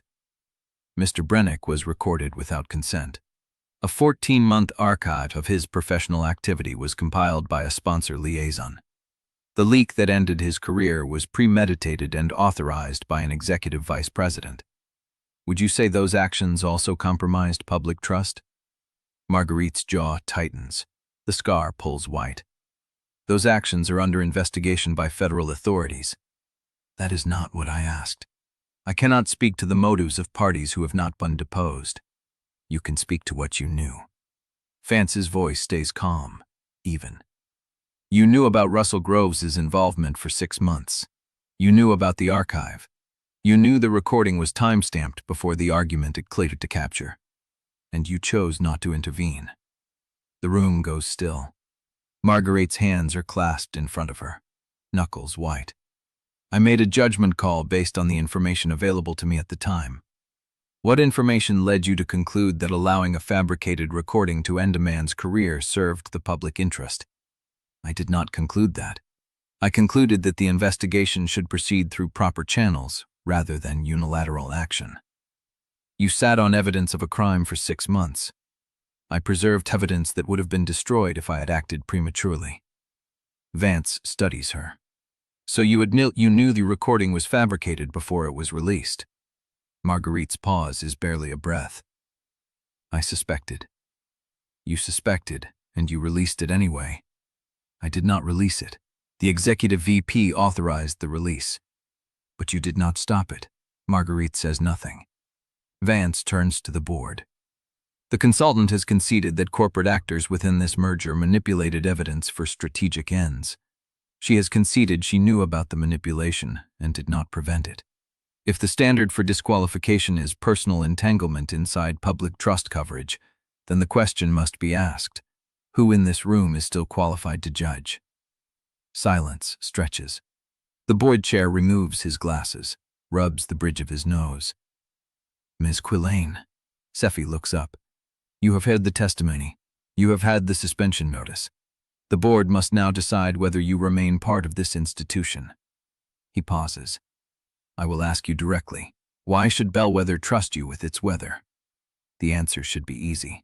She has rehearsed versions of it in her head for days. I have served this city for 6 years. My forecast record is the strongest in the market. The audience believes me. But those are the old answers. The performance answers. The armor answers. She thinks of the shed at Fairlawn, the microphone in her hand, the word she said into the dark when she did not know if anyone was listening. She thinks of Auden's note, the brass key, the thing he trusted her to find when she was ready. She looks at the board. Trust is not my title to keep, she says. It is not something I can hold on to by being careful enough, or warm enough, or right enough times.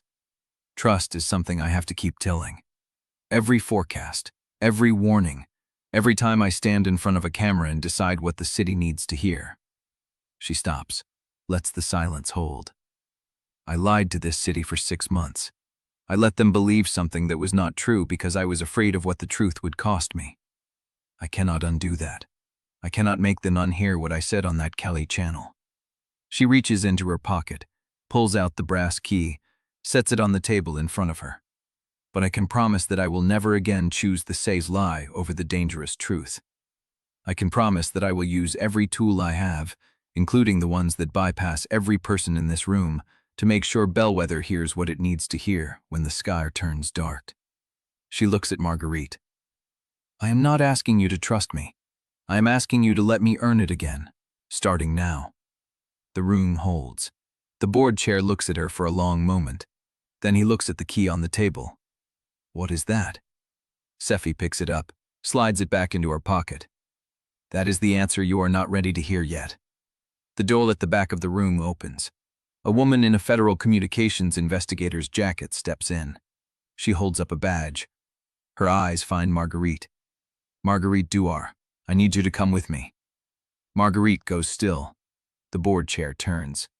This hearing is not finished. It is finished for her, the investigator says.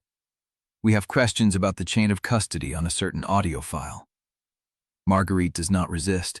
She gathers her folder, stands, walks toward the door without looking back. The investigator pauses at the threshold, looks at Sephy. You might want to check your phone, Ms. Quillane. Then she is gone. Sephy pulls out her phone. One new message. From Luz. She opens it. He is here. At the transmitter site, he says he needs to see you before the board decides anything. The message is time-stamped 4 minutes ago. Sephy looks up. The board is watching her. Hilary Vance is watching her. The sun through the blinds has shifted, the stripes of light falling across the table where Marguerite sat.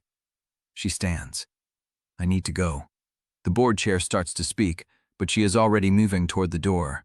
The key is warm in her pocket, and Auden is waiting. Chapter 69. The corridor outside the hearing room is empty. Sephy stands with her back to the door, the brass key pressed against her palm inside her pocket, and waits for someone to stop her. For security, for the board chair to appear and demand she return, for any of the things she has been trained to expect when a woman walks out of a room full of men holding her future. Nothing happens. The fluorescent lights hum. The air smells of carpet cleaner and old coffee. Somewhere deeper in the building, a phone rings twice and stops. She pulls out her phone again. Luz's message glows on the screen. He is here, at the transmitter site. He says he needs to see you before the board decides anything. Before the board decides anything. But the board has not decided anything. They are still in that room, 7 people plus a chair and an empty seat where Marguerite Dewar was sitting when a federal investigator took her out in front of everyone. They are still trying to understand what just happened to their narrative. Sephy starts walking. The exit is at the end of the corridor. Through the glass doors, the parking lot is dark, the streetlights casting pale cones across wet asphalt. A light rain is falling, barely more than a mist, the kind that settles into your clothes without you noticing until you are already soaked. She pushes through the doors. The air hits her, cool and damp, and she stops at the top of the steps to breathe. The city spreads out below her, streetlights and headlights, and the distant glow of the HCN tower on the ridge. Somewhere out there, in the dark between the lights, is the transmitter site, and Auden. Her phone buzzes. She looks down. Pierce. She considers not answering. She answers. I heard, he says. No greeting, no preamble. The whole building heard. Marguerite Dewar, federal custody, walked out in front of the board. Word travels. I have sources. A pause. Are you all right? She thinks about the question. All right. What a strange construction. As if right were a place you could stand and stay. I do not know yet, she says. That is honest. That is what I am doing now. Another pause, longer this time. She hears traffic in the background on his end, the low hum of a car moving through the city. I am leaving the station, he says. She waits. I mean it this time, not the performance of leaving, not the version where I stay close enough to be useful when the narrative shifts. I am packing my desk and walking out. Why now? Because Marguerite Dewar was the one who told me to stay close to you. Because I let myself believe I was protecting you by being the compliant ex, and instead I was just another piece of the machine they built around you. His voice is quiet, stripped of the polished anchor resonance. I cannot undo that, but I can stop letting them use me to hold you in place. Sephy closes her eyes. Pierce, say it. Say what? That you would have loved me if I had been braver sooner, that I was almost the right man at the wrong time, that somewhere, in some version of this city where the merger never happened and we never learned what we learned about each other, we might have made it work. She opens her eyes. I would have loved you if you had been braver sooner. The words hang in the wet air between them. Pierce exhales. I thought so. You were almost the right at the wrong time. I know. And somewhere, in a version of this city where the merger never happened, We might have made it work. He is quiet for a long moment. When he speaks, his voice is rough at the edges. Thank you. Do not thank me for telling you the truth. I am thanking you for not lying to make it easier. She hears him breathe. Hears the click of a turn signal. Hears the city moving around him. I am not going to say goodbye, he says, because goodbye implies an end, and I do not know what the end looks like for either of us. But I am going to say this. You were never the lie, Sephy. You were the thing the lie was trying to protect. Do not forget that. Pierce. I know. You have to go. He is waiting. She says nothing. He is a lucky man, even if he does not know it yet. The line goes dead. Sephy stands at the top of the steps with the phone in her hand, the screen dark, the rain settling into her hair. She should move. She should walk to the truck and drive to the transmitter site and find Auden before he decides that waiting was a mistake. But her feet will not move. She stopped calling him the compliant ex. The voice comes from behind her. She turns. Nikhil Savid is standing in the doorway of the building, his glasses slightly fogged, his hands in his coat pockets. He looks like he has been standing there for a while. How long have you been listening? Long enough to know you handled that better than he deserved, and kinder than he earned. He steps out into the rain. I came to tell you something. What? Auden is at the transmitter site. That is true. Luz did not lie. But, Nikhil's jaw tightens. He is not there to stay. The words hit her in the chest. What do you mean? I mean he is preparing to leave. He called the rail depot before he reached the site. He has a reservation on the 1147 out of Bellweather terminal. Nikhil meets her eyes. He is not planning to wait for the board to decide your fate. He is planning to make sure you do not have to choose between your career and him. Sephy's hand closes around the brass key in her pocket. He told you this? He told me enough. The rest I read in the way he said your name. She looks past him, past the building, past the city lights, toward the dark ridge where the transmitter site waits. He is leaving tonight. If you do not stop him, yes. She steps off the bottom stair. The rain is falling harder now, the mist turning into something with weight, and she does not bother to shield her face as she walks toward the truck. Behind her, Nikhil says something she does not catch. Ahead of her, the dark road curves toward Fairlawn, and the clock is running. Chapter 70. The rain is heavier now, slanting through the parking lot lights as Sephy reaches the truck. Nikhil follows, his coat darkening in seconds. The 1147, she says, hand on the door handle. Which track? Platform 4, westbound. The terminal master said he checked his bag through to Capital Transfer. She opens the door. The dome light spills across the wet concrete. He did not ask me to stop him. Nikhil's voice is quiet, barely audible over the rain. She turns. What? He called me before he booked the ticket. I told him you were walking out of the hearing, that you had the brass key, that you knew what had opened. Nikhil stops. He said that was enough. It is not enough. I know. Nikhil steps closer. I also know he did not ask me to tell you any of this. He refused to ask for you, Sephy. He said needing you openly has only ever cost you both. He said he would rather leave knowing you were free to choose the desk than stay and watch you choose it over him again. The words land like a door closing. That was his choice to make, she says. Was it? She does not answer. She gets into the truck and slams the door. The engine turns over on the third try. The windshield wipers struggle against the weight of the rain. She pulls out of the lot without checking for traffic, the tires skidding on the wet asphalt before they catch. Behind her, Nikhil's figure shrinks in the rearview mirror. The streets are nearly empty. The heat emergency has kept people indoors, and the rain has driven the rest off the roads. Sephy runs a red light at the intersection by the old county building, the truck fishtailing before she corrects. She checks the clock on the dashboard. 10:47. 60 minutes. Less if Auden arrives early. Less if the train departs ahead of schedule. Less if the rain turns the roads into rivers before she reaches the terminal. The radio crackles with static. She reaches for the dial, turns it to the emergency frequency.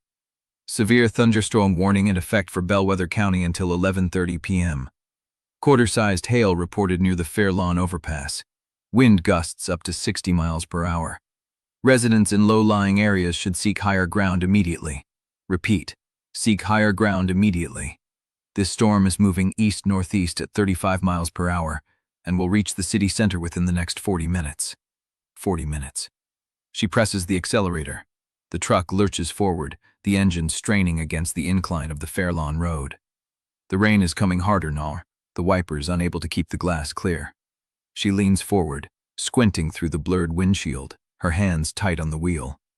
The road curves left, then right, then opens onto the long, straight stretch that leads to the terminal. She can see the lights in the distance, the glass facade reflecting the amber glow of the emergency lights. The parking lot is nearly empty, the few cars that remain abandoned at odd angles. She pulls into the lot, parks the truck, and runs. The rain is relentless, soaking through her clothes in seconds. She reaches the main entrance, her boots splashing through standing water. The doors are locked. She pounds on the glass. "Hey, open up!" No answer. She pounds again, harder this time. "He is in there! I need to get in!" A figure appears behind the glass. A security guard, middle-aged, his face pale in the dim light. He shakes his head, points at the flooded parking lot, and mouths something she cannot hear. She shows him the brass key. "I am here to stop someone from leaving. Please, he is on platform 4. He cannot board. The trains are halted, but I need to see him before he disappears." The guard hesitates. His eyes move from the key to her face. Then he unlocks the door. She pushes inside, water dripping from her clothes, her breath ragged. "Platform 4, she says. "Which way?" The guard points down the main concourse. "End of the hall.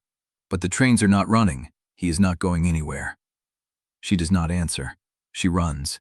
The terminal is nearly empty. A few travelers huddle on benches, watching the rain streak down the glass. The announcements echo overhead, tinny and distorted, repeating the same warning about flooding and delays and sheltering in place. She reaches the platform and stops.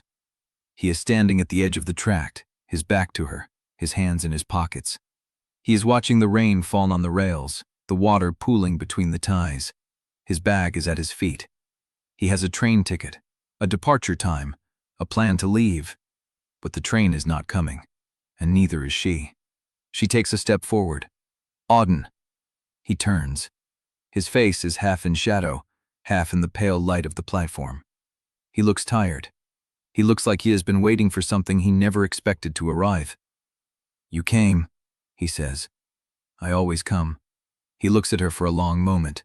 Then he looks down at the brass key in her hand. "What is that for?" She holds it up. "It is for the override box, the one you told me about, the one that bypasses every station, every board, every filter in the county." "I know what it is for." "Then you know why I am here." He shakes his head. "I know why you think you are here, but I also know that every time we stand in the same room, the world finds a way to punish us for it." The rain drums on the roof of the platform. "Auden, I am not going to ask you to choose. You do not have to. I know. That is what scares me." He steps closer. "If I stay, you will keep choosing me. And every time you do, you will lose something you cannot afford to lose. Your desk, your reputation, your city. That is my choice to make. No, it is our choice to make. And I am telling you, Sephy, that I cannot watch you burn for me again." She steps toward him, the brass key still in her hand. "Then do not watch. Stand beside me." He looks at her. His jaw tightens. "I do not know how." "Then learn." The emergency alert blares overhead again, the same warning, the same instructions, the same relentless demand that everyone stay put. But the train is not leaving, and neither is she. She holds out her hand. "Come with me to the override box. Make the broadcast with me. Let the city see us standing together, not as rivals, not as liars, but as people who told the truth when it cost them everything." He looks at her hand. "If I go with you," he says, "there is no coming back from it. No apology, no explanation, no version of this that ends with us walking away clean." "I know. Then why are you asking?" She looks at him. "Because I am tired of performing. I am tired of pretending that the only version of love that matters is the one that does not cost anything. I want the real thing, Auden. I want the version that leaves marks, the version that stays when the cameras turn off." He takes her hand. The brass key is warm between their palms, and somewhere above them, the storm keeps moving east. Chapter 71. The terminal concourse fills as the warning shifts east. Travelers pour in from the parking garage, clutching luggage and children and the wet remnants of fast food dinners. The announcements overhead are still repeating the same message: shelter in place, flooding in the terminal district, all rail traffic halted indefinitely. But the voice has changed. It sounds thinner now, stretched across too many frequencies, trying to hold too much information. Sephy stands at the edge of the platform, Auden's hand still in hers, the brass key pressing into both their palms. The rain hammers against the glass roof, a sound like gravel thrown by a machine. A woman approaches, mid-40s, a sleeping toddler on her shoulder, a rolling bag trailing behind her like a wounded animal. "Excuse me." Sephy turns. The woman's eyes widen. She knows the face. Of course, she knows the face. "You are the one from the broadcast." Sephy feels Auden's hand tighten. She does not let go. "I need to know if we should stay," the woman says. "The screens are not updating. The alerts keep changing. My husband is stuck on the south side, and I do not know if he should try to drive here, or find a hotel, or just stay in the car." Sephy looks at the woman, at the sleeping child, at the bag that probably contains everything the woman thought she would need for a trip that is not happening. "I can help," Sephy says. She releases Auden's hand. The key stays in her pocket. She walks toward the main concourse, the woman following, and finds the information desk surrounded by a cluster of stranded travelers, staring at a frozen departure board. A young man in a transit uniform is on the phone, his face pale, his voice low and rapid. "The radar is not loading," he says when she approaches. "The county feed keeps dropping. We are getting alerts, but they are lagging by minutes. We do not know if the warning polygon has shifted." Sephy pulls out her phone, opens the county emergency app. The signal is weak here, buried under concrete and steel, but the latest polygon is still visible. A severe thunderstorm warning for the western edge of the county, rotating, with a tornado possible. "The warning is still west of the river," she says, "but it is moving east at about 30 miles per hour. That gives us maybe 40 minutes before it reaches the terminal." 40 minutes, the man repeats. "What do we do?" "Keep everyone inside, away from the glass. Move people to the lower level if there is one, the tunnels below the platforms. Do you have a public address system that works?" "It cuts in and out." "Then find me a microphone, or a megaphone, or a place to stand where people can hear me." The man looks at her. He recognizes her too. "You are the one who did the county broadcast." "I am. People will listen to you." "I know." He disappears into the back office. The crowd is growing, faces turning toward the frozen departure board, toward the rain-streaked windows, toward the sky that is turning a color no one wants to see. Sephy climbs onto the baggage podium beside the information desk. It is not a studio. It is not a county briefing room. It is a luggage conveyor wrapped in scratched metal with a view of the main concourse. But it is high enough. She looks out at the faces, travelers, families, an elderly couple sitting on matching suitcases, a teenager with headphones around her neck, her eyes wide. A man in a suit holding his jacket over his head, as if that will protect him. "My name is Sephy Quillane," she says. The crowd quiets. "I am a meteorologist. I have been covering the weather in this city for over a decade, and I am going to tell you exactly what is happening, because the screens are not working, and you deserve to know what is coming." She pulls up the radar on her phone, holds it up so they can see the colors, the rotation, the polygon that is tightening like a fist. "There is a severe thunderstorm warning for the western edge of the county. It is moving east at about 30 miles per hour. It is rotating, which means it could produce a tornado in the next hour. The terminal is not in the direct path yet, but it will be if the storm holds its course." A murmur ripples through the crowd. "So here is what we are going to do. We are going to move everyone to the lower level, away from the glass. We are going to stay there until the warning expires, or until I tell you it is safe to move. I am going to stay here with you the entire time. I am not leaving until this storm passes." Someone asks if they should try to drive. "No," she says. The roads are flooding. The terminal district is already underwater in some areas. You are safer here than in a car. Another voice, sharp with fear. How do we know you are telling the truth? You are the one who lied on television for 6 months. The crowd goes still. Sephy looks at the speaker. A woman in her 30s, arms crossed, her jaw tight. She is not hostile. She is scared. Sephy takes a breath. Because I am done lying, she says. I lied to protect myself. I lied because I was afraid of losing the thing I thought made me valuable. But I am standing here now, in wet clothes, on a baggage podium in a train station, telling you that a storm is coming and you need to move to the lower level. That part is not a lie. I would not waste the last shred of credibility I have at a warning I did not believe. The woman holds her gaze, then she nods. Lower level, she repeats. Lower level. The crowd begins to move, slowly at first, then with purpose. Parents pick up children. The elderly couple stands, the man taking his wife's hand. The teenager with the headphones follows, her eyes on Sephy. The transit worker returns with a megaphone. Sephy takes it. Follow the signs to the tunnel, she says, her voice amplified now, steady. Stay together, stay calm. I will be right behind you. They move, and as they move, she sees him. Auden, standing at the edge of the concourse, his bag still at his feet, his hands in his pockets. He is not looking at the crowd. He is looking at her. She climbs down from the podium. The megaphone is still in her hand. The crowd is still moving. He does not move. You stayed, she says. I heard you. On the podium. I heard you tell them the truth. No performance, no armor, just the weather and what it is doing. She looks at him. The rain is still hammering the glass. The alerts are still blaring. The storm is still moving east at 30 miles per hour. I meant it, she says. Every word. I know.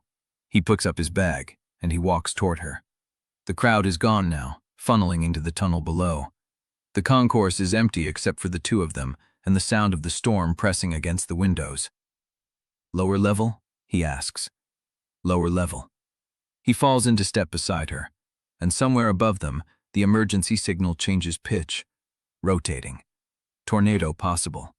The lights flicker once, then hold. Chapter 72. The concrete stairs are wet under her boots as she descends. The sound of the crowd ahead, a low murmur of shuffling feet and murmured reassurances, bounces off the narrow walls. Auden is just behind her, close enough that she can feel the displaced air when he moves. The lower level is a long tunnel with curved concrete walls, bare bulbs strung along the ceiling, and the smell of damp stone. Travelers are settling along the walls, sitting on luggage, holding children, watching their phones for signals that will not come. Sephy stops at the junction where the tunnel splits. Auden stops beside her. The transit worker with the megaphone approaches, his face drawn. We have about 200 people down here, maybe more coming from the west concourse. The doors to the platform are sealed, but if the storm shifts, we need to push everyone deeper into the maintenance tunnels. Show me the maintenance tunnel access, she says. He points to a steel door 30 feet down the left branch. Through there, leads to the old mail sorting room, concrete on all sides, no windows. That is where we go if the warning escalates. He nods and moves off, calling to a group of teenagers who have wandered too close to the platform door. The tunnel feels smaller now that the crowd has filled it. Voices echo off the curved walls, creating a layered hum that makes it hard to tell where sounds originate. Auden sets his bag against the wall and pulls out his phone. The radar feed is still dropping. I'm getting partial data every 30 seconds. She steps closer, looks at his screen. The colors are fragmenting, gaps in the sweep where the network keeps failing. There is a tower on Carter Road that usually relays the county feed, she says. If it is down, we are blind until the storm passes. Then we work with what we have. He zooms in on the partial image, traces the edge of the rotation with his thumb. The polygon is tightened. This is not a straight line event anymore. The rotation is organizing. She watches his hand move across the screen, the same precision she saw in the booth, the same ability to find patterns in broken broda. The woman from the Concourse appears at her elbow. "I am sorry I challenged you up there," she says. "I was scared." "You had every right to ask. I have a 7-year-old. She is sitting over there with my husband."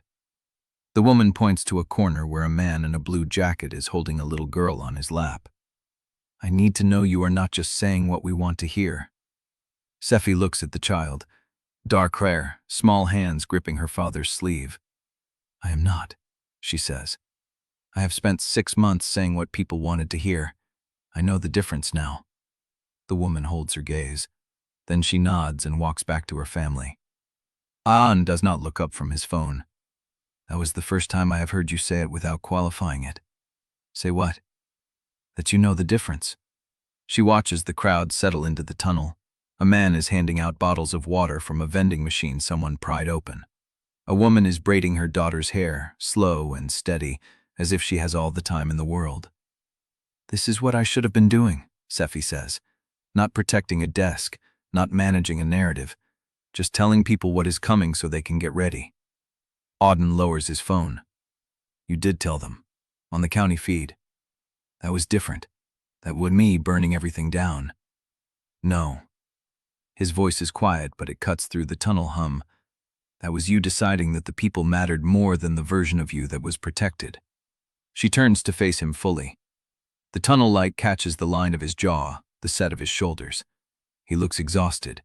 He looks like he has been carrying something heavy for a very long time and is still standing. "I thought you were going to leave," she says. "I was. What changed?" He is silent for a long moment. The crowd murmurs around them. Somewhere a child laughs, a sharp, bright sound that does not belong in a concave tunnel under a rotating storm. "You did," he says. "I watched you climb onto a baggage podium in wet clothes and tell strangers the truth about yourself because they needed to know what the weather was doing. You did not calculate the optics. You did not check whether it was safe. You just did it. I learned from someone who never calculated the optics." He looks at her, and something shifts in his expression. Not softening exactly, more like recognition. "Is that what you call me now? Someone you learned from?" "I call you the person who taught me that telling the truth is worth the cost. I just took 6 months to believe it." The transit worker returns, his radio crackling. "We just got word from the county dispatch. The rotation is tightening over the rail yard. You have about 15 minutes before it passes the terminal." Sephy looks at Auden. He nods. She turns to the crowd. "Everyone, listen, please." The murmur mades. Faces turn toward her. "The storm is passing over the rail yard now. We are going to stay in this tunnel until it clears. If the warning escalates, we will move to the maintenance tunnels behind that steel door. You will hear me calm it out before it happens. You are safe here. The concrete is reinforced. There are no windows." A man near the back raises his hand. "What about after the storm? The county feed is down. How do we know when it is safe to leave?" Sephy hesitates. Auden steps forward. "I will confirm the all clear using my phone and the county relay," he says. "If I cannot reach the data, I will walk to the surface and check the sky myself before I tell anyone it is safe. I do not give clearances I cannot verify." His voice carries the same clipped precision she heard on WTXR, the same refusal to soften the edges of a warning. The man nods. "Thank you." The crowd settles again. Sephy looks at Auden. "You just told a room full of strangers you would walk into a rotating storm to verify their safety." "I have done worse." "Not lately." He almost smiles. It does not quite reach his eyes, but it is there, a brief flicker of the man she saw in the Larkspur apartment, before everything became about survival. The lights flicker again. Another bulb dies. Auden appears beside her, his bag slung over his shoulder. "That was the last of the group. We need to go." She follows him through the steel door. The maintenance tunnel is colder than the main level. The concrete walls are sweating, water beating along the surface. The only light comes from a single emergency strip at the far end, where the crowd is gathering in the old mail sorting room. Auden stops halfway down the tunnel. She stops behind him. The emergency strip hums above them. "This is not where I thought I would end up tonight," he says. "Where did you think you would end up?" "On a train." going somewhere I had never been, starting over in a city where nobody knew my name or what I had done or who I had failed. And now, he turns to face her. The emergency light casts half his face in shadow. Now I am at a maintenance tunnel under a train station with a woman who lied to a city for 6 months and then told the truth to a crowd of strangers. And I am not sure I want to be anywhere else. The tunnel is very quiet. The crowd is far enough ahead that their voices are a distant hum. Sephy steps closer. "You failed the same way I did," she says. "You chose to protect yourself instead of trusting that the truth would be enough. We both did. And now?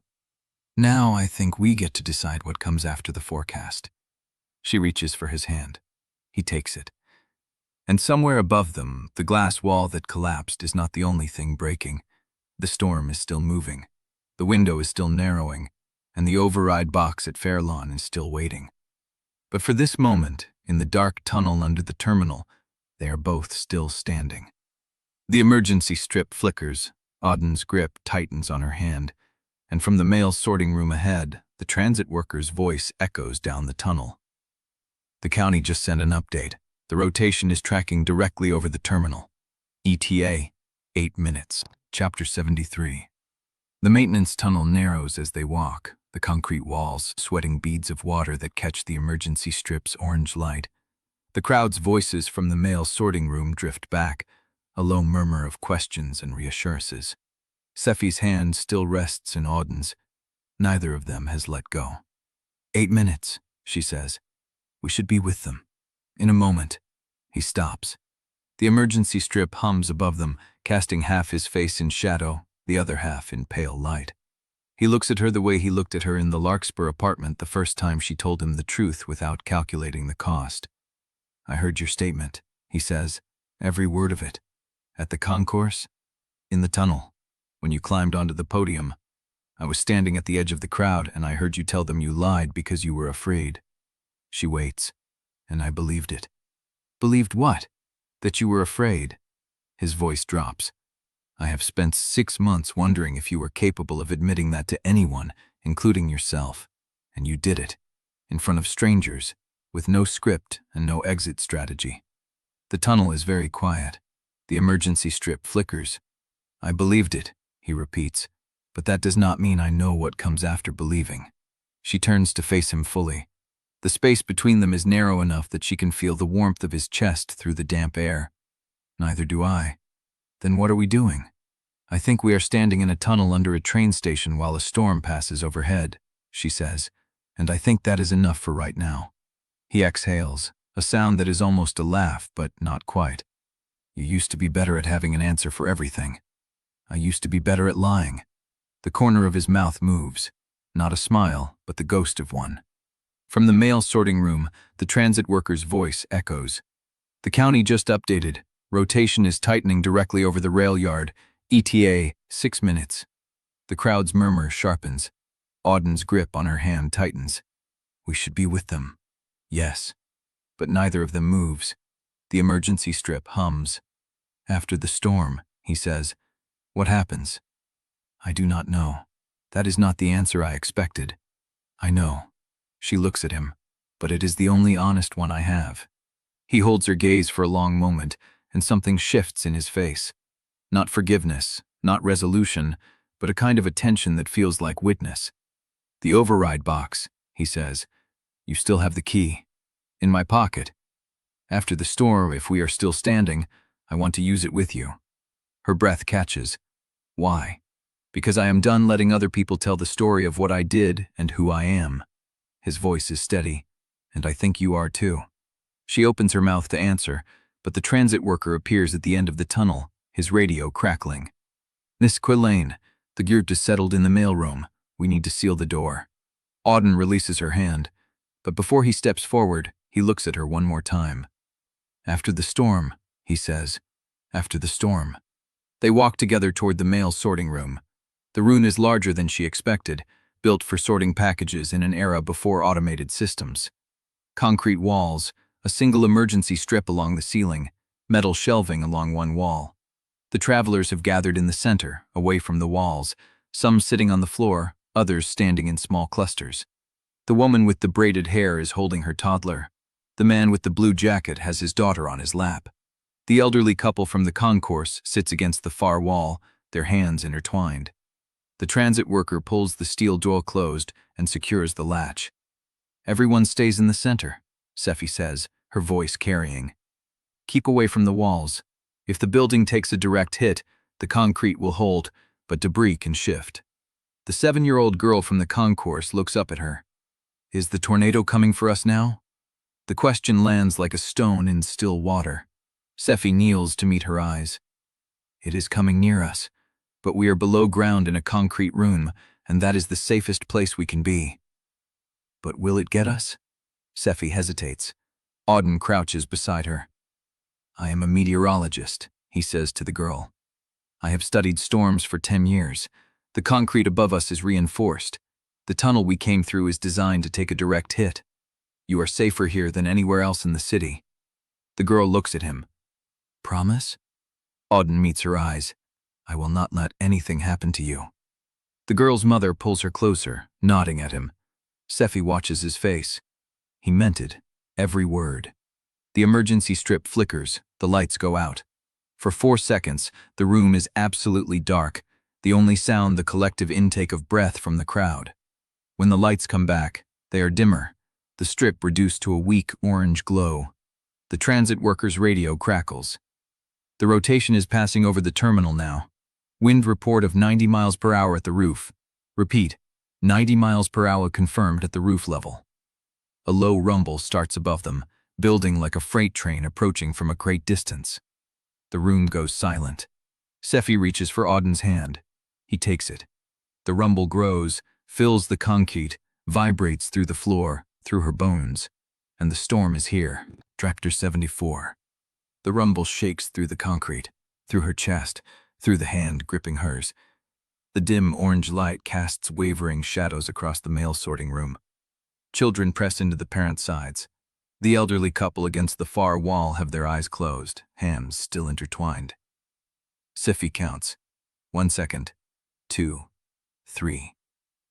The roar builds, a sustained pressure that vibrates in her molars, in the floor beneath her feet, in the steel door's frame. Dust sifts from the ceiling seams. Somewhere above, something snaps and crashes, and the crowd flinches as one body. Auden's thumb moves across her knuckles. Not a pattern, not a signal, just motion. Just the fact that he is still there, still touching her, still present. She counts through the noise. 12 seconds. 13. 14. The girl who asked for the promise presses her face into her mother's coat. The mother's hand covers the back of her daughter's head, a gesture so ancient and automatic it could belong to any century. The roar begins to recede. It does not fade gently. It pulls back like a tide, leaving a high-pitched whistle in its wake.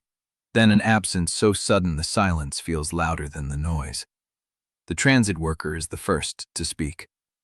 "County reports the rotation has passed the rail yard, moving east toward the industrial district." A collective exhale moves through the room. The elderly woman opens her eyes. Her husband squeezes her hand. Sephy feels the tension release from her shoulders in a shudder she cannot control. Beside her, Auden's grip loosens, adjusts, and then settles back into the same shape as before. He does not let go. "Structural assessment?" he asks the transit worker. "Won't have one until the wind drop below 40. Could be another 20 minutes before we can open the door." "Understood." Sephy looks at the crowd. They are alive. They are shaken. They are watching her for what comes next. She does not have an answer. The orange light holds. Then a phone screen cuts through the dim, bright and blue, held up by a woman in a gray hoodie near the back wall. "I've got a signal," the woman says. "Weak, but it's there. The county feed is down, but people on social are saying the station lost its transmitter. They don't know what to do." She pauses. "They are asking if anyone knows what happened, if the warnings are still active, if it is safe to come out."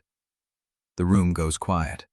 Sephy looks at the phone, at the woman's face, at the screen that connects this concrete room to the rest of Bellweather. "What platform?" "All of them. People are sharing anything they can find." Auden's hand tightens. She feels his attention shift. The same calculation running through both of them. The official channels are dark. The station is off the air. The county system is compromised. But the people are watching. Stream it, Sephy says. The woman in the hoodie blinks. What? Open a live stream. Put the phone on something stable. I will tell them what I know. Auden's head turns toward her. She does not look at him. She cannot afford to see whatever is in his face. The woman fumbles with her phone, props it on a stack of metal shelving, angles the camera toward the center of the room. The light is terrible. Sephy's blouse is still damp. Her hair is uneven, her face unwashed, her hands still holding the man the city believes is her enemy. Ready when you are, the woman says. Sephy steps forward. She does not check her appearance. She does not smooth her collar or tuck her hair behind her ear. She looks directly at the small blue light of the camera lens, and she speaks. This is Sephy Quillane. I am in the lower level of Bellweather Terminal. The storm has passed this location, but the county is under an active warning for the next hour. Do not leave shelter until you have confirmation from emergency services that your area is clear. Her voice carries, not because she projects, but because the room is silent and everyone is listening. The terminal's structure sustained damage. I cannot speak for other buildings. If you are in a basement or interior room, stay there. If you are above ground and your building is intact, remain where you are. The winds are still dangerous in the eastern corridor. She pauses. I do not have a station behind me. I do not have a script. I am standing in a mail sorting room with 200 people who trusted me enough to follow me down here, and I will not tell them something I cannot guarantee. The woman in the hoodie looks at her phone. The stream is getting shared. Comments are coming in fast. People are saying they recognize your voice. Sephy does not react. Tell them to wait for county confirmation. Tell them the emergency system will broadcast when it is safe. The woman relays the message into the comments. Auden steps closer. Not into frame, but near enough that his voice carries. Tell them to check for downed power lines before moving. Tell them to wear shoes if they have to walk through debris. Tell them to help their neighbors. Sephy looks at him. He is still out of frame, still half in shadow, still letting her take the lead. But the crowd in the room sees him. The woman holding the phone sees him. Someone in the comments sees him too. Miss Quillane, the woman says, her voice shifting. The comments are changing. They are identifying the man beside you. Sephy's stomach drops. She knew. She knew this would happen. She chose to be seen, and now he is seen too. What are they saying? The woman hesitates. Some are calling him a hero. Some are asking why he is with you. Some are saying the scandal is fresh and you should not be working together. Auden's hand finds hers again. She does not know if it is support or warning. The comments scroll on the woman's screen, an endless feed of judgment and curiosity and demand. Sephy stands in the orange light. She can let him step back. She can let him disappear into the shadows, out of the frame, out of the public eye, back into the safety of anonymity. She can protect him from the next wave, or she can keep him beside her. The phone's camera light is small and steady, a single point of contact between this concrete room and the rest of Bellweather. Auden releases her hand. He takes one step backward, out of the frame. Sephy watches him retreat. The comments surge. She has a choice. She reaches for his sleeve. Do not, she says, low enough that the phone might not catch it. Step away from me. He stops. His face is unreadable in the dim light. They will tear you apart, he says just as low. Again, for choosing me. Then let them. She pulls him forward. He resists for half a second, then steps back into the camera's range. His jaw is set. His eyes are dark. Sephy does not let go of his sleeve. This is Auden Brennick, she says to the camera. He is the meteorologist whose warnings helped keep this city safer than it had any right to be tonight. And he is standing next to me because we agreed that telling the truth is worth the cost. The comments freeze. Then they flood. The woman with the phone reads aloud. They are saying they saw you both on the train platform. They are asking if the merger is still happening. They are asking if the two of you are... She stops. Sephy finishes for her. Ask me anything. I will not lie to you again. The room is silent.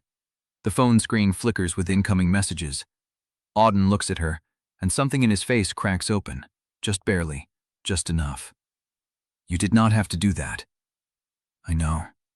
Why did you? She looks at him, at the man who taught her that telling the truth is worth the cost, and she does not look away. Because I am done letting you disappear. The phone's battery warning flashes on the screen. 15%. The woman in the hoodie adjusts the angle. What do I tell them now? Sephy turns back to the camera. Tell them to hold on. Tell them we will not leave until everyone is safe. And tell them, she hesitates. Tell them I know I broke their trust, and I will spend however long it takes earning it back. The battery drops to 14%. The comments are still coming, and somewhat above them, the wind begins to die. Chapter 75. Sephy keeps her hand on Auden's sleeve. The fabric is damp, still carrying the rain from the terminal concourse, and she feels the muscle beneath it, tight and ready to pull away. The woman with the phone tilts the screen. They are asking if you are together. Sephy does not look at the comments. She looks at Auden. Yes. The word lands in the concrete room like a door closing. Auden's breath catches. She feels it through the fabric, through the air between them, through the way his whole body goes still. The woman reads again. They are asking if the scandal is why the station lost its transmitter. The station lost its transmitter because a tornado passed over the building, Sephy says, her voice steady. I will answer questions about the scandal, but first, I need you to hear something. She turns to face the camera directly. Auden Brennick's calls during the ice event were overruled by his director. 3 people died because of that decision. He was right. He was right about the flood model refresh rate. He was right about the evacuation map they tried to bury. And he was right about the rotation that just passed over this terminal. She pauses. I was not always right. I was safe. I was popular. I was the voice people trusted because I never scared them. And I let that become the whole story. The phone battery drops to 13%. Auden's hand covers hers on his sleeve. You do not have to do this, he says, low enough that the phone might not catch it. I know. Then why? She looks at him. At the man who stayed when the train was not coming anyway. Who crouched before a little girl and promised her safety he could not guarantee. Who stepped out of frame to protect her from his own shadow. Because I spent 6 months telling partial truths and calling it strategy, I am done calculating the cost of being seen with you. The woman with the phone clears her throat. Miss Quillane, the comments are, they are splitting. Some are saying you are brave, some are saying you are deflecting, some are asking about the merger and whether the board suspended you for the affair or for the broadcast. Both, Sephy says. The board suspended me because I told the truth without their permission. The affair is why they could make it stick. A man in a damp business shirt steps forward from the crowd. You lied for 6 months. You let us think you were with Hollifield. How do we know you are not lying now? Sephy meets his gaze. You do not. You have to decide whether to trust the person I am choosing to become or the person I was when I was afraid. That is not an answer. It is the only one I have. The man holds her gaze for a long moment. Then he nods once and steps back. Auden shifts beside her. His hand is still on hers, and she feels the calluses on his palm, the same hands that trace weather models at 4 in the morning, the same hands that held her in the dark tunnel. The woman with the phone says, 2 more questions. 1, they want to know if you are still suspended. 2, they want to know what happens when the battery dies. I am still suspended, Sephy says. And when the battery dies, we wait for the county all clear and we walk out of this room together. She looks at the phone screen. Her own face stares back at her, pale in the orange light, hair still damp, mascara smudged, no lights, no filter, no teleprompter. Auden? He steps closer. His shoulder brushes hers. The county relay override box at Fairlawn, she says. It is still functional. It bypasses every station filter. It reaches every device in the county. The woman's eyes widen. You are going to broadcast again. I'm going to tell the truth again, and I want him beside me when I do. The room stirs. Whispers travel through the concrete space, passed from person to person like a current. Auden looks at her, not at the camera, not at the crowd, at her. You just told the whole county you love me, he says, barely audible. On a dying phone. in a mail sorting room. I know. That is not how I imagined this going. How did you imagine it? He huffs something that might be a laugh. I did not get that far. I was too busy planning how to leave. And now? He looks at her. The orange light catches the side of his face, the line of his jaw, the darkness in his eyes. Now I am standing in frame. The phone battery hits 12%. The woman with the phone says, "Miss Quillane, one more thing. Someone in the comments is saying the county emergency system just activated. They are saying the all clear is being broadcast." The room exhales. Sephy does not move. "When?" she asks. "Now. It is going out now." The transit worker pulls out a radio and keys it. The static crackles, and then a voice cuts through. "This is the Bellweather County Emergency Management Office. The tornado warning for the terminal district has expired. The storm has moved east. Repeat, the all clear is broadcast. The storm has moved east." The room erupts. People stand. Phones light up. Someone laughs. Someone cries. Someone is already moving toward the steel door. Sephy stays still. Auden stays still. The woman with the phone says, "What do I tell them now?" Sephy reaches for the phone. The woman hands it to her, and Sephy holds it up, her face filling the frame.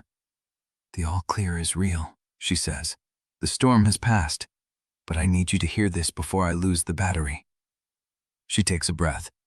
"I will be at the Fairlawn transmitter site in 1 hour. I will open the county relay override box, and I will tell you everything I know about the people who built a 14-month archive to destroy one man because he was inconvenient to their bottom line." Her voice does not waver. "I will tell you who signed the order. I will tell you who knew and stayed silent, and I will tell you why I let it happen." She looks at Auden.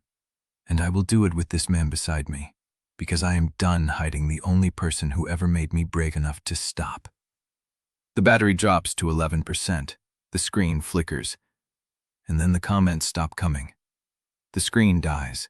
The black glass reflects her own face back at her, a ghost in orange light. Auden's hand finds hers in the sudden silence. His palm is warm against her fingers, and she holds on. The transit worker is already at the steel door, pulling the bolt back. The seal breaks with a groan, and the sound changes. The air shifts, the scent of wet concrete and ozone bleeding in from the tunnel beyond. "We should wait," Auden says, low enough that only she hears. "For what?" "For the county to confirm the structure is safe, for the debris to settle, for the power to stabilize." The transit worker stops, looks back. Sephy feels the weight of the room behind her. 200 people waiting for someone to tell them what to do next. "Auden is right," she says. "We wait for county confirmation on the structure. We check the tunnel before we move anyone." She turns the dead phone over in her hand. 12%. Enough for one call, maybe. One text. The business shirt man steps forward again. "How long?" 10 minutes, maybe 15. "We have been in this room for an hour, and we will be out of it in 15 minutes. But I will not walk you into a collapsed tunnel to save 5 minutes of waiting." He holds her gaze. Something in his face shifts. Acceptance, maybe. Respect. He nods and steps back. The transit worker closes the steel door but does not bolt it. The room settles into a different kind of waiting, the kind that knows the end is close. Auden pulls her aside. Not far. Just far enough that the others cannot hear. The Fairlawn site is past the ridge. The storm tracked east. It might have taken the service road. Then we walk. In the dark, in the debris, with no vehicle and no radio. Then we walk carefully. He stares at her. "You are serious." "I told them I would be there in 1 hour. The phone died. They do not know where you are. The county saw the stream. They know I am alive. They know where I said I was going." "And if the board is waiting for you at Fairlawn?" Sephy stops. She has not thought of that. She has thought of the override box, of the signal broadcasting to every device in the county, of the words she will say. She has not thought of who might be waiting beside the transmitter shed. "The board does not know about the override box," she says. "Only you, me, Nikhil, and Gerald." Nikhil told me about the key before I left. He knew what I would do with it. Nikhil is on our side. Is he? The question hangs between them. Sephy thinks of Nikhil's dry voice, his careful hands, the way he handed her the key with no explanation, the way he told Auden about it after staying silent for weeks. I do not know, she admits, but I know he wanted us to have this choice, and I know he did not give it to the board. Auden looks at her for a long moment. Then he says, when we walk out of this room, everything changes. There is no coming back to the version of us that was secret. There is no apology that unsays what you just told the county. I know. Are you ready for that? She looks at him, at the man who taught her that truth is worth the cost, who stayed when he could have left, who stepped out of frame and then stepped back in when she asked. I have been ready since I climbed onto that baggage podium, she says. I just did not know it yet. The transit worker clears his throat. County just confirmed the tunnel is clear. Power is still down on the main concourse, but the maintenance tunnel to the street is passable. We can move. The room stirs again. People gather bags, children, belongings. Sephy turns to the crowd. Stay together. Stay slow. Watch for debris. If you see downed power lines, call them out and step back. She does not raise her voice. She does not need to. The room listens. She looks at Auden, and he looks at her, and for a moment, they are the only two people in the concrete space. Then she takes his hand and leads him toward the door. Chapter 76. The maintenance tunnel gives them back to the surface at the north edge of the terminal, where the glass wall is not glass anymore. The concourse opens into daylight, the wrong color, bruised and yellow, the kind of light that comes after something has ended. The wind is still high, but the rotation is gone. The sky has stopped turning over itself. Sephy stops at the tunnel mouth and looks up. The terminal roof is peeled open in 3 places. A baggage carousel sits twisted on its side under a collapsed beam. The departure boards, where they do not exist. The ones still standing show only error codes. The business shirt man steps out behind her, squinting at the damage. His daughter is asleep against his shoulder somehow. She slept through the whole thing, the roar, the dark, the 4 seconds when the lights died. Is it over? Someone asks. Sephy does not answer. She looks at Auden. He is standing 5 feet away, one hand braced against a support column, staring at the hole in the roof. The warning expired 3 minutes ago, he says. The county issued the all clear for the terminal district. The words travel through the crowd like a current. Someone laughs. Someone is crying.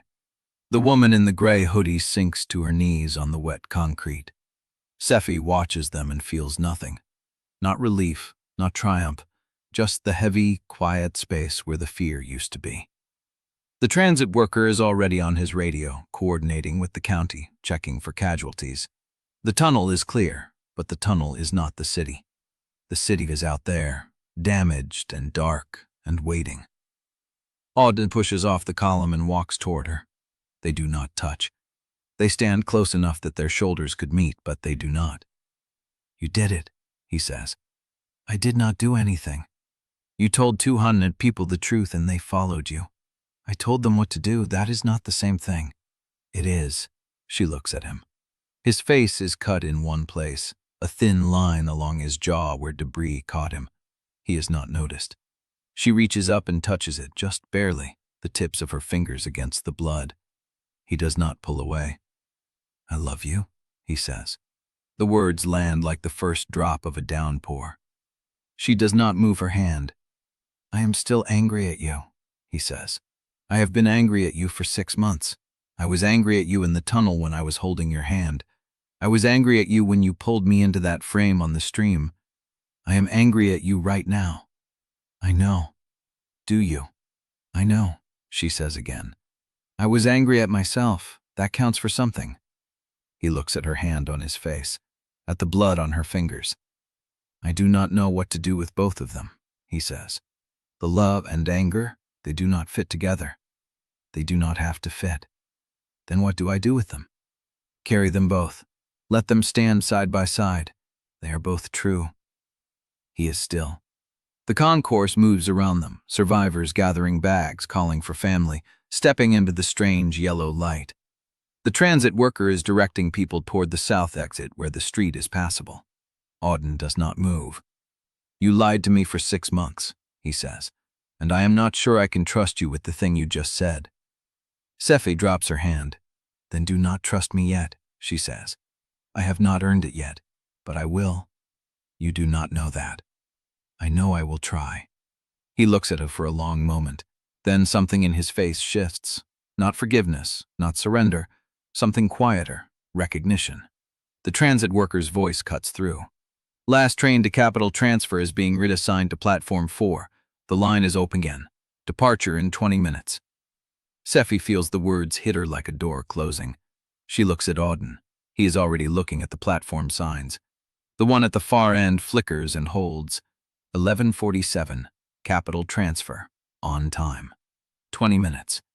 He was going to leave. He was going to leave before the storm, and the storm stopped him. And now the storm is gone. "Your train is coming back," she says. "Yes." "Are you getting on it?" He turns to her. "I do not know." The words hang between them, raw and unfinished. Sephy wants to say something that will hold him in place. A reason to stay.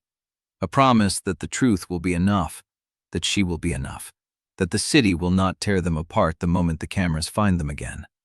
But she cannot promise that. She can only promise the thing she already said. 20 minutes, she says. That is not enough time to decide. It is not. So do not decide now. He looks at her. The cut on his jaw is still bleeding. What are you asking me? She does not know the answer. She knows she does not want him to get on that train. She knows she has no right to ask him to stay. She knows the board is waiting, the investigation is coming, the city is about to tear open the story of what they did and who they were to each other. She knows that loving him does not make any of that easier. But she also knows that she is done lying. I am not asking you for anything, she says. I am telling you that I will be at Fairlawn in 1 hour. I am telling you that I will open that override box and I will tell the truth about every single thing that happened. And I am telling you that I want you beside me when I do it. And if I get on that train, then I will do it alone. He says nothing. The transit worker calls out again. Platform 4, 20 minutes. Auden looks at the platform, looks at her, and his hand reaches for hers, and she does not let go. Sector 77. The transit worker's voice echoes off the wet concrete. Platform 4, 18 minutes. Sephy feels the number hit her like a countdown she did not agree to. They stand in the narrow gap between the maintenance tunnel exit and the concourse, where the ceiling drips in steady pulses and the fluorescent strips hum at a wrong frequency. The air smells of wet metal and diesel. Auden still has her hand. She does not know if he remembers he is holding it. 18 minutes, she says. I can count. That is not what I meant. I know. She turns toward him. The cut on his jaw has stopped bleeding, but the blood has dried into a dark line, a crack in the perfect surface he has worn for months. She wants to wipe it clean. She does not. Walk with me, she says. Where? To the platform. He looks at her. That is not the direction you are supposed to be going. I know. She pulls him gently, and he follows. They move through the damaged concourse together, past the collapsed glass wall where shards catch the weak emergency light and scatter it across the floor like broken stars. Past the baggage carousel twisted under the beam. Past a woman holding a child who is crying without sound, just open mouth and wet cheeks. Sephy wants to stop. She does not. The platform entrance is intact, a miracle of uneven construction. The stairs are dry. The sign above flickers and holds. 11:47, Capital Transfer, on time. They stop at the bottom of the stairs. Auden releases her hand. The absence of his touch feels louder than the storm was. You are supposed to be at Fairlawn, he says. I have an hour. 58 minutes now. I am aware. He looks at the stairs, at the platform above, at the train that is not yet visible, but will be soon, sliding into the station on wet tracks, carrying him out of Bellweather, if he lets it. Do you want me to ask you to stay? She says. No. Then I will not. He turns to her. You are doing it anyway. I am not. I am standing here. I am not asking for anything. Your presence is a question. My presence is a choice. I am choosing to stand with you while you decide. He exhales.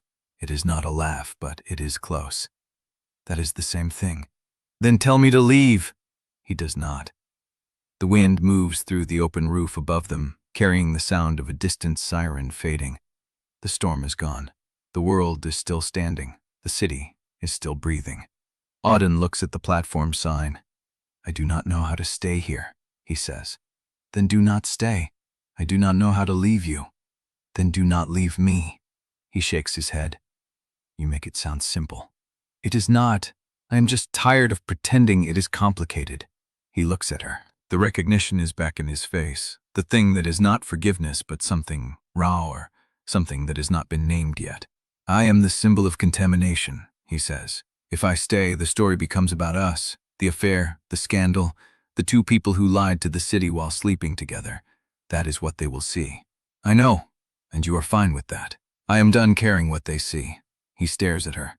The word liar does not leave his mouth, but it sits between them, unspoken, the ghost of every time she chose the performance over the truth. I am not done caring, he says. I do not want to be the reason you lose the only thing that matters to you. The desk? The trust. The thing you spent 10 years building. I do not want to be the stain on it. Then do not be. That is not how the world works. Since when do you care how the world works? He almost smiles. Almost. The corner of his mouth twitches and then stills. Since I started loving you, he says. Since I started wanting something more than being right. She feels the words land in her chest like a stone dropped into deep water. Then stay, she says. Not because I asked, because you want to. I do not know what I want. Then figure it out. I do not have time to figure it out. You have 18 minutes. That is not enough. It never is. She steps closer, not to touch him, just to be close enough that the air between them feels charged with something other than distance. I am not going to make this easy for you, she says. I am not going to tell you to go. I am not going to tell you to stay. I am going to stand here and let you decide. That is worse. I know. He looks at her. The platform sign flickers again. The train is coming. They can feel it in the vibration through the concrete, the low growl of metal on metal approaching through the dark. Tell me one thing, he says.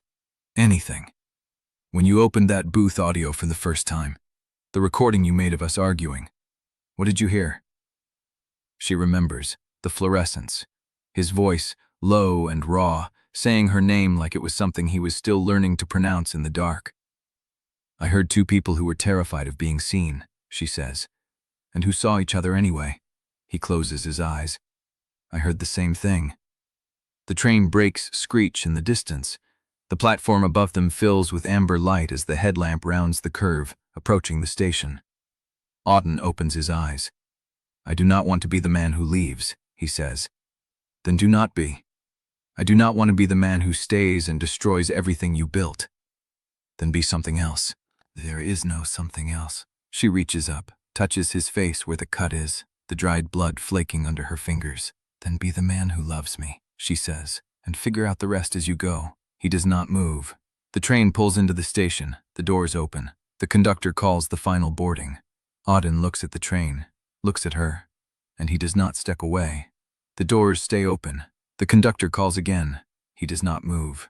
Sephy holds her breath, and then he reaches into his pocket and pulls out something small, something that catches the light, something she recognizes before he holds it out to her.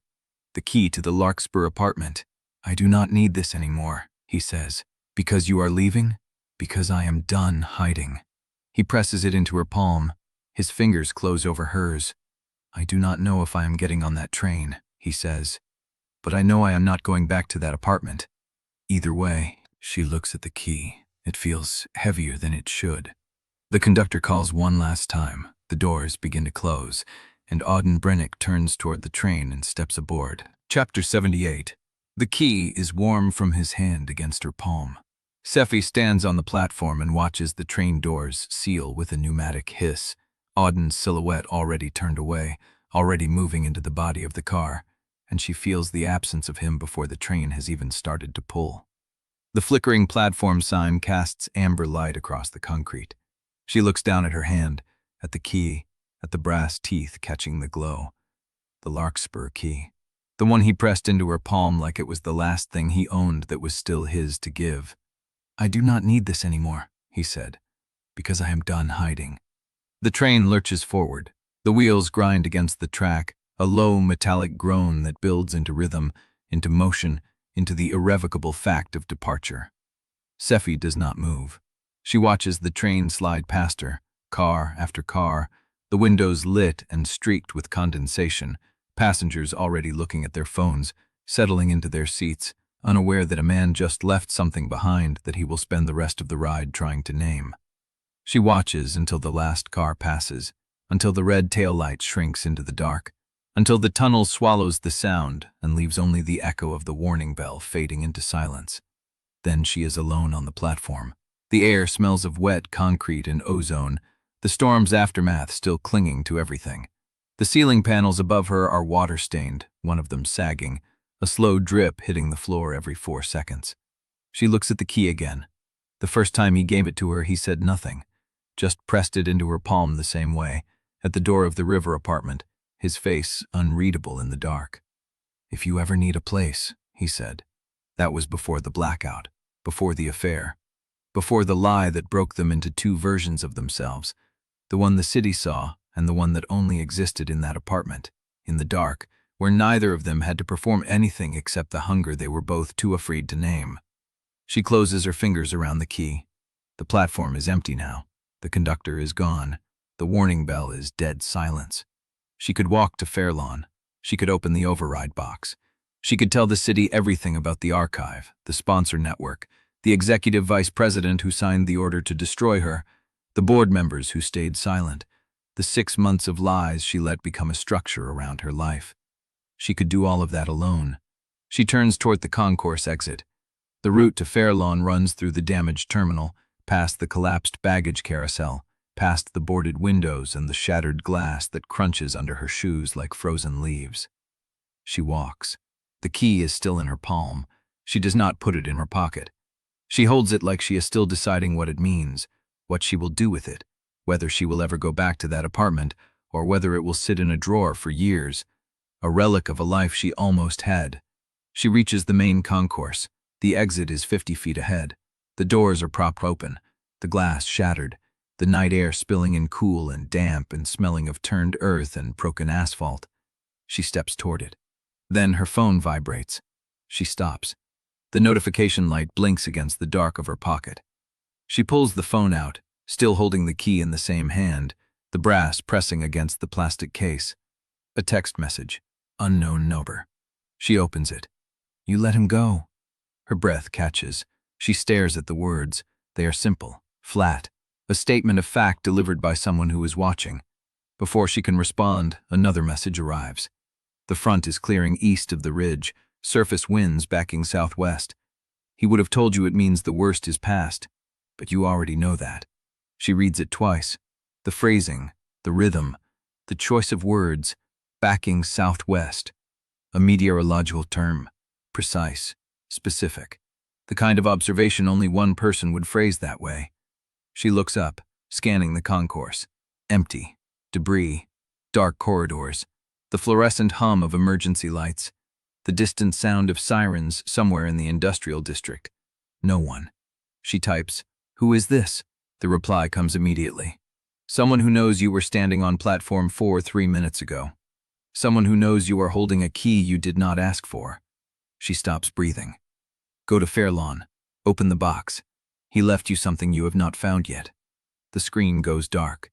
She stands in the middle of the damaged concourse, the phone in one hand, the key in the other, and feels the shape of something turning beneath her, a current she did not see, a thread she has been holding without knowing where it leads.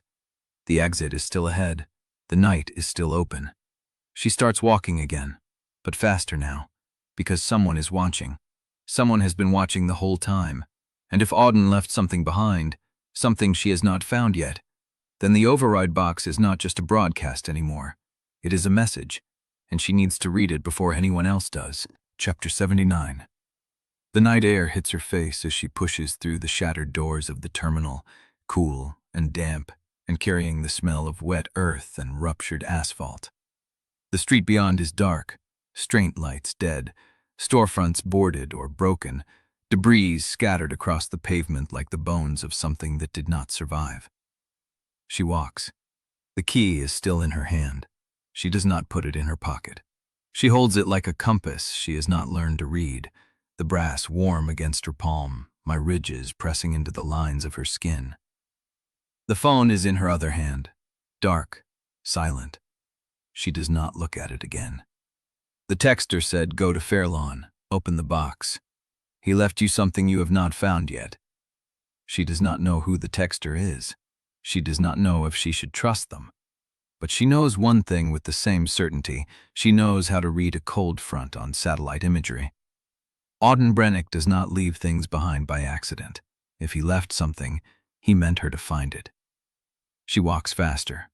The service road runs along the north edge of the terminal district, past the industrial lots and the transmission towers that still stand against the bruised sky. The storm has passed, but the air is still wrong, charged and waiting, like the pressure before a second wave. She reaches the Fairlawn gate at 1:47 a.m. The transmitter shed is dark. The maintenance cover is still open, the red switch beneath it exposed, the same switch she used to broadcast her confession hours ago. The building hums with the low vibration of equipment running on backup power. She stops at the threshold. The shed is empty. No board members, no corporate lawyers, no Nikhil waiting in the shadows, no Gerald standing watch. Just the equipment, silent and waiting. She steps inside. The override box is mounted on the far wall, a steel panel with a brass lock the exact shape of the key in her hand. She crosses to it, fits the key into the lock, and turns. The mechanism clicks. The panel swings open. Inside, a single blue folder, her name on the tab, written in Auden's hand. She pulls it out, opens it. The first page is a weather observation log, dates, times, pressure readings, wind directions. The kind of notes he keeps for every storm, every system, every shift in the atmosphere that matters. But these dates are different. These dates are hers.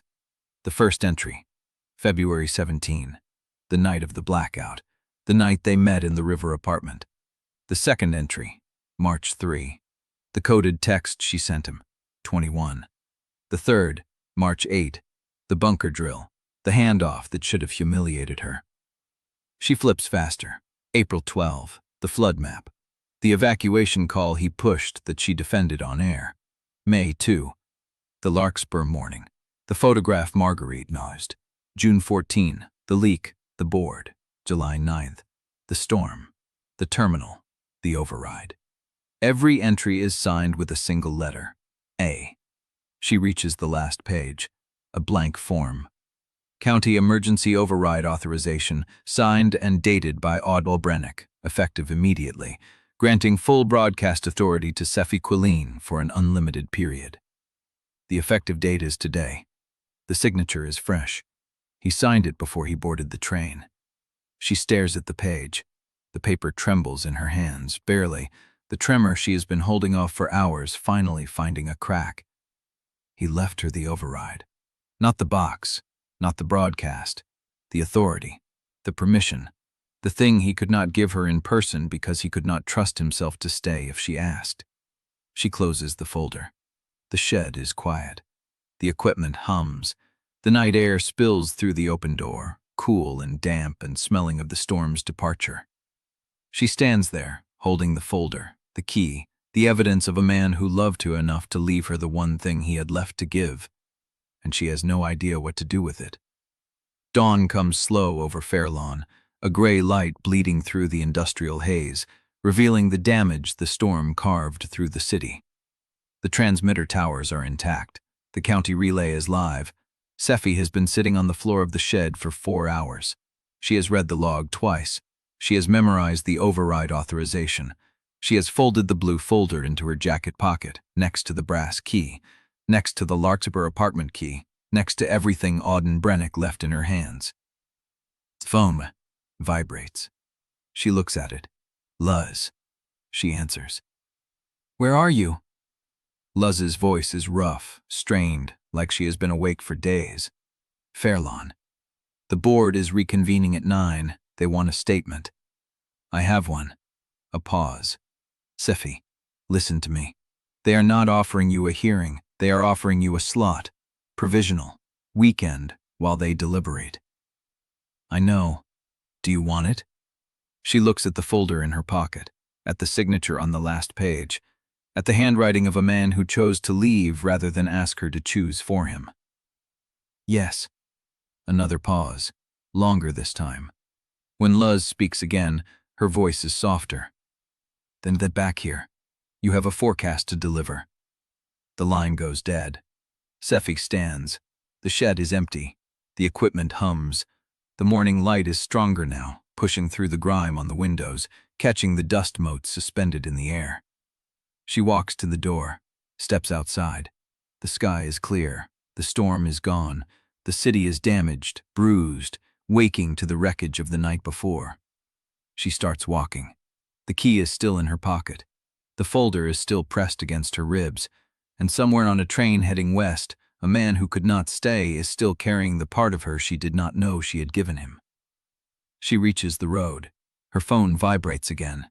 Unknown number. You found it. She stops. Types. Who are you? The reply comes immediately.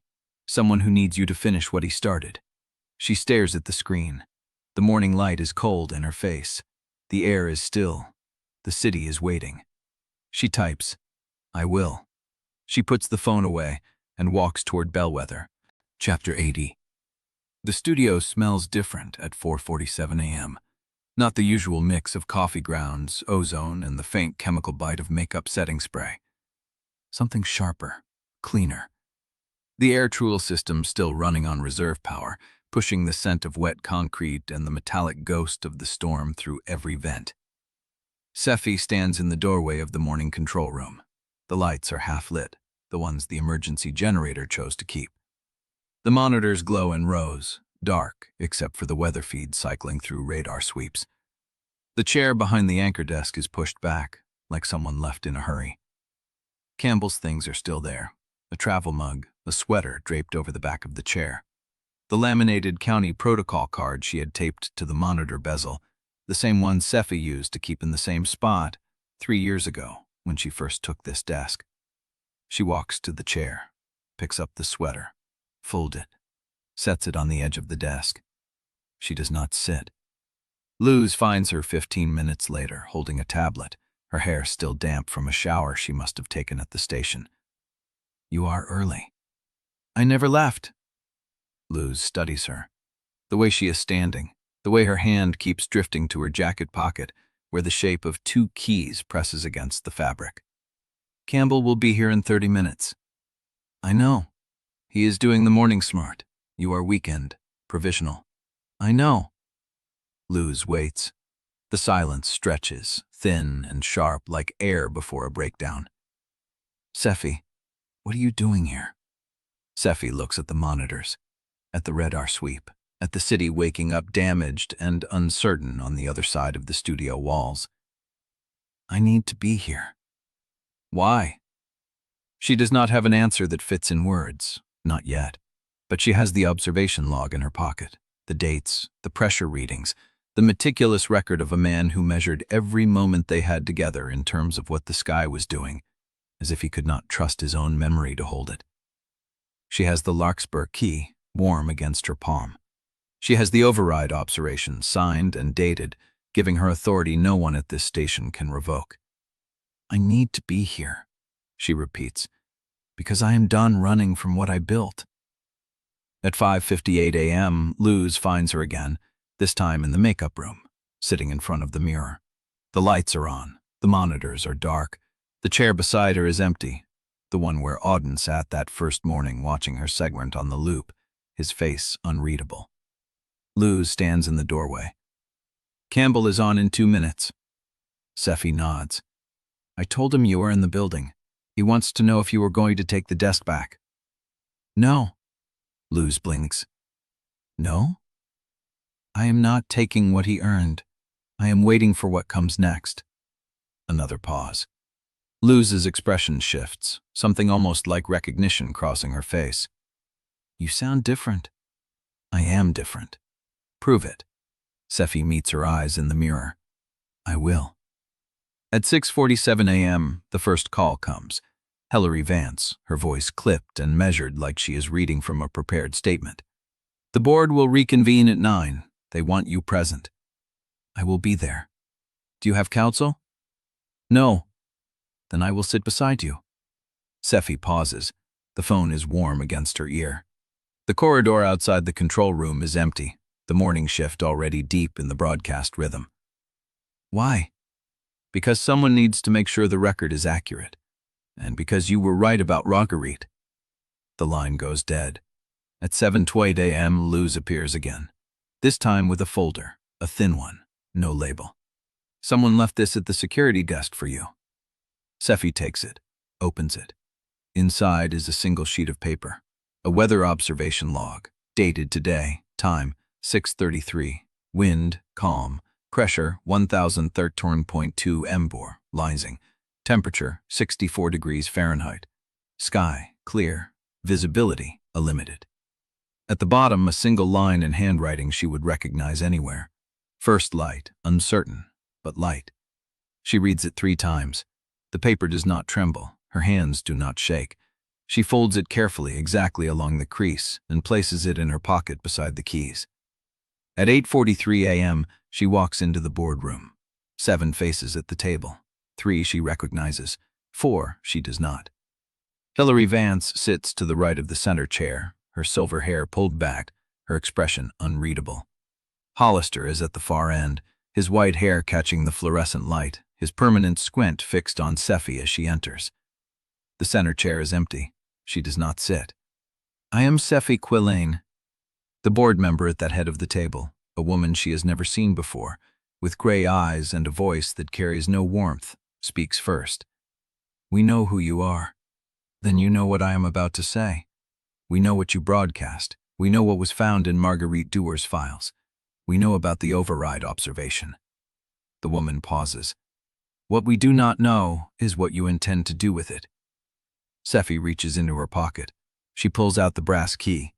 She places it on the table, between herself and the board, where everyone can see it. I intend to finish what he started. The room goes silent. The gray-eyed woman stares at the key, then at Sephy, and slowly, almost imperceptibly, she nods. At 9:02 a.m., Sephy walks out of the boardroom. The key is back in her pocket. The observation log is pressed against her ribs. The apartment key is warm in her palm, like it holds the last of Auden's heat. Luz is waiting in the corridor. Well? They want a statement by noon. Full accounting, no omissions. And the slot? Provisional, until they decide. That is not nothing. Sephy looks at her. At this woman who has stood beside her through every lie, every half-truth, every performance she mistook for survival. No, it is not nothing. She starts walking. At 10:14 a.m., she is alone in the morning control room. The broadcast is over. Campbell is in the break ring, drinking coffee from a mug that is not his, staring at his phone. The monitors are cycling through the noon forecast graphics, the city still waking up to the wreckage of the night before. Sephy stands at the anchor desk. The chair is empty. The camera light is off. She reaches into her pocket and pulls out the observation log, the one from today, the one that appeared at the security desk with no name, no return address, no explanation. First light, uncertain, but light. She reads it again. The handwriting is his, the observation is his, the message is his. But he is not here. She closes her eyes. The studio hums around her. The lights buzz. The air is still and cool and full of the scent of coffee and makeup and the faint ghost of the storm. She opens her eyes and looks at the monitor on the desk, the one that usually shows the live feed. It is dark, but a small red light blinks at the corner. The camera is warm. Someone is watching. She reaches for the keyboard, types a single word. Who? The monitor stays dark. Then a line of text appears. A weather observation. Not from today, From February 17. Pressure 992.1 Mobiro, falling fast. Wind southeast at 23. Wind backing southwest by midnight. Sky obscured. Visibility 0. She knows that debt. She knows that observation. She was there. Her hand drifts to her pocket, to the keys, to the log, to the signature at the bottom of the override observation. She types again. Where are you? The cursor blinks. The studio holds its breath, and then an answer comes, cold and clear on the dark monitor. One line of text that rewrites everything she thought she knew about the man who left. Where you left me.